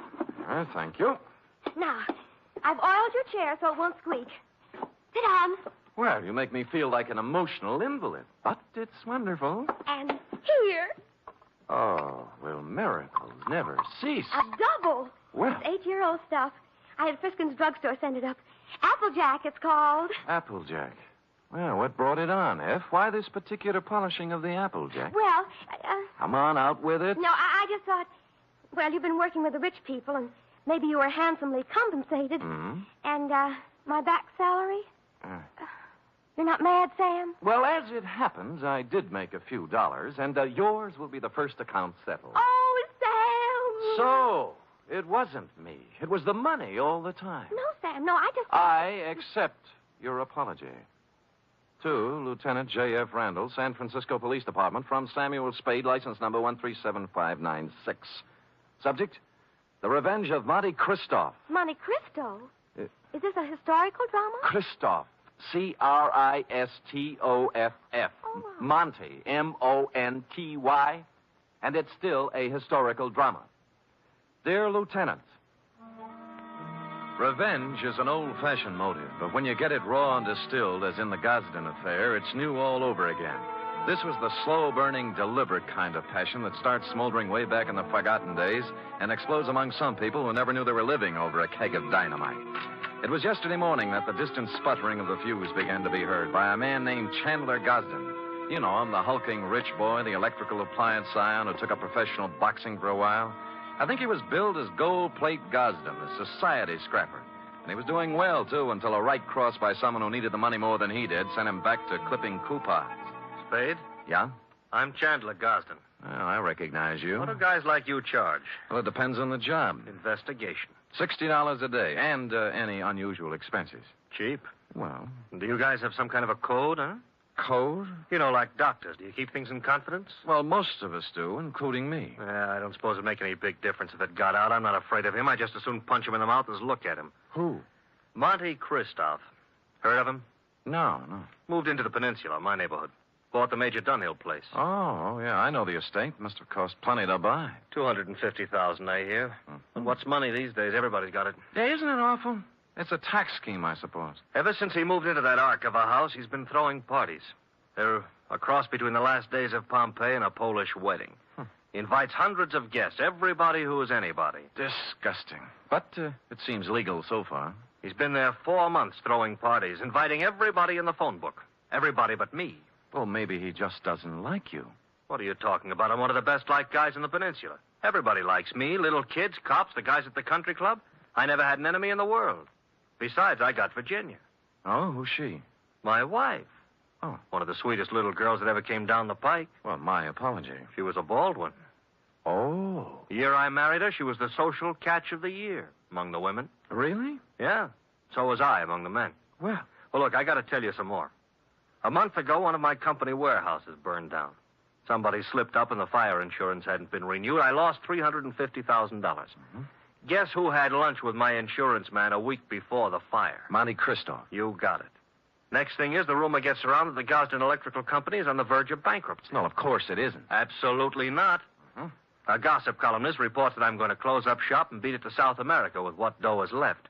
Then when the stock prices start dropping, somebody suddenly buys them up so fast they disappear overnight. Some corporation I never heard of called the Dantes Corporation. I see. And then all my friends start getting unfriendly. As soon as I show up, everybody stops talking. Act as if there's some big secret about me that I don't know. And they've all been to Monte Cristo's parties lately. That's right. The week after he arrived in town, all these things started happening. Now, what I want to find out is why. I don't even know the guy, but he's making a big change in my life. Well, it sounds like you're entitled to know. I don't know how far I can get. The best I can do is find out who he is, where he comes from, who his friends are, all those things. Okay, you're hired. Now find out everything about this Monte Cristo stuff. I got to know what's going on. I'm sorry, Chandler. I wasn't able to get here when you said. The traffic was absolutely unbelievable. Cars everywhere. They must be giving cars away these days. Everybody has one. I think we should get a helicopter. Mr. Spade, my wife, Ginny. Well, how do you do, Mrs. Gosden? Chan, I hope you haven't lost your head and blabbed everything to him. I told you these sort of men weren't trustworthy. I beg your pardon, madam? Look, Ginny, I told him, and he's a good guy. Well, if you just want to go around giving your life secrets... Oh, shut up, will you? I'm the man of the house. Really? And I suppose I count for nothing? Oh, no, forget it. Spade, I'm depending on you. Don't let me down. You wouldn't think a millionaire would be hard to biograph, but I came up with very little information on Mr. Monte Cristo. He'd arrived in town 4 months ago, stayed 10 days at the St. Mark Hotel, then bought his house. He had a bank deposit running into 7 figures. He had no known business connections, just money. The register at the St. Mark said he came from Chicago, and an airline company verified that he'd been a passenger aboard one of their ships from the Windy City. This was as far as I'd delved when my place of business was entered by a man in powder blue livery. You Spade? The same. Mr. Monte Cristo sent me to pick you up. I see. Up for where? For his mansion on the peninsula. Oh. He said he knew what a rough time you must be having at your present job and that he'd be glad to make the whole thing simple to you. Oh, he really said that? That's what he said. Oh. But I don't know what it means exactly. Well, I don't know what it means exactly either, but there's one good way to find out. Home, James? My name is Bertuccio, sir. Bertuccio? I see. How long have they been calling you that? Well, let me see. It's about... Oh, what do you mean? I mean, it's my name. All right. We'll talk it over in the car.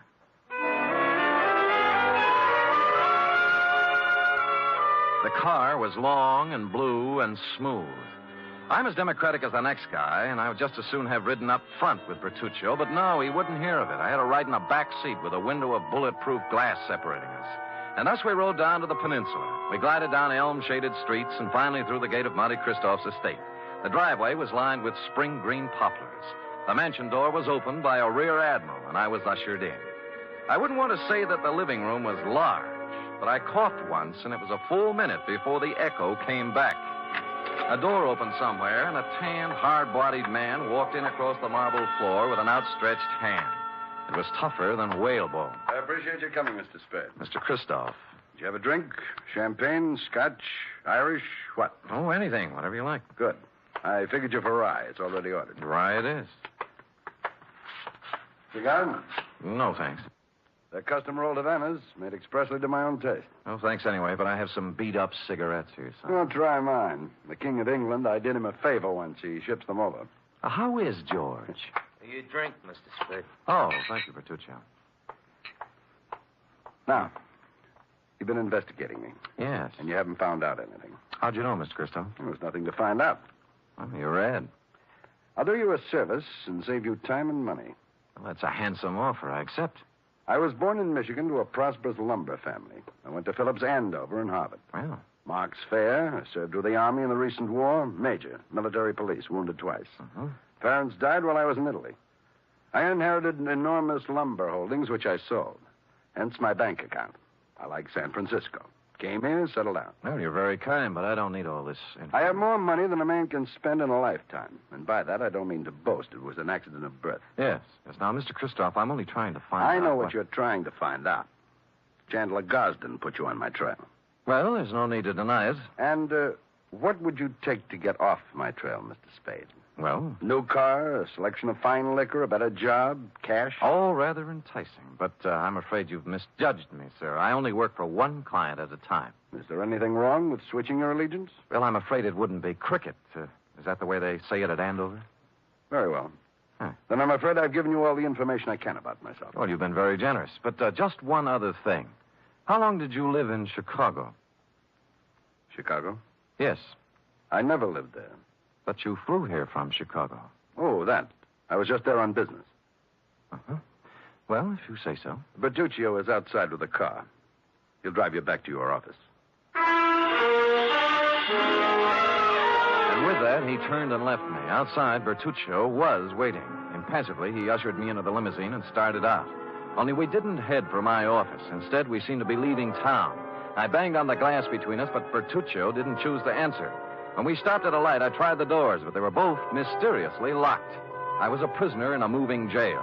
I made desperate signs to passers-by and traffic policemen I knew, but they just smiled and waved back at me. It was all very jolly. So I sat back and waited. About 20 or 30 miles out of town, we pulled onto a lonesome road and stopped. Here we are. Well, just where are we and why? Now, don't blow your top. Christoph told me to take you out here and to give you this. Oh? What's in the envelope? Money. $2,000 to be exact. Well, that's a lot of grands. They're going to do a lot for you. You're going to take it and keep going north. 48 hours will be long enough, just so you keep out of Frisco. Well, just so you know how I stand, I'm going back. You know, I was hoping you'd say that. Now I can do things my own.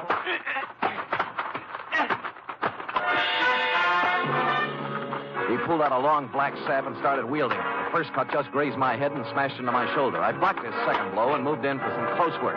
The third time he swung at me, his arm caught an overhead tree branch, and that was his undoing. He took 4 or 5 and then went down and out. I searched him, and his billfold revealed that he was Joseph Kowalski, late of Chicago, Illinois. The cards and addresses it contained left little doubt that Kowalski was in the rackets. I threw him in the car and drove back to town and police headquarters. He was awake by then, and I had to drag him into the hall. You want him locked up, Sam? What for? Assault and battery, assault with a deadly weapon, assault with intent to murder, mayhem, anything. You can't lock me up. I didn't do any of those things.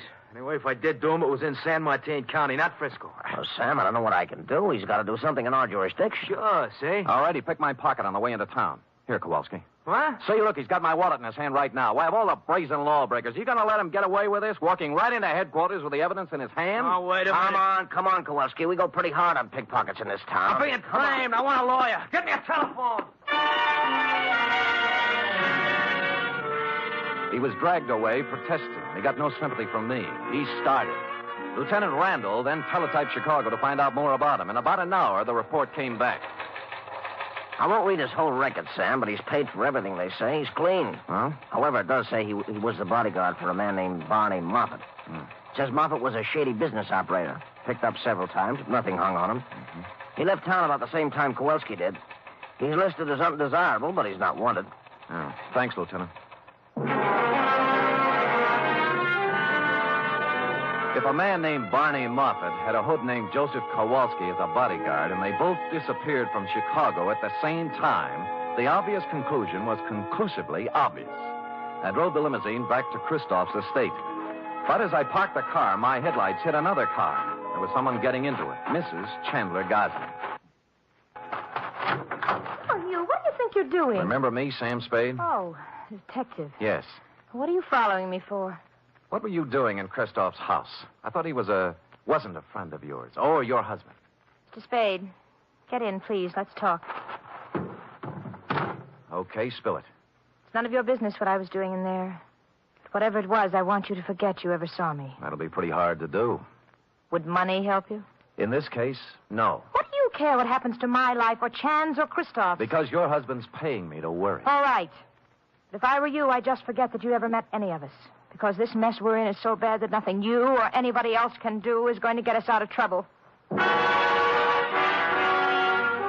With that, she burst out crying, and I couldn't get anything else out of her, so I let her go, and she drove off. I walked up to Christoph's house, knocked on the door, and a servant opened it. Took a couple of steps inside when 6 pairs of arms grabbed me. Some of them had fists on them. The struggle was just getting lively when Christoph appeared. All right, let him go, let him go. Well, I don't appreciate this kind of treatment, Christoph. You entered, Spade. All right, men, take a walk. All right. Ah, what's it all about? It was my orders if you ever showed up here again. Why'd you soften? I just heard about Kowalski. You managed that very well. I admire resourcefulness. How would you like to work for me? No thanks, Moffat. Moffat? Barney Moffat, late of Chicago and the rackets. So you know, huh? Well, I wasn't sure until just now, but you've cleared up the doubt. How much do you know? Very little. Just that you were a shady operator, but nobody's looking for you or anything. Spade, I did a lot of things. Several years at tightrope walking with the law. But I never did anything they could jail me for. I have an idea you're considering doing something in the near future. What makes you say that? Well, it's a vendetta, isn't it? Monte Christoph and Bertuccio the Steward and the Dantas Corporation. You couldn't resist the drama, could you? All from Dumas' novel. But why? Why do you want to play the Count of Monte Cristo? What did Gosden do to you to merit all this revenge? Tomorrow. It'll be over tomorrow. And with that, he clutched at his heart and fell forward at my feet.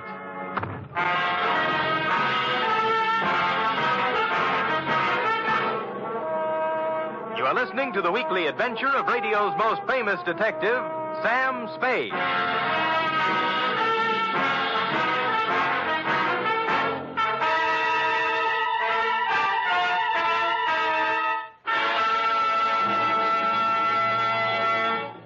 Three chimes mean good times on NBC.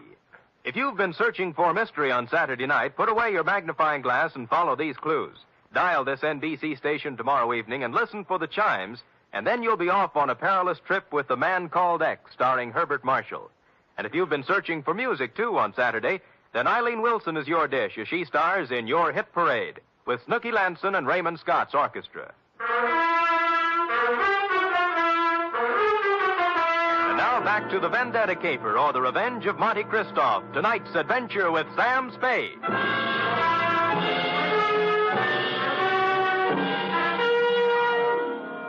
I bent over and listened to his heart. It was okay. Monte Christoph had just keeled over, apparently, from a crescendo of emotion. He blacked out. I didn't want to be held up by his henchmen, so I left the room and walked out of the house without calling anybody. I walked down the road, and good luck, there was an empty cab cruising along. At Chandler Gosden's, I found him pacing the living room in a state of physical and mental disorder. I told him what I knew. Vendetta? Why? I never heard of him. I never did anything to the man. Why would your wife go and see him? I don't know. Why don't you ask her? Because she hasn't been home all day, and here it is 1 o'clock in the morning. She's still listening. Tell me, is there something special happening tomorrow? Christoph seemed to think that everything would be settled tomorrow. It's our annual corporation election, just a matter of form. I'm elected president. A few other people voted into office, always the same people. Well, then he must plan to swing the election his way. Maybe put you in office. Got a fat chance of that. I don't care how much stock he buys. Ginny owns 10%. I own 41. That's 51%. If he bought 49% in the open market, that still wouldn't be enough. We could still outvote him. You're sure you've got the stock in your possession? I saw it last week when I was down in the vault looking for my birth certificate. Stupid me, forgot I don't have a birth certificate. Huh? No, that must be Edson, my lawyer. Called and said he had something on his mind. Chandler, I have bad news for you. It can wait. No, it can't. This is Sam Spade, Ralph Edson. How do you do? Spade. Now, Chan, listen to me. All right, what's biting you? Just this. We're liable to lose that election tomorrow. What are you talking about? We can't. I just found out that Monte Christoph has 59% of the voting stock in Gosden Electric. 15? He can't have it. Oh, look, wait a minute. If my wife sold her stock, he could have 59, couldn't he? He could. Spade. Huh? Are you positive you saw her coming out of Christoph's house? I'm afraid I did. I'm going to find her. And if she sold any of her stock to Christoph, I'll kill her. I tried to dissuade him, but he brushed me and the lawyer aside and ran out of the house. I called the police and told them to try and find Virginia Gosden before her husband did. Then I went looking myself. The first place I tried was Monte Christoph's mansion. There were lights on, so I entered, gun in hand. I didn't have any time to dicker with servants and bodyguards. Christoph appeared in a matter of seconds. All right, Spade, what is it you want now? Virginia Gosden. She hasn't been here since the last time you saw her. You know where she is? Haven't any idea. Well, if you know, tell me. Her husband's looking for her with homicide in his eyes. I can't say I'm sorry. Well, that's a nice sentiment. She sold you her stock in the Gosden Company, didn't she? Since you seem to know about it, yes. Why? She in love with you? I think maybe she is. And you're in love with her? She's a stupid, empty-headed nothing. I can't stand the sight of her. I hate her. Now, hold it now. You'll knock yourself out again. Yes. Yes. Come over here.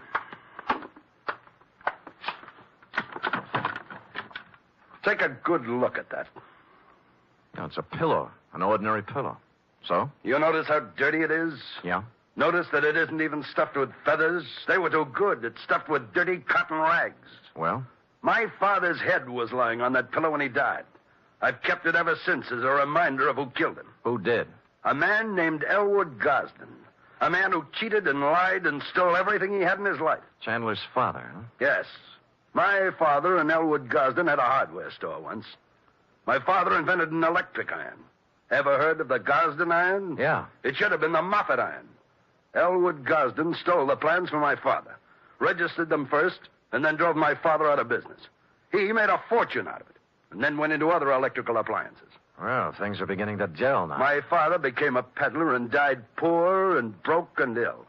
My mother died 20 years before she should have from overwork, while the Gosdens grew fat and respected on the Moffat brains. So you started your vendetta, huh? I started it the day my father died. I set out to make one thing in this world, money.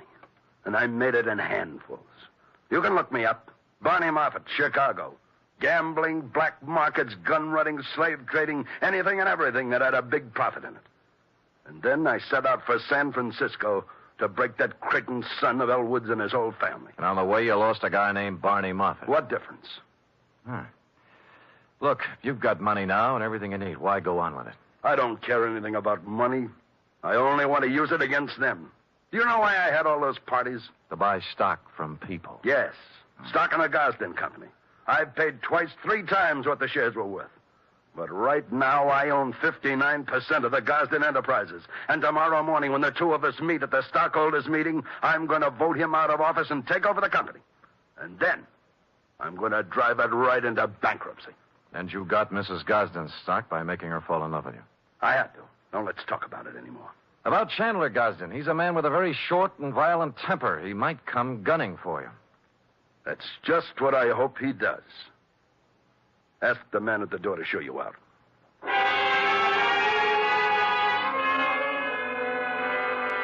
I spent most of the night trying to find Virginia Gosden with no luck. Chandler didn't return to his house, so I didn't know what he was up to. It was early the following day when I got my first report.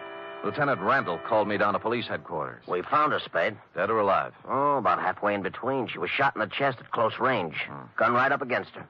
But she's still living. And what are her chances? Fair. Where'd you find her? In a walk-up apartment on Polk Street. It was registered to her. Looked like a love nest, a place where she met a boyfriend or something. No weapon. I see. I figure murder attempt. Her husband. We have a pickup on him right now, but so far he's vanished. Shame. Fine old San Francisco family. What do you know, Sam? Well, give me a free hand for a couple of hours, will you? Maybe I can do something for this fine old San Francisco family.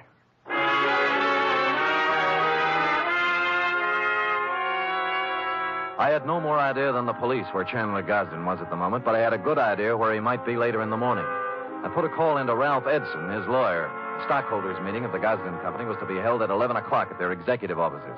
Edson got me in, and at 5 minutes to 11, Monte Christoph walked in. There were 3 of us. None of us spoke. We just sat around a long, polished table, alternately watching the clock and the door. At 11:03, the door opened. Chandler Gosden stood there, rumpled, red-eyed, vicious. He had a gun. The first man who moves is going to get a bullet right in the face. Chandler, for heaven's sake. Shut up. Is that the gun you tried to kill your wife with? It's the gun, but I didn't try to kill her. She did it herself because he drove her to it. Me? Yeah, you, Christoph. You were meeting her in an apartment. Don't think I've been dumb. Put the gun away and let's get down to business. Are you kidding? I got the same gun she used on herself, and I'm going to use it on you. Well, stop talking and get it over with. You act as if you want me to do it. All right. Edson, Spade, clear out of here. Gosden, use your head. I said get out of here. Now go on. Okay, but don't take your eye off him. He's got a gun in his pocket. Don't worry, I won't. You were working for him. Working for him all along. Everybody was. No, now listen to me. He wanted you to kill him. He doesn't care about himself. He just wanted you to be put away for murder. Spade, this is our affair, not yours. Now, look, both of you shut up and listen. This is a tough thing to try to settle something that's been boiling up in you, Moffat, ever since you can remember. You spent all of your grown-up life trying to get back at the wrong man. It appealed to some ironical sense of yours to carry out the Monte Cristo revenge story. Now, let me ask you this. You remember all about Monte Cristo and how he ruined the people who had ruined his life and how his father died heartbroken. But do you remember the end of that book? Go on. He found that he couldn't bring himself to revenge the wrongdoings of families on their innocent children. That reads good in a book, but I don't feel that way. Well, maybe you will when you hear this. What? This man right here that you've spent 20 years getting ready to ruin is not even a Gosden. Huh? What? He's an adopted son. Mr. Elwood Spade, Gosden adopted him from an Oakland orphanage on October 11th, 1907. I got the records to prove it this morning. I don't believe it. I would have known. Mr. Edson, you've always been the family lawyer. Isn't this true? It was a long chance that Edson would play along with it. But to bring it off, it needed the final clincher. Lawyer Edson looked at me, then looked at Chandler Gosden. He gulped and licked his lips. It's true. It's true, Chandler. Adopted? Your father never wanted you to know. Chandler didn't move. He just stood there stunned. But Barney Moffett sank down into a chair and buried his head in his hands. Edson and I looked at each other and waited. And finally, Christoph looked up and spoke. Start the meeting. Mr. Edson? I hereby declare the annual stockholders' meeting of the Gosden Company open. Mr. Gosden?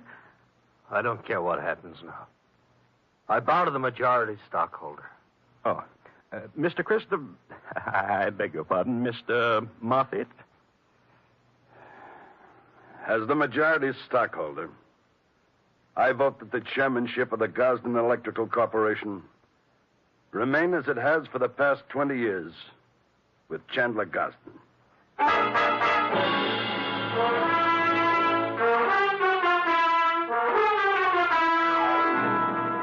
Period. End of report. Oh, Sam, you were magnificent. It was rather a stirring scene, wasn't it? I was good. But it was superb. It really was. Mm-hmm. Did he sign over the stock and everything? Oh, he did indeed. Oh. Sam, do you think the world will ever get to a time when everybody has all he wants? And instead of trying to get more, everybody spends his time just trying to enjoy life? Well, you know best, Effie. Do you really believe that, Sam? Well, you've got to believe something. It's better than nothing.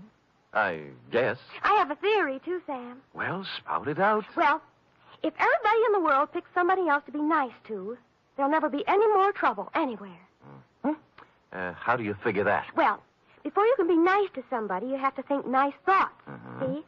And once you start thinking nice thoughts, well, you can see how silly the bad ones are. Effie, come here.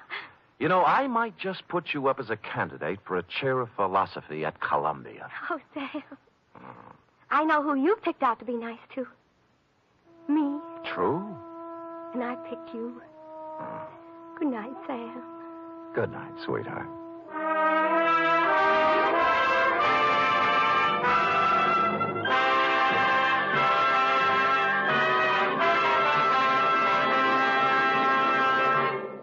Tonight's transcribed adventure of Sam Spade was produced, edited, and directed by William Spear. Sam Spade was played by Stephen Dunn, Lurene Tuttle as Effie. Script for tonight's adventure by John Michael Hayes. Musical scoring by Lud Gluskin, conducted by Robert Armbruster. Join us again next week, same time, for another adventure with Sam Spade.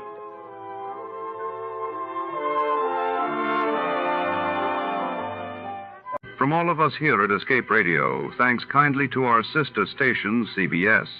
Now then, let's see if you're true masters of classic radio.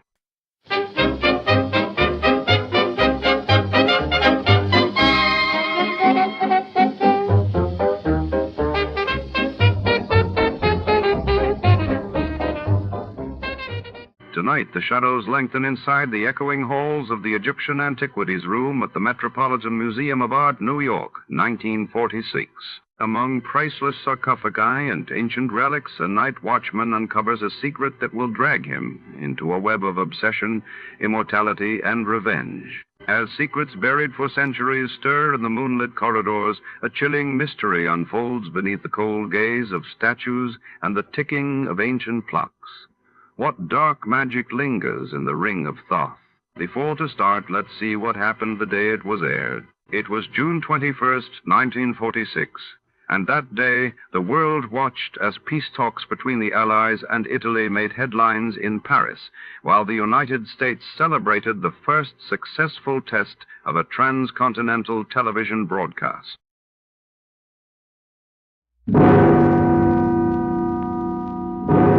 Escape.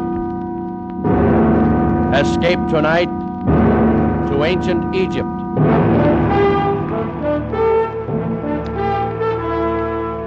The Columbia Broadcasting System and its affiliated stations presents Escape, a new series of programs of which this, the sixth, is The Ring of Thoth by Sir Arthur Conan Doyle, produced and directed by William N. Robeson.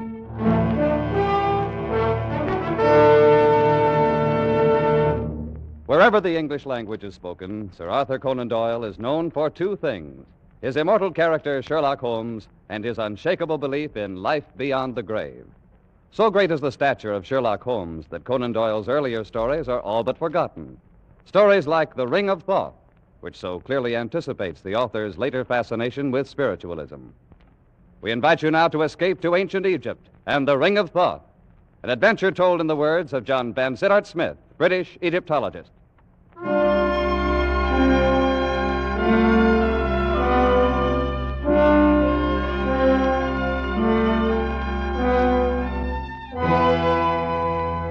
I arrived in Paris on the 3:14 express from Dieppe and went immediately to my hotel in the Rue de Lafitte.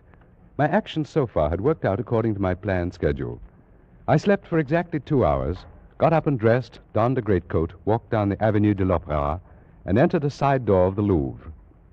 Once inside, and amid surroundings entirely familiar to me, I made my way immediately to the Chamber of Egyptian Relics, or more specifically, to the cabinet in that chamber which contained the El Kab collection of papyri.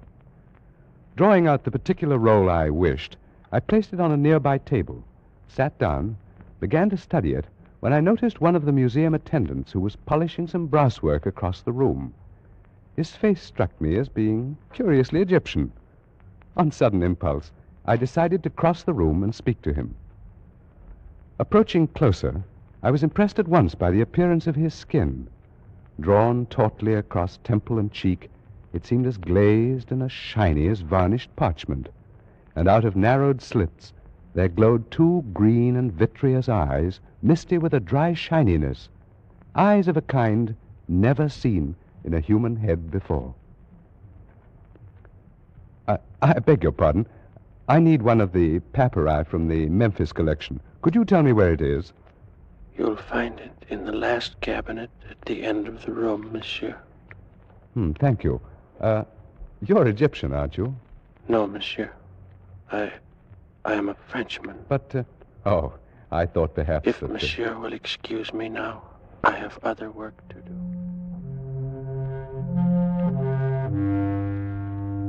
I went back to the table and took up the papyrus I had been studying before. But my former calmness in translating the intricate hieroglyphics was gone, and out of the depths of my mind welled a feeling of terrible familiarity. I concentrated more deeply on my studies, pushing aside those thoughts conducive to mental turmoil, and at last, worn out by the inward struggle, I fell asleep.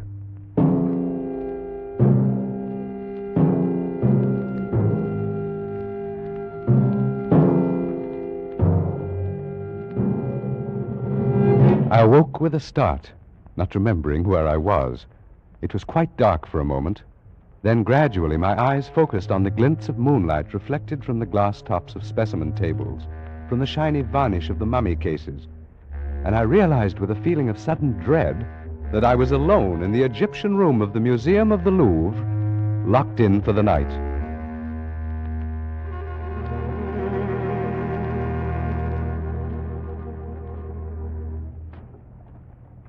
And I saw at that moment, approaching through the moonlit halls, a dim yellow flame. Nearer and nearer it came until I could perceive above it, as though floating in the air, the eerie, glistening face of the man I'd spoken to earlier. I shrank into the dark shadow of my corner, and he passed without seeing me, stopping before the mummy cases a few yards away.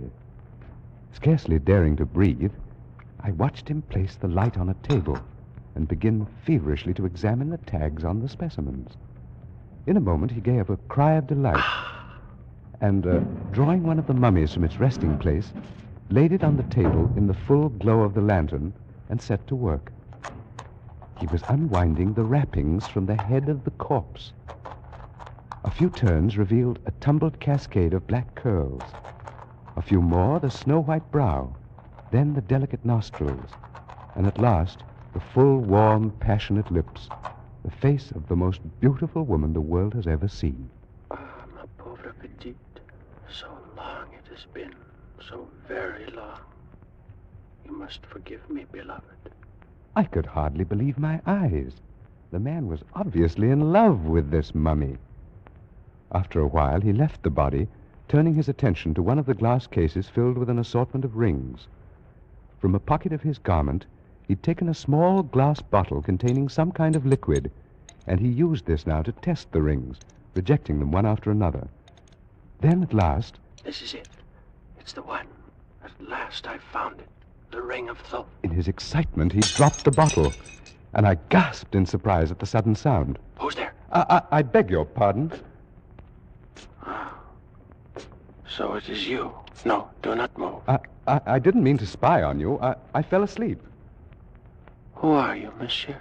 I am John Vansittart Smith, a student of Egyptology. No matter. You will observe this knife. Yes? Had I discovered you 5 minutes ago, monsieur, I should have slain you without a word. What? As it is now, I have found the ring. But I warn you not to interfere with me in any way. I really haven't the slightest intention of it. After all, I'm only here by accident. Perhaps. I say, you shouldn't have unwrapped that mummy, you know. It's starting to deteriorate already. Oh, my beloved. Yes, before our eyes, the lovely face was crumbling, the hair falling away, the skin shriveling and cracking, the lips fading. The man hovered over the decaying body a moment, murmuring sorrowfully. And then he turned again. No matter. That will not make the least difference in a little while. Of what importance is the dead shell, so long as her spirit waits for me at the other side of the veil? What are you talking about? What is it you're proposing to do? Tonight, monsieur, I have ended a quest and broken at last the ancient curse. Nothing now can prevent my joining her. Are you actually claiming that you knew her? She was Atma, daughter of the governor of Abaris, and both she and I lived in the reign of Tutmosis 3,500 years ago. You're obviously mad. Perhaps, but not in the way you think. There may be design in this, your coming here. It may be decreed that I should leave some account behind as a warning to other mortals as rash as myself. Very well, then. So be it.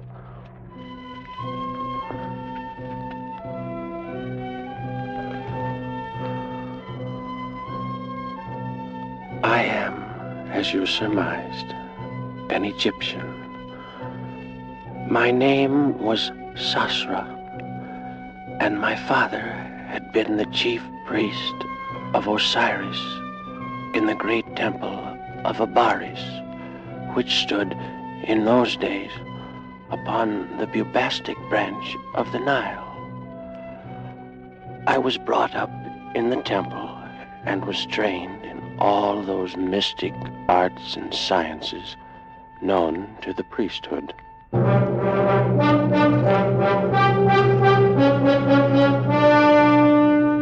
Of all the mysteries that I studied, none intrigued me more than the question of life and death. And even to this question, in time, I found an answer. But for a man to live beyond his allotted span of years, Master Sastra, the gods have not so ordained it. Then perhaps they will have to revise their ordinances now that I've discovered their secret. 'Tis not well to jest. I tremble, for though I've labored in your service for a year, I knew not the goal of your endeavors. May Osiris forgive me. Ah, what a pity you look upon it this way. For I'd thought that in return for your assistance, I should grant you, too, the gift of centuries of indestructible life. I would not have it, Master Sastra. And I beg that you, too, forgo it. Forgo it? I introduced the fluid into my veins 1 month ago. Oh, no. Then you are lost indeed. Lost? Do you call this being lost? Let's see now. My heart should be about here. Oh, that knife. No, don't. Master, you've killed yourself. Not at all. See? It bleeds a little. But in a while, the wound will close up. And that's all. It's immortality. No. I shall not live forever. But for 5,000, perhaps 6,000 years, I shall be immune from all dangers of violence, poison, disease, starvation. You cannot die?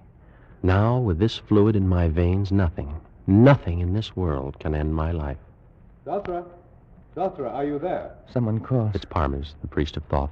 In here, my friend. Enter. Oh, greetings, Sosra, master of sciences, and his worthy assistant. If you will excuse me, masters, I go to make my peace with Osiris. What's wrong with your helper, Sosra? The thought of a well-nigh eternal life has frightened him into gibbering superstition. Then you still believe in the discovery? Believe in it? Parmes, my friend. Look. By the heavens, what a scar. It pierces the heart. It was done only a moment ago with this knife. See? I can put it back in the wound. So. You suffered no ill effects? None whatever. And if I turn the knife in the wound, that would do you no harm? You may try it.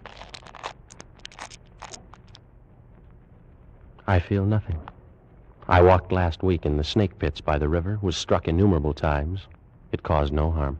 By the great Anubis. Will you have it then? Out of all Egypt, I have chosen only you, my friend, to share the gift. But the choice is yours. I'd be a fool to refuse, Sosra. I'll have it. And now, what must I do? First, we must open a vein in your wrist, like this. Then, we drip the elixir slowly into your bloodstream. Steady now. I don't feel anything. There is no sensation. It is done. So simple? There is nothing more? That's all. And now done, it can never be changed. It seems incredible, supernatural. It's no more than a chemical discovery, but with it, while all this about us passes away, you and I, Parmes, will live on for 50 centuries. Think of it, my friend. 5,000 years of life. 5,000 years. Only the two of us. Listen, that noise. Some procession must be passing in the street. I have an idea what it may be. Come on over to the window. Beloved of heaven, clear the road, stand back, and make way for the loveliest pearl of Thebes.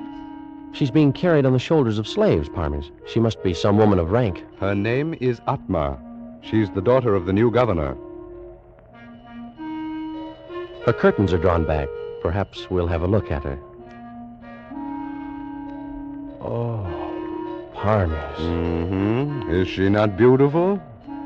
She is the most desirable, the only utterly desirable woman I've ever seen in my life. Yes, I saw her yesterday at the temple. Then you're most fortunate, my friend. You've had 24 more hours to dream about her than I have had. I must know her, Parmes. I must make her love me. I'll send gifts. I'll call on her tomorrow. Oh, it has to be then. I couldn't wait any longer than tomorrow. A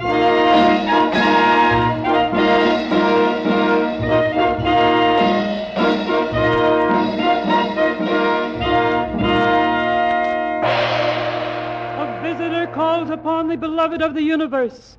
He is Sasra, priest of the temple of Osiris. Well, bid him approach. Enter, Sasra. Oh, most beautiful of all Egypt, I cast myself at your feet. That's a noble ambition.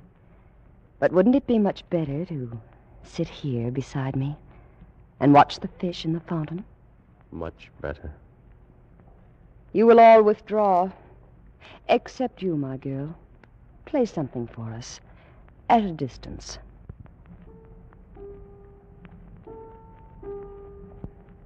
Well, Sasra, for so I understand you're called, am I to deem this an official visit by a master of the temple?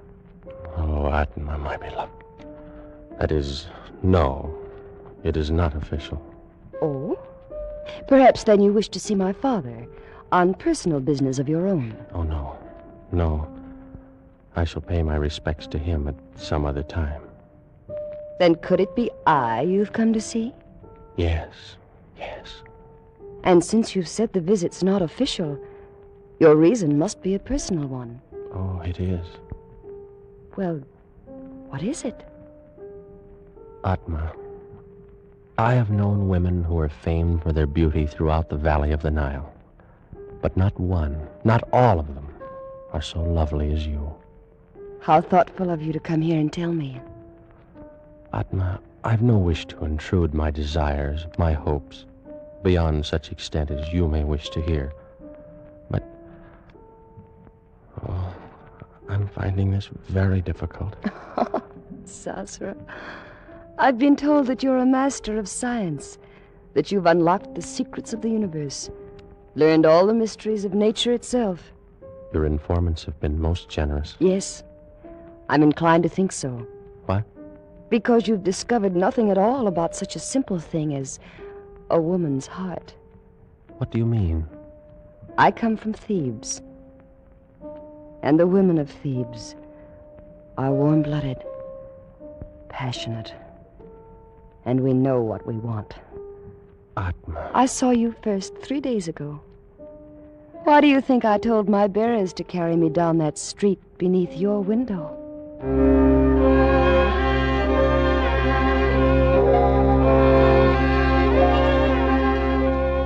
And so, miracle of all miracles, Atma loved me. Worshipping the very ground her feet had trod upon, I lived through those glorious weeks, and with it all, our love grew apace. But one thing bore heavily upon my mind, and I came to speak of it more often to my beloved as we sat and talked by the fountain in her garden. Look, Sasra. See how the stars shine from the water? Yes, Atma. More lovely even than their glow in the heavens. Are they very old, the stars? Very old, beloved. As old as time. And they'll go on gleaming there, long years after you and I are gone and forgotten. Atma, my dearest, we've talked of this before, and I know it distresses you to think of it. No, Sasra. Tonight everything is beautiful. We shall not talk of death. Not of death, but of life. They're only counterparts of one another. Oh, if we could only live together, grow old together, and die in the same instant. But how much better to live and love 5,000 years? Will you not do it? Does so long a time seem too great for the love you feel for me? Beloved, no. The time would pass in an instant, and the loss then be no easier borne than now. Then why draw back? Will you not take the elixir now, tonight? I'm afraid, Sasra. We'll anger the gods. We will outlive the gods. They will have their revenge. Whatever occurred, we'd be together. Yes, I've thought of that. Were it not so, I'd not even consider doing it. Then you'll do it. Atma, you'll do it. I need more time, only a little more to assure myself. How much? Tonight, Sasra. Give me tonight. Every hour you live without the elixir is another hazard. All right, then. Tonight. And may Isis herself guard over you until the fluid courses in your veins.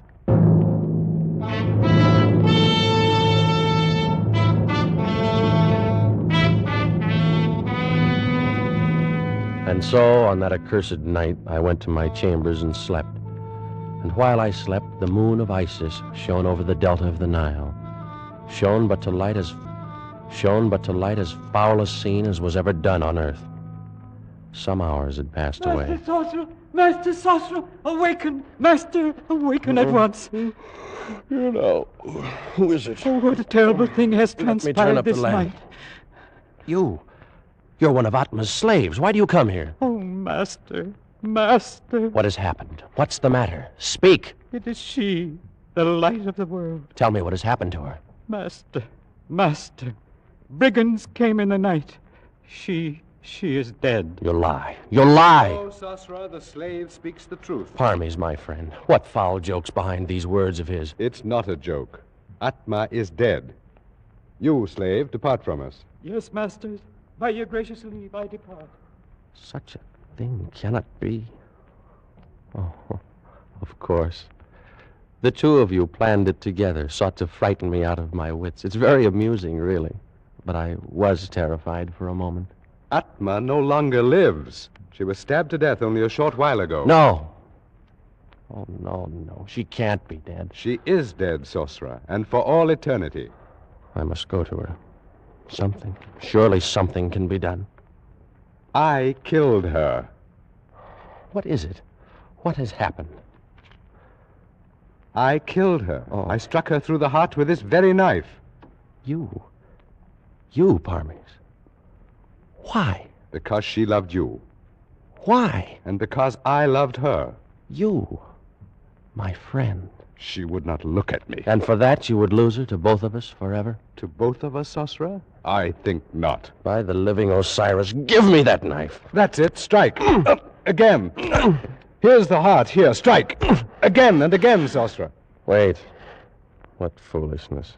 I cannot kill you. You're wrong, Sosra. You have killed me. Those were grievous blows. But the fluid, that cursed elixir of life, it runs in your veins as well as mine. True. But in mine is also the antidote. You lie. There is no antidote. Yes, day and night. These many weeks I've worked, and I found it. You couldn't have. Is there more of it? Yes, a very little. But you'll never find it. Where is it? Tell me where it is. In the ring, Sosra. In the Ring of Thoth. And you'll never find it. I will. I must. Go on. Live your 50 centuries. And every hour of them, think. It was your hand that struck me down. With the same knife that took her from you. Think while I go to join her. Oh, no. You're not dead. You're not! No! No! No! No!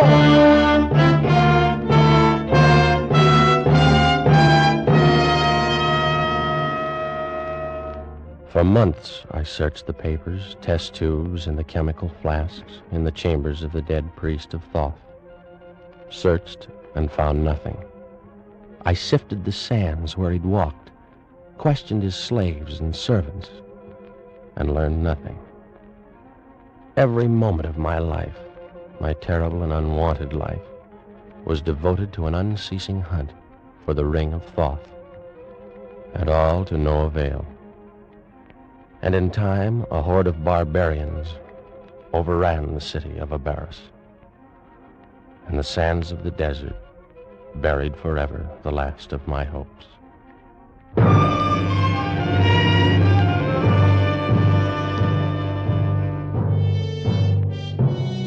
And so began the deadly march of the centuries. How can you know how terrible a thing time is? You, who've experienced only the narrow course between the cradle and the grave. I've floated down the whole stream of history. I have traveled in all lands, and I have dwelt with all nations. Every tongue is the same to me. I need not tell you how slowly the centuries drifted by. Centuries without end. Years without number. And so, I came to be one day, a few weeks past, in San Francisco, where I came across a certain item in a newspaper. Among recent discoveries in Lower Egypt is an unopened mummy case containing, according to the inscription on the outside, the body of the daughter of the governor of Abaris in the days of Tutmosis. In the same burial crypt, dropped into a crevice between the stones, was found a large platinum ring of singular design. Both specimens have been sent for examination to the Louvre in Paris. So, I presume you came here to Paris, obtained this position of attendant in the Louvre with the idea of... Only yesterday, Monsieur Smith. As you may imagine, I had little difficulty in convincing the director of my knowledge of Egyptian relics. The ring, then. The one I saw you remove from the case is the Ring of Thoth? Without question. You've discovered how the ring must be used? The secret is obvious. See, the stone is hollow, and drops of liquid move within it. Have you considered the possibility that this antidote may not perform the function which has been claimed for it? It will, monsieur. And there'll be no need of a knife to strike me down. My death was due in a time long past, and only this damnable fluid that runs through my veins supports the weight of my years. I delay no longer. I go to join her where she waits for me in death. No, don't. Oh. Too late. I've broken the gem. I've taken the antidote. I stood and watched him with a terrible fascination, but without pity and without compassion. He turned away from me and reeled toward the mummy he'd left on the table across the room. But even as he turned, the parchment skin of his face cracked and shredded. Discolored lips shriveled away from the yellow teeth. The vitreous eyes withered into nubs of formless plasm, and the full weight of his 3,500 years descended on him in an instant. I left that room of death and walked over the marble floors toward the exit, my footsteps echoing through the empty halls, even as they had echoed for so long in the corridors of time. And I wondered as I walked if Sosra knew now what I knew, that the antidote in the Ring of Thoth can bring death to the body, but not to the soul. And I wondered in what cloak of flesh his spirit now dwelt, just as I, Parmes, priest of Thoth, had for the last 40 years of my 3,500 dwelt in the body of John Vansittart Smith.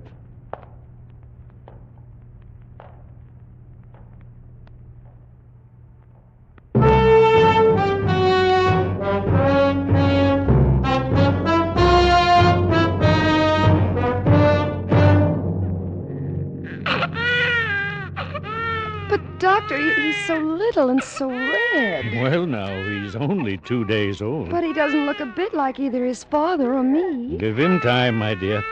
All babies look pretty much alike when they're first born. Well, I don't know. His eyes, or it's silly, of course, but he looks like an Egyptian.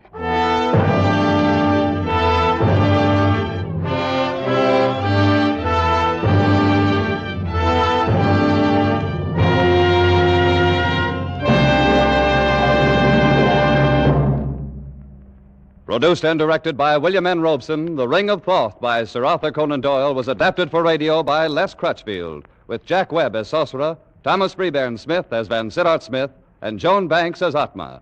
The special musical score was conceived and conducted by Cy Fewer.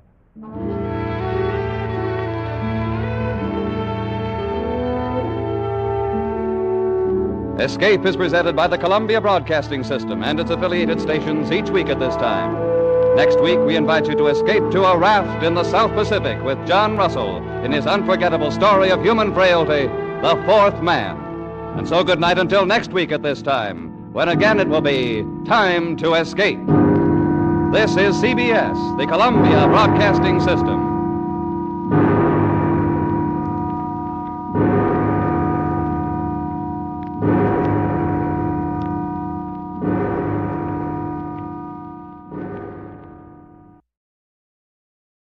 You're listening to Escape Radio with special thanks to our friends at CBS. Stay right there. The next episode follows a quick test of your radio knowledge.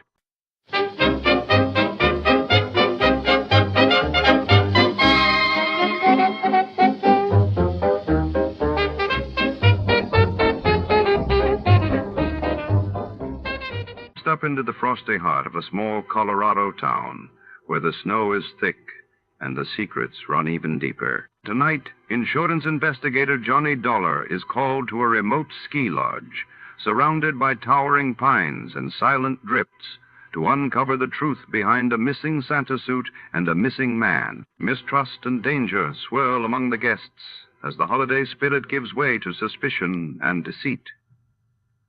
What really happened in the shadowy corridors of Carmen Kringle's lodge?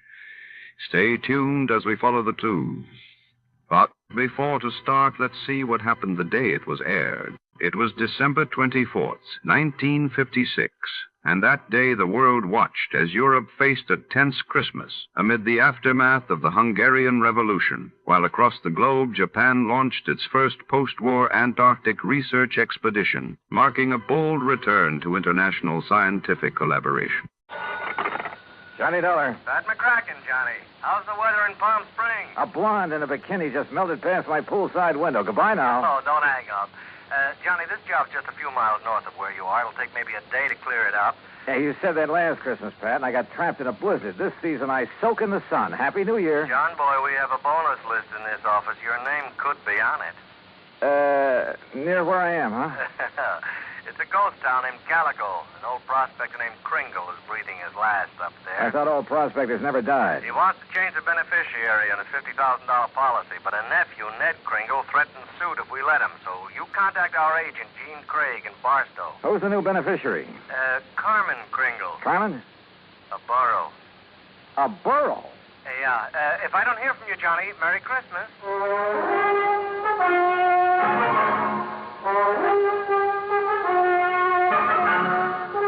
Bob Bailey in the exciting adventures of the man with the action-packed expense account, America's fabulous freelance insurance investigator. Yours truly, Johnny Dolar. And now, Act One of yours truly, Johnny Dolar.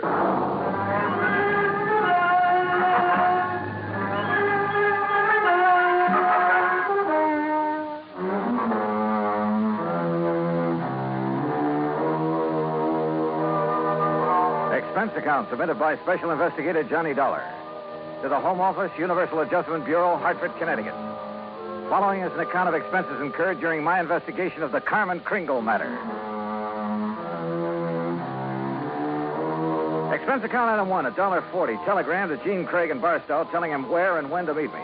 Item 2, $50 even to Al Sterner for his charter plane to the ghost town of Calico. The guidebook says there's something about desert country that's good for the soul. And in spite of the air bumps, I got a panoramic view of the Great Mojave that took my breath away.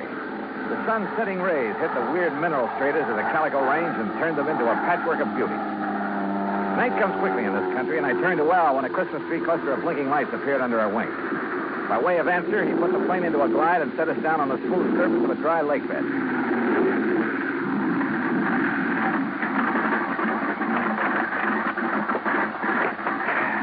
Johnny, you want me to wait around till your friend shows up?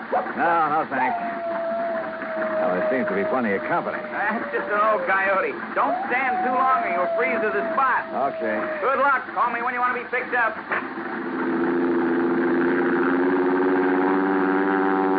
I watched Al's plane until it was swallowed by the darkness. Then suddenly I got that feeling in the hair on the back of my neck that I wasn't alone. The moon was up enough to make out shadows, and silhouetted in a circle around me was a strange collection of figures. One of the pack moved toward me. And for a crazy second, I thought I'd bumped into Santa Claus's reindeer. Then a car without lights came rushing at me. The headlights slammed on, and I got a glimpse of a donkey herd scattering into the night. All right, mister. Walk toward me. Slow, with your hands high. I've learned never to argue with a Winchester 94, so I followed orders. I spotted the weaving headlamps of another car approaching and prayed it was the agent, Gene Craig. Close enough, Sonny. I can pop the rattlers off a sidewind at 60 yards. So don't you make no sudden move. He was maybe 60 with gray sideburns and a frosty goatee. A marshal's badge was pinned to his leather jacket. All right, now, mister. Marshal, that's all right. That's Mr. Dolar. Huh? I was supposed to meet him earlier. I'm awfully sorry, Mr. Dolar. I'm Jean Craig. Huh? I couldn't get here until I drove Doc Spangler up to Chris. He's had another setback, Marshal. Yeah, some darn fool let down a rail on his corral, and Chris Kringle's whole herd got loose. He don't give a chuck for most of them, though, except Carmen. Now he's fretting because she's running wild. Almost had him tracked down when this here fella showed up. If you vouch for him, huh, Jean? You are Johnny Dollar, aren't you? Well, a frozen facsimile. Come on, I'll drive you into Calico. You tell Chris that I'll have his Carmen back in the corral before the moon's full. And, Jean. Yeah, Marshal. Tell the old sourdough to stay alive, will you? We need him around here. Sorry about mistaking you, Mr. Dollar.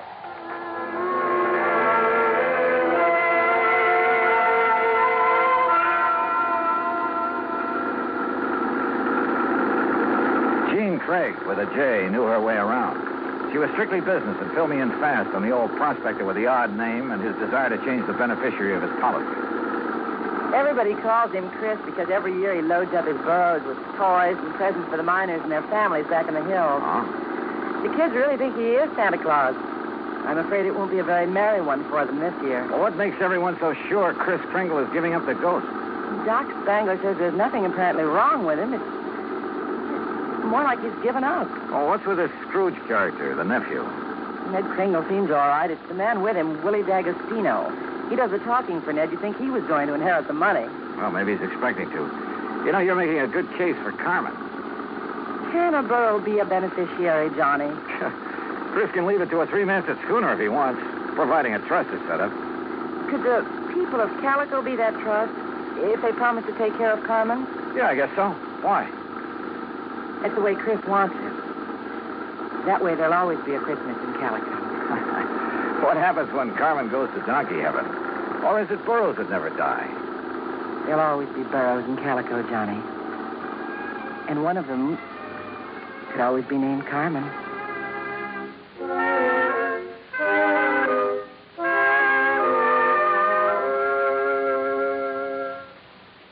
Act two of yours truly, Johnny Dollar, in a moment. Act two of yours truly, Johnny Dollar, and the Carmen Kringle matter.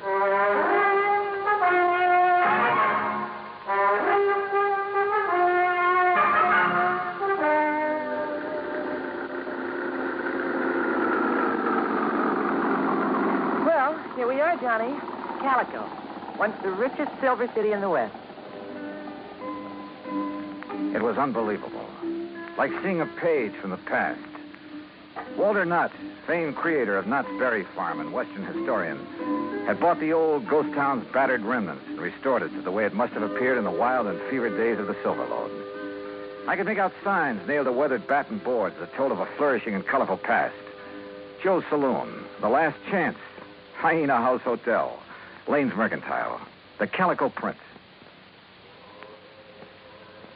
High on a hill at the edge of town, people were gathered at the entrance to a cave that was illuminated by hundreds of miners' lamps.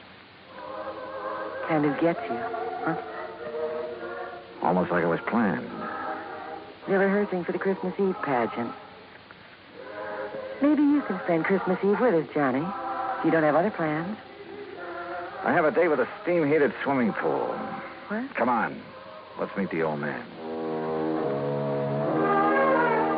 Expense account item 3, $100 for a quart of perfume or a mink scarf, anything to wipe the hurt look off of Jean Craig's face.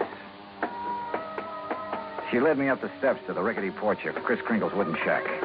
A tall figure carrying a black bag stepped toward us out of the shadows. Jeannie, I'm glad to see you. Will you drive me back to town? Why, certainly, Doc. Oh, this is Mr. Dollar. Hi, son. Hi. Chris, is he still all right? I couldn't say. Been sitting out here waiting for you. You haven't seen the patients? The medical man owes a duty and all that, but I'm too old to talk back to a gun. You mean they wouldn't let you in? Tired of it. Well, I'm not a medical man. Well, please be careful, Johnny. I told you, Starbone, stay away and leave the old man to... Well, if it ain't little Jeannie, the policy fixer. And who are you, mister? Willie D'Agostino. This is Johnny Dollar. He's from the insurance company to see about changing the policy. Who is it, Wooly? Who are you talking to? Relax, will you? And let him give us some tourist directions back to Barstow. There'll be no policy changing at this late date, mister. Ned Kringle is very bereaved at the imminence of his uncle's demise. Just family admitted at this sad hour, so mosey along, folks. I'll leave the young man to his grief. Your foot is in the door, mister. I don't like your foot, and I don't like you. His hand moved to his shoulder holster, but Gene was standing right beside me. It was Doc who suddenly shouldered past D'Agostino and fled up the stairs that gave him my chance. I kicked the door wide. Threw him off balance. I shoved Jeannie aside, and that was a mistake. Because a million Christmas tree lights blazed up in my skull.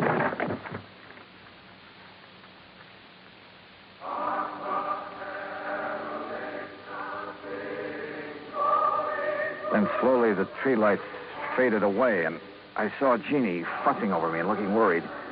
A young, nice-looking fellow was seated next to a marble-top table. D'Agostino leaned against the stone fireplace and dangled his gun, smiling like he had a stacked deck. He's all right, Doc? A nasty cut, but no fracture. I know how to pull my punches, Doc. The old man. How is he? No better, no worse. Just lying up there staring at the ceiling. I want to see Chris. I have a right to, Ned. I'm an old friend. Wooly, wouldn't it be okay if Gene just went up? No, let him die in peace. He's past carrot hose season. Wooly, these people have a right. I said no. I'll get a hero boy in his feet and shove off. Go on. Come on, Johnny. Help me, Doc. How's it going to feel, Ned? Sharing blood money with a hoodlum. Your uncle paid for that policy with a pick and a shovel. It took a lot of years, a lot of sweat. And he's had your name on that policy ever since you were born. Oh, man, Kringle never saw pay dirt in his life. Ned had given money to live on, paid the premiums on his policy. Chris was always tapping the kid, claiming he had a new find. He was going to mine $1 million. Wait, shut up. The old man's dying. Tell him, Ned. Tell him how the old phony was always taking the bows, making like Santa Claus with the money you give him. Willie, haven't you got a... Tell him hold on to the money! I know he's been waiting a long time for this. Me. Willie D'Agostino, that's who. Is that true, Ned? Yeah. I thought my uncle would make a strike someday. I honestly thought he'd strike it rich. I know he tried. He did strike it rich, Ned. When he dies, every man, woman, and child in this town will mourn him. He'll live in their hearts. What will people remember about you, Mr. D'Agostino? All right, get out and stay out before I... Willie, this rifle will make a hole in your belly big enough to pass a borax steam through. So you just drop that gun. Well, I don't know what the shouting's about, but you're guilty of carrying sidearms and you're threatening violence, Mr. D'Agostino. And ain't nobody does that in Calico, as long as I am the marshal. Now, you better get. Ed Dolar, I love you. So let Gladys hear that. Well, I'll see how Chris is. Doc, you tell the old buzzard that I got his Carmen back in the corral. Jingle bells and all. Yeah, nice work, Ed. Now, what's holding you, mister? Okay. All right, let's go, Ned. Let the squares have a round, huh? I'm going to stay here, Willie. I want to be here when Chris... Hey, that's a good idea. That way, no fooling around with the will, huh? Smart kid, that Ned. See you at the funeral, huh? I'll go up now. You were wonderful, Marshal. And you too, Johnny. Oh, yeah, sure. I take a nice sock on the head. Say, you folks better come up, too. Chris wants to say something. Oh, wait a second. I forget on this. The corral. Come on.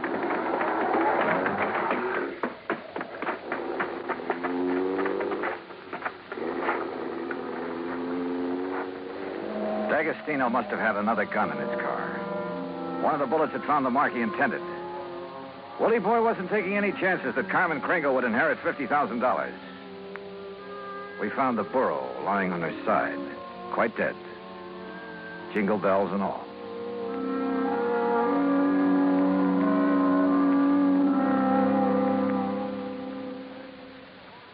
Act 3 of yours truly, Johnny Dollar, in a moment. Oh, Act 3 of yours truly, Johnny Dollar, and the Carmen Kringle matter.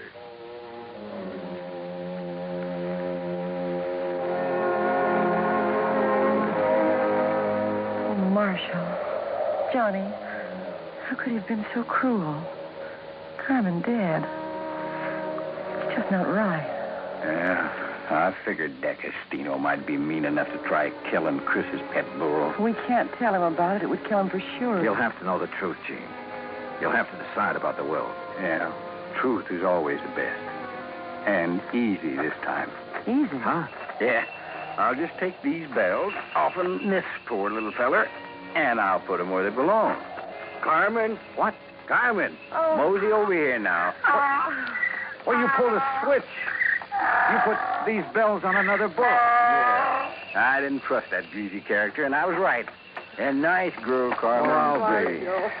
Now, you folks going up and see old Chris. I'll keep an eye on this here $50,000 jackass. That's the way it's going to be, ain't it, Johnny? Yes, sir. That's the way it's going to be.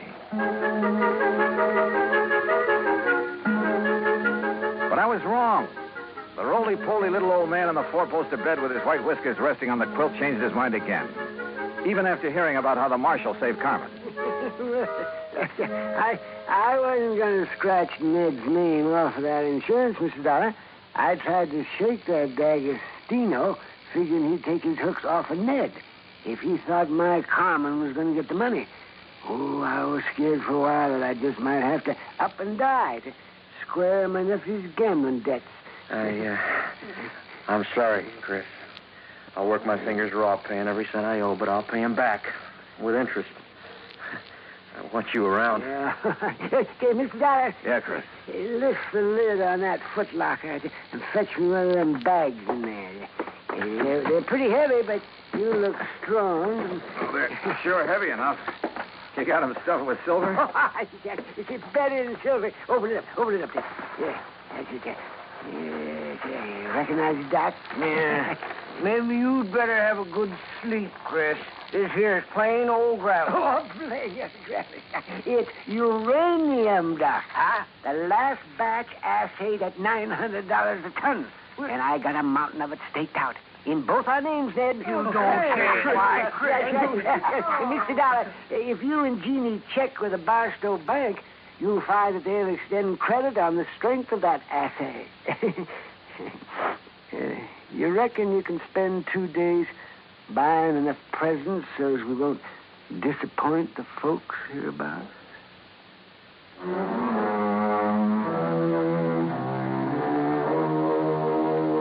Expense account item 4, $68 even. Telephone calls to 5 principal cities where I thought Willie D'Agostino might be remembered.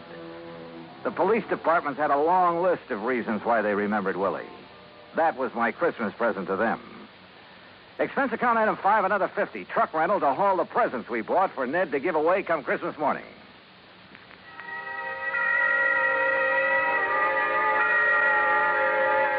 And then it was Christmas Eve.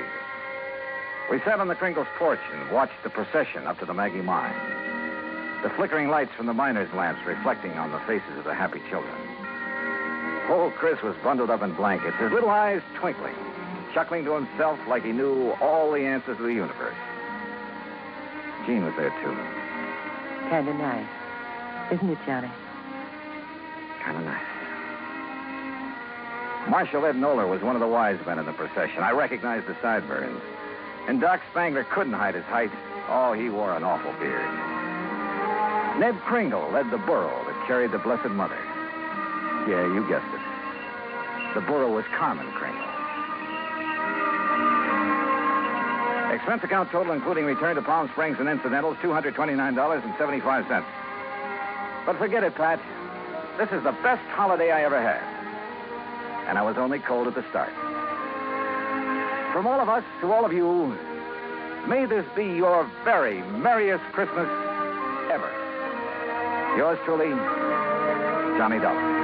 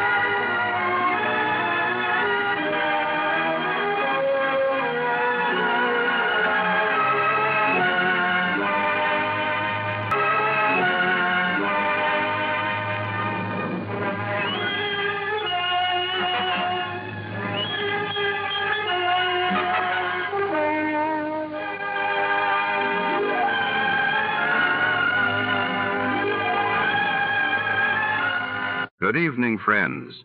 With a special word of thanks to our sister network, CBS, we invite you now to test your memory of the great radio adventures.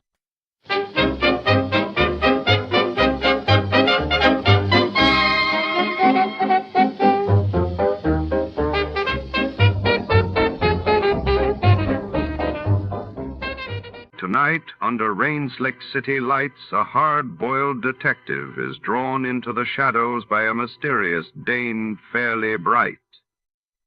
When a priceless artifact vanishes, every clue leads deeper into a labyrinth of secrets, double crosses, and whispered threats. Who can be trusted, and who will make it out alive? Find out in The Fairly-Bright Caper.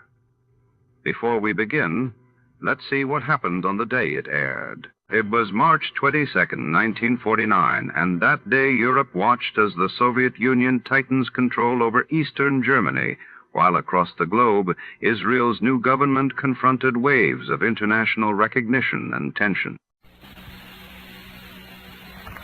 The Adventures of Sam Spade, Detective, brought to you by Wild Root Cream Oil Hair Tonic, the non-alcoholic hair tonic that contains lanolin.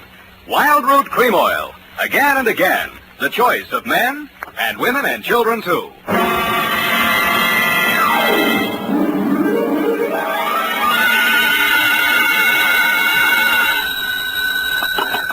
Spade, Detective Agency. Very important, sweetheart. Write this down. Yes, Sam. I have pencil and paper ready. Ingredients, colon. Punctuation or ingredients, Sam? Both. Well, what is it, Sam? A recipe. 1 pound of fennel. Oh, that's liquid measure, Sam. You put that in later. Cross out funnel? Not funnel, fennel. It is not liquid. It grows at Fairly Pines. Fairly what, Sam? 1 root of St. John's wort. Whose wort? Not wart, wort. Oh, wort. Don't interrupt. Some newt size, a couple pounds ought to be enough. 1 ounce of bat's wool. 1 adder fork, that is not a utensil. 1 fillet of fenny snake. Some lizard's legs. 1 hemlock root digged in the dark. Directions. In the poisoned entrails throw toad that under cold stone days and nights has 31. And if anyone drops in for trick-or-treat, Effie, leave him have it. Oh, Sam, now I get it. Halloween. It's a witch's brew. You were only fooling. That's what you think, sweetheart. Get out your cauldron, your poison pen, and your book of malefactions. I'll be right down to dictate my report on the Fairly-Bright Caper, or I should have stood in bed and ducked for apples.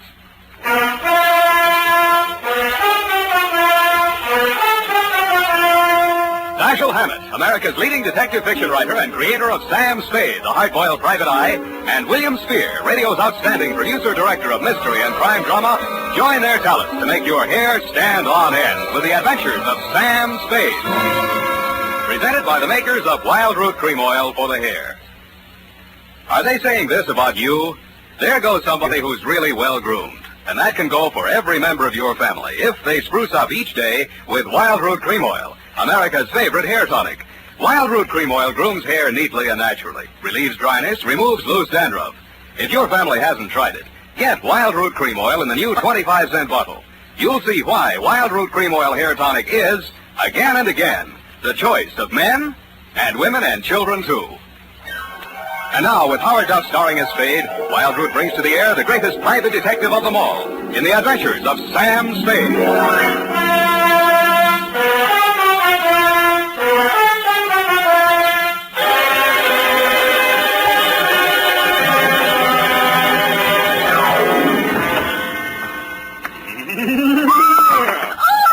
Is that the wind dying? Oh, no, it's only 2 devils that blow through a murderer's bones to and fro in the ghost's moonshine. Oh, Sam, take off that ridiculous mask. You look about as much like a demon. As a demon, check. Fly your broom into the adjoining office, sister, and we'll weave a few spells. Date, Effie. Yes, Sam. What is this thing on my desk? Looks like a pumpkin. It is a pumpkin. I made it this afternoon. Here, I'll light it. Well, isn't that cute? Isn't that cute? Eyes and nose and mouth. Looks like Lieutenant Dundee of Homicide. Well, thank you, Sam. Thank you. Well, I guess everyone knows it's Halloween, even if they don't listen to the radio. Shall we? We shall. Date, All Hallows Eve, 1948, to Hilary Bright, Esquire, number 13, Black Place, City. From Samuel Spade, license number 137-596. Subject, the Fairly-Bright Caper. It was a fairly bright afternoon for the fog-bound Bay Area. There was no frost upon the pumpkin. In fact, as yet, no pumpkin. But I did see a black cat and several attractive wolf girls in broomstick skirts during the bus ride down the peninsula to your client's ancestral estate, Fairly Pines. A bat flew out of a hollow tree as I mushed up a road through some pine woods to the house. In the gathering dusk, I also observed a toad, a lizard, and a hooty owl, which, if memory serves, are staple ingredients for a witch's brew. Then I observed, hobbling out of the forest, an authentic hag. She was wearing a dusty black robe, a peaked black hat, and her matted gray hair coiled serpent-like around her evil countenance. She leaned on a gnarled staff of hemlock, fixed me with her yellow, glittering eyes, and said, "Hello, kiddo. Yes'm. Which way's the house?" Which house? Fairly Pines. Lost my bearings, I did. I was looking for some fennel. Oh. I got the back's wool riding up a newt's legs. Couldn't find no adder's forks, but reckon this here copperhead will do the trick. What are you going to do with all that stuff? It's for the brew. I'm the witch I hired for tonight. Name's Gudge. Born so fire, but of course I don't have no Christian name anymore since I sold out to Old Scratch. Beat me down on my price, he did too. Look at that wart on my nose. What nose? Huh? The house is up that way. Mind if I walk along with you, pretty boy? I don't like girls. Huh? No, not at all, ma'am. No need to be afeared. With the scoungy thief there obeying me, I'll be lucky if I give him a whiff of brimstone. Not so close, please. But I did promise one manifestation, and the scream of a soul in German is the witching hour. Yeah.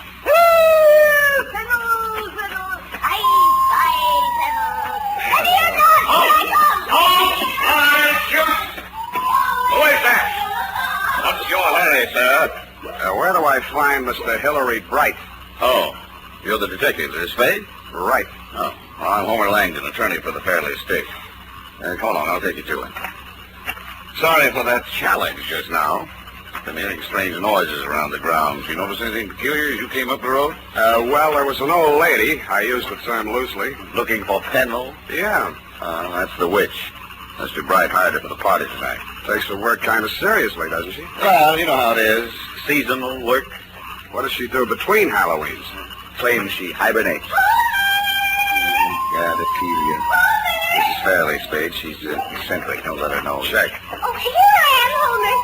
What was it you wanted? Oh, it's the man from the catering. No, Ophelia. This is Mr. Spade, the detective that Mr. Bright employed. Oh, well, about that recipe for the aspic.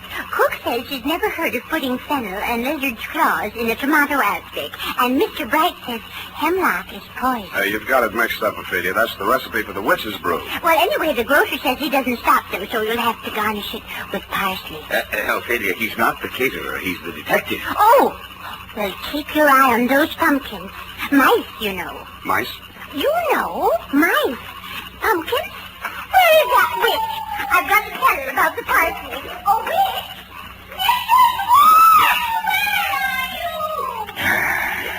Sad case, but harmless. Shall we go in? Yeah. Now, watch his jawbone, Wilma.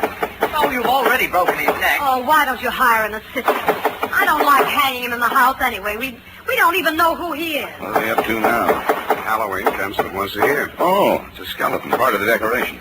Hillary. Oh, yes, Wilma. I couldn't find the witch, but here's the detective. Ah, well, you can have the witch. I'll take him. Oh, watch what you're doing, Wilma. The ladder. Sorry. This just about completes the arrangements. Oh, this is Miss Wilma Fairley, for whom I'm managing this nauseous ball, Sam Spade. Hillary. Is that any way to speak about a girl's fifth engagement party? Forgive me if I'm guilty of understatement. Oh, fix that wire, Wilma. The top of Frankenstein's head's caving in. And look at that, the bolts are coming out of his neck already. Oh, well, come along, Spade. And I'll tell you how you fit into this mess. See you at the party, Sam. In here, Spade. Privacy. I don't think we're quite alone, are we? 99%. This is Fairly fiancé number 5.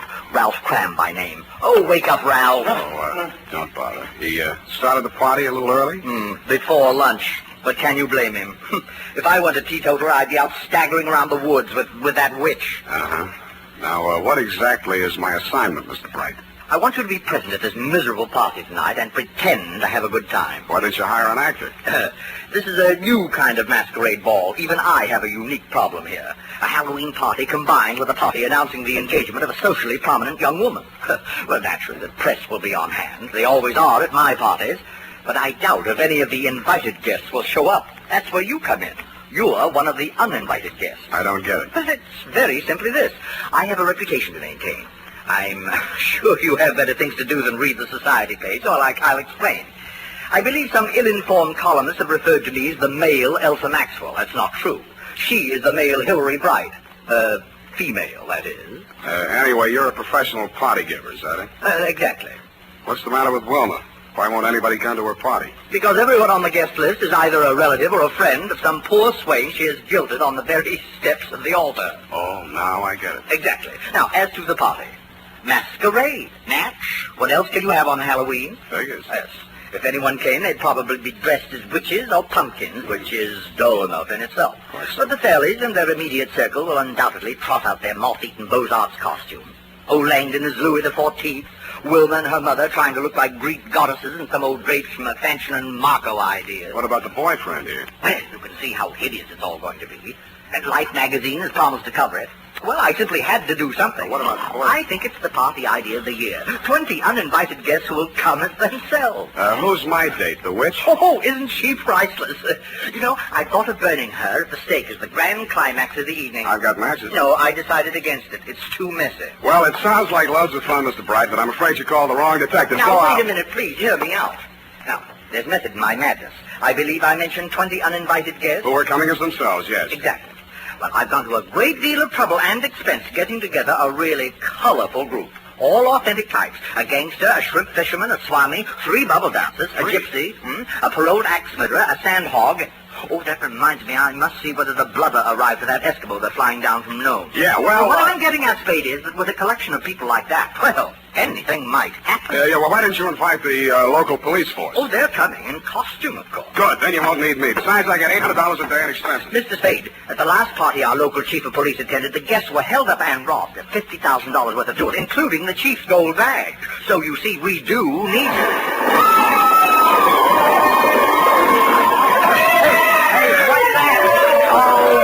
Go back to sleep, Ralph. It's only the guests arriving. I get $1,000 a day.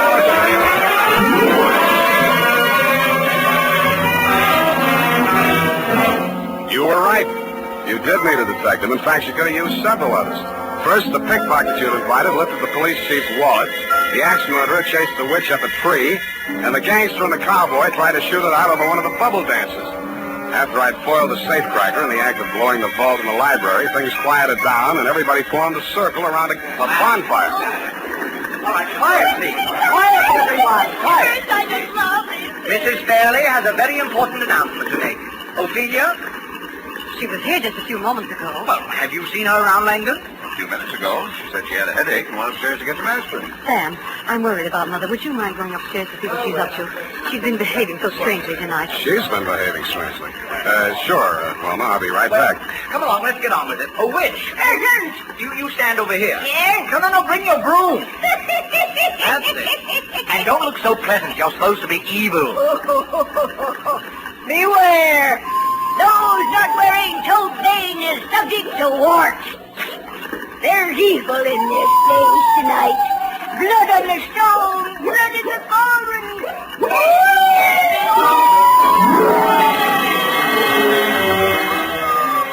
I hated to miss the manifestation, and I hoped I'd get back in time for the scream of the soul in torment, to which had promised earlier in the evening.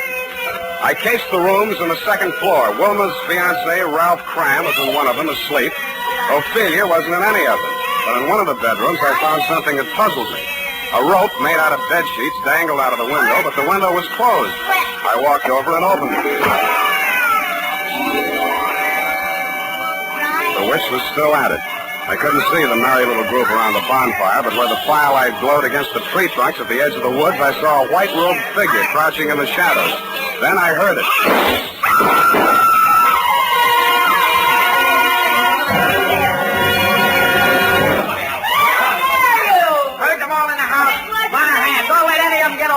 Chief! All right, folks, you'll have to step this way. Come on. It's Wilma, Spade. She's dead. Somebody shot her. She was sprawled on her face at the foot of a big pine tree at the edge of the clearing. A single slug had entered her body just below her left shoulder blade. If this was part of Mr. Bright's Halloween production, I thought he'd overdone it just a little, because she was dead. As nearly as I could reconstruct it, Wilma had been standing outside the circle of people grouped around the fire as if somebody in the woods had called to her and she'd left the group to investigate. She'd been facing the fire when she was shot. Then what about the two shots that had missed her? If the killer had been aiming at her and missed, he couldn't have avoided hitting somebody else in the crowd. I went back to the house to check the guests. All there, unwounded and accounted for, except the witch. According to the local chief of police, who was rapidly turning into a toad, she had flown away on her broom. I checked my nose for warts.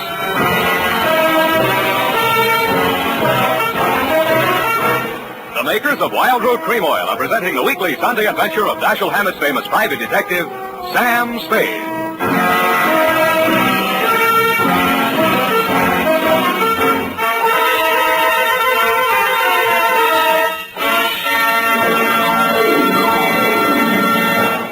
Now, here's important news on good grooming. If you want the well-groomed look that helps you get ahead, socially and on the job, listen.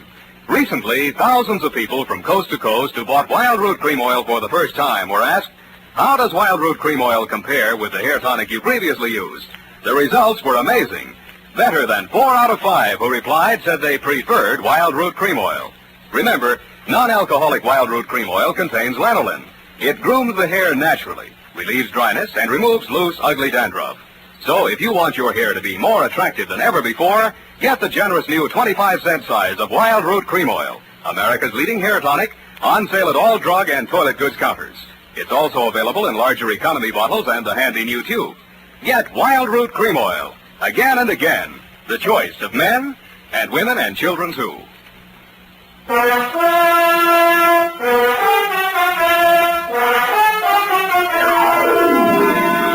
And now, back to the Fairly-Bright Caper. Tonight's adventure with Sam Spade.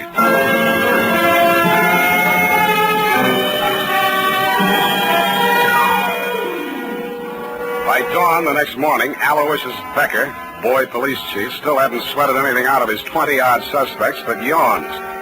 The family lawyer, Langdon, had an old gun permit, no gun. Then he canvassed the town for Wilma's 18 jilted suitors. They were all alibied to their wives and children, which knocked that angle out.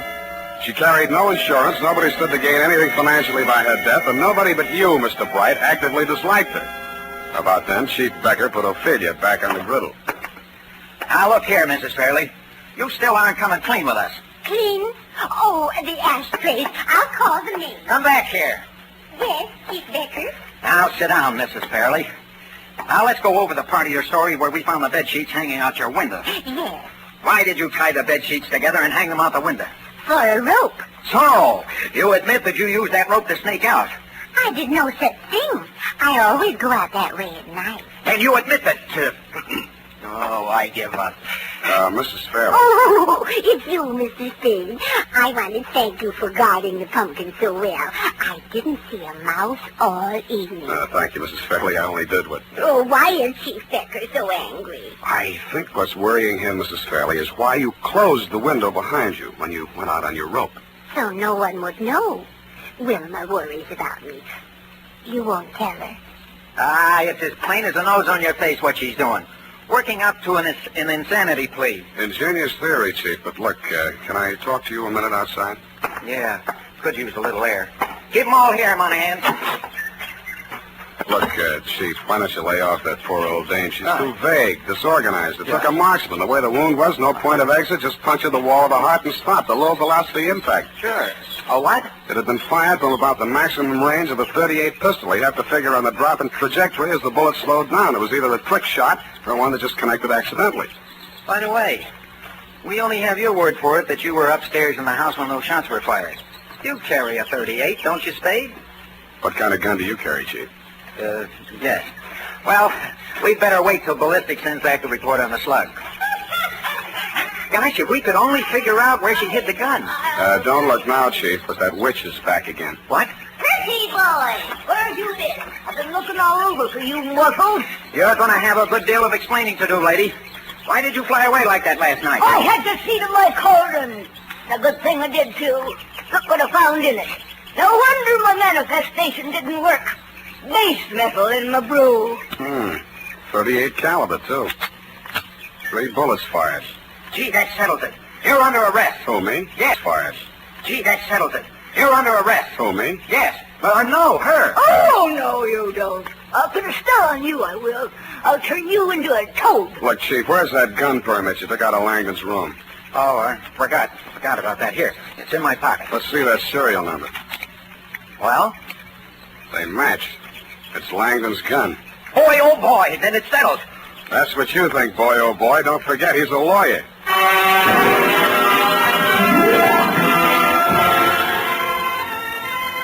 I headed for the woods. I found the spot where I'd seen the figure in white crouching just before the shots were fired. A little way back in the woods, I found footprints. French heels, short, mincing stride. Following along behind them was another set, flat soles, long, manly stride. The mannish footprints followed the feminine footprints almost to the clearing and then stopped. The feminine footprints went on straight to the spot where Wilma had fallen.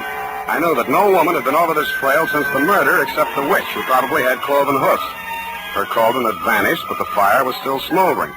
I kicked through the ashes. I didn't know what I was looking for, but I found it. I raked it out with a stick and prodded it. The blackened outer layers crumbled away. It had been a raging bonfire, but there are few things harder to burn than a telephone book. The middle pages were yellowed from the heat and seared around the edges, but they were still intact. There was a hole punched in the middle of each page.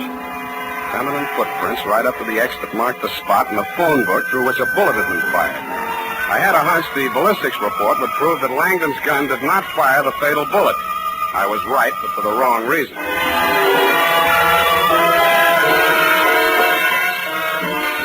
Yeah, you can't get around it, Chief. Ballistics don't lie. You can see here. You don't even need a magnifying glass. Take a look there. Don't have my glasses. Well, you ought to be able to feel it. 2 big ridges on the test slug. The other one's almost smooth. Rust pits wouldn't make a ridge like that, would they? No, we figure they must have used a faulty cutter at the factory when they rifled the barrel. Well, that settles it. That and those women's footprints and that phone book all point to Mrs. Fairley. What's about a phone book? Whoever shot her fired the slug through a phone book to make it look like a long-range job. It was a low-velocity hit, all right, but it was tearing through that phone book that slowed it down. That proves the killer didn't have to be a marksman. Stood right next to her. What's so funny? This picture in the morning paper, you and those bubble dancers, Chief. Let me see that. Why, that's libelous. It's more than that. Huh? There in the background, Langdon and Mrs. Fairley. What about them? Their shoes. Langdon's dressed as Louis the 14th, French heels. Mrs. Fairley in that Greek goddess getup, sandals, flat heels. It's Langdon's gun, then it's not Langdon's gun. It's a long-range shot, then it's through a feed catalog. Phone book. Now it's a man in woman's shoes. An attorney at that. Monahan, get me some fingerprints, something I can work with.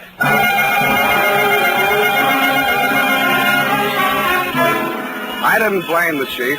My somersaulting clues were getting me dizzy, too. So far, Langdon, like the good lawyer he was, had kept his mouth shut, which meant nothing one way or the other. That was smart. But he disposed of his gun by throwing it in the witch's cauldron, which was stupid. A, because it was sure to be found, and B, because there was no reason for hiding it anyway. But two stupids sometimes make us smart. If he wanted it to be found, he must have had a story ready in case he had to talk. If I were in that spot, my story would have been that I fired those shots into the woods after the fleeing killer. But I didn't know how I would explain the fact that only 3 shots were heard, one of which killed Wilma. Then I thought of those 2 ridges on that test slug. 2 ridges, 2 shots into the woods. This time I did know what I was looking for.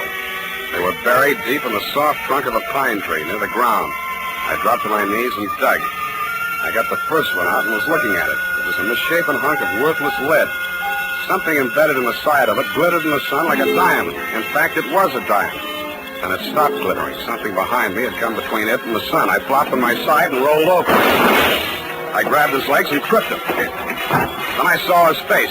It was Langdon. I was halfway to my feet when his foot caught me where it hurt and my legs doubled up. I tried to keep moving and get my gun out at the same time. He was on his feet again before I was, so I fired without aiming from flat on my back. I only scorched his coat, but it stopped him a second. He swung his gun up, and I got ready to jump him. But I didn't have to. A pointed black hat rose up out of the brush behind him. Something flashed in the sun, and he collapsed. on him, I did. With this here magic wand. Blown instrument to you, sonny. Thank you, Mrs. Switch. God is the handle, son, which is my profession. Well, boy, that was a close call. Put the cuffs on him, Monahan. Hey, what are you doing? Oh, no, Monahan, not Spade. Langdon there. Been following him since I found out he was wearing women's shoes. Well, that settles it, eh, Spade? Yeah, but you'll need this. What is it? A jeweled bullet. A slug with a diamond set in it. Come on, hero. It's the master clue of this caper. Oh, yeah, the master clue. You better come along, too, lady, for questioning. Huh? We'll book her for vagrancy if we need it. Oh, no, you don't. I'll turn you into a toad. You don't believe me, do you? Hoppy toad, warty and green. Feel anything? Well, on second thought, I reckon she's harmless, poor old soul. So, indeed. Ain't got any. I sold out to Old Scratch 30 years ago come next Halloween. See you then, sonny. Go home and gargle.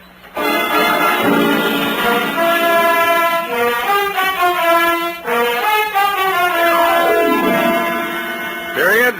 End of report. But, Sam, what was the significance of the jeweled bullet? Oh. Well, after he shot Wilma, Langdon fired 2 shots into the woods, remember? Yes. Those 2 bullets had diamond insets so placed that they would gouge the inside of the gun barrel. All bullets fired from the gun thereafter would have markings different from the one fired into Wilma's body. Oh. Well, he was wrong, of course, but it was noble of him to want to cover up for poor Mrs. Fairley. What for, Effie? Well, she killed her daughter, of course, because she was just out of patience with her, getting engaged and unengaged all the time till they hadn't a friend in the world. That's so. That was the motive, wasn't it, Sam? That's fairly bright, sweetheart, except that Mrs. Fairley did not kill her daughter. Langdon did. You mean she was his daughter, too, by a previous marriage? Don't take that up, sweetheart, before I turn you into a toad.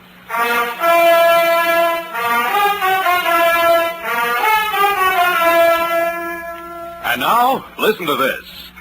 For here's a good tip. Spruce up right, spruce up now with Wild Root Cream Oil Hair Tonic.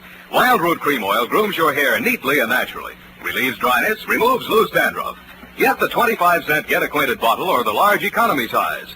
And ask your barber for a professional application of Wild Root Cream Oil Hair Tonic. Again and again, the choice of men and women and children, too. Well, here it is, Sam. Of course, you know best, but Mrs. Fairley was the only one with a motive. And that Mr. Bright was secretly in love with her and wanted to marry her himself. So he killed her. That was fairly bright. Oh, her fiancé. What happened to him? He woke up and went home. Oh, well, I guess he didn't have a motive. Pay attention, sweetheart. Langdon, as trustee of the Fairley estate, had embezzled large sums of money, which he would have to account for under the community property law if she got married. She got married? He had already broken up many of her romances, but when the old lady went soft in the head, he decided to end the danger once and for all. He could explain matters any way he wanted to, and there'd be nobody to contradict him. Are you listening up? Sam, what does she do between Halloween? The witch? Oh, she's the squeak in the door on Inner Sanctum. Oh, Sam. You made the joke too small. Well, good night, Sam. Good night, sweetheart.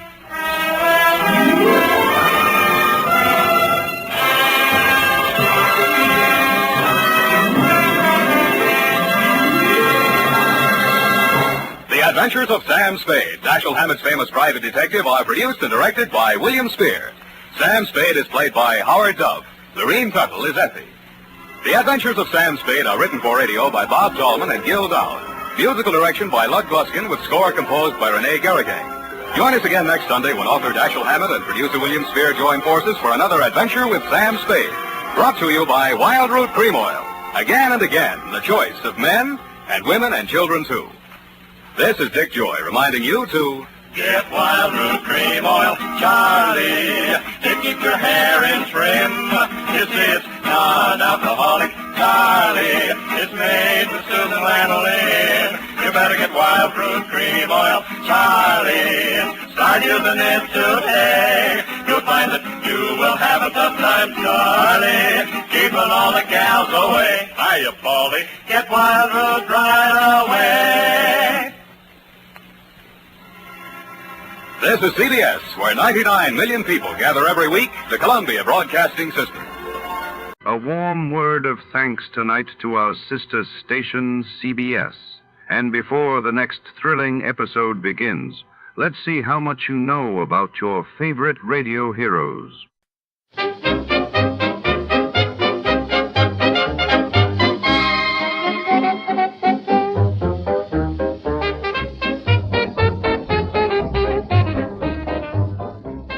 Tonight, shadows run deep in the echoing halls of the St. Jude Medical Research Laboratory, where the discovery of a scientist's body in a pool of crimson sets off a chain of secrets, betrayal, and deadly ambition. Behind locked doors and sterile glass, every beaker holds a clue, and every colleague hides a motive. As Detective Harrington steps into the glow of flickering fluorescent lights, the truth waits to be uncovered, drop by drop. Before to start, let's see what happened the day it was aired. It was March 18th, 1952. On that day, the world watched as the United States Senate ratified the Japan Peace Treaty, officially ending the state of war between the two nations, while in Egypt, King Farouk narrowly escaped an assassination attempt, intensifying the nation's political crisis. Wrigley's Spearmint Chewing Gum, the refreshing, delicious treat that gives you chewing enjoyment, presents for your listening enjoyment Edmund O'Brien as Johnny Dollar. Your call to Blood River is ready, sir. 1 moment. Go ahead, please. Hello, Deputy Gray? Yeah, is this Mr. Dollar? Yeah, right. I've been assigned to the Colburn shooting. I got your telegram. What'll you be here? Well, I have to ask you a favor. I got a plane space to Parkinson, and I understand there's a bus to a place called Divide, but I can't find any transportation into Blood River. Well, there isn't any. I'll have to meet you in Parkinson. Oh, good. I'm due to arrive at 4 tomorrow afternoon. Say, what about Colburn? Did he make a statement? No, he hadn't come to yet. If you want one, you better show some speed. The doc says he may not last till tomorrow.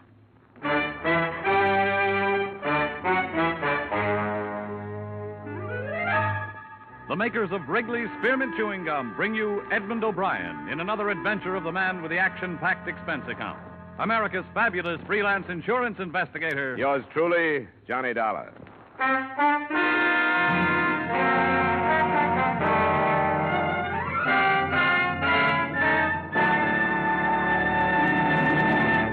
To make every day more enjoyable, treat yourself often to refreshing, delicious Wrigley's Spearmint Chewing Gum.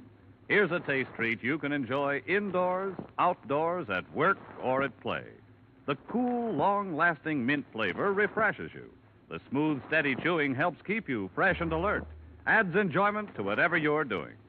Wrigley's Spearmint Chewing Gum. Healthful, refreshing, delicious.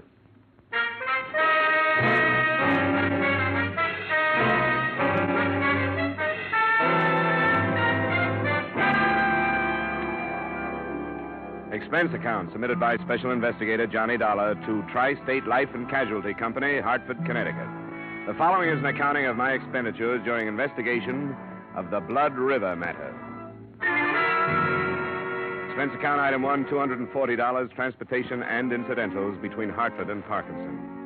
I was paged at the airport and given a note that directed me to St. Paul's Hospital, where I was met by Deputy Sheriff Tom Gray. I brought Coburn in here this morning, trying to pump some blood into him, I guess. Nothing like a hospital out in Blood River. Any improvement? Yeah, I don't think so. Slugs from a 45, 4 of them. If it was me, I'd have left him where he was. Moving him 40 miles didn't do him no good. What did this insurance company send you out for? Just a routine check. When a policyholder gets shot up, they like to know why and by whom. How much insurance do you have? $50,000 worth. Oh, I didn't know that. Who's it go to? Frank Colburn, a son, and Mary Colburn, a daughter. Oh. Do you have any leads, Sheriff? Leads? Oh, I got what the hired girl said. What was that? I didn't hear about it. Oh, she was a witness. She was in the kitchen that night. A man knocked on the door, asked for some grub. Old Colburn walked in, started to shoo him away, and the man shot him down. Have you got him? No, not yet, but a posse's out hunting him. We'll find him. Come on, operating room's down this way.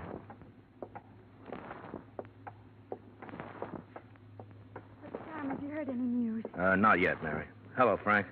I didn't know you two were here. Yeah, we came in as fast as we could. This is Dollar. He's from your pa's insurance company back east. Miss Colburn, Frank. Who sent for you, Dollar? The insurance company was notified of the shooting. They asked me to come out. Why? I don't think this is the time to talk about it. It's just the way they work, Frank. They like to look into things like this. Come on, Dollar, in here. Oh, Tom, wait. Can't we go in, too? The doctor told us to wait here, but we've got a right to go in if anybody has. Well, I I guess you have, Mary, but the doctor probably thought it'd be easier for you this way if something went wrong, you know. Well, it isn't. I want to be with him. I have a right to be. All right, Mary, if that's the way you want it. You too, Frank? I don't see how it'll do anybody any good, but I'll come.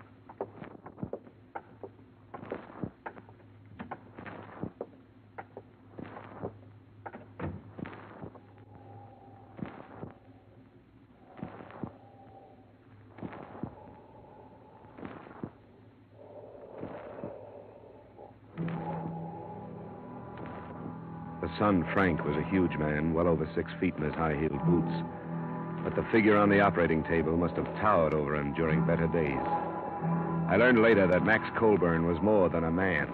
He was already a legend in the Blood River section.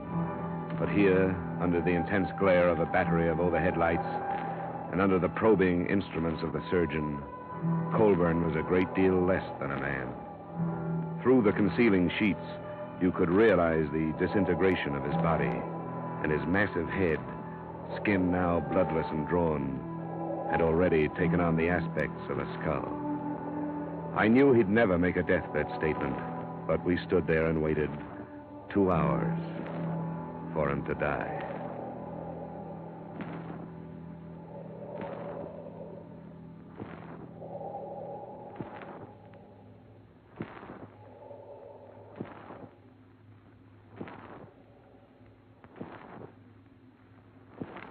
That's all, nurse. Jot down the time, please, and notify the coroner. Yes, sir. 6:15. Oh, now, Mary, don't do that. It won't do no good. Oh, Tom, what'll I do? What'll I do? You'll be all right, Mary. Frank, take her out of here, will you? Come on, Mary.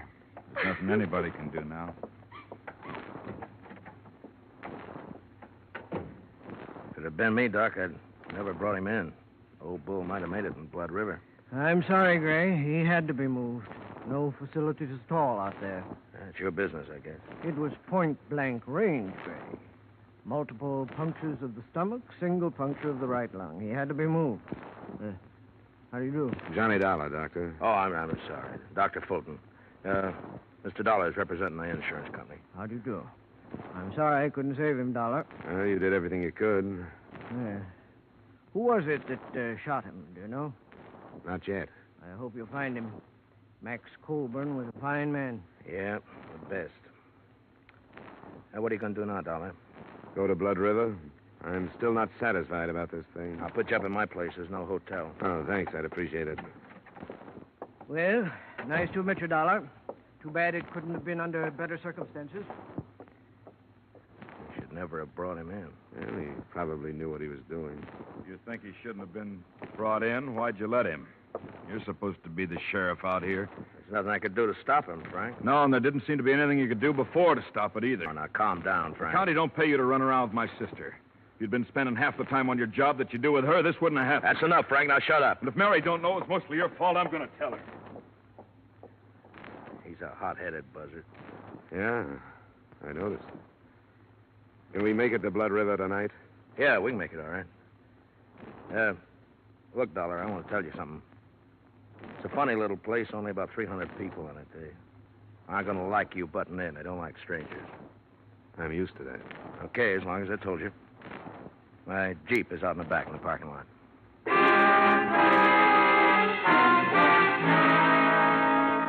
It was only 40 miles to the village of Blood River. It took us until 9:30 to get there. But long before then, I had begun to feel the place. It was at the foot of a range of mountains that rose sheerly from a narrow, choked valley. And it was the mountains that gave the feeling of oppression. In the moonlight, they seemed to be leaning over the village, ready to destroy it at any moment. Gray had comfortable quarters in his cabin office. I slept fairly well. And the next morning, he drove me out to the village, to the Colburn Ranch.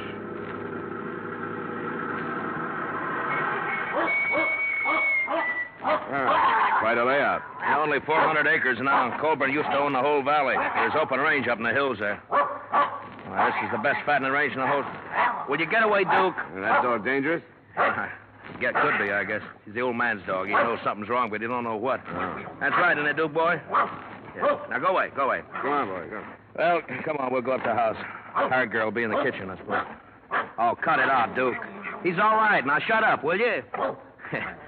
He don't see many people dressed like you. He's got nothing on me. I don't see many dogs like him. Millie, it's Tom Gray. I don't want to talk about it no more, Tom. I told you what I saw happen. Here's a man from back east. He wants to talk to you. Why? You tell him what I said. I did, Millie, but he wants to hear it from you. I see it all happen again. That's why I don't want to talk about it. But I will if I got to. Well, thanks, Millie. I'll make it short as I can. Go on, Duke. Now, you stay outside, boy. Go on, go on. There. Well, this is where it happened, Dollar. He's lying right there. This way with his head on the table. Two of the slugs hit the wall there. Hey, you see the marks? Yeah. Was he lying face up? That's right. Went over backwards. Shot from about here, I'd say. Is that right, Millie? I don't know. I went in the sitting room when I saw there was going to be trouble. How much did you see? I told Tom. It was after supper and I was cleaning up. A stranger come to the door and said he was hungry. I yelled to Mr. Colburn. I have to ask him about things. And he started right away to run him out. I fed a lot of strangers. I never heard him act that way before. Did it sound like he knew this stranger? I couldn't tell. He started cussing at him, and I run in the sitting room and held my hands over my ears till the shooting. Then I screamed. According to the description you gave Sheriff Gray, the man was short, stocky, with dark hair and heavy eyebrows. Now, can you remember anything else about him? I can remember one thing more. He was wearing some kind of a coat and had a newspaper in one pocket. Mm-hmm. Would you recognize him again if you saw him? Oh, yes. I'll never forget him. Why haven't you caught him, Tom? We'll get him. Did you see him after you heard the shots? No. I run back in here and saw Mr. Colburn. Then I run outside screaming. Randy come out of the bunkhouse. I didn't see the man. That's Randy Drew. He didn't see this stranger coming or going. Colburn's son and daughter, where were they? They wasn't here. I don't know where Miss Colburn was, but Mr. Colburn wasn't home yet from riding fence. Millie. What? You telling the truth? Yes. You aren't protecting anybody. Of course I ain't protecting anybody. Why should I do anything like that? Who would it be? I only asked, Millie. That's all I want here, Sheriff. Good enough. Thanks for the help, Millie. Yeah, it looks like it's going to storm. And how old is she? Huh? No, about 20, I guess. With a little work, she could be an attractive girl. She's peculiar. She grew up outside, but never quite did inside. How does she and Frankie get along? Pretty good, I guess. What are you driving at? Sometimes that stranger story sounds just a little too pat. Now, hold on. I take it that's the bunkhouse? Yeah, that's it. Now, how could somebody kill Colburn and then get across all this open yard before anyone ran out to check on the shooting? I don't know. I guess shooting out here don't mean what it does where you come from. Folks here do a lot of shooting. Well, Millie said she screamed. Yeah, it's pretty dark here, too. Mountains cut off the sun about 4 o'clock. Well, maybe so. I told you we found a gun in a ditch near here. She said she had a newspaper in his pocket. The gun was wrapped in one when we found it. Who's this? What? That looks like Charlie Baxter. Oh, yeah, it is. He was in the posse. Wonder what he's steaming that horse about. Hold it. Oh! What's the matter, Baxter? We got him. We got the killer. We found him a Silver Star. Oh, well, good. Where's he now? We're bringing him to your place. It's Elmer Bryce. He came back? You better get in there. Right. You stay here and bring Millie in. She'll have to identify him. Use the truck. Okay. Let's get on back to town, Dollar. Who's Elmer Bryce? There used to be a hand here, just flunky. Kept the range string watered. Choked a colt to death with a rope, and old man Colburn darn near killed him. When was this? Oh, 2 years ago. You know, in 35 years of ranching, Elmer Bryce was the first hand the old man ever had to fire. Folks around here ran him right out of the country.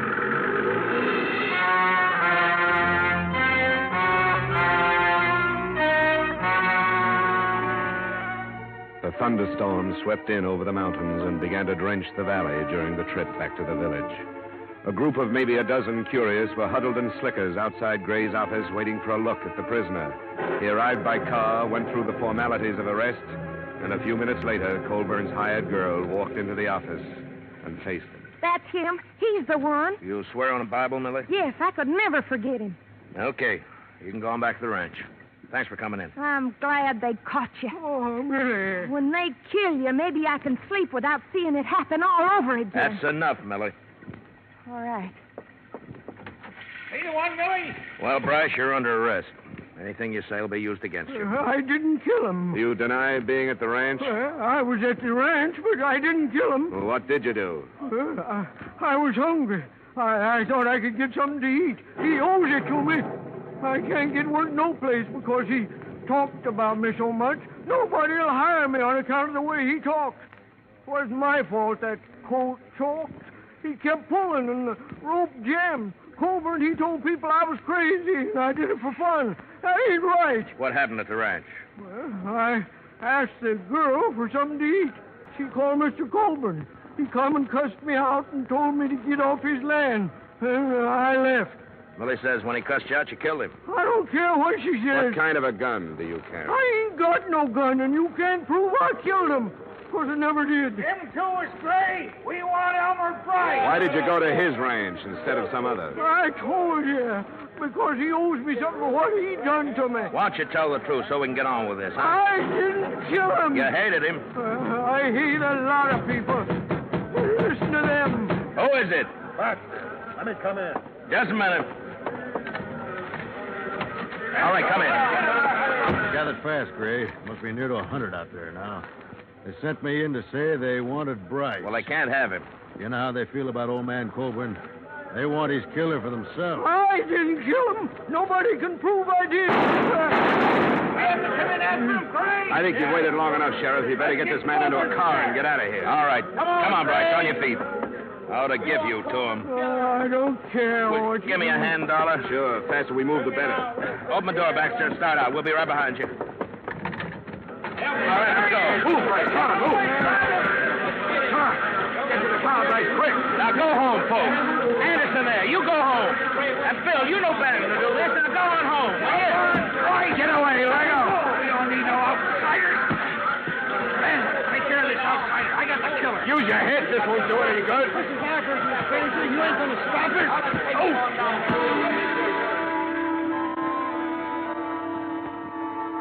There was no stopping them. I caught a last glimpse of Bryce's face as I went down into the mud of the street. Then there was nothing but hundreds of thrashing legs carrying the mob and their victim to a waiting truck. Blood River was in the process of living up to its name.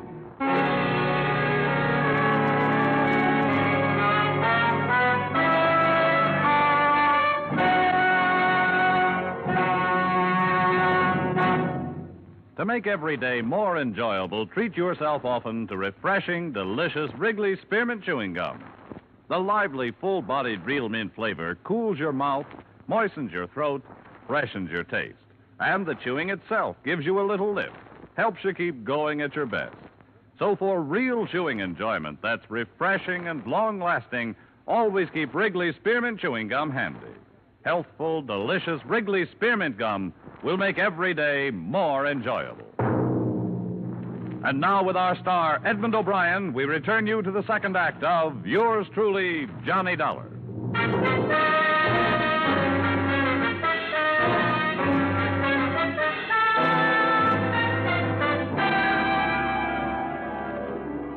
Deputy Sheriff Gray had fared worse than I. A boot heel had stunned him. So it was 15 minutes before we got underway in the Jeep. We found Elmer Bryce on the road to the Colburn Ranch, hanging from a bridge. We took his body back to the sheriff's office in the now silent village. You got to understand how they felt about Colburn before you can begin to understand their actions. I'll never understand. I've never been part of a mob. And neither have I. Neither have they. But this is something special. The old man is going to break up the rest of his land and parcel it out. He's done it before. He was loyal to the Blood River folk, and it meant they could have the land of their own. They could never afford it except the way he sold it. You're in a bad spot, aren't you? What are you going to do about this lynching? I'd like to call back the last hour and a half. That's what I'd like to do about it. Should have kept Bryce out of Blood River, but I didn't know. These people are my friends. I'll have to go into Parkinson and name as many of them as I saw. That's what you pay for wearing a badge, I guess. It's a lousy break. Is there anything I can do? I think I better strap on a gun. For the first time since I got this job. See there on the desk the receipt I made out when I took Bryce's personal things? I better have that. Is it there? Yeah, it's here. Sheriff, What? what's this? Who signed this? Oh, Charlie Maxwell. He signed because Bryce couldn't write. That's his X just above there. He couldn't write. Well, no, he wasn't much for brains. You saw that. He couldn't write his own name, but he carried a newspaper around with him? Why? Just to have it handy for wrapping guns? Or did he learn to read without learning to write? Well, It's going to be a strange kind of justice, Sheriff. If he was telling the truth and your village killed an innocent man, those that go free will live with that for the rest of their lives. I'll leave the Jeep with you. I'll drive Maxwell's pickup into Parkinson. Yeah, thanks. There's some of my clothes and boots you can wear. Better get out of them wet ones. And just take this advice, will you? Don't go throwing your weight around. It's going to send them crazy. Be careful. I'll be back after supper.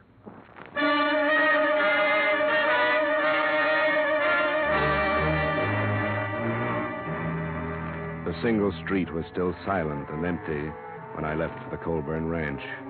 The mountains were closing in again. There should have been lights in the windows of the houses, but instead they were dark. And I could feel the eyes of the people who stood inside them, watching me pass. Finally, almost at the edge of town, a knot of men stepped from a doorway and waved me to a stop. Where's Tom Gray? He went into Parkinson What for? to report the lynching. Lynching? Hear that, boys? He says somebody strung up the killer. I don't believe it. From what I hear, he hung himself. And good. Why are you trying this out on me? I'm not here to arrest you. I couldn't if I wanted to. What are you doing here? I'm still looking for Max Colburn's murderer. Bryce hung himself. He shouldn't have, because he wasn't guilty. Who says that? Sheriff Gray and I. There was nothing against him but your personal feelings and some circumstantial evidence. He's the one who done it. He even said so. Said what? That he went to the ranch first off. Why else would he do that? He was hungry. Now, come on, get out of my way. If you people think the rest of the story will help your peace of mind, anyhow, I'll try to get it for you. But Bryce was innocent. Think about that for the time being.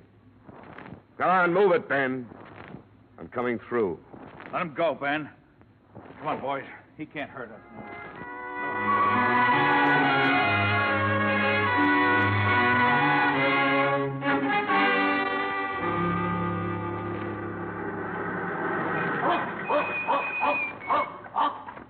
All right, boy, all right, it's all right. Come on, you're a good boy. Sure, it's all right. Yep, these clothes belong to a friend of yours.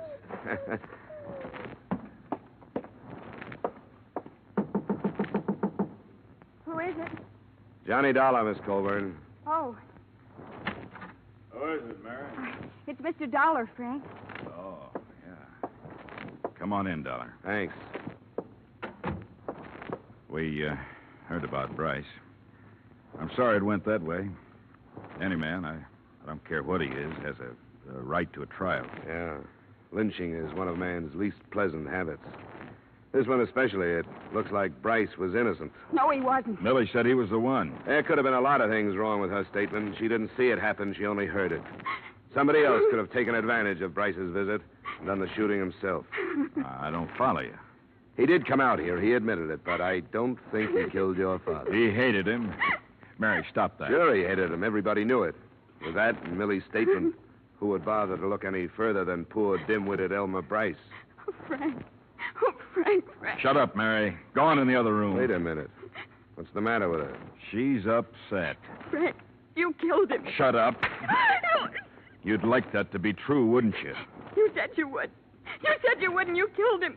I'm going to the sheriff, Frank, and don't try to stop me. She's off her head. Like everybody else in this blasted hole. Yeah? Why should she have said that? Because I lost my temper one night. Told the old man he better blow his own brains out before I did it for him. Because he forgot how to think with them. When was that? A couple of weeks back. Maybe I was hot enough to mean it at the time, but I cooled off. I wouldn't kill my own pa. Well, there goes your sister, Frank. Sheriff Gray mentioned that he was going to sell the rest of his land. Was that the cause of the trouble? Yeah. He didn't care what happened to his kids. I told him with all the war talk, this was the time to hang on to it, restock the herds, and get ready to make some money. The ranch is yours now. That's right. Mine and Mary's. Where were you when your father was killed? I was riding fences up by Red Knoll. Do you have any way to prove that? Any witnesses? You don't run into anybody up that way. That's our land. Folks stay off it. What about it, Frank? What about it? There's a lot stacked up against you. I know it. You can depend on my sister. You and anybody else who'd like to string me up for it. What about Millie? Was she in it with you? In it? Now, wait, don't get the wrong idea. I didn't kill my pa. There's a lot stacked up against you. Well, there are places to go. I don't like jails and courtrooms. I think I'll just fade until it blows over. That's not the way. You won't make it. You're gonna stop me? I'm being paid to see this thing cleaned up. I'll have to try. Get out of my way, Dolar. You sit down until the sheriff gets you. Get away from the door. You're an outsider. It's none of your affair. Now get out of the way. I said get out of the way. What's this to you? Stay where you are. You can't make me.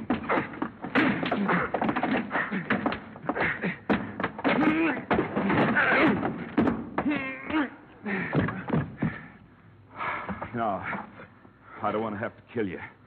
So don't get up. Frankie. What do you want, Millie? What are you doing with that gun? You've got to kill him, Frankie. Get out of here. You've got to. For me. Why? Because I lied. I lied to everybody. What about? About your pa. Elmer Bryce didn't kill him. Millie. Because I did. I killed him for you. You told me that night you wished he was dead. You remember that night? I remember, Millie. And I told you I'd do anything for you. Remember that? Anything. Yeah, I remember. I lied. Elmer Bryce came, but I stayed in the kitchen and heard everything he said. I knew he hated your pa, and after he ran away, I thought about it. You're crazy, Millie. I waited for a while, and when I knew nobody saw that man leave, I yelled to your pa again. And when he come in, I shot him. And that night, I threw away the gun. What's the matter with you, Millie? You know what's the matter. Now, you can't run off and leave me. You've got to help me. I can't help you. You've got to kill this man. I won't do it, Millie. Then you've got to take me away with you. I'm not going away now. I don't have to. I didn't have anything to do with it. This is the end for you and me. All right, Frankie. Hey, get down. Don't do it. Kill her. Drop it. Let go. All right. I did it for him.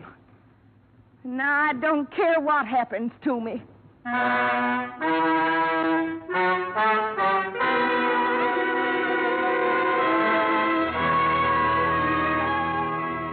far as I was concerned, that was it. Frank Coburn lost a lot of blood, but not his life. And his sister still had to live at the ranch with her ill-tempered brother. The hired girl who brought all this about was taken by the sheriff. When I left Blood River, the state had moved in to see what it could do about the lynching. But what that is, I don't know. The entire village was guilty of murder, and what could anybody do about that? All I know is that the original murder was not committed with the idea of insurance fraud. And in spite of the mess I got into, that's what I was hired to learn. Expense account item 2, same as item 1. Expense account total, $740. Yours truly, Johnny Dollar.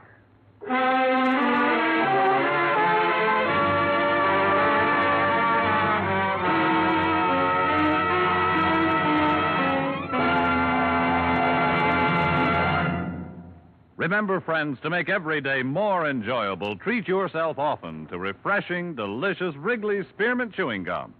There's lots of cooling, real mint flavor in every stick. And chewing Wrigley Spearmint helps keep you feeling fresh and alert. You feel better, work better, get more fun out of doing things. So indoors, outdoors, wherever you go, keep some healthful, refreshing Wrigley Spearmint Chewing Gum handy. To make every day more enjoyable, treat yourself often to delicious Wrigley's Spearmint Chewing Gum.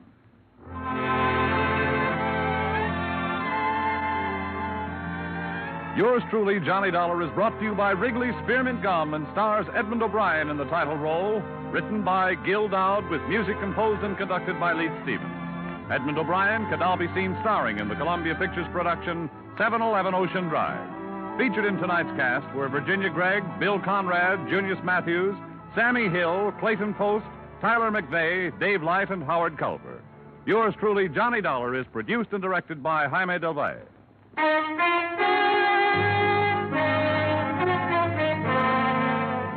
The makers of Wrigley's Spearmint Chewing Gum hope you've enjoyed tonight's story of Johnny Dollar and that you're enjoying delicious Wrigley's Spearmint Chewing Gum every day. We invite you to join us again next week at the same time when, from Hollywood, Edmund O'Brien returns in another adventure of... Yours truly, Johnny Dollar.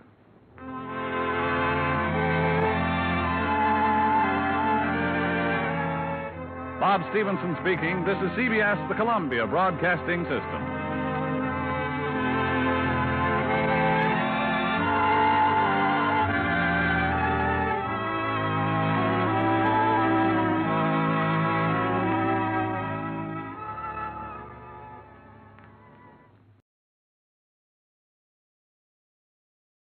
Our thanks this evening to America's own CBS. And before the orchestra strikes up again, let's see who among you really knows the golden age of radio.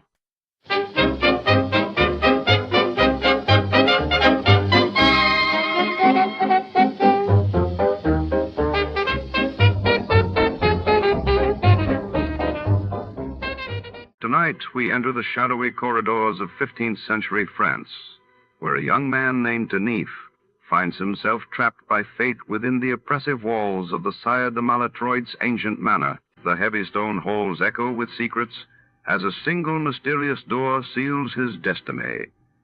Set against the looming backdrop of medieval architecture, this episode unfolds in a candlelit labyrinthine chateau where every creak spells danger and escape seems impossible. What brought Dennis to this night of peril, and what secrets lie behind Maletroit's door? Before to start, let's see what happened the day it was aired. It was March 17, 1951. That day, the world was gripped by news of the United States testing its first thermonuclear device in the Pacific, while in the United Kingdom, King George VI opened the Festival of Britain, signaling a new era of post-war optimism and innovation.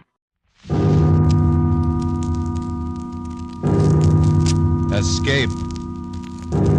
Escape tonight to Paris of 500 years ago.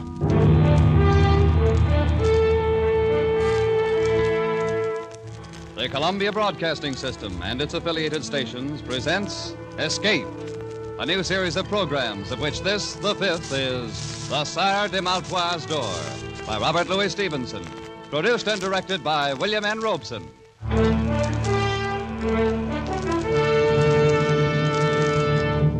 The pen of Robert Louis Stevenson has been an avenue of escape for 3 generations.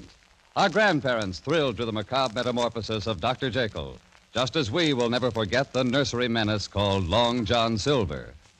Tonight we escape with Robert Louis Stevenson down another avenue, which leads to Paris in 1429, and the amazing adventure of the Sire De Maletroits Door.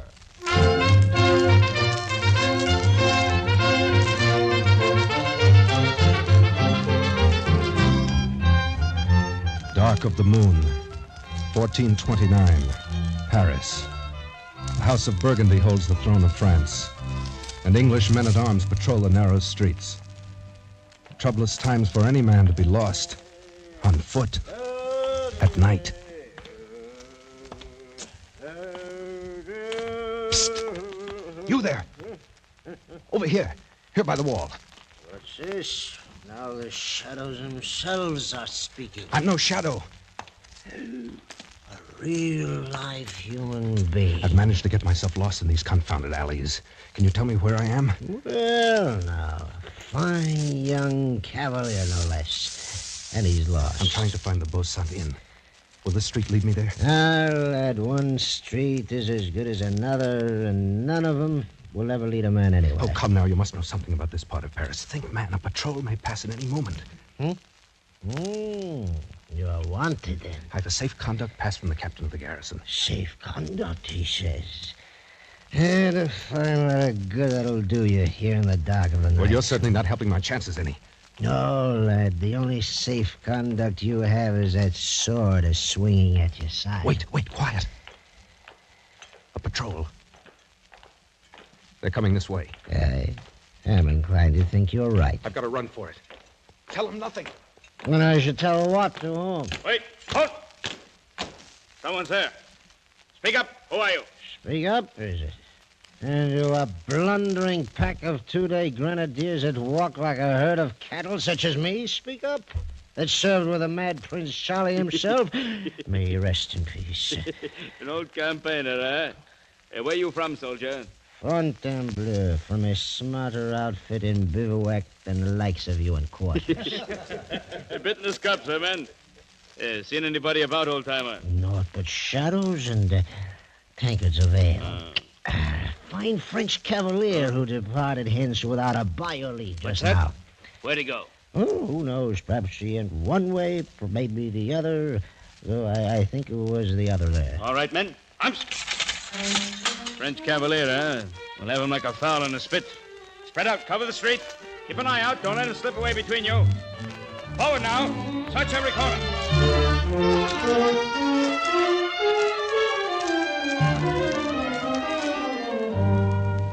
Oh, the fool. The drunken fool. I'm for it now, all right. This cross street. There's a bare chance they'll pass it by. If I can only get through here. Oh, no. Oh, no. It's a dead end, unless this leads... No, it's only the door to a house. Caught like a rat in a trap. All right. If it's so written, then so be it. With a bit of luck, there'll be 2 or 3 go with me. Huh? The door. It's unlocked. I can push it open.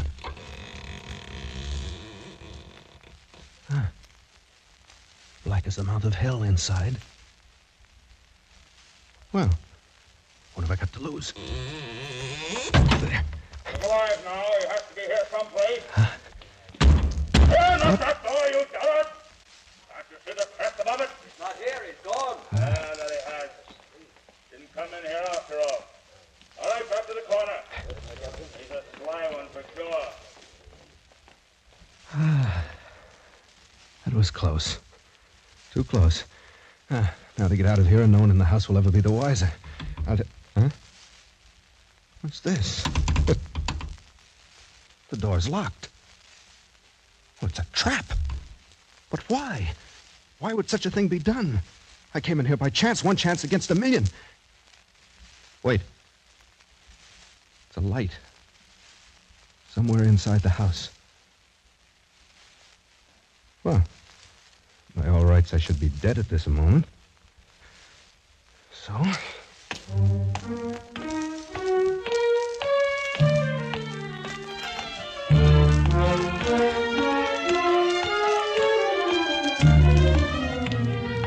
Come in, young man. I've been expecting you all evening. I fear you must be mistaken, sir. My visit is quite unexpected for both of us. That's good. That's very good. For the both of us, you say. Well, no matter. You're here. That's the main point. Take a seat, my boy. Put yourself at ease. We'll arrange our little affairs presently. There seems to be some misunderstanding. You see, your door was standing... Oh, the door. That was a little piece of ingenuity. Don't you agree? So you must know that I had no intention of intruding without an invitation. Without an invitation, is it? Well, we old people are used to such reluctance. When it touches our honor, we cast about until we find some way of overcoming it. And so, my boy, invitation or not, you are, believe me, most welcome. I hope you'll pardon my saying it, but I haven't the slightest idea what you're talking about. Oh, so that's it, dead to rights but still pretending, eh? You're a clever rogue. Sir, all right. My name is Denis de Beaulieu. I am not a guest in your house by my own choice, and I am not accustomed to being...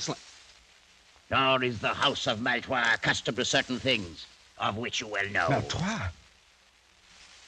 I should have expected better treatment at the hands of one of the most honored families of France. Honored indeed, until you, Monsieur de Beaulieu, took it upon yourself to dishonor us? Sire De Maletroits, I have attempted to explain that I took a stand before your door to fight off a patrol which I'd encountered in the street.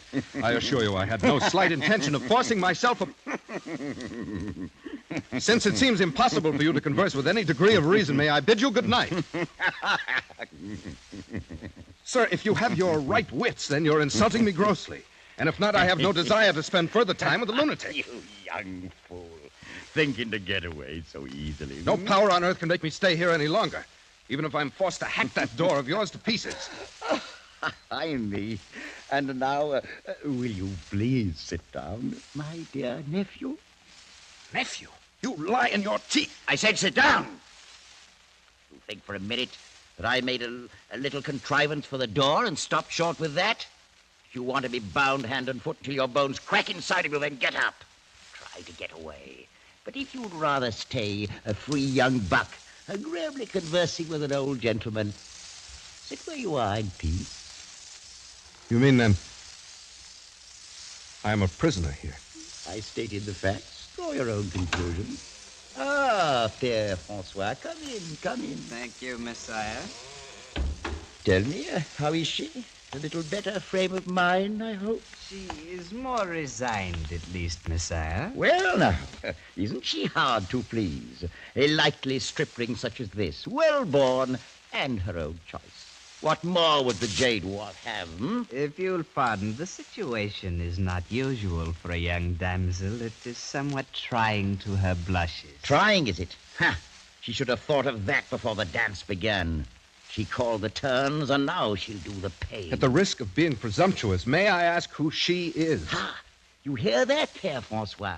Monsieur de Beaulieu wishes to know who she is. I heard, Messiah. I am pleased that you find my most casual remark so amusing. So, you'd like to know who she is. Very well. After all, you really should know, young fella. It's only fitting for you to be introduced properly. Come along. I'll take you into she, all right. Why, that's the reason I planned the whole thing. You stubborn young scoundrelly blackguard.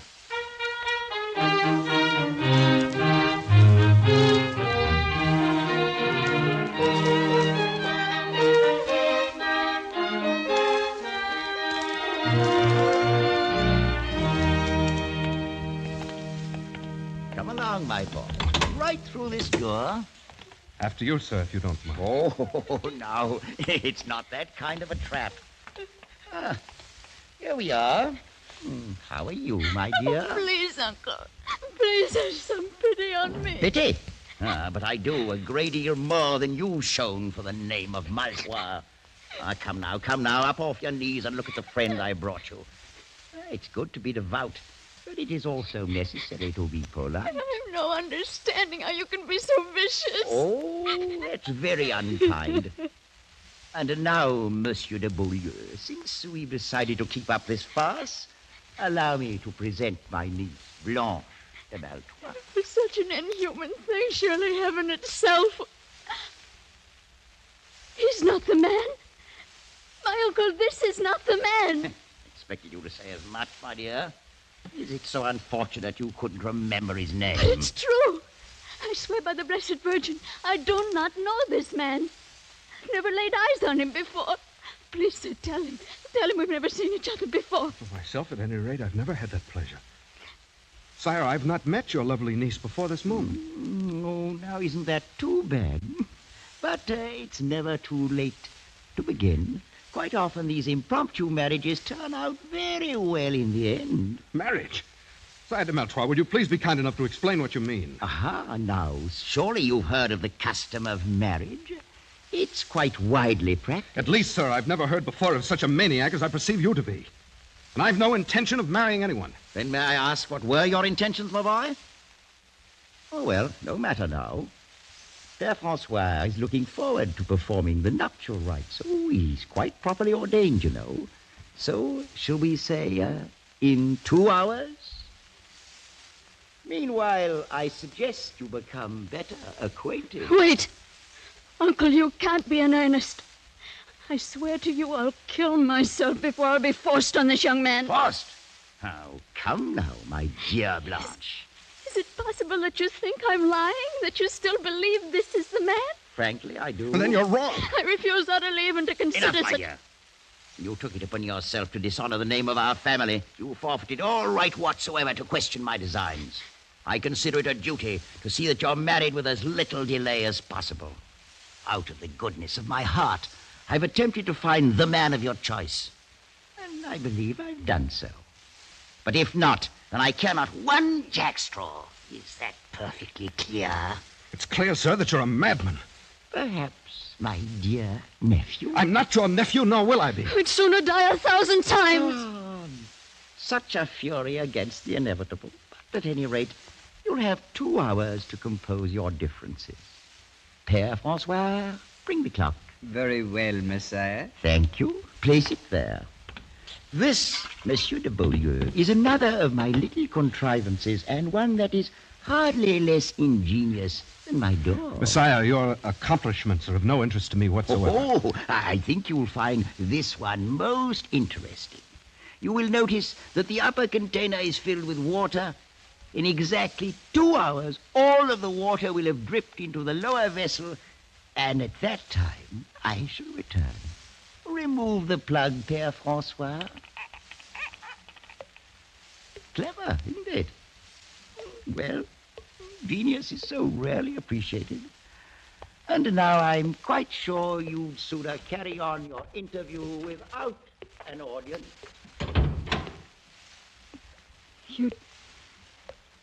You'd never met my uncle before? He didn't arrange this with you? I'd never laid eyes on him. And certainly nothing was arranged with me, else I wouldn't be here. Oh, then you're as much an unfortunate victim as myself. But you at least must be more aware of the circumstances. I can understand none of this. It's not an easy thing for a girl to tell. Whatever you may think of me now, I fear you shall think the worse when I've finished. Words are but words. But your manner encourages respect. Thank you, monsieur. I've lived all my life with my uncle, and I've not been happy. 3 months ago, a young captain of the guard began to stand near me in the church. Oh, you must understand, I gave him no encouragement to do so. Oh, quite so, I understand. He was handsome, of course. As a matter of fact, very.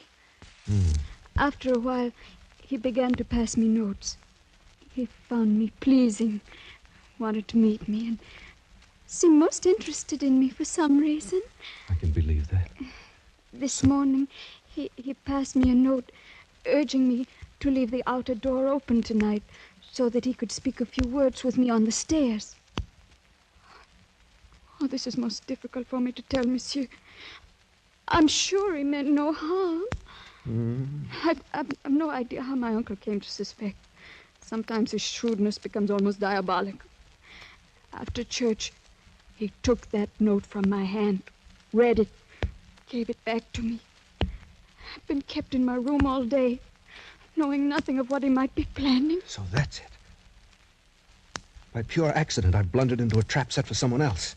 Had my uncle brought the captain himself, the thing still would have been confusing.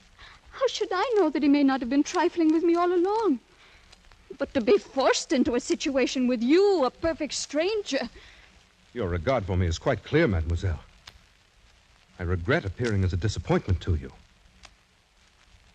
I believe you said he was very handsome? If that were all... There's more? I mean, monsieur, that you yourself are quite handsome. But it's so... Oh, no, it's really no use. Well, please understand me. I'm not urging you in any way. Urging, monsieur? I'm accustomed to meeting young ladies upon occasion who are quite ready to accept me as something beside a convenient substitute for some handsome captain of the guard. I've no doubt of it, monsieur. And to correct a mistaken impression you seem to have, I'm well aware that you're doing no urging.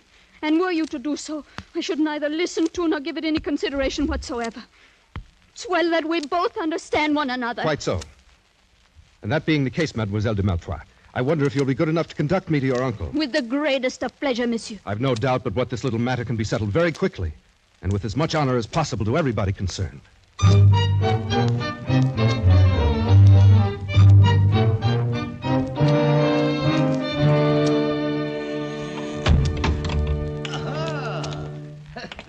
2 hours weren't necessary. Already harmonious accord rises triumphant. On the contrary, Sire De Maletroits. Your assumption is entirely false. Oh, what a pity.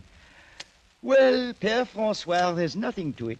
We'll simply have to wait a while longer. As you say, Messiah. I fear it may be much longer than you think. In fact, forever. That's a very long time indeed. And you, my dear niece, what are your sentiments in the matter? I will not marry this man. Do what you may, Uncle, I will not marry him. Right back where we started.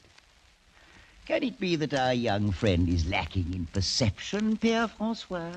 It is possible, Messiah. I'm not, at any rate, lacking in a sense of honorable conduct. Dragged in here against my will, I've addressed your niece in the manner of a gentleman. I found her charming, lovely, delightful. Monsieur. But now I have the honor of declining your offer of her hand. Let that end the matter. Oh, it's not as simple as that. Take a look from my window there, and tell me what you see on the wall beneath it. What do you mean?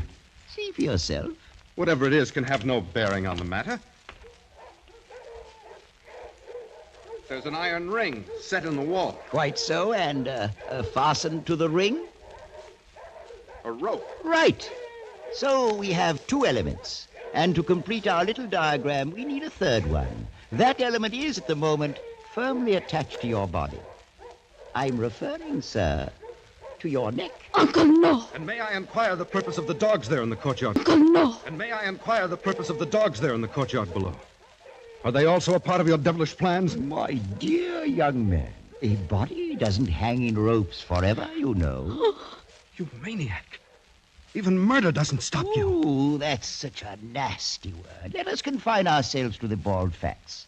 At the end of your 2 hours, you will prepare yourself either to marry my niece or to kick out your life while you swing at the end of that rope. There's no other alternative. I think there's one. Between gentlemen, at any rate. Arm yourself, sir. You fool. You think for a moment that if I'd regarded your sword as a threat, you'd still be wearing it? Père Francois, will you open that door to the passage, please? Of course, Messiah. I'll be most happy to. Gentlemen, show this rash young buck the color of your steel. Whether he likes to admit it or not, Monsieur de Beaulieu, one day a man grows too old to fight his own battles and must hire others to do it for him. Close the door, Père Francois. Then you'll not fight? Do I seem a fool? There'll be no fighting and no haughty refusal to marry my niece. You found her charming. Well and good. But I'll tell you this. Were she as common as the Paris road, more hideous than the gargoyle over my door, you'd not spurn the hand of a Maltois and never live to tell of it. Alive and married you'll be, or dead and hanging from that window, and soon after, food for the dogs. It's one or the other. So, make up your mind.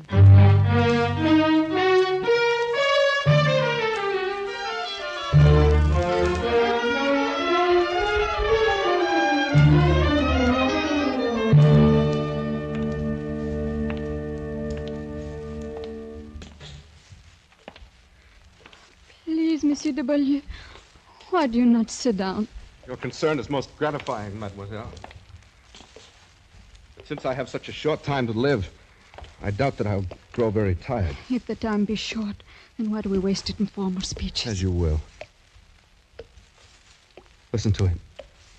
Drip, drip, drip of that devilish clock like an artery opened and life's blood itself dripping away. Well, I've sat here and thought until my whole mind's in a great whirl. Please, you really shouldn't trouble yourself so much. I can't bear to have you slain for my sake. Monsieur de Beaulieu, I will marry you gladly. You must think, then, that I stand very much in fear of death. Oh, no. I've had reason to see that you're no coward. I've asked for no pity. If a thing has to be, then that's the end of it. Oh, sir, you misunderstood me. Why, the great nobility with which you face my uncle should have removed all question about your bravery had such doubts existed. That is most kind of you to say so. Not, of course, that anyone could raise such questions once they'd seen you. Death's another incident. That's all. Oh, but life's a better one. You'll agree, then. I'm afraid you underrate the difficulty. What your generosity offers me, my pride prevents accepting. In this moment of noble feeling toward me, aren't you forgetting what you already owe to someone else? Monsieur! He never really mattered. Mademoiselle, my very life's the forfeit here. One I'll pay gladly if it be of service to a lady, but to tell me it's for something that never really mattered. Please don't be so cruel. Cruel, you forget. I'm the one who's going to die, not you. I've not forgotten, monsieur. Yes. You'll enjoy tomorrow's sun like any other days. And tomorrow night, perhaps you'll see him again. And of course, I'll be forgotten. Oh, no, never. But it's all a man can expect when he's born into the world, death at last. And some piece of ironic misfortune. Oh, don't say those things. I can't bear it. Oh, if I've said anything to wound you, I'm sorry. It was for your own sake, not mine. Thank you. Please. It's a bitter thing, my dear, to see you in such distress that giving my life itself for you can't help it. I'm sorry. I'll try to be braver. Is there no way at all in which I can serve you? Either now or afterwards? Only by letting me think of you as a friend for the brief time that's left to us. By forgetting for the moment that I'm an awkward intruder thrown here by circumstance. That's all. And afterward? What does it matter? The closer you come to it, the clearer you see that death's no more than a dark and dusty corner where a man climbs into his tomb and shuts the door after himself. Oh, monsieur. I've only a few friends now. And once I'm dead, I've no doubt that I'll have none. You forget Blanche de Maltroit. You're very sweet. Any young man in France would be glad to trade places with me and die for you. You value the small service I do you far beyond its worth. I'll not have you thinking so meanly of yourself. Look at me. Would you say that I am beautiful? I think the most beautiful girl I've ever seen. I'm glad of that. Tell me, is there a man in France who can say he's been asked in marriage by a beautiful maiden, asked from her own lips, and refused her to her face? Oh, no. I know you're a man and half despise such a triumph. But any woman knows more of what's precious in love. But remember, you asked me out of the pity of your heart, not for love. Oh, you're so sure of that? Must I bear my very soul like a merchant showcase? You're very good. As good as you're beautiful. I'll not forget it for the time that's left me. Very well. I, too, have a pride of my own. If you'd turn back now from your word, I'd no more marry you than I would any stranger off the street. It's a small love that shies at a little pride. The dawn's starting to break. Yes. My uncle and his men will come here any moment. What shall we say to him? Anything you will.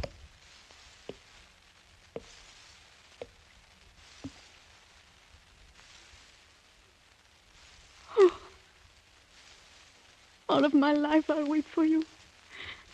And weep the more because it was you. If I'm wrong, it's a great price I'm paying for it. One I'd not pay if I didn't care for you so dearly. Care for me? Oh, no, it's you who are being kind. It was in the moment your uncle brought me into you and you raised your face to look at me. That's when I knew. Oh, strange. For it was then I felt it, too. You've seen already that I'm not afraid to die. Oh, you're not. I know it. Blanche, is it really true, not something born of pity?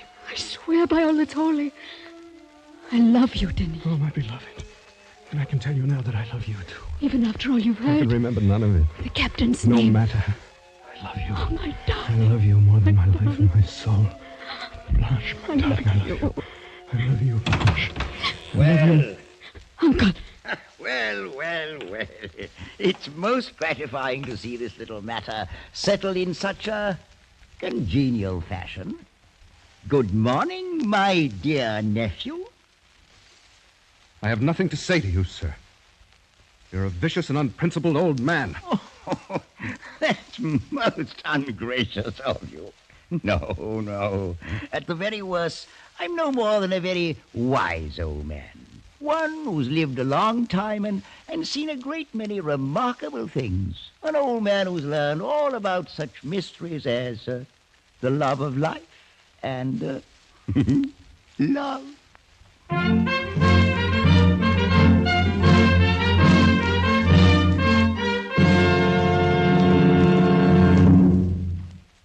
The Sire De Maletroits Door by Robert Louis Stevenson was adapted for radio by Les Crutchfield and produced and directed by William N. Robeson, with Elliot Lewis as Denis, Peggy Weber as Blanche, and Ramsey Hill as the Sire De Maletroits. The special musical score was conceived and conducted by Cy Fewer.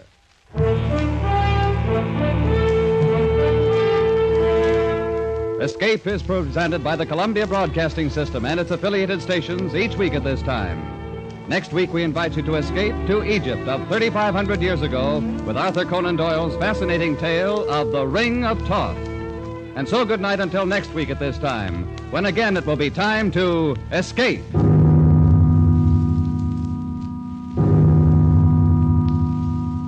This is CBS, the Columbia Broadcasting System.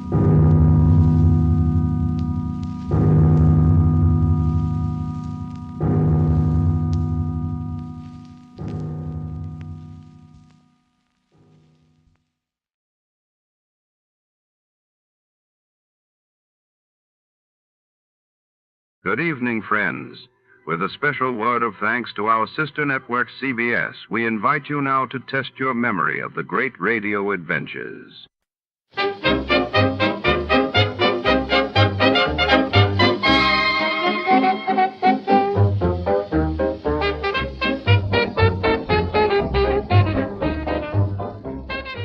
Tonight, under the flickering neon haze of the city, a stopped watch becomes the key to a chilling puzzle. When a private eye stumbles upon a shattered timepiece at the scene of a mysterious disappearance, nothing is as it seems. Whose time ran out and who wants the clock to stay silent? Step into the shadows for The Stopped Watch Capper. Before we begin, let's see what happened on the day it aired. It was March 14, 1947, that day. The world read that the British government announced its plan to withdraw from India, paving the way for independence.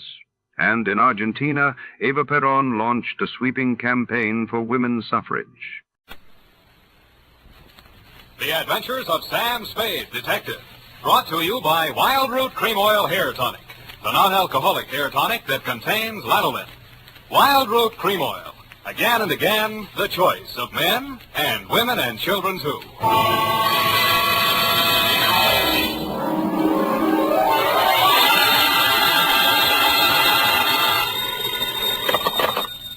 Sam Spade Detective Agency. Hope the Raven, nevermore. Yes. This is me. Is this Mr. Spade? Yes, but is this Miss Perrine? Oh, yes, but Why are you eating a peanut butter sandwich at this time of night? why the allusion to Poe's Raven? Was your assignment among the literati? It certainly was. There was Rowena from Ivanhoe, a lost Lenore, a no-place Ralph, and a Horace from the Karloff with the same name. Oh, how distinguished. Have you got a cold, Eph? No. Well, then there was a carnivorous plant, a hideous meat-eating specimen of the botanical world, trying to take 2 fingers off me. Oh. Well, I've got 3 fingers all poured out for you here. Ah, pretty hip. I can see you intend to be terribly amusing tonight. But even so, I intend to come right down and dictate my report on the stopped watch caper while time stood still.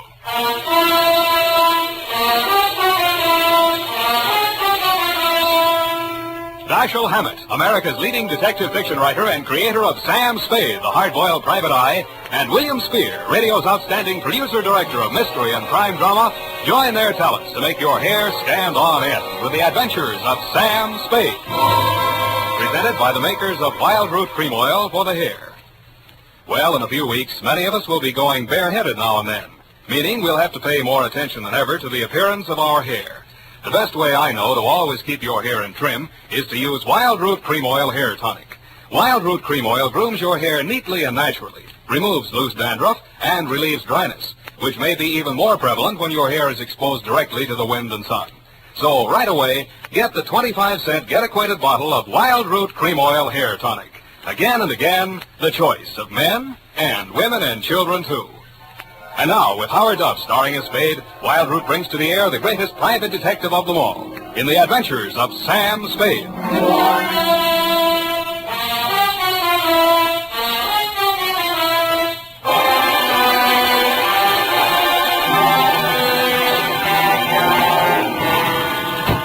Hello, Sam.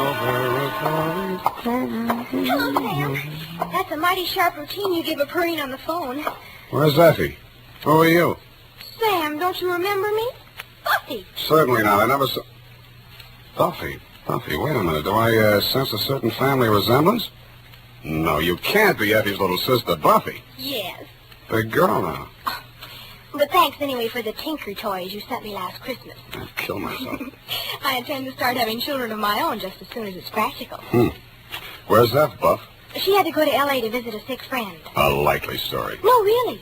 Chapter and verse, please. St. Joseph's Hospital in Burbank.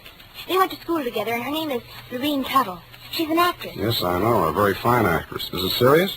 I hope not for Effie's sake. They're very close. Yeah. Well, what now? You take shorthand, Buff? Sort of. Spoken like a true Marine. Come on in.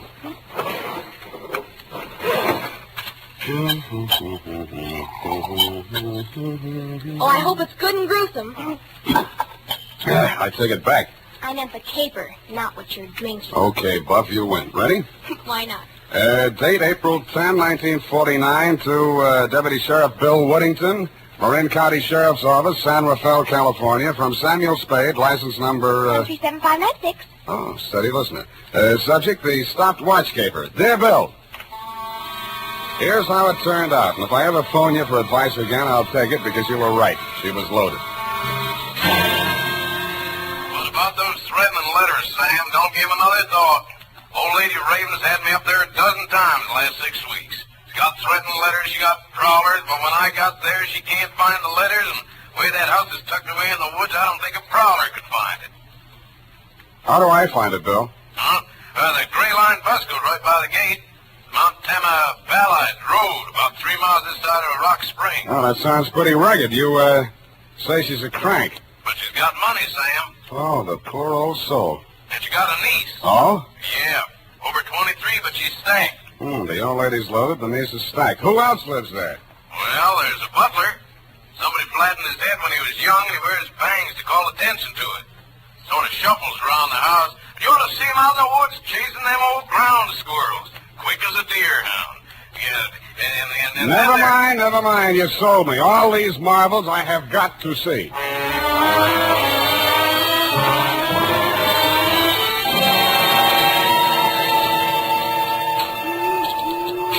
It was only 3 p.m. when I skulked in through the gates of Ravenswood, but it was so dark the hooty owls hadn't gone to bed yet. The fog snaked in and out through the dripping trees, long, chill ribbons of ghastly fog borne on the sobbing wind. I mushed on into the deepening gloom of the forest primeval. After 10 minutes of that, I began to wonder if there was any house there. When I saw it, I still wondered. It looked more like a fungus growth.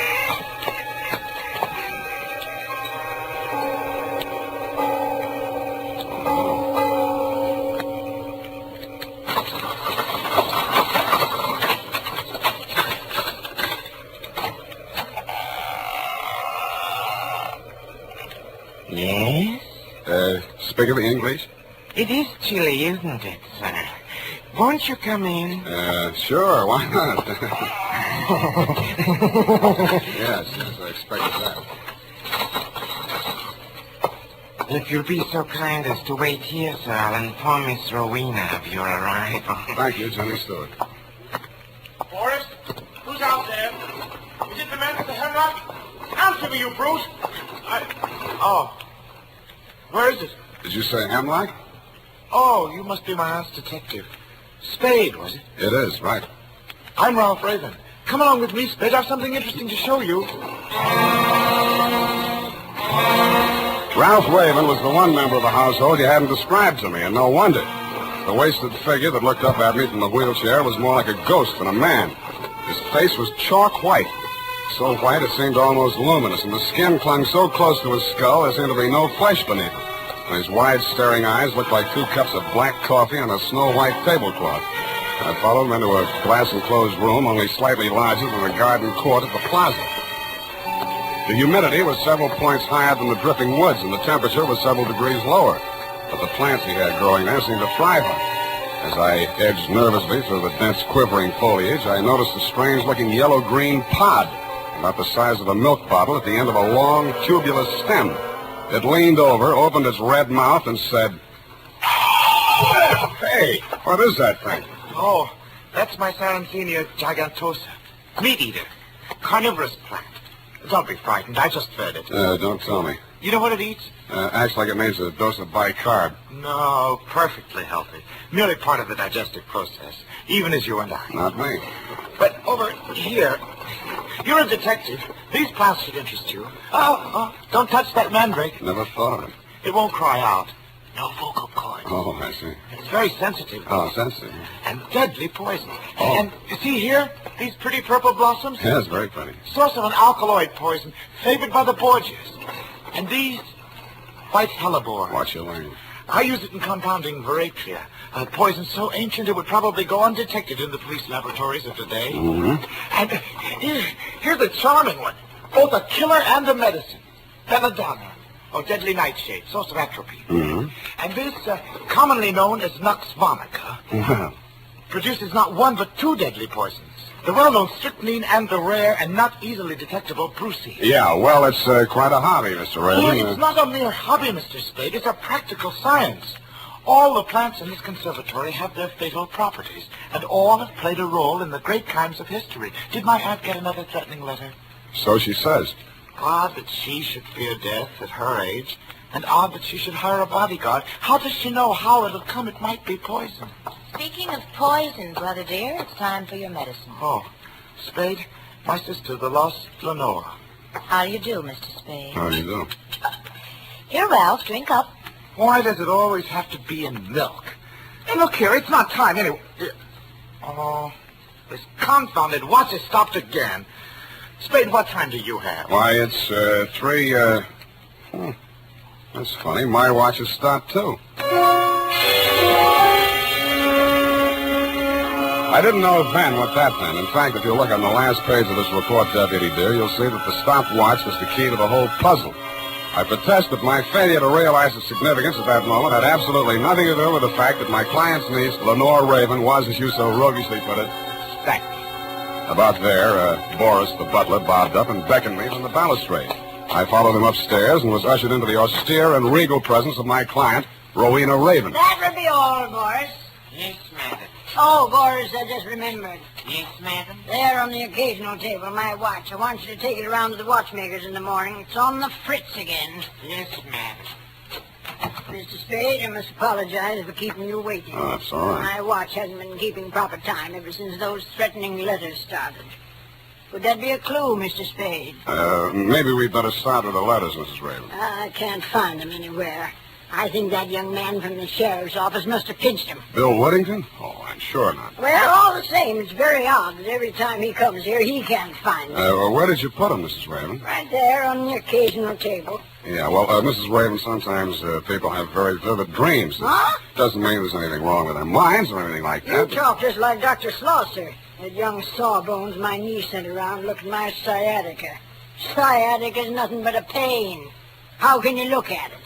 It's a lot of bull. Yeah. What did the letters say, Mrs. Raven? That's why I wondered about my watch, Mr. Spade. The letters always contain some reference to time. Your time is running out. Beware when time moves slowly. Soon it may stop altogether. Mm-hmm. That sort of thing. You think there could be a connection? I mean, has someone been tampering with my watch? The repairman doesn't know what's causing it to lose. Did he think it might have been tampered with? No. He thought it was something in the mountain. Magnetism or something. Well, that sounds logical. That's Now, a lot of hooey. I lived here 40 years and my watch never lost a minute. Something in the mountain, my eye. Something in this house, more like, or somebody. You ask me, he's not half so sick as he pretends to be. Your nephew? Uh-huh. What do you think? Well, I think he's a very sick man. No wonder. Sitting in that damp conservatory day after day, pottering over those fiendish poisonous plants. You see the one that eats mice and hamburgers? Yes, I did. What's supposed to be the matter with your nephew, Mrs. Raven? Oh, he was in an auto accident. Injured his neck. He had to remove part of a gland or something. His neck. But Dr. Schlosser says he's in good condition aside from that. And if he takes his medicine faithfully, there's no reason why he should... Come in! Ah, Mrs. Raven, how is that pain this afternoon? Worse, thank you. Dr. Schlosser is Mr. Spade. Ah, yes. The detective you engaged to investigate those letters you've been receiving. Mr. Spade thinks it's an inside job. Don't you, Mr. Spade? Well, that depends on what you mean by an inside job. There, you see? Inside that romantic imagination of yours, my dear lady. Hold still now while I give you your shots. I loathe being jabbed. Now. That wasn't so bad, was it? Can I look now? How's Ralph getting on, Doctor? Not well, I'm afraid. He doesn't seem to be responding to the... Mrs. Raven, what is it? Poison! You poisoned me!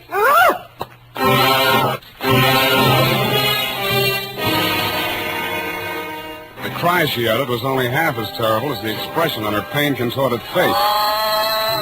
She pitched forward on her chair with both fists clenched and shaking as if in anger at the doctor standing before her. He put down the empty hypodermic on the occasional table. Yeah. Help me carry her to the couch. Yeah, sure.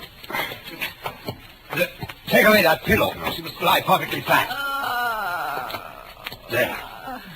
That's better now. She's relaxing. I'm dying. There was poison in that needle. Please, Mrs. Raven, it was only sedative to make you sleep. Sleep. The time is running out. The poor woman. Malignant condition. Only a matter of time. Does she know? That she has only a short time to live? Oh, yes. Well, I have another call. Do you have the time my watch seems to stop? Another one? I beg your pardon? Nothing. I left my watch at home. Oh, then Ludwig, something terrible is happening. Your aunt is sleeping. You'd better come down to the conservatory right away. Ralph is in terrible pain. What kind of pain? He keeps saying he's been poisoned. What? Well, come along. Take that hypo to the kitchen door and sterilize it. Where is it? On the table there. He stopped in his tracks. His mouth fell open, and he gaped at the tabletop where he put down the hypodermic. In its place had appeared two items. An old-fashioned lady's watch and a note written in green ink. The note said, "Time must have a stop." I picked up the watch and held it to my ear. You guessed it. It wasn't ticking. I had a hunch my client wasn't either. And I was right.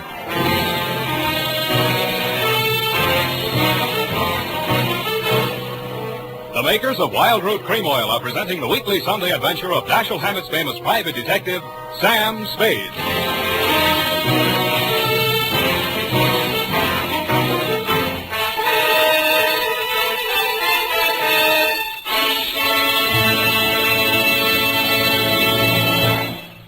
Now, here's important news on good grooming. If you want the well-groomed look that helps you get ahead, socially and on the job, listen. Recently, thousands of people from coast to coast who bought Wild Root Cream Oil for the first time were asked, how does Wild Root Cream Oil compare with the hair tonic you previously used? The results were amazing. Better than 4 out of 5 who replied said they preferred Wild Root Cream Oil. Remember, non-alcoholic Wild Root Cream Oil contains lanolin. It grooms the hair naturally, relieves dryness, and removes loose, ugly dandruff. So if you want your hair to be more attractive than ever before, get the generous new 25-cent size of Wild Root Cream Oil, America's leading hair tonic, on sale at all drug and toilet goods counters. It's also available in larger economy bottles and the handy new tube. By the way, smart girls use Wild Root Cream Oil too, and mothers say it's grand for training children's hair. Get Wild Root Cream Oil. Again and again, the choice of men and women and children, too.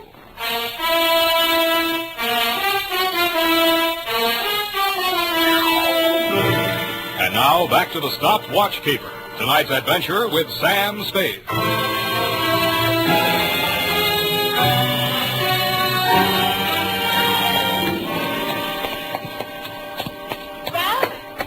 Ralph, where are you? Hey, wait. Over here. Oh, Spade. Keep them away from me. Ralph, I came as soon as I could. Tell me your symptoms. No. I phoned for another doctor. He's on his way now. Spade, my aunt. Take me to her. I must tell her. Tell her what? I'm afraid we have some bad news for you, Ralph. Your aunt is dead.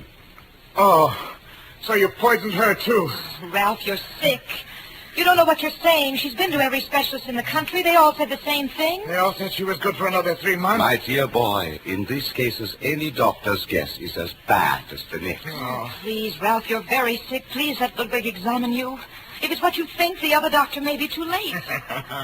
Why not? Why should I fear death? That's better. Now let me see your eyes. So, open them out. So. What is it? What is it? He's right. It is poison. You know, my dear. Yes? When you sterilized that needle for Ralph's shot this morning, did you pick up the wrong bottle? Of course not. Strange. Very strange. But don't worry, Ralph. There's a very simple antidote. Oh, thank heaven. You should, my dear. Indeed you should.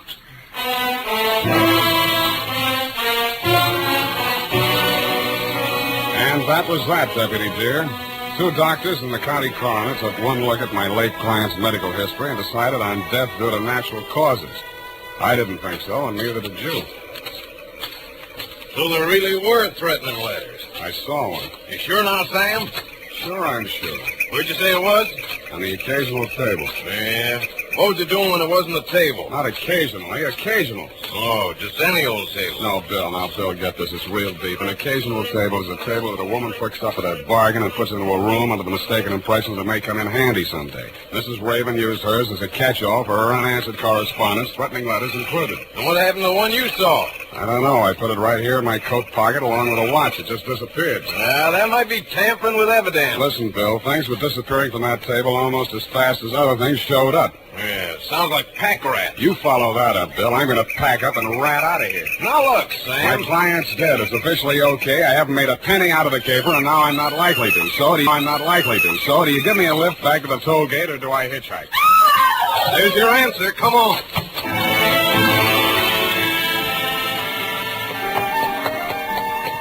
When we reached the second bedroom, whence the scream had come, we found the lost Lenore looking well found in something comfortable.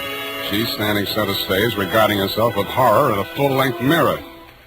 She looks awful pale, Bill. You better go downstairs and get some ice water. She might faint. You think so? Yeah, hurry up. I'll stay here and keep up with circulation in case anything happens. Yeah, you're right. Beat it. Oh, it's you, Sam. I thought... You thought what? Look, I found these on my pillow. One watch, one threatening letter. Whose watch? Mine. I left it on the dressing table when I went in to cream my face. When I came out, somebody had slipped this under. On the dressing table? No, under my pillow. You said on your pillow. I meant under. On. I don't know what I mean. What are you trying to do to me? Just trying to get things straight. But the note. Look at it. It's exactly the same as the one he left in my aunt's room. Why do you say he? Oh, I don't know. Yes, I do. It's because I don't trust Ludwig. Dr. Schlosser. That figures. He doesn't trust you either. When he pretended to think I might have picked up the wrong bottle. Oh, he was acting. Couldn't you see? You're not doing a bad job yourself. I'm not acting, not anymore. Listen to me. Listen, he's acted strangely ever since I foolishly said I'd marry him. I would myself. Oh, Sam, darling, don't joke. I don't mean like that. How did you meet him? He got me out of a jam once. The accident, when my brother was hurt. I went for a doctor, and he happened to be the nearest one. Well, I'd been drinking, and he took over, and he sent me home before the police arrived at the scene. Didn't Ralph know? He blanked out. He doesn't know to this day. But Ludwig never forgot. He forced me to recommend him to my aunt. He got into her good graces, practically moved into the house. Then he pretended to make love to me. Pretended? He didn't care about me till he found out about my aunt didn't have long to live. He knew half her money would come to me. you think he poisoned my aunt? Officially, she died from natural causes. But you said she spoke about being poisoned. And Ralph, too. What's that medicine you give in the note? I don't know. It's a prescription, just some drops that come in a metal container. Where do you keep those drops? Here in my room. I have to hide them. They make Ralph feel so much better. He used to overdose when the doctor trusted him to dose himself. Let me see that medicine. It's just here in this cabinet. Here it is. It's right. Don't tell me. It's empty. There was a glass bottle inside the container. Small but heavy. Lead yet. Hey, what are you doing with that gadget? The thing with the dials and the speedometer? Oh, that's something medical. I have to make a test on Ralph every day to see how he's getting along. You know what that actually is? Yes, I do. It detects anemia. Well, I wouldn't know about that, but a Geiger counter is generally used to detect something else. What are you going to do with it? I'm going prospecting for that missing medicine. Ah, there you are. I've been looking everywhere for you. I'm afraid I have bad news for you, Lenore. Ralph? My diagnosis was correct. Pernicious anemia. Dead. What is that you are carrying, Mr. Spade? Oh, nothing special, Doctor. Just an old Geiger counter. Lenore, did you let him take it? He said he was going to use it to find Ralph's medicine. What happened to Ralph's medicine? I don't know. It's just gone. Mr. Spade, that machinery is my property. I must ask you to hand it over. No gun necessary, Doctor. Here, take it. Take your gun, too, sir. Lenore, carry the machine this way. Walk ahead of us. First, we try the conservatory. He was an amateur with a gun, but I didn't jump him for it because I'm an amateur with a Geiger. I did notice that the indicator on the dial got nervous the minute we walked into the conservatory. Ralph Raven's body was still in the wheelchair, no paler in death than in life. His sightless eyes were fixed on that obscene plant. The plant looked sick, too. It was drooping, and his red mouth was hanging open. As we walked past the wheelchair, the indicator on the dial of the Geiger counter moved forward and then slipped back again. Then it took a sudden big jump. Ah, so that was his hiding place. The maw of that disgusting carnivorous plant. Well, it's not pleasant, but there's only one way to get it. Don't move, either one of you. My eye is on you. Yes. Yes, it's here. At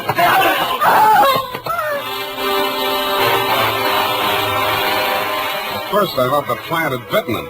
But then he pulled his hand out, and I saw what had happened. There was a hypodermic outfit stuck in the heel of his hand. It surprised him no end, but he still managed to hold on to that gun. He swung it away from me and was holding it on Lenore. You knew. No, I didn't. You must have. Ralph knew. He must have told you. No, I swear he didn't. What do you think I did this for? To die and leave you behind? To enjoy the money I got for you? No, you will come with me. Oh, no, you don't know what you're doing. There's someone right... Shut up. What are you looking at? What's behind me? Don't bother rushing, Sam. I've got it. Hold it, Bill. Yeah. How's that for shooting, Sam? Yeah. You find a bullet hole in him, Bill, and I'll call it good.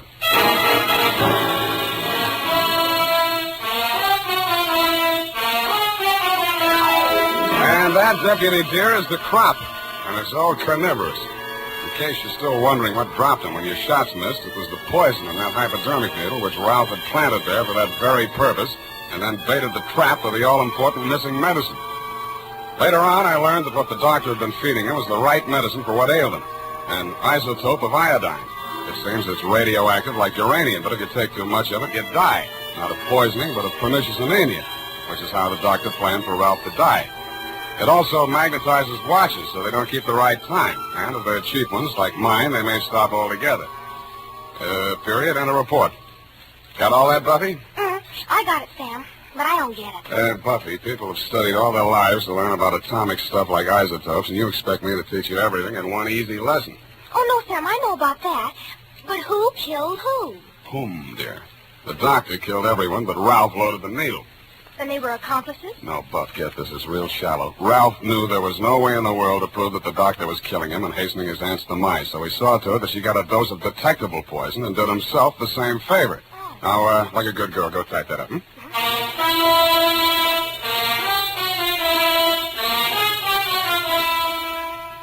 And now, listen to this. More and more millions agree every day. Wild Root Cream Oil has become America's favorite hair tonic because of the neat, natural way it grooms the hair. Because of the quick, easy way it relieves dryness and removes loose dandruff. Get non-alcoholic Wild Root Cream Oil with lanolin right away. And ask your barber for a professional application of Wild Root Cream Oil Hair Tonic. Again and again, the choice of men and women and children, too.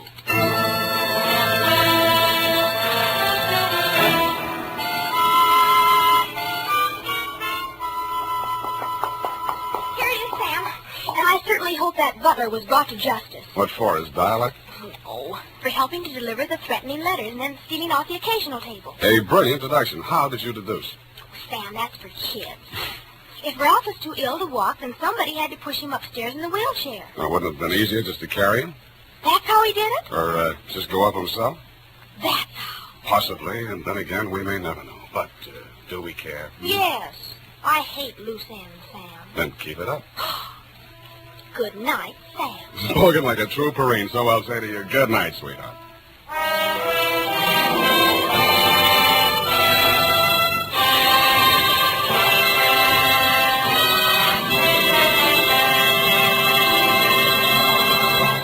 The Adventures of Sam Spade, Dashiell Hammett's famous private detective, are produced and directed by William Spear. Sam Spade is played by Howard Duff.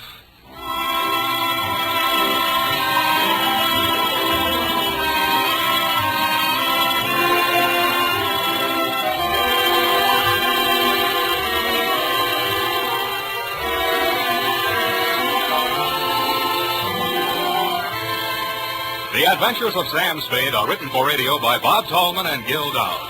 Musical direction by Lud Gluskin, with score composed by Renee and Pierre Garrigan.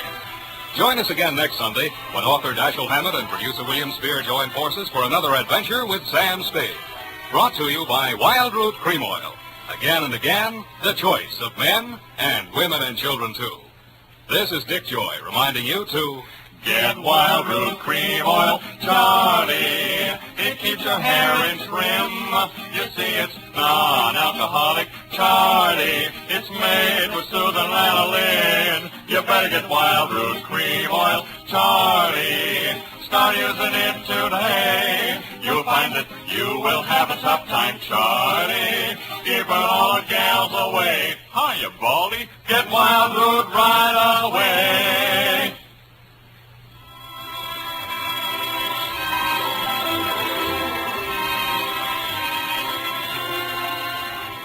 This is CBS, the Columbia Broadcasting System.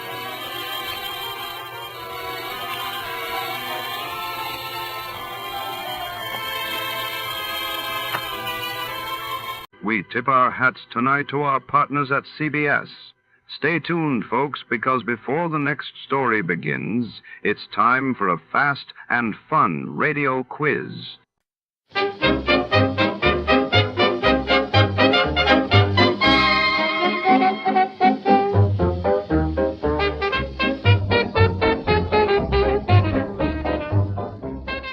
Tonight in Out of This World, Audition, our story unravels within the dimly lit soundstage of the legendary Republic Pictures Studio, Los Angeles, 1947. Beneath the glare of hot spotlights and between the maze of film sets, a desperate actress vanishes during a high-stakes screen test for a new science fiction blockbuster.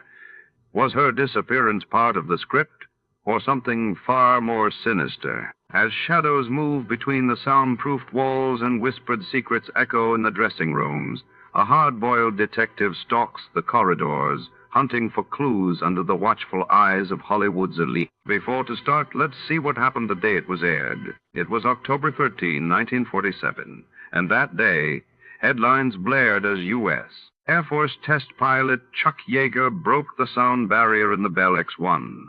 While in Europe, the United Nations General Assembly convened in Paris to address the ongoing crisis in Greece.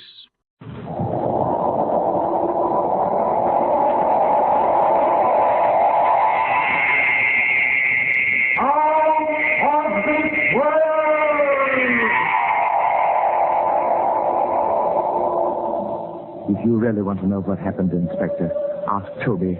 Yes, Toby, who is only a ventriloquist dummy. but who knows more than you think. If you want to hang me, let him be a witness.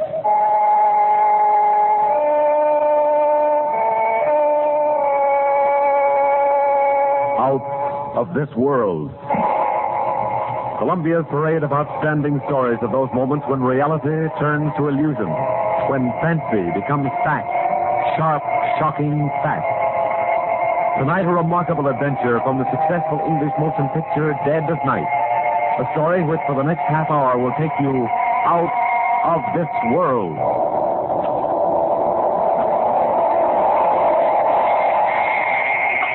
Stop! Here now, Tompkins, here now. Enough of that noise. You're disturbing all the other prisoners. God, tell me, where's Toby? What have they done with my Toby? So it's Toby again, is it? Now stop all that fuss about the dummy. I warned you before any more noise in that solitary confinement for you. But I must see Toby. Oh, God, I'll pay you anything if you bring Toby to me. You ventriloquist, queer one. All this fuss about a talking doll. He's not a talking doll. Don't you understand? He's Toby. Where is he? What happened to him? How should I know? Probably safe enough. The inspector will take care of him. Well, you tell the inspector to send Toby back to me. Back to me, do you hear? Tell him I want Toby and I want him right now. Sure. Inspector Dodds will be happy to do anything you say. You're an impertinent fellow. Oh, yeah, you're a rough one, all right. You're just lucky you ain't in here for murder. Lucky that fella Leswell you shot is coming along, all right. Leswell? Whatever happens to him makes no difference to me. I wish he was dead. He tried to steal Toby from me. No, ain't that a pretty thing to say? Ain't you a charge? I'm sorry I caused you any trouble. All I want is one favor. Please. Go to the inspector, go to somebody, go to anybody and tell them that I've got to see Toby. I've got to see Toby.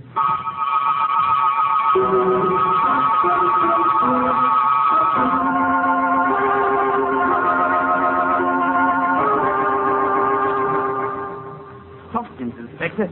He's raising a devil of a row down in the cells. Keeps yelling he wants his dummy brought back to him. I see. Well, if letting Tompkins have the dummy will keep him quiet, perhaps we can arrange it. Oh, good heavens, sir. Is that him there, in the chair? Huh? Oh, yes, that's Toby.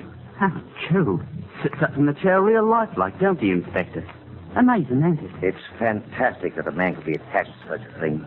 Queer how Tompkins keeps saying, if you want to know why he shot Laswell, ask the dummy. He's an odd one, all right. Imagine asking anything from the likes of this. Such a blank, idiotic little face he's got. Yeah. So you're Toby, are you? So it's you that's responsible for all the trouble I'm having with your master today. Poor Mr. Tompkins. If I wasn't a mild man, I'd change that smelly smirk on your face. I'd give you a real sad look, I would. With all right, now hold on there. Do you think that stick of wood will answer you? Eh?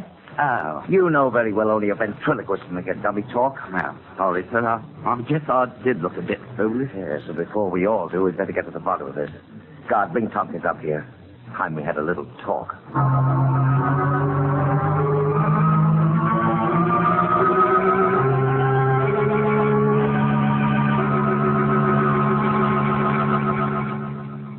Tompkins, if I promise that Toby will soon be returned to you, will you cooperate with me? Toby? Is he here? Is he near me here? Yes, but you can't see him yet. But I must see him, Inspector. You will, but not before I have certain facts. Certain facts? About your quarrel with Nell Laswell. Now, if you tell me the whole story, I may be able to help you. Help me? Why? Why should the police help me? Because it's part of my job. Yes, but you've done your job. I've admitted I shot Laswell. I did it. What else matters? Your motive. He tried to steal Toby from me. Isn't that motive enough? Tompkins, I really can't understand you. Understand? Of course you can't understand. I wouldn't expect you to. You've never spent years, endless years, playing shoddy, cheap music halls, starving out at the elbow because you couldn't find a partner who understood you. You never toiled day and night for weeks on end, creating somebody like Toby who could go to the big time with you. Oh, Toby can tell you what it's been like, all right. Unfortunately, Tompkins, Toby has shown no inclination to speak to me, as yet. Toby would appreciate that. Exactly. Yes, indeed he would. Really? What have you done with him? You'll see him soon enough, I promise you. But first, I want to know what makes you think Mel Laswell tried to steal Toby. Oh, I was aware of Laszlo's intentions right from the start, Inspector. Even before I met him. I had a premonition that somebody might separate me from Toby. I couldn't stand that. I was much to him, yes. He to me. I see, yes.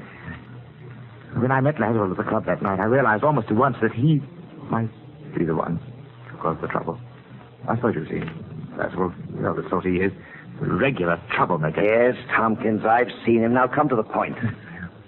Well, as I intimated before, Toby and I have been playing all the better music halls for the last few years. Top billing, you know. And then we got our engagement at the Kit Kat, West End nightclub. That's about as high as Toby and I, or any act for that matter, can go. We were standing backstage, waiting for the dance act to finish their turn. It's only a standard act, not particularly hard for us to follow. And then Bigelow, the master of ceremonies, came along. Glad to see you ready to go, Tompkins. You're on as soon as they finish the waltz. We know our act, Mr. Bigelow. Well, just so you know yours as well. Not Toby. Well, I don't want him to forget to take the chair out tonight. I have the chair right here. Now, don't worry. It won't happen like it did last night. And do us the favor of getting off the floor when you've introduced us. You messed up the whole first part of our act standing behind us. Here, now, don't say that. After all, it was your opening night, and how was I to know your act? You did it deliberately. You were trying to cut in on our laughs. Now, look here. I don't have to take this kind of stuff. Toby, that was not at all professional. Mr. Bigelow, I apologize, since Toby doesn't seem to have the grace to do it. Very well, I accept it. Eh? Well,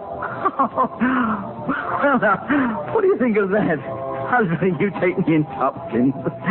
Deuce if I don't get to thinking that dummy is a living thing. Bigelow is a terrible ass, isn't he, Tompkins? By Jove, it's remarkable. Tremendously real, you know, the illusion. Oh, rock. Oh, by the way, you'll want to be particularly good this evening. You have a rival out there. Mm-hmm. Who? Laswell. Mel Laswell, the American. The ventriloquist from the States. Laswell? Oh, don't tell me you haven't heard him on the wireless. Here, look. Have a look.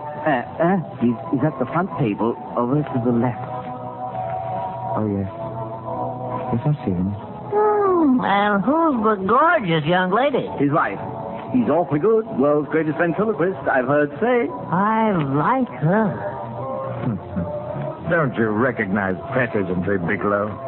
He may be the best, and again, he may not be the best. And you're pretty jealous, aren't you, Tompkins? I'm nothing of the sort. In fact, you'll feel more uncomfortable than ever tonight working in front of a real artist. Now, see here, Toby. But as usual, I'll carry you along. You'll carry me. I'll have you know I carry the sack. Please, both of you. Stay out of this, fat mouth. Now, see here, joke's a joke, but when you used to... By George, you took me up the road again, Tompkins. I thought you and this wooden nymph were rowing. As though he were human. Imagine me thinking he's actually human.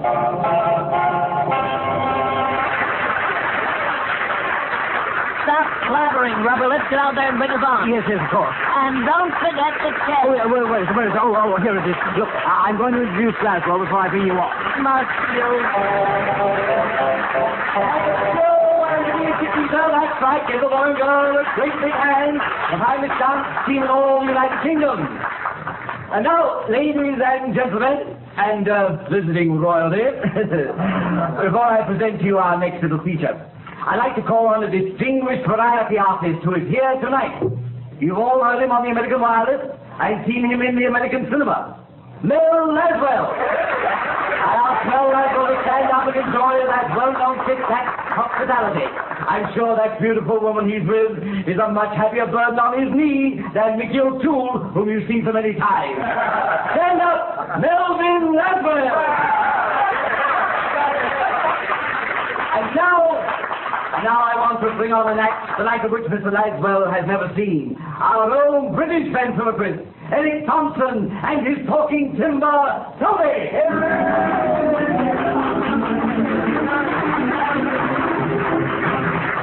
Well, good morning. Hey, Tompkins, go easy on that morning stuff. How come, Toby? Well, that man over there looks like the truant officer. Why, that shouldn't bother you, Toby. You've been a very good boy, haven't you? Why, yes, but I'm out of school. Out of school? Why? Appendicitis. Out of school because you have appendicitis? No, not because I have it, but because I couldn't spell it.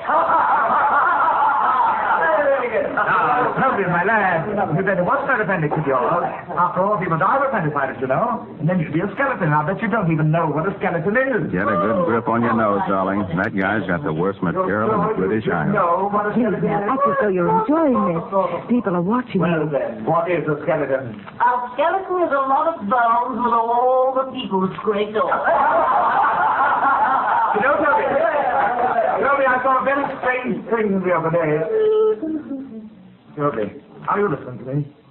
I said I saw a very strange thing the other day. All right, you saw a very strange thing the other day. I don't blame the dummy for being embarrassed. My master. Now, here, Toby, that's not the proper attitude for a bright lad like you. I said I saw a strange thing the other day. There were 12 men standing under one umbrella, and not one of them got wet. And not one of them got wet. Now, I know the payoff to this gag, but I won't say. And Mr. Laswell knows too, don't you, Mr. Laswell? What goes on here now? Come now, Mr. Laswell. I know you do. You give the answer. Toby, Please, darling, this is embarrassing. Well, Say Mr. something. Laswell, If this guy keeps riding me, I will get him to this his back. dummy's dummy says that he saw 12 men under one umbrella and not one of them got wet. Why not, Mr. Laswell? Because it wasn't raining. Correct, because it wasn't raining. Now, you see, Tompkins, everybody knows your joke. I'm humiliated, actually humiliated to be up here with a third-rate ventriloquist like you. Well, if you don't like your material, why don't you try rewriting it? Rewrite it?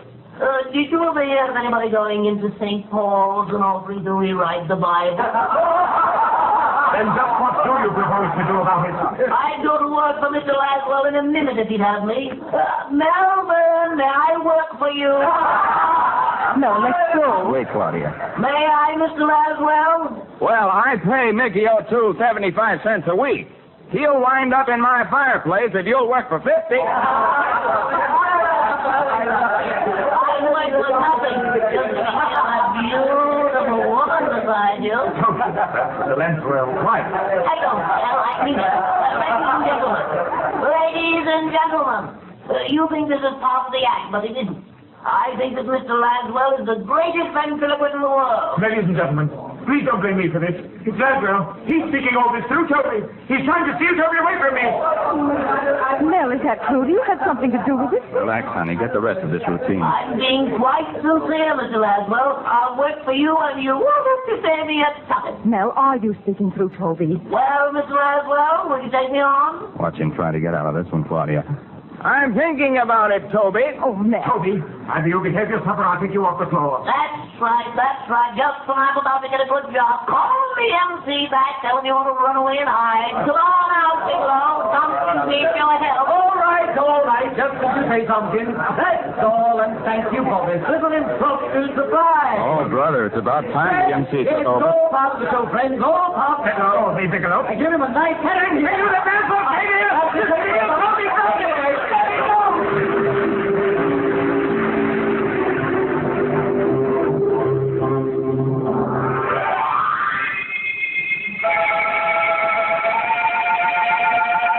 That's how I knew, Inspector, that Laswell had taken more than casual notice of Toby.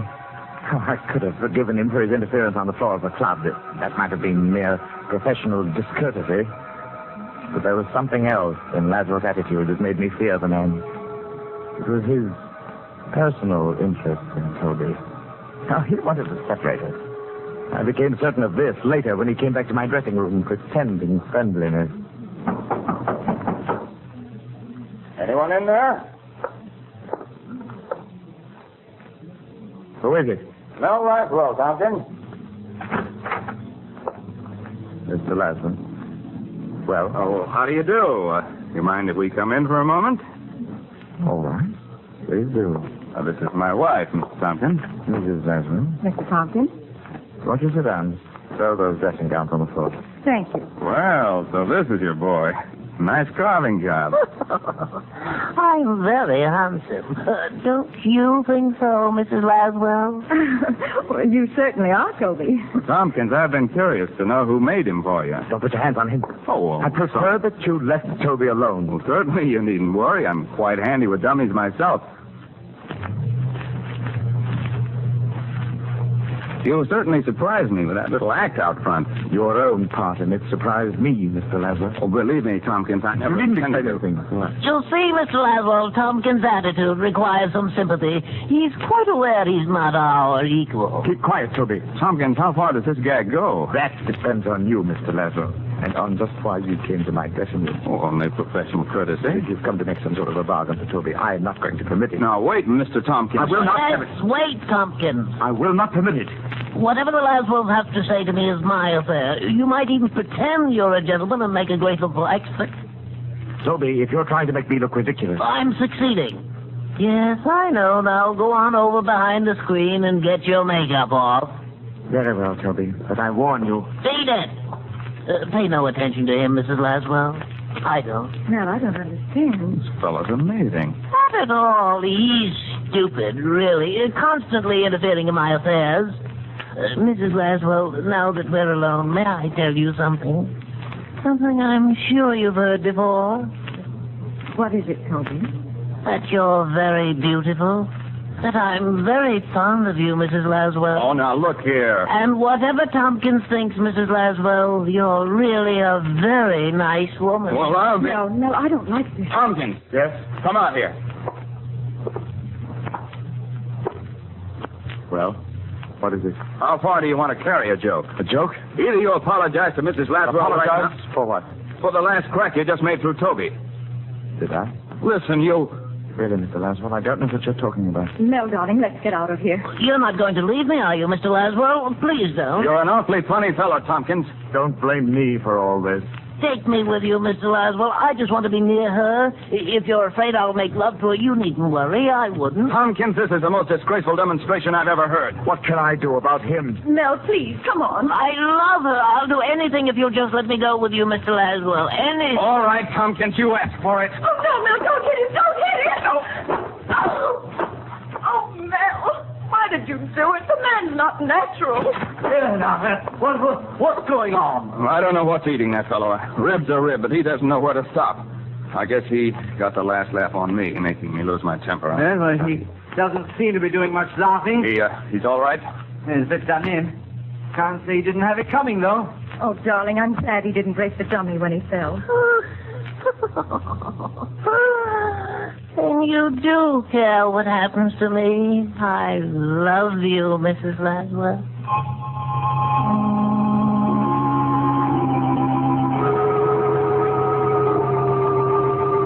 So you see, Inspector, I should have known then that I couldn't prevent Laswell getting Toby. I knew they'd be plotting the two of them. I see. One question, Mr. Tompkins. Yes. Would you say that Mrs. Laswell is an exceptionally attractive woman? To some men, perhaps. And since we know that you think and speak through the dummy, isn't it just possible that you may yourself find Mrs. Laswell appealing? Oh, what is this rubbish you're talking? Are you interested in learning the truth of what happened, or are you trying to muddle me up? I'd like to hear the matter out, Mr. Tompkins.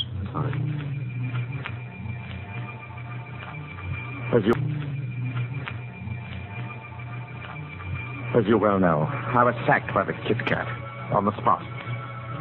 I hardly spoke to Toby all the way home. I wanted to impress upon him the misfortune he'd caused us.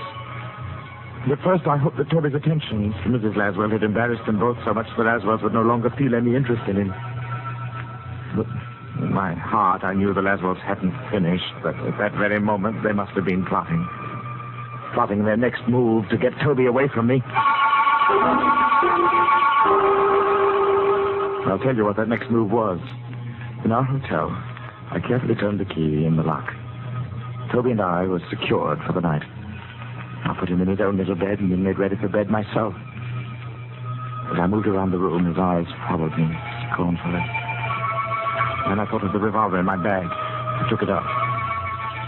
With the revolver in my right hand and the key in my left, I lay down on the bed and waited.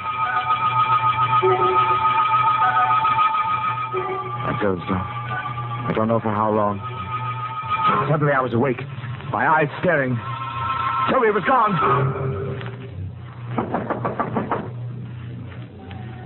What is it? Laswell, I want to talk to you. Mel, be careful. It's Tompkins. The door is locked. Where is Toby? Get out, Tompkins. Now, come to Toby. Where is he? You've stolen Toby from me, and I want him back. I don't know what you're talking about, but if you're referring to your dummy, I haven't seen him. Now, get out. No. What's wrong, dear? On the floor. On the floor at the foot of my bed. Toby. Toby, there you are. I found you. Oh, my poor little Toby, you've been kidnapped. Look, Tompkins, I don't know how your dummy got here. Toby. Toby, speak to me. Wake up, Toby. Look, Mel. Look how he's shaking that awful thing as though he's trying to waken me. Oh, you're not deceiving me, Toby. You know very well I'm here. Go away and leave me alone. I'm through with you, Tompkins. Oh, yes. Take it easy, Claudia. We've had all we can take of this, Tompkins. Are you going to deny you stole Toby from me? I certainly am. Look here, man. You're mad. You're ill. Ill, am I? You took Toby from me and you say I'm ill? I didn't take Toby. You brought the dummy here. You must have brought it here. Well, maybe while you were walking in your sleep, but you brought it here. I'm going to prove it. Stay away from the phone. Celia, the gun. You can shoot if you like, but I'm going to prove to you that... Hello. Hello, give me the desk clerk, please. Tompkins, I won't go with you. I'm going to stay with her forever. If Mr. Laswell will let me. Clerk, this is Mr. Laswell in 722. I want to know if someone came to my room a few hours ago. Is this some sort of trick? A man came, you say, and he was carrying a ventriloquist dummy. You let him come up. Did you hear that, Tompkins? I'm not deceived by this. Will you describe the man for me, please? Oh, no, you're a devil, Laswell. You stole Toby from me, now you're trying to drive me mad. Well, here, take the phone. No, I won't take it. You're tricking me again. No, be careful. Well, you won't succeed this time.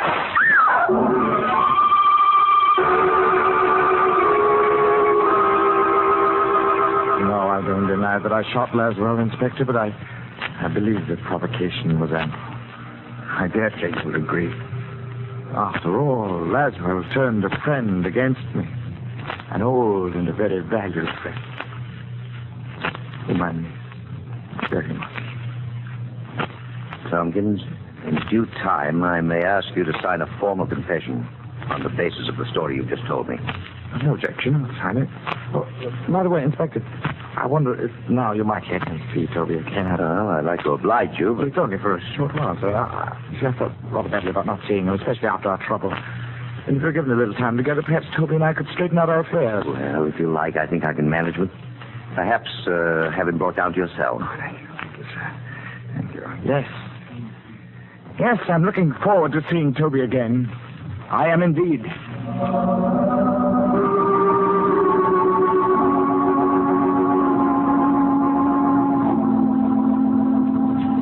And that's the story as Tompkins told it to me, Mr. Laswell. It's incredible. I had some idea what was going on in the fellow's mind, but that is... Mel, I'm so sorry for it. Just one question, Mr. Laswell. You'll pardon my asking. Yes?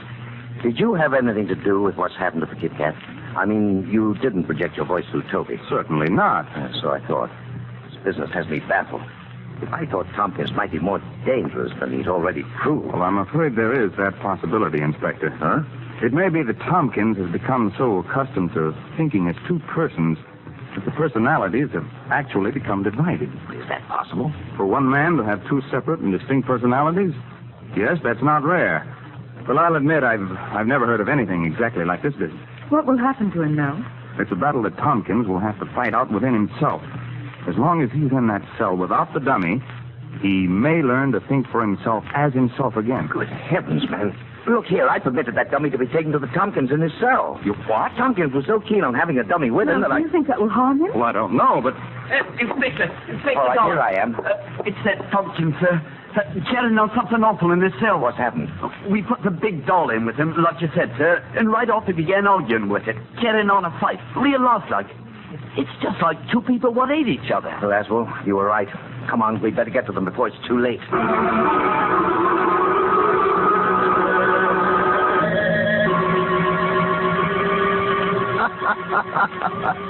Well, all I can say is I knew you'd wind up this way sometime. Put away for keeps, a jailbird. Oh, Toby, I can't stand having you talk to me that way. How can you be so ungrateful? I made you everything you are.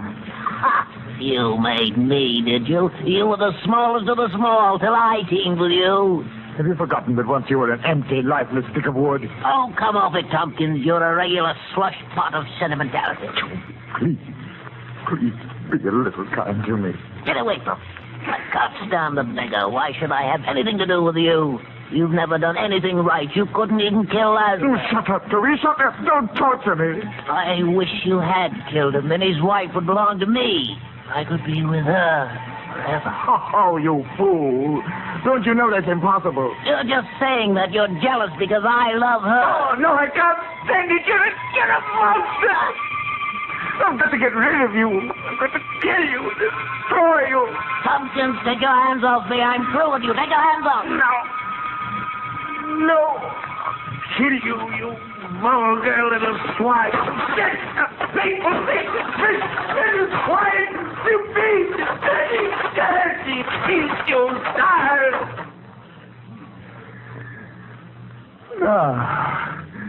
Now talk back to me, you little monster. Now tell me I failed at everything. I've smashed your face. You can't kill me, Tompkins. No matter how you try, you can't kill me. Come on!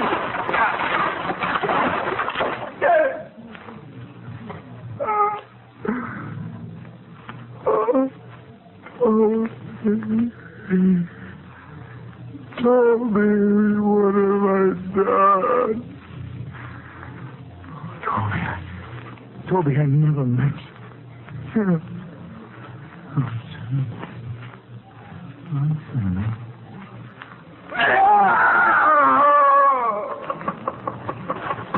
Come on, down this way.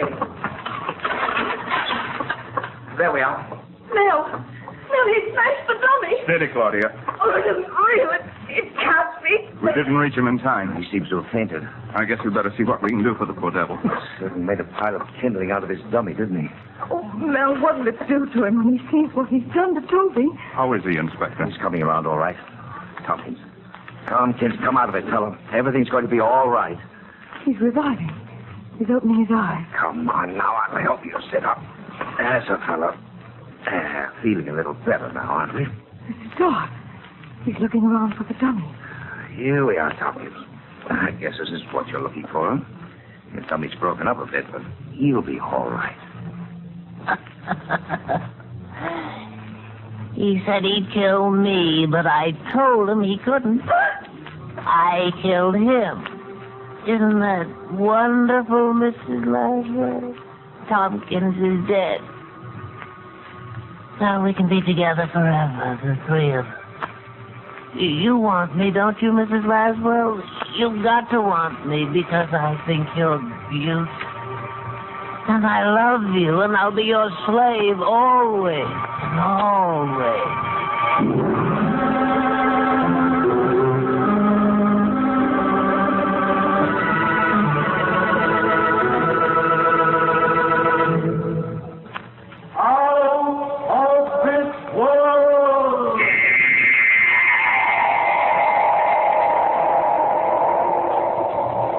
For the past 30 minutes, CBS has presented Out of This World, bringing you Charles Gusman's adaptation of the motion picture Dead of Night. Barry Kroger was featured as Tompkins and Art Carney as Toby. Original music by Albert Berman.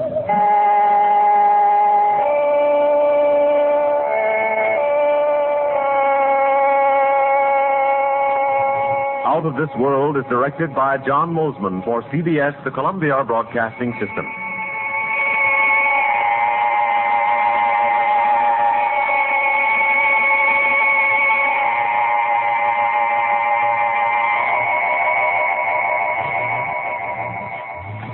This is Escape Radio speaking, with our thanks to the fine folks at CBS. And now, ladies and gentlemen, a little challenge for true fans of adventure radio.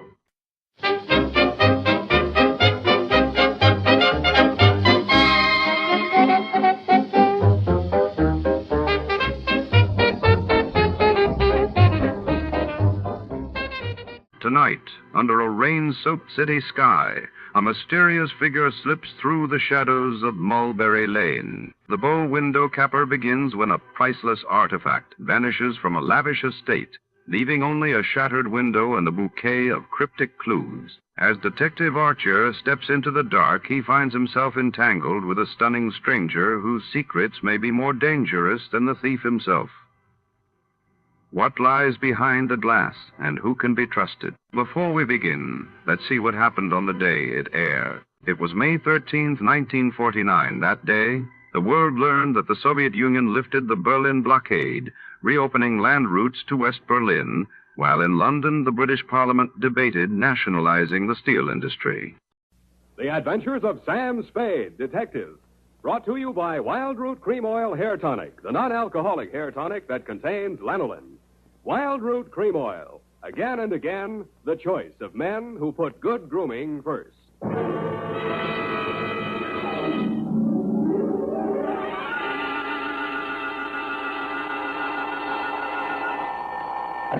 Sam Spade Detective Agency. Hello, sweetheart. It's only me. Oh, Sam. Why so modest? Women, Effie. Age cannot weather nor custom stale their infinite variety. Huh? Against their incalculable wiles, mere man is a leaf in the wind. Oh, Sam, do you really... Oh. Who was she and how windy was it? Cyclonic, Effie. We had to close every window in the house. But If you will just contain your natural feminine curiosity for a few moments, I'll be right down to dictate my report on the bow window caper.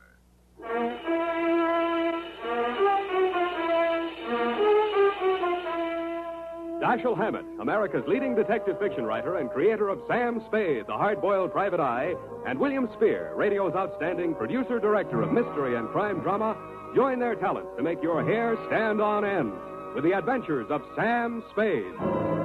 Presented by the makers of Wild Root Cream Oil for the hair. To every man who says, I don't use a hair tonic or I don't believe in a hair tonic, I say this. Decide for yourself. But don't decide until you've tried Wild Root Cream Oil, the entirely different hair tonic. There's not a drop of alcohol in Wild Root Cream Oil, and it contains soothing lanolin. What's more, it grooms your hair the right way, neatly and naturally. So get the big economy-size bottle and the handy new tube at your drug or toilet goods counter. Wild Root Cream Oil Hair Tonic. Again and again, the choice of men who put good grooming first. And now, with Howard Duff starring as Spade, Wild Root brings to the air the greatest private detective of them all in The Adventures of Sam Spade.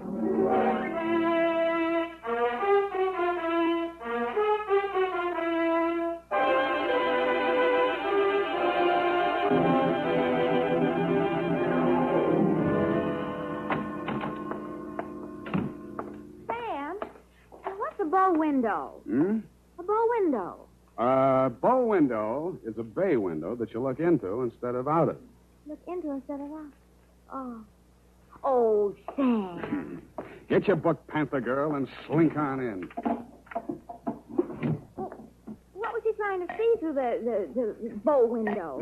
I mean, whose house was it? Her own. But if it was her own house, then why would she It just goes to show you, darling, what some women will stoop to. It does? Mm-hmm. There was a low window. Oh. Well, whenever you're ready, Sam. Date November 10. 9th. Correct. 1947. To Dr. Helmut Ries. I was right for once. Yeah. From Samuel Spade, license number 137596. Subject, the bow window caper. Dear Dr. Ries, I know that this report will not make pleasant reading for you, but you paid for it, so here it is.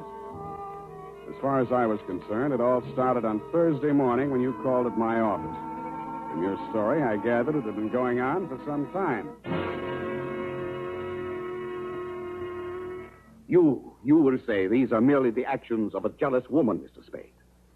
But I assure you there's more to it than that.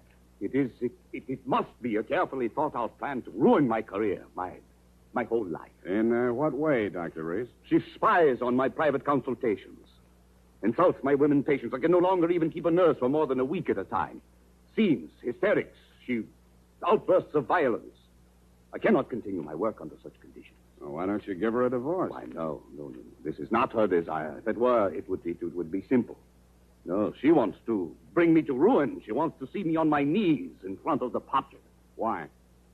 That is what I want to find out. Why? Doctor, I think you ought to take this case to a head doctor. I have consulted a psychiatrist. He examined her. She's perfectly competent mentally. So you see there's here already some mystery, for which one comes to a detective. How long has this been going on, Dr. Reese? Since 3 months only. But in this time, she has reduced me to utter desolation. Dr. Reese was a very good divorce lawyer right down the hall from my office. No. I discussed the matter of a divorce with her a few days back. This was her answer. You see, a receipt for the purchase of a gun. And this note in her handwriting. I hope you will not force me to use this. Esther. Yes. What do you think she has in mind? Murder or suicide? She refused to discuss it. But one thing I have noticed. Since she has bought this gun, a new development. A strange man watches my house. Several times I have caught him following me. Well, she might have hired a detective to check on whether you visit a lawyer. Perhaps it is very simple, but it is all too strange to be harmless. I half-heartedly agreed that it might be, Dr. Reese, and when your check for $100 didn't bounce, I went to work wholeheartedly. I reached your house on Pacific Avenue just as the street lights were going on. It's a quiet neighborhood, so I could hear it before I got close enough to read the number on the door. This is nasty. Get out. Get out of this house. Get out. Go out.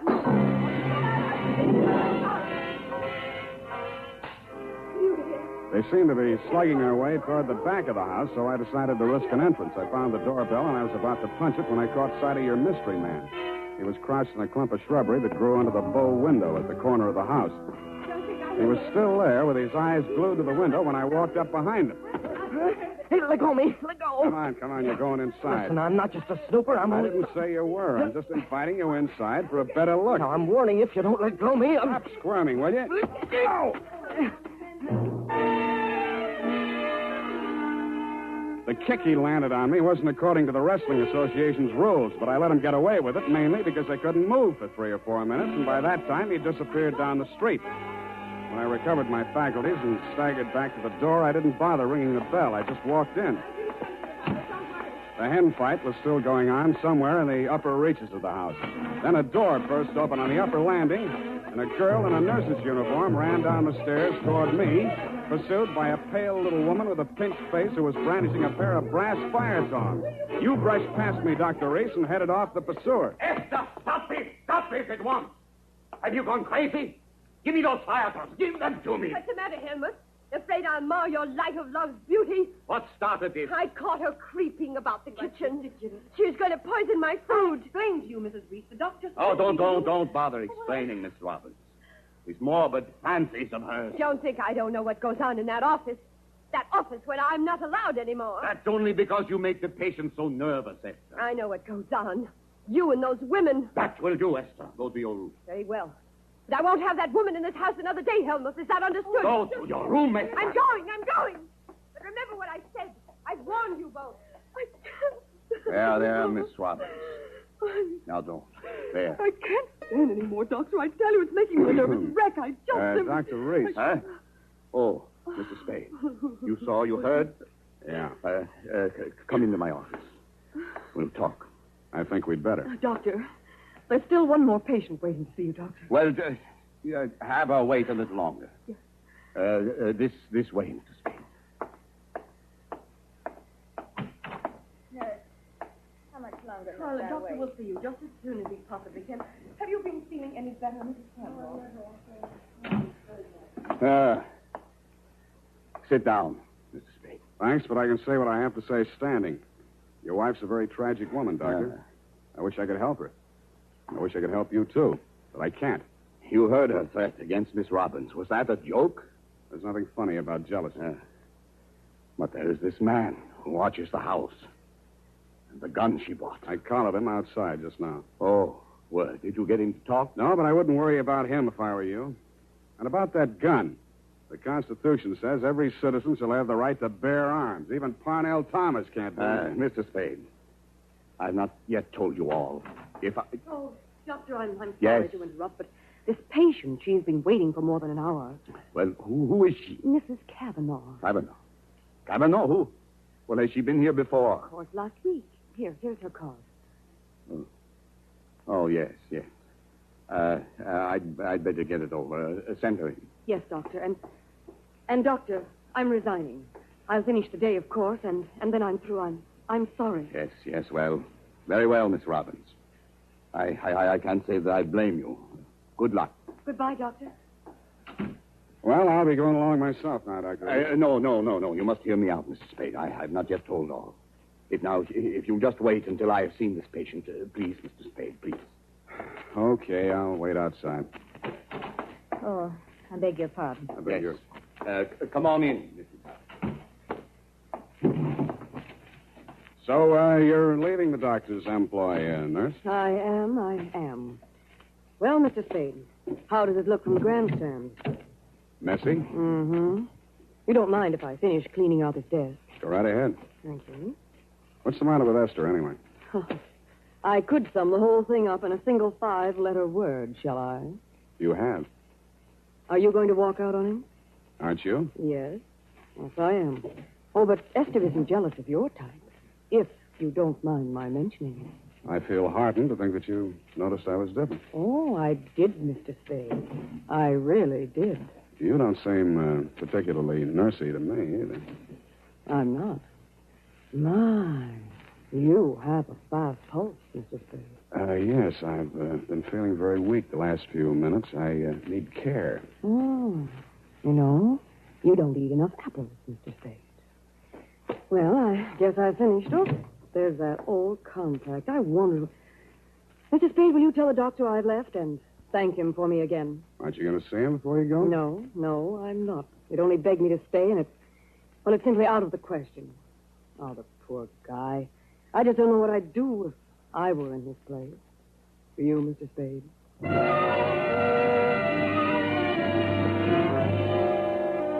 I did, and I told her. She told me I was a victim of hypertension and left me with my mouth open and no thermometer in it. 5 minutes after she'd gone out through the front entrance, your wife came down the stairs, looking knowingly at me and the door to the doctor's office, and left by the same route. 10 minutes after that, I was halfway through a 1937 National Geographic that was the latest edition on the waiting room table, and had reached the 3rd paragraph on the natural beauties of Winona County, Minnesota. But I never finished.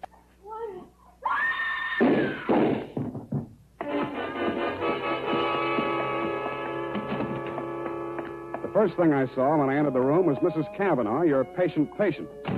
Why didn't he do it? You, Doctor, were standing over her, nervously twitching off the rubber glove from your right hand. You tested her throat for pulse, then listened through a stethoscope. It was purely a formality. One of the .38 caliber slugs had entered the right temple. The other had torn through the base of the skull. How did it happen? I don't know. I had completed the examination and walked over there to put my instruments away. When I turned back, she had a gun in her hand. Before I could stop her, she pulled the trigger. Suicide, of course. Why? Well, I just told her the truth, that there was nothing I or any other doctor could do for her. But she had perhaps a month, perhaps less. She had suffered great pain, of course, for some time. Uh-huh. You saw her shoot herself, you say? Yes. The gun, she took it out of my desk drawer. I'd removed it from my wife's room earlier today. I see. Well, Doctor, this is the neatest suicide I ever saw. No powder burns, and from the way she's lying, she must have shot herself in the direction of that window, at least 10 feet away. She screamed before the shots were fired and had time to fire a second bullet into her head and throw the gun across the room before she fell. Well, Helmut, at last it's happened, hasn't it? Esther, leave this room. I told Helmut one of the husbands would catch up with him. Pretty, wasn't she? I don't remember this one.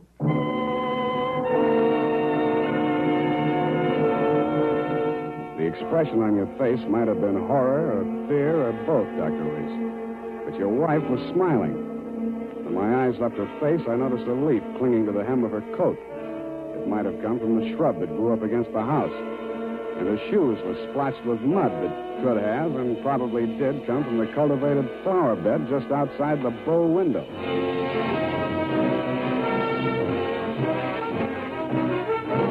The makers of Wild Root Cream Oil are presenting the weekly Sunday adventure of Dashiell Hammett's famous private detective, Sam Spade.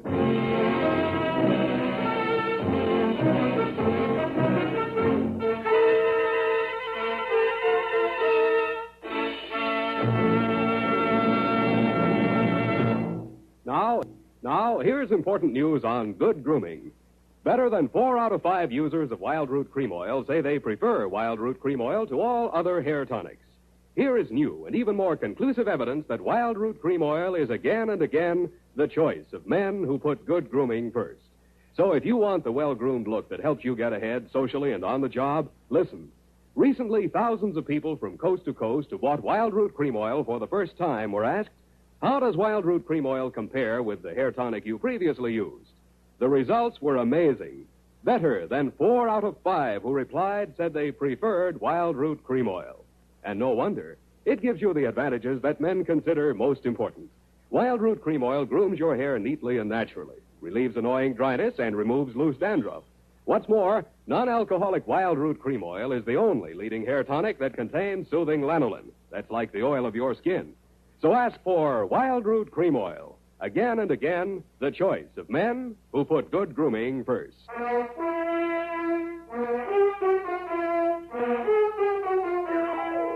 And now, back to the bow window caper. Tonight's adventure with Sam Spade.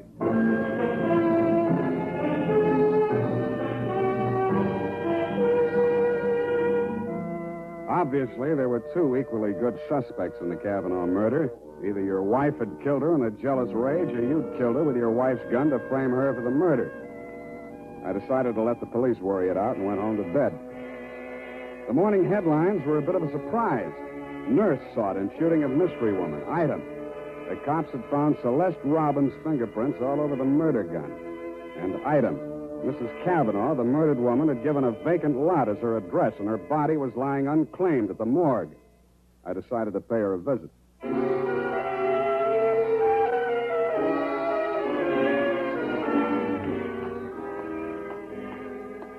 Maxie, hey, Maxie. What? Oh, Sam. Sammy, my boy. Hey, it's good to look on you. How are you, Maxwell? Oh, fine, fine. What brings you here, Sam? The Kavanaugh woman. The Kavanaugh, huh? Let's see who's with us today. Stiftel, Milton, Schwartz, Kelly. I knew him. Nice guy. Feige. Aha. Kavanaugh. Rose. Hello, Rose. Hey, Sam, don't you want to look at Rose? No, I've seen her. Ah. Yeah, just checked her back in. Autopsy. Say, you do collect queer ones, Sam. Now, you take her. Why would anybody in the world knock her off? In her condition, all he needed to do was wait. A month. Couple of weeks. Bad as that, huh? Worse. Anybody claim her yet? Well,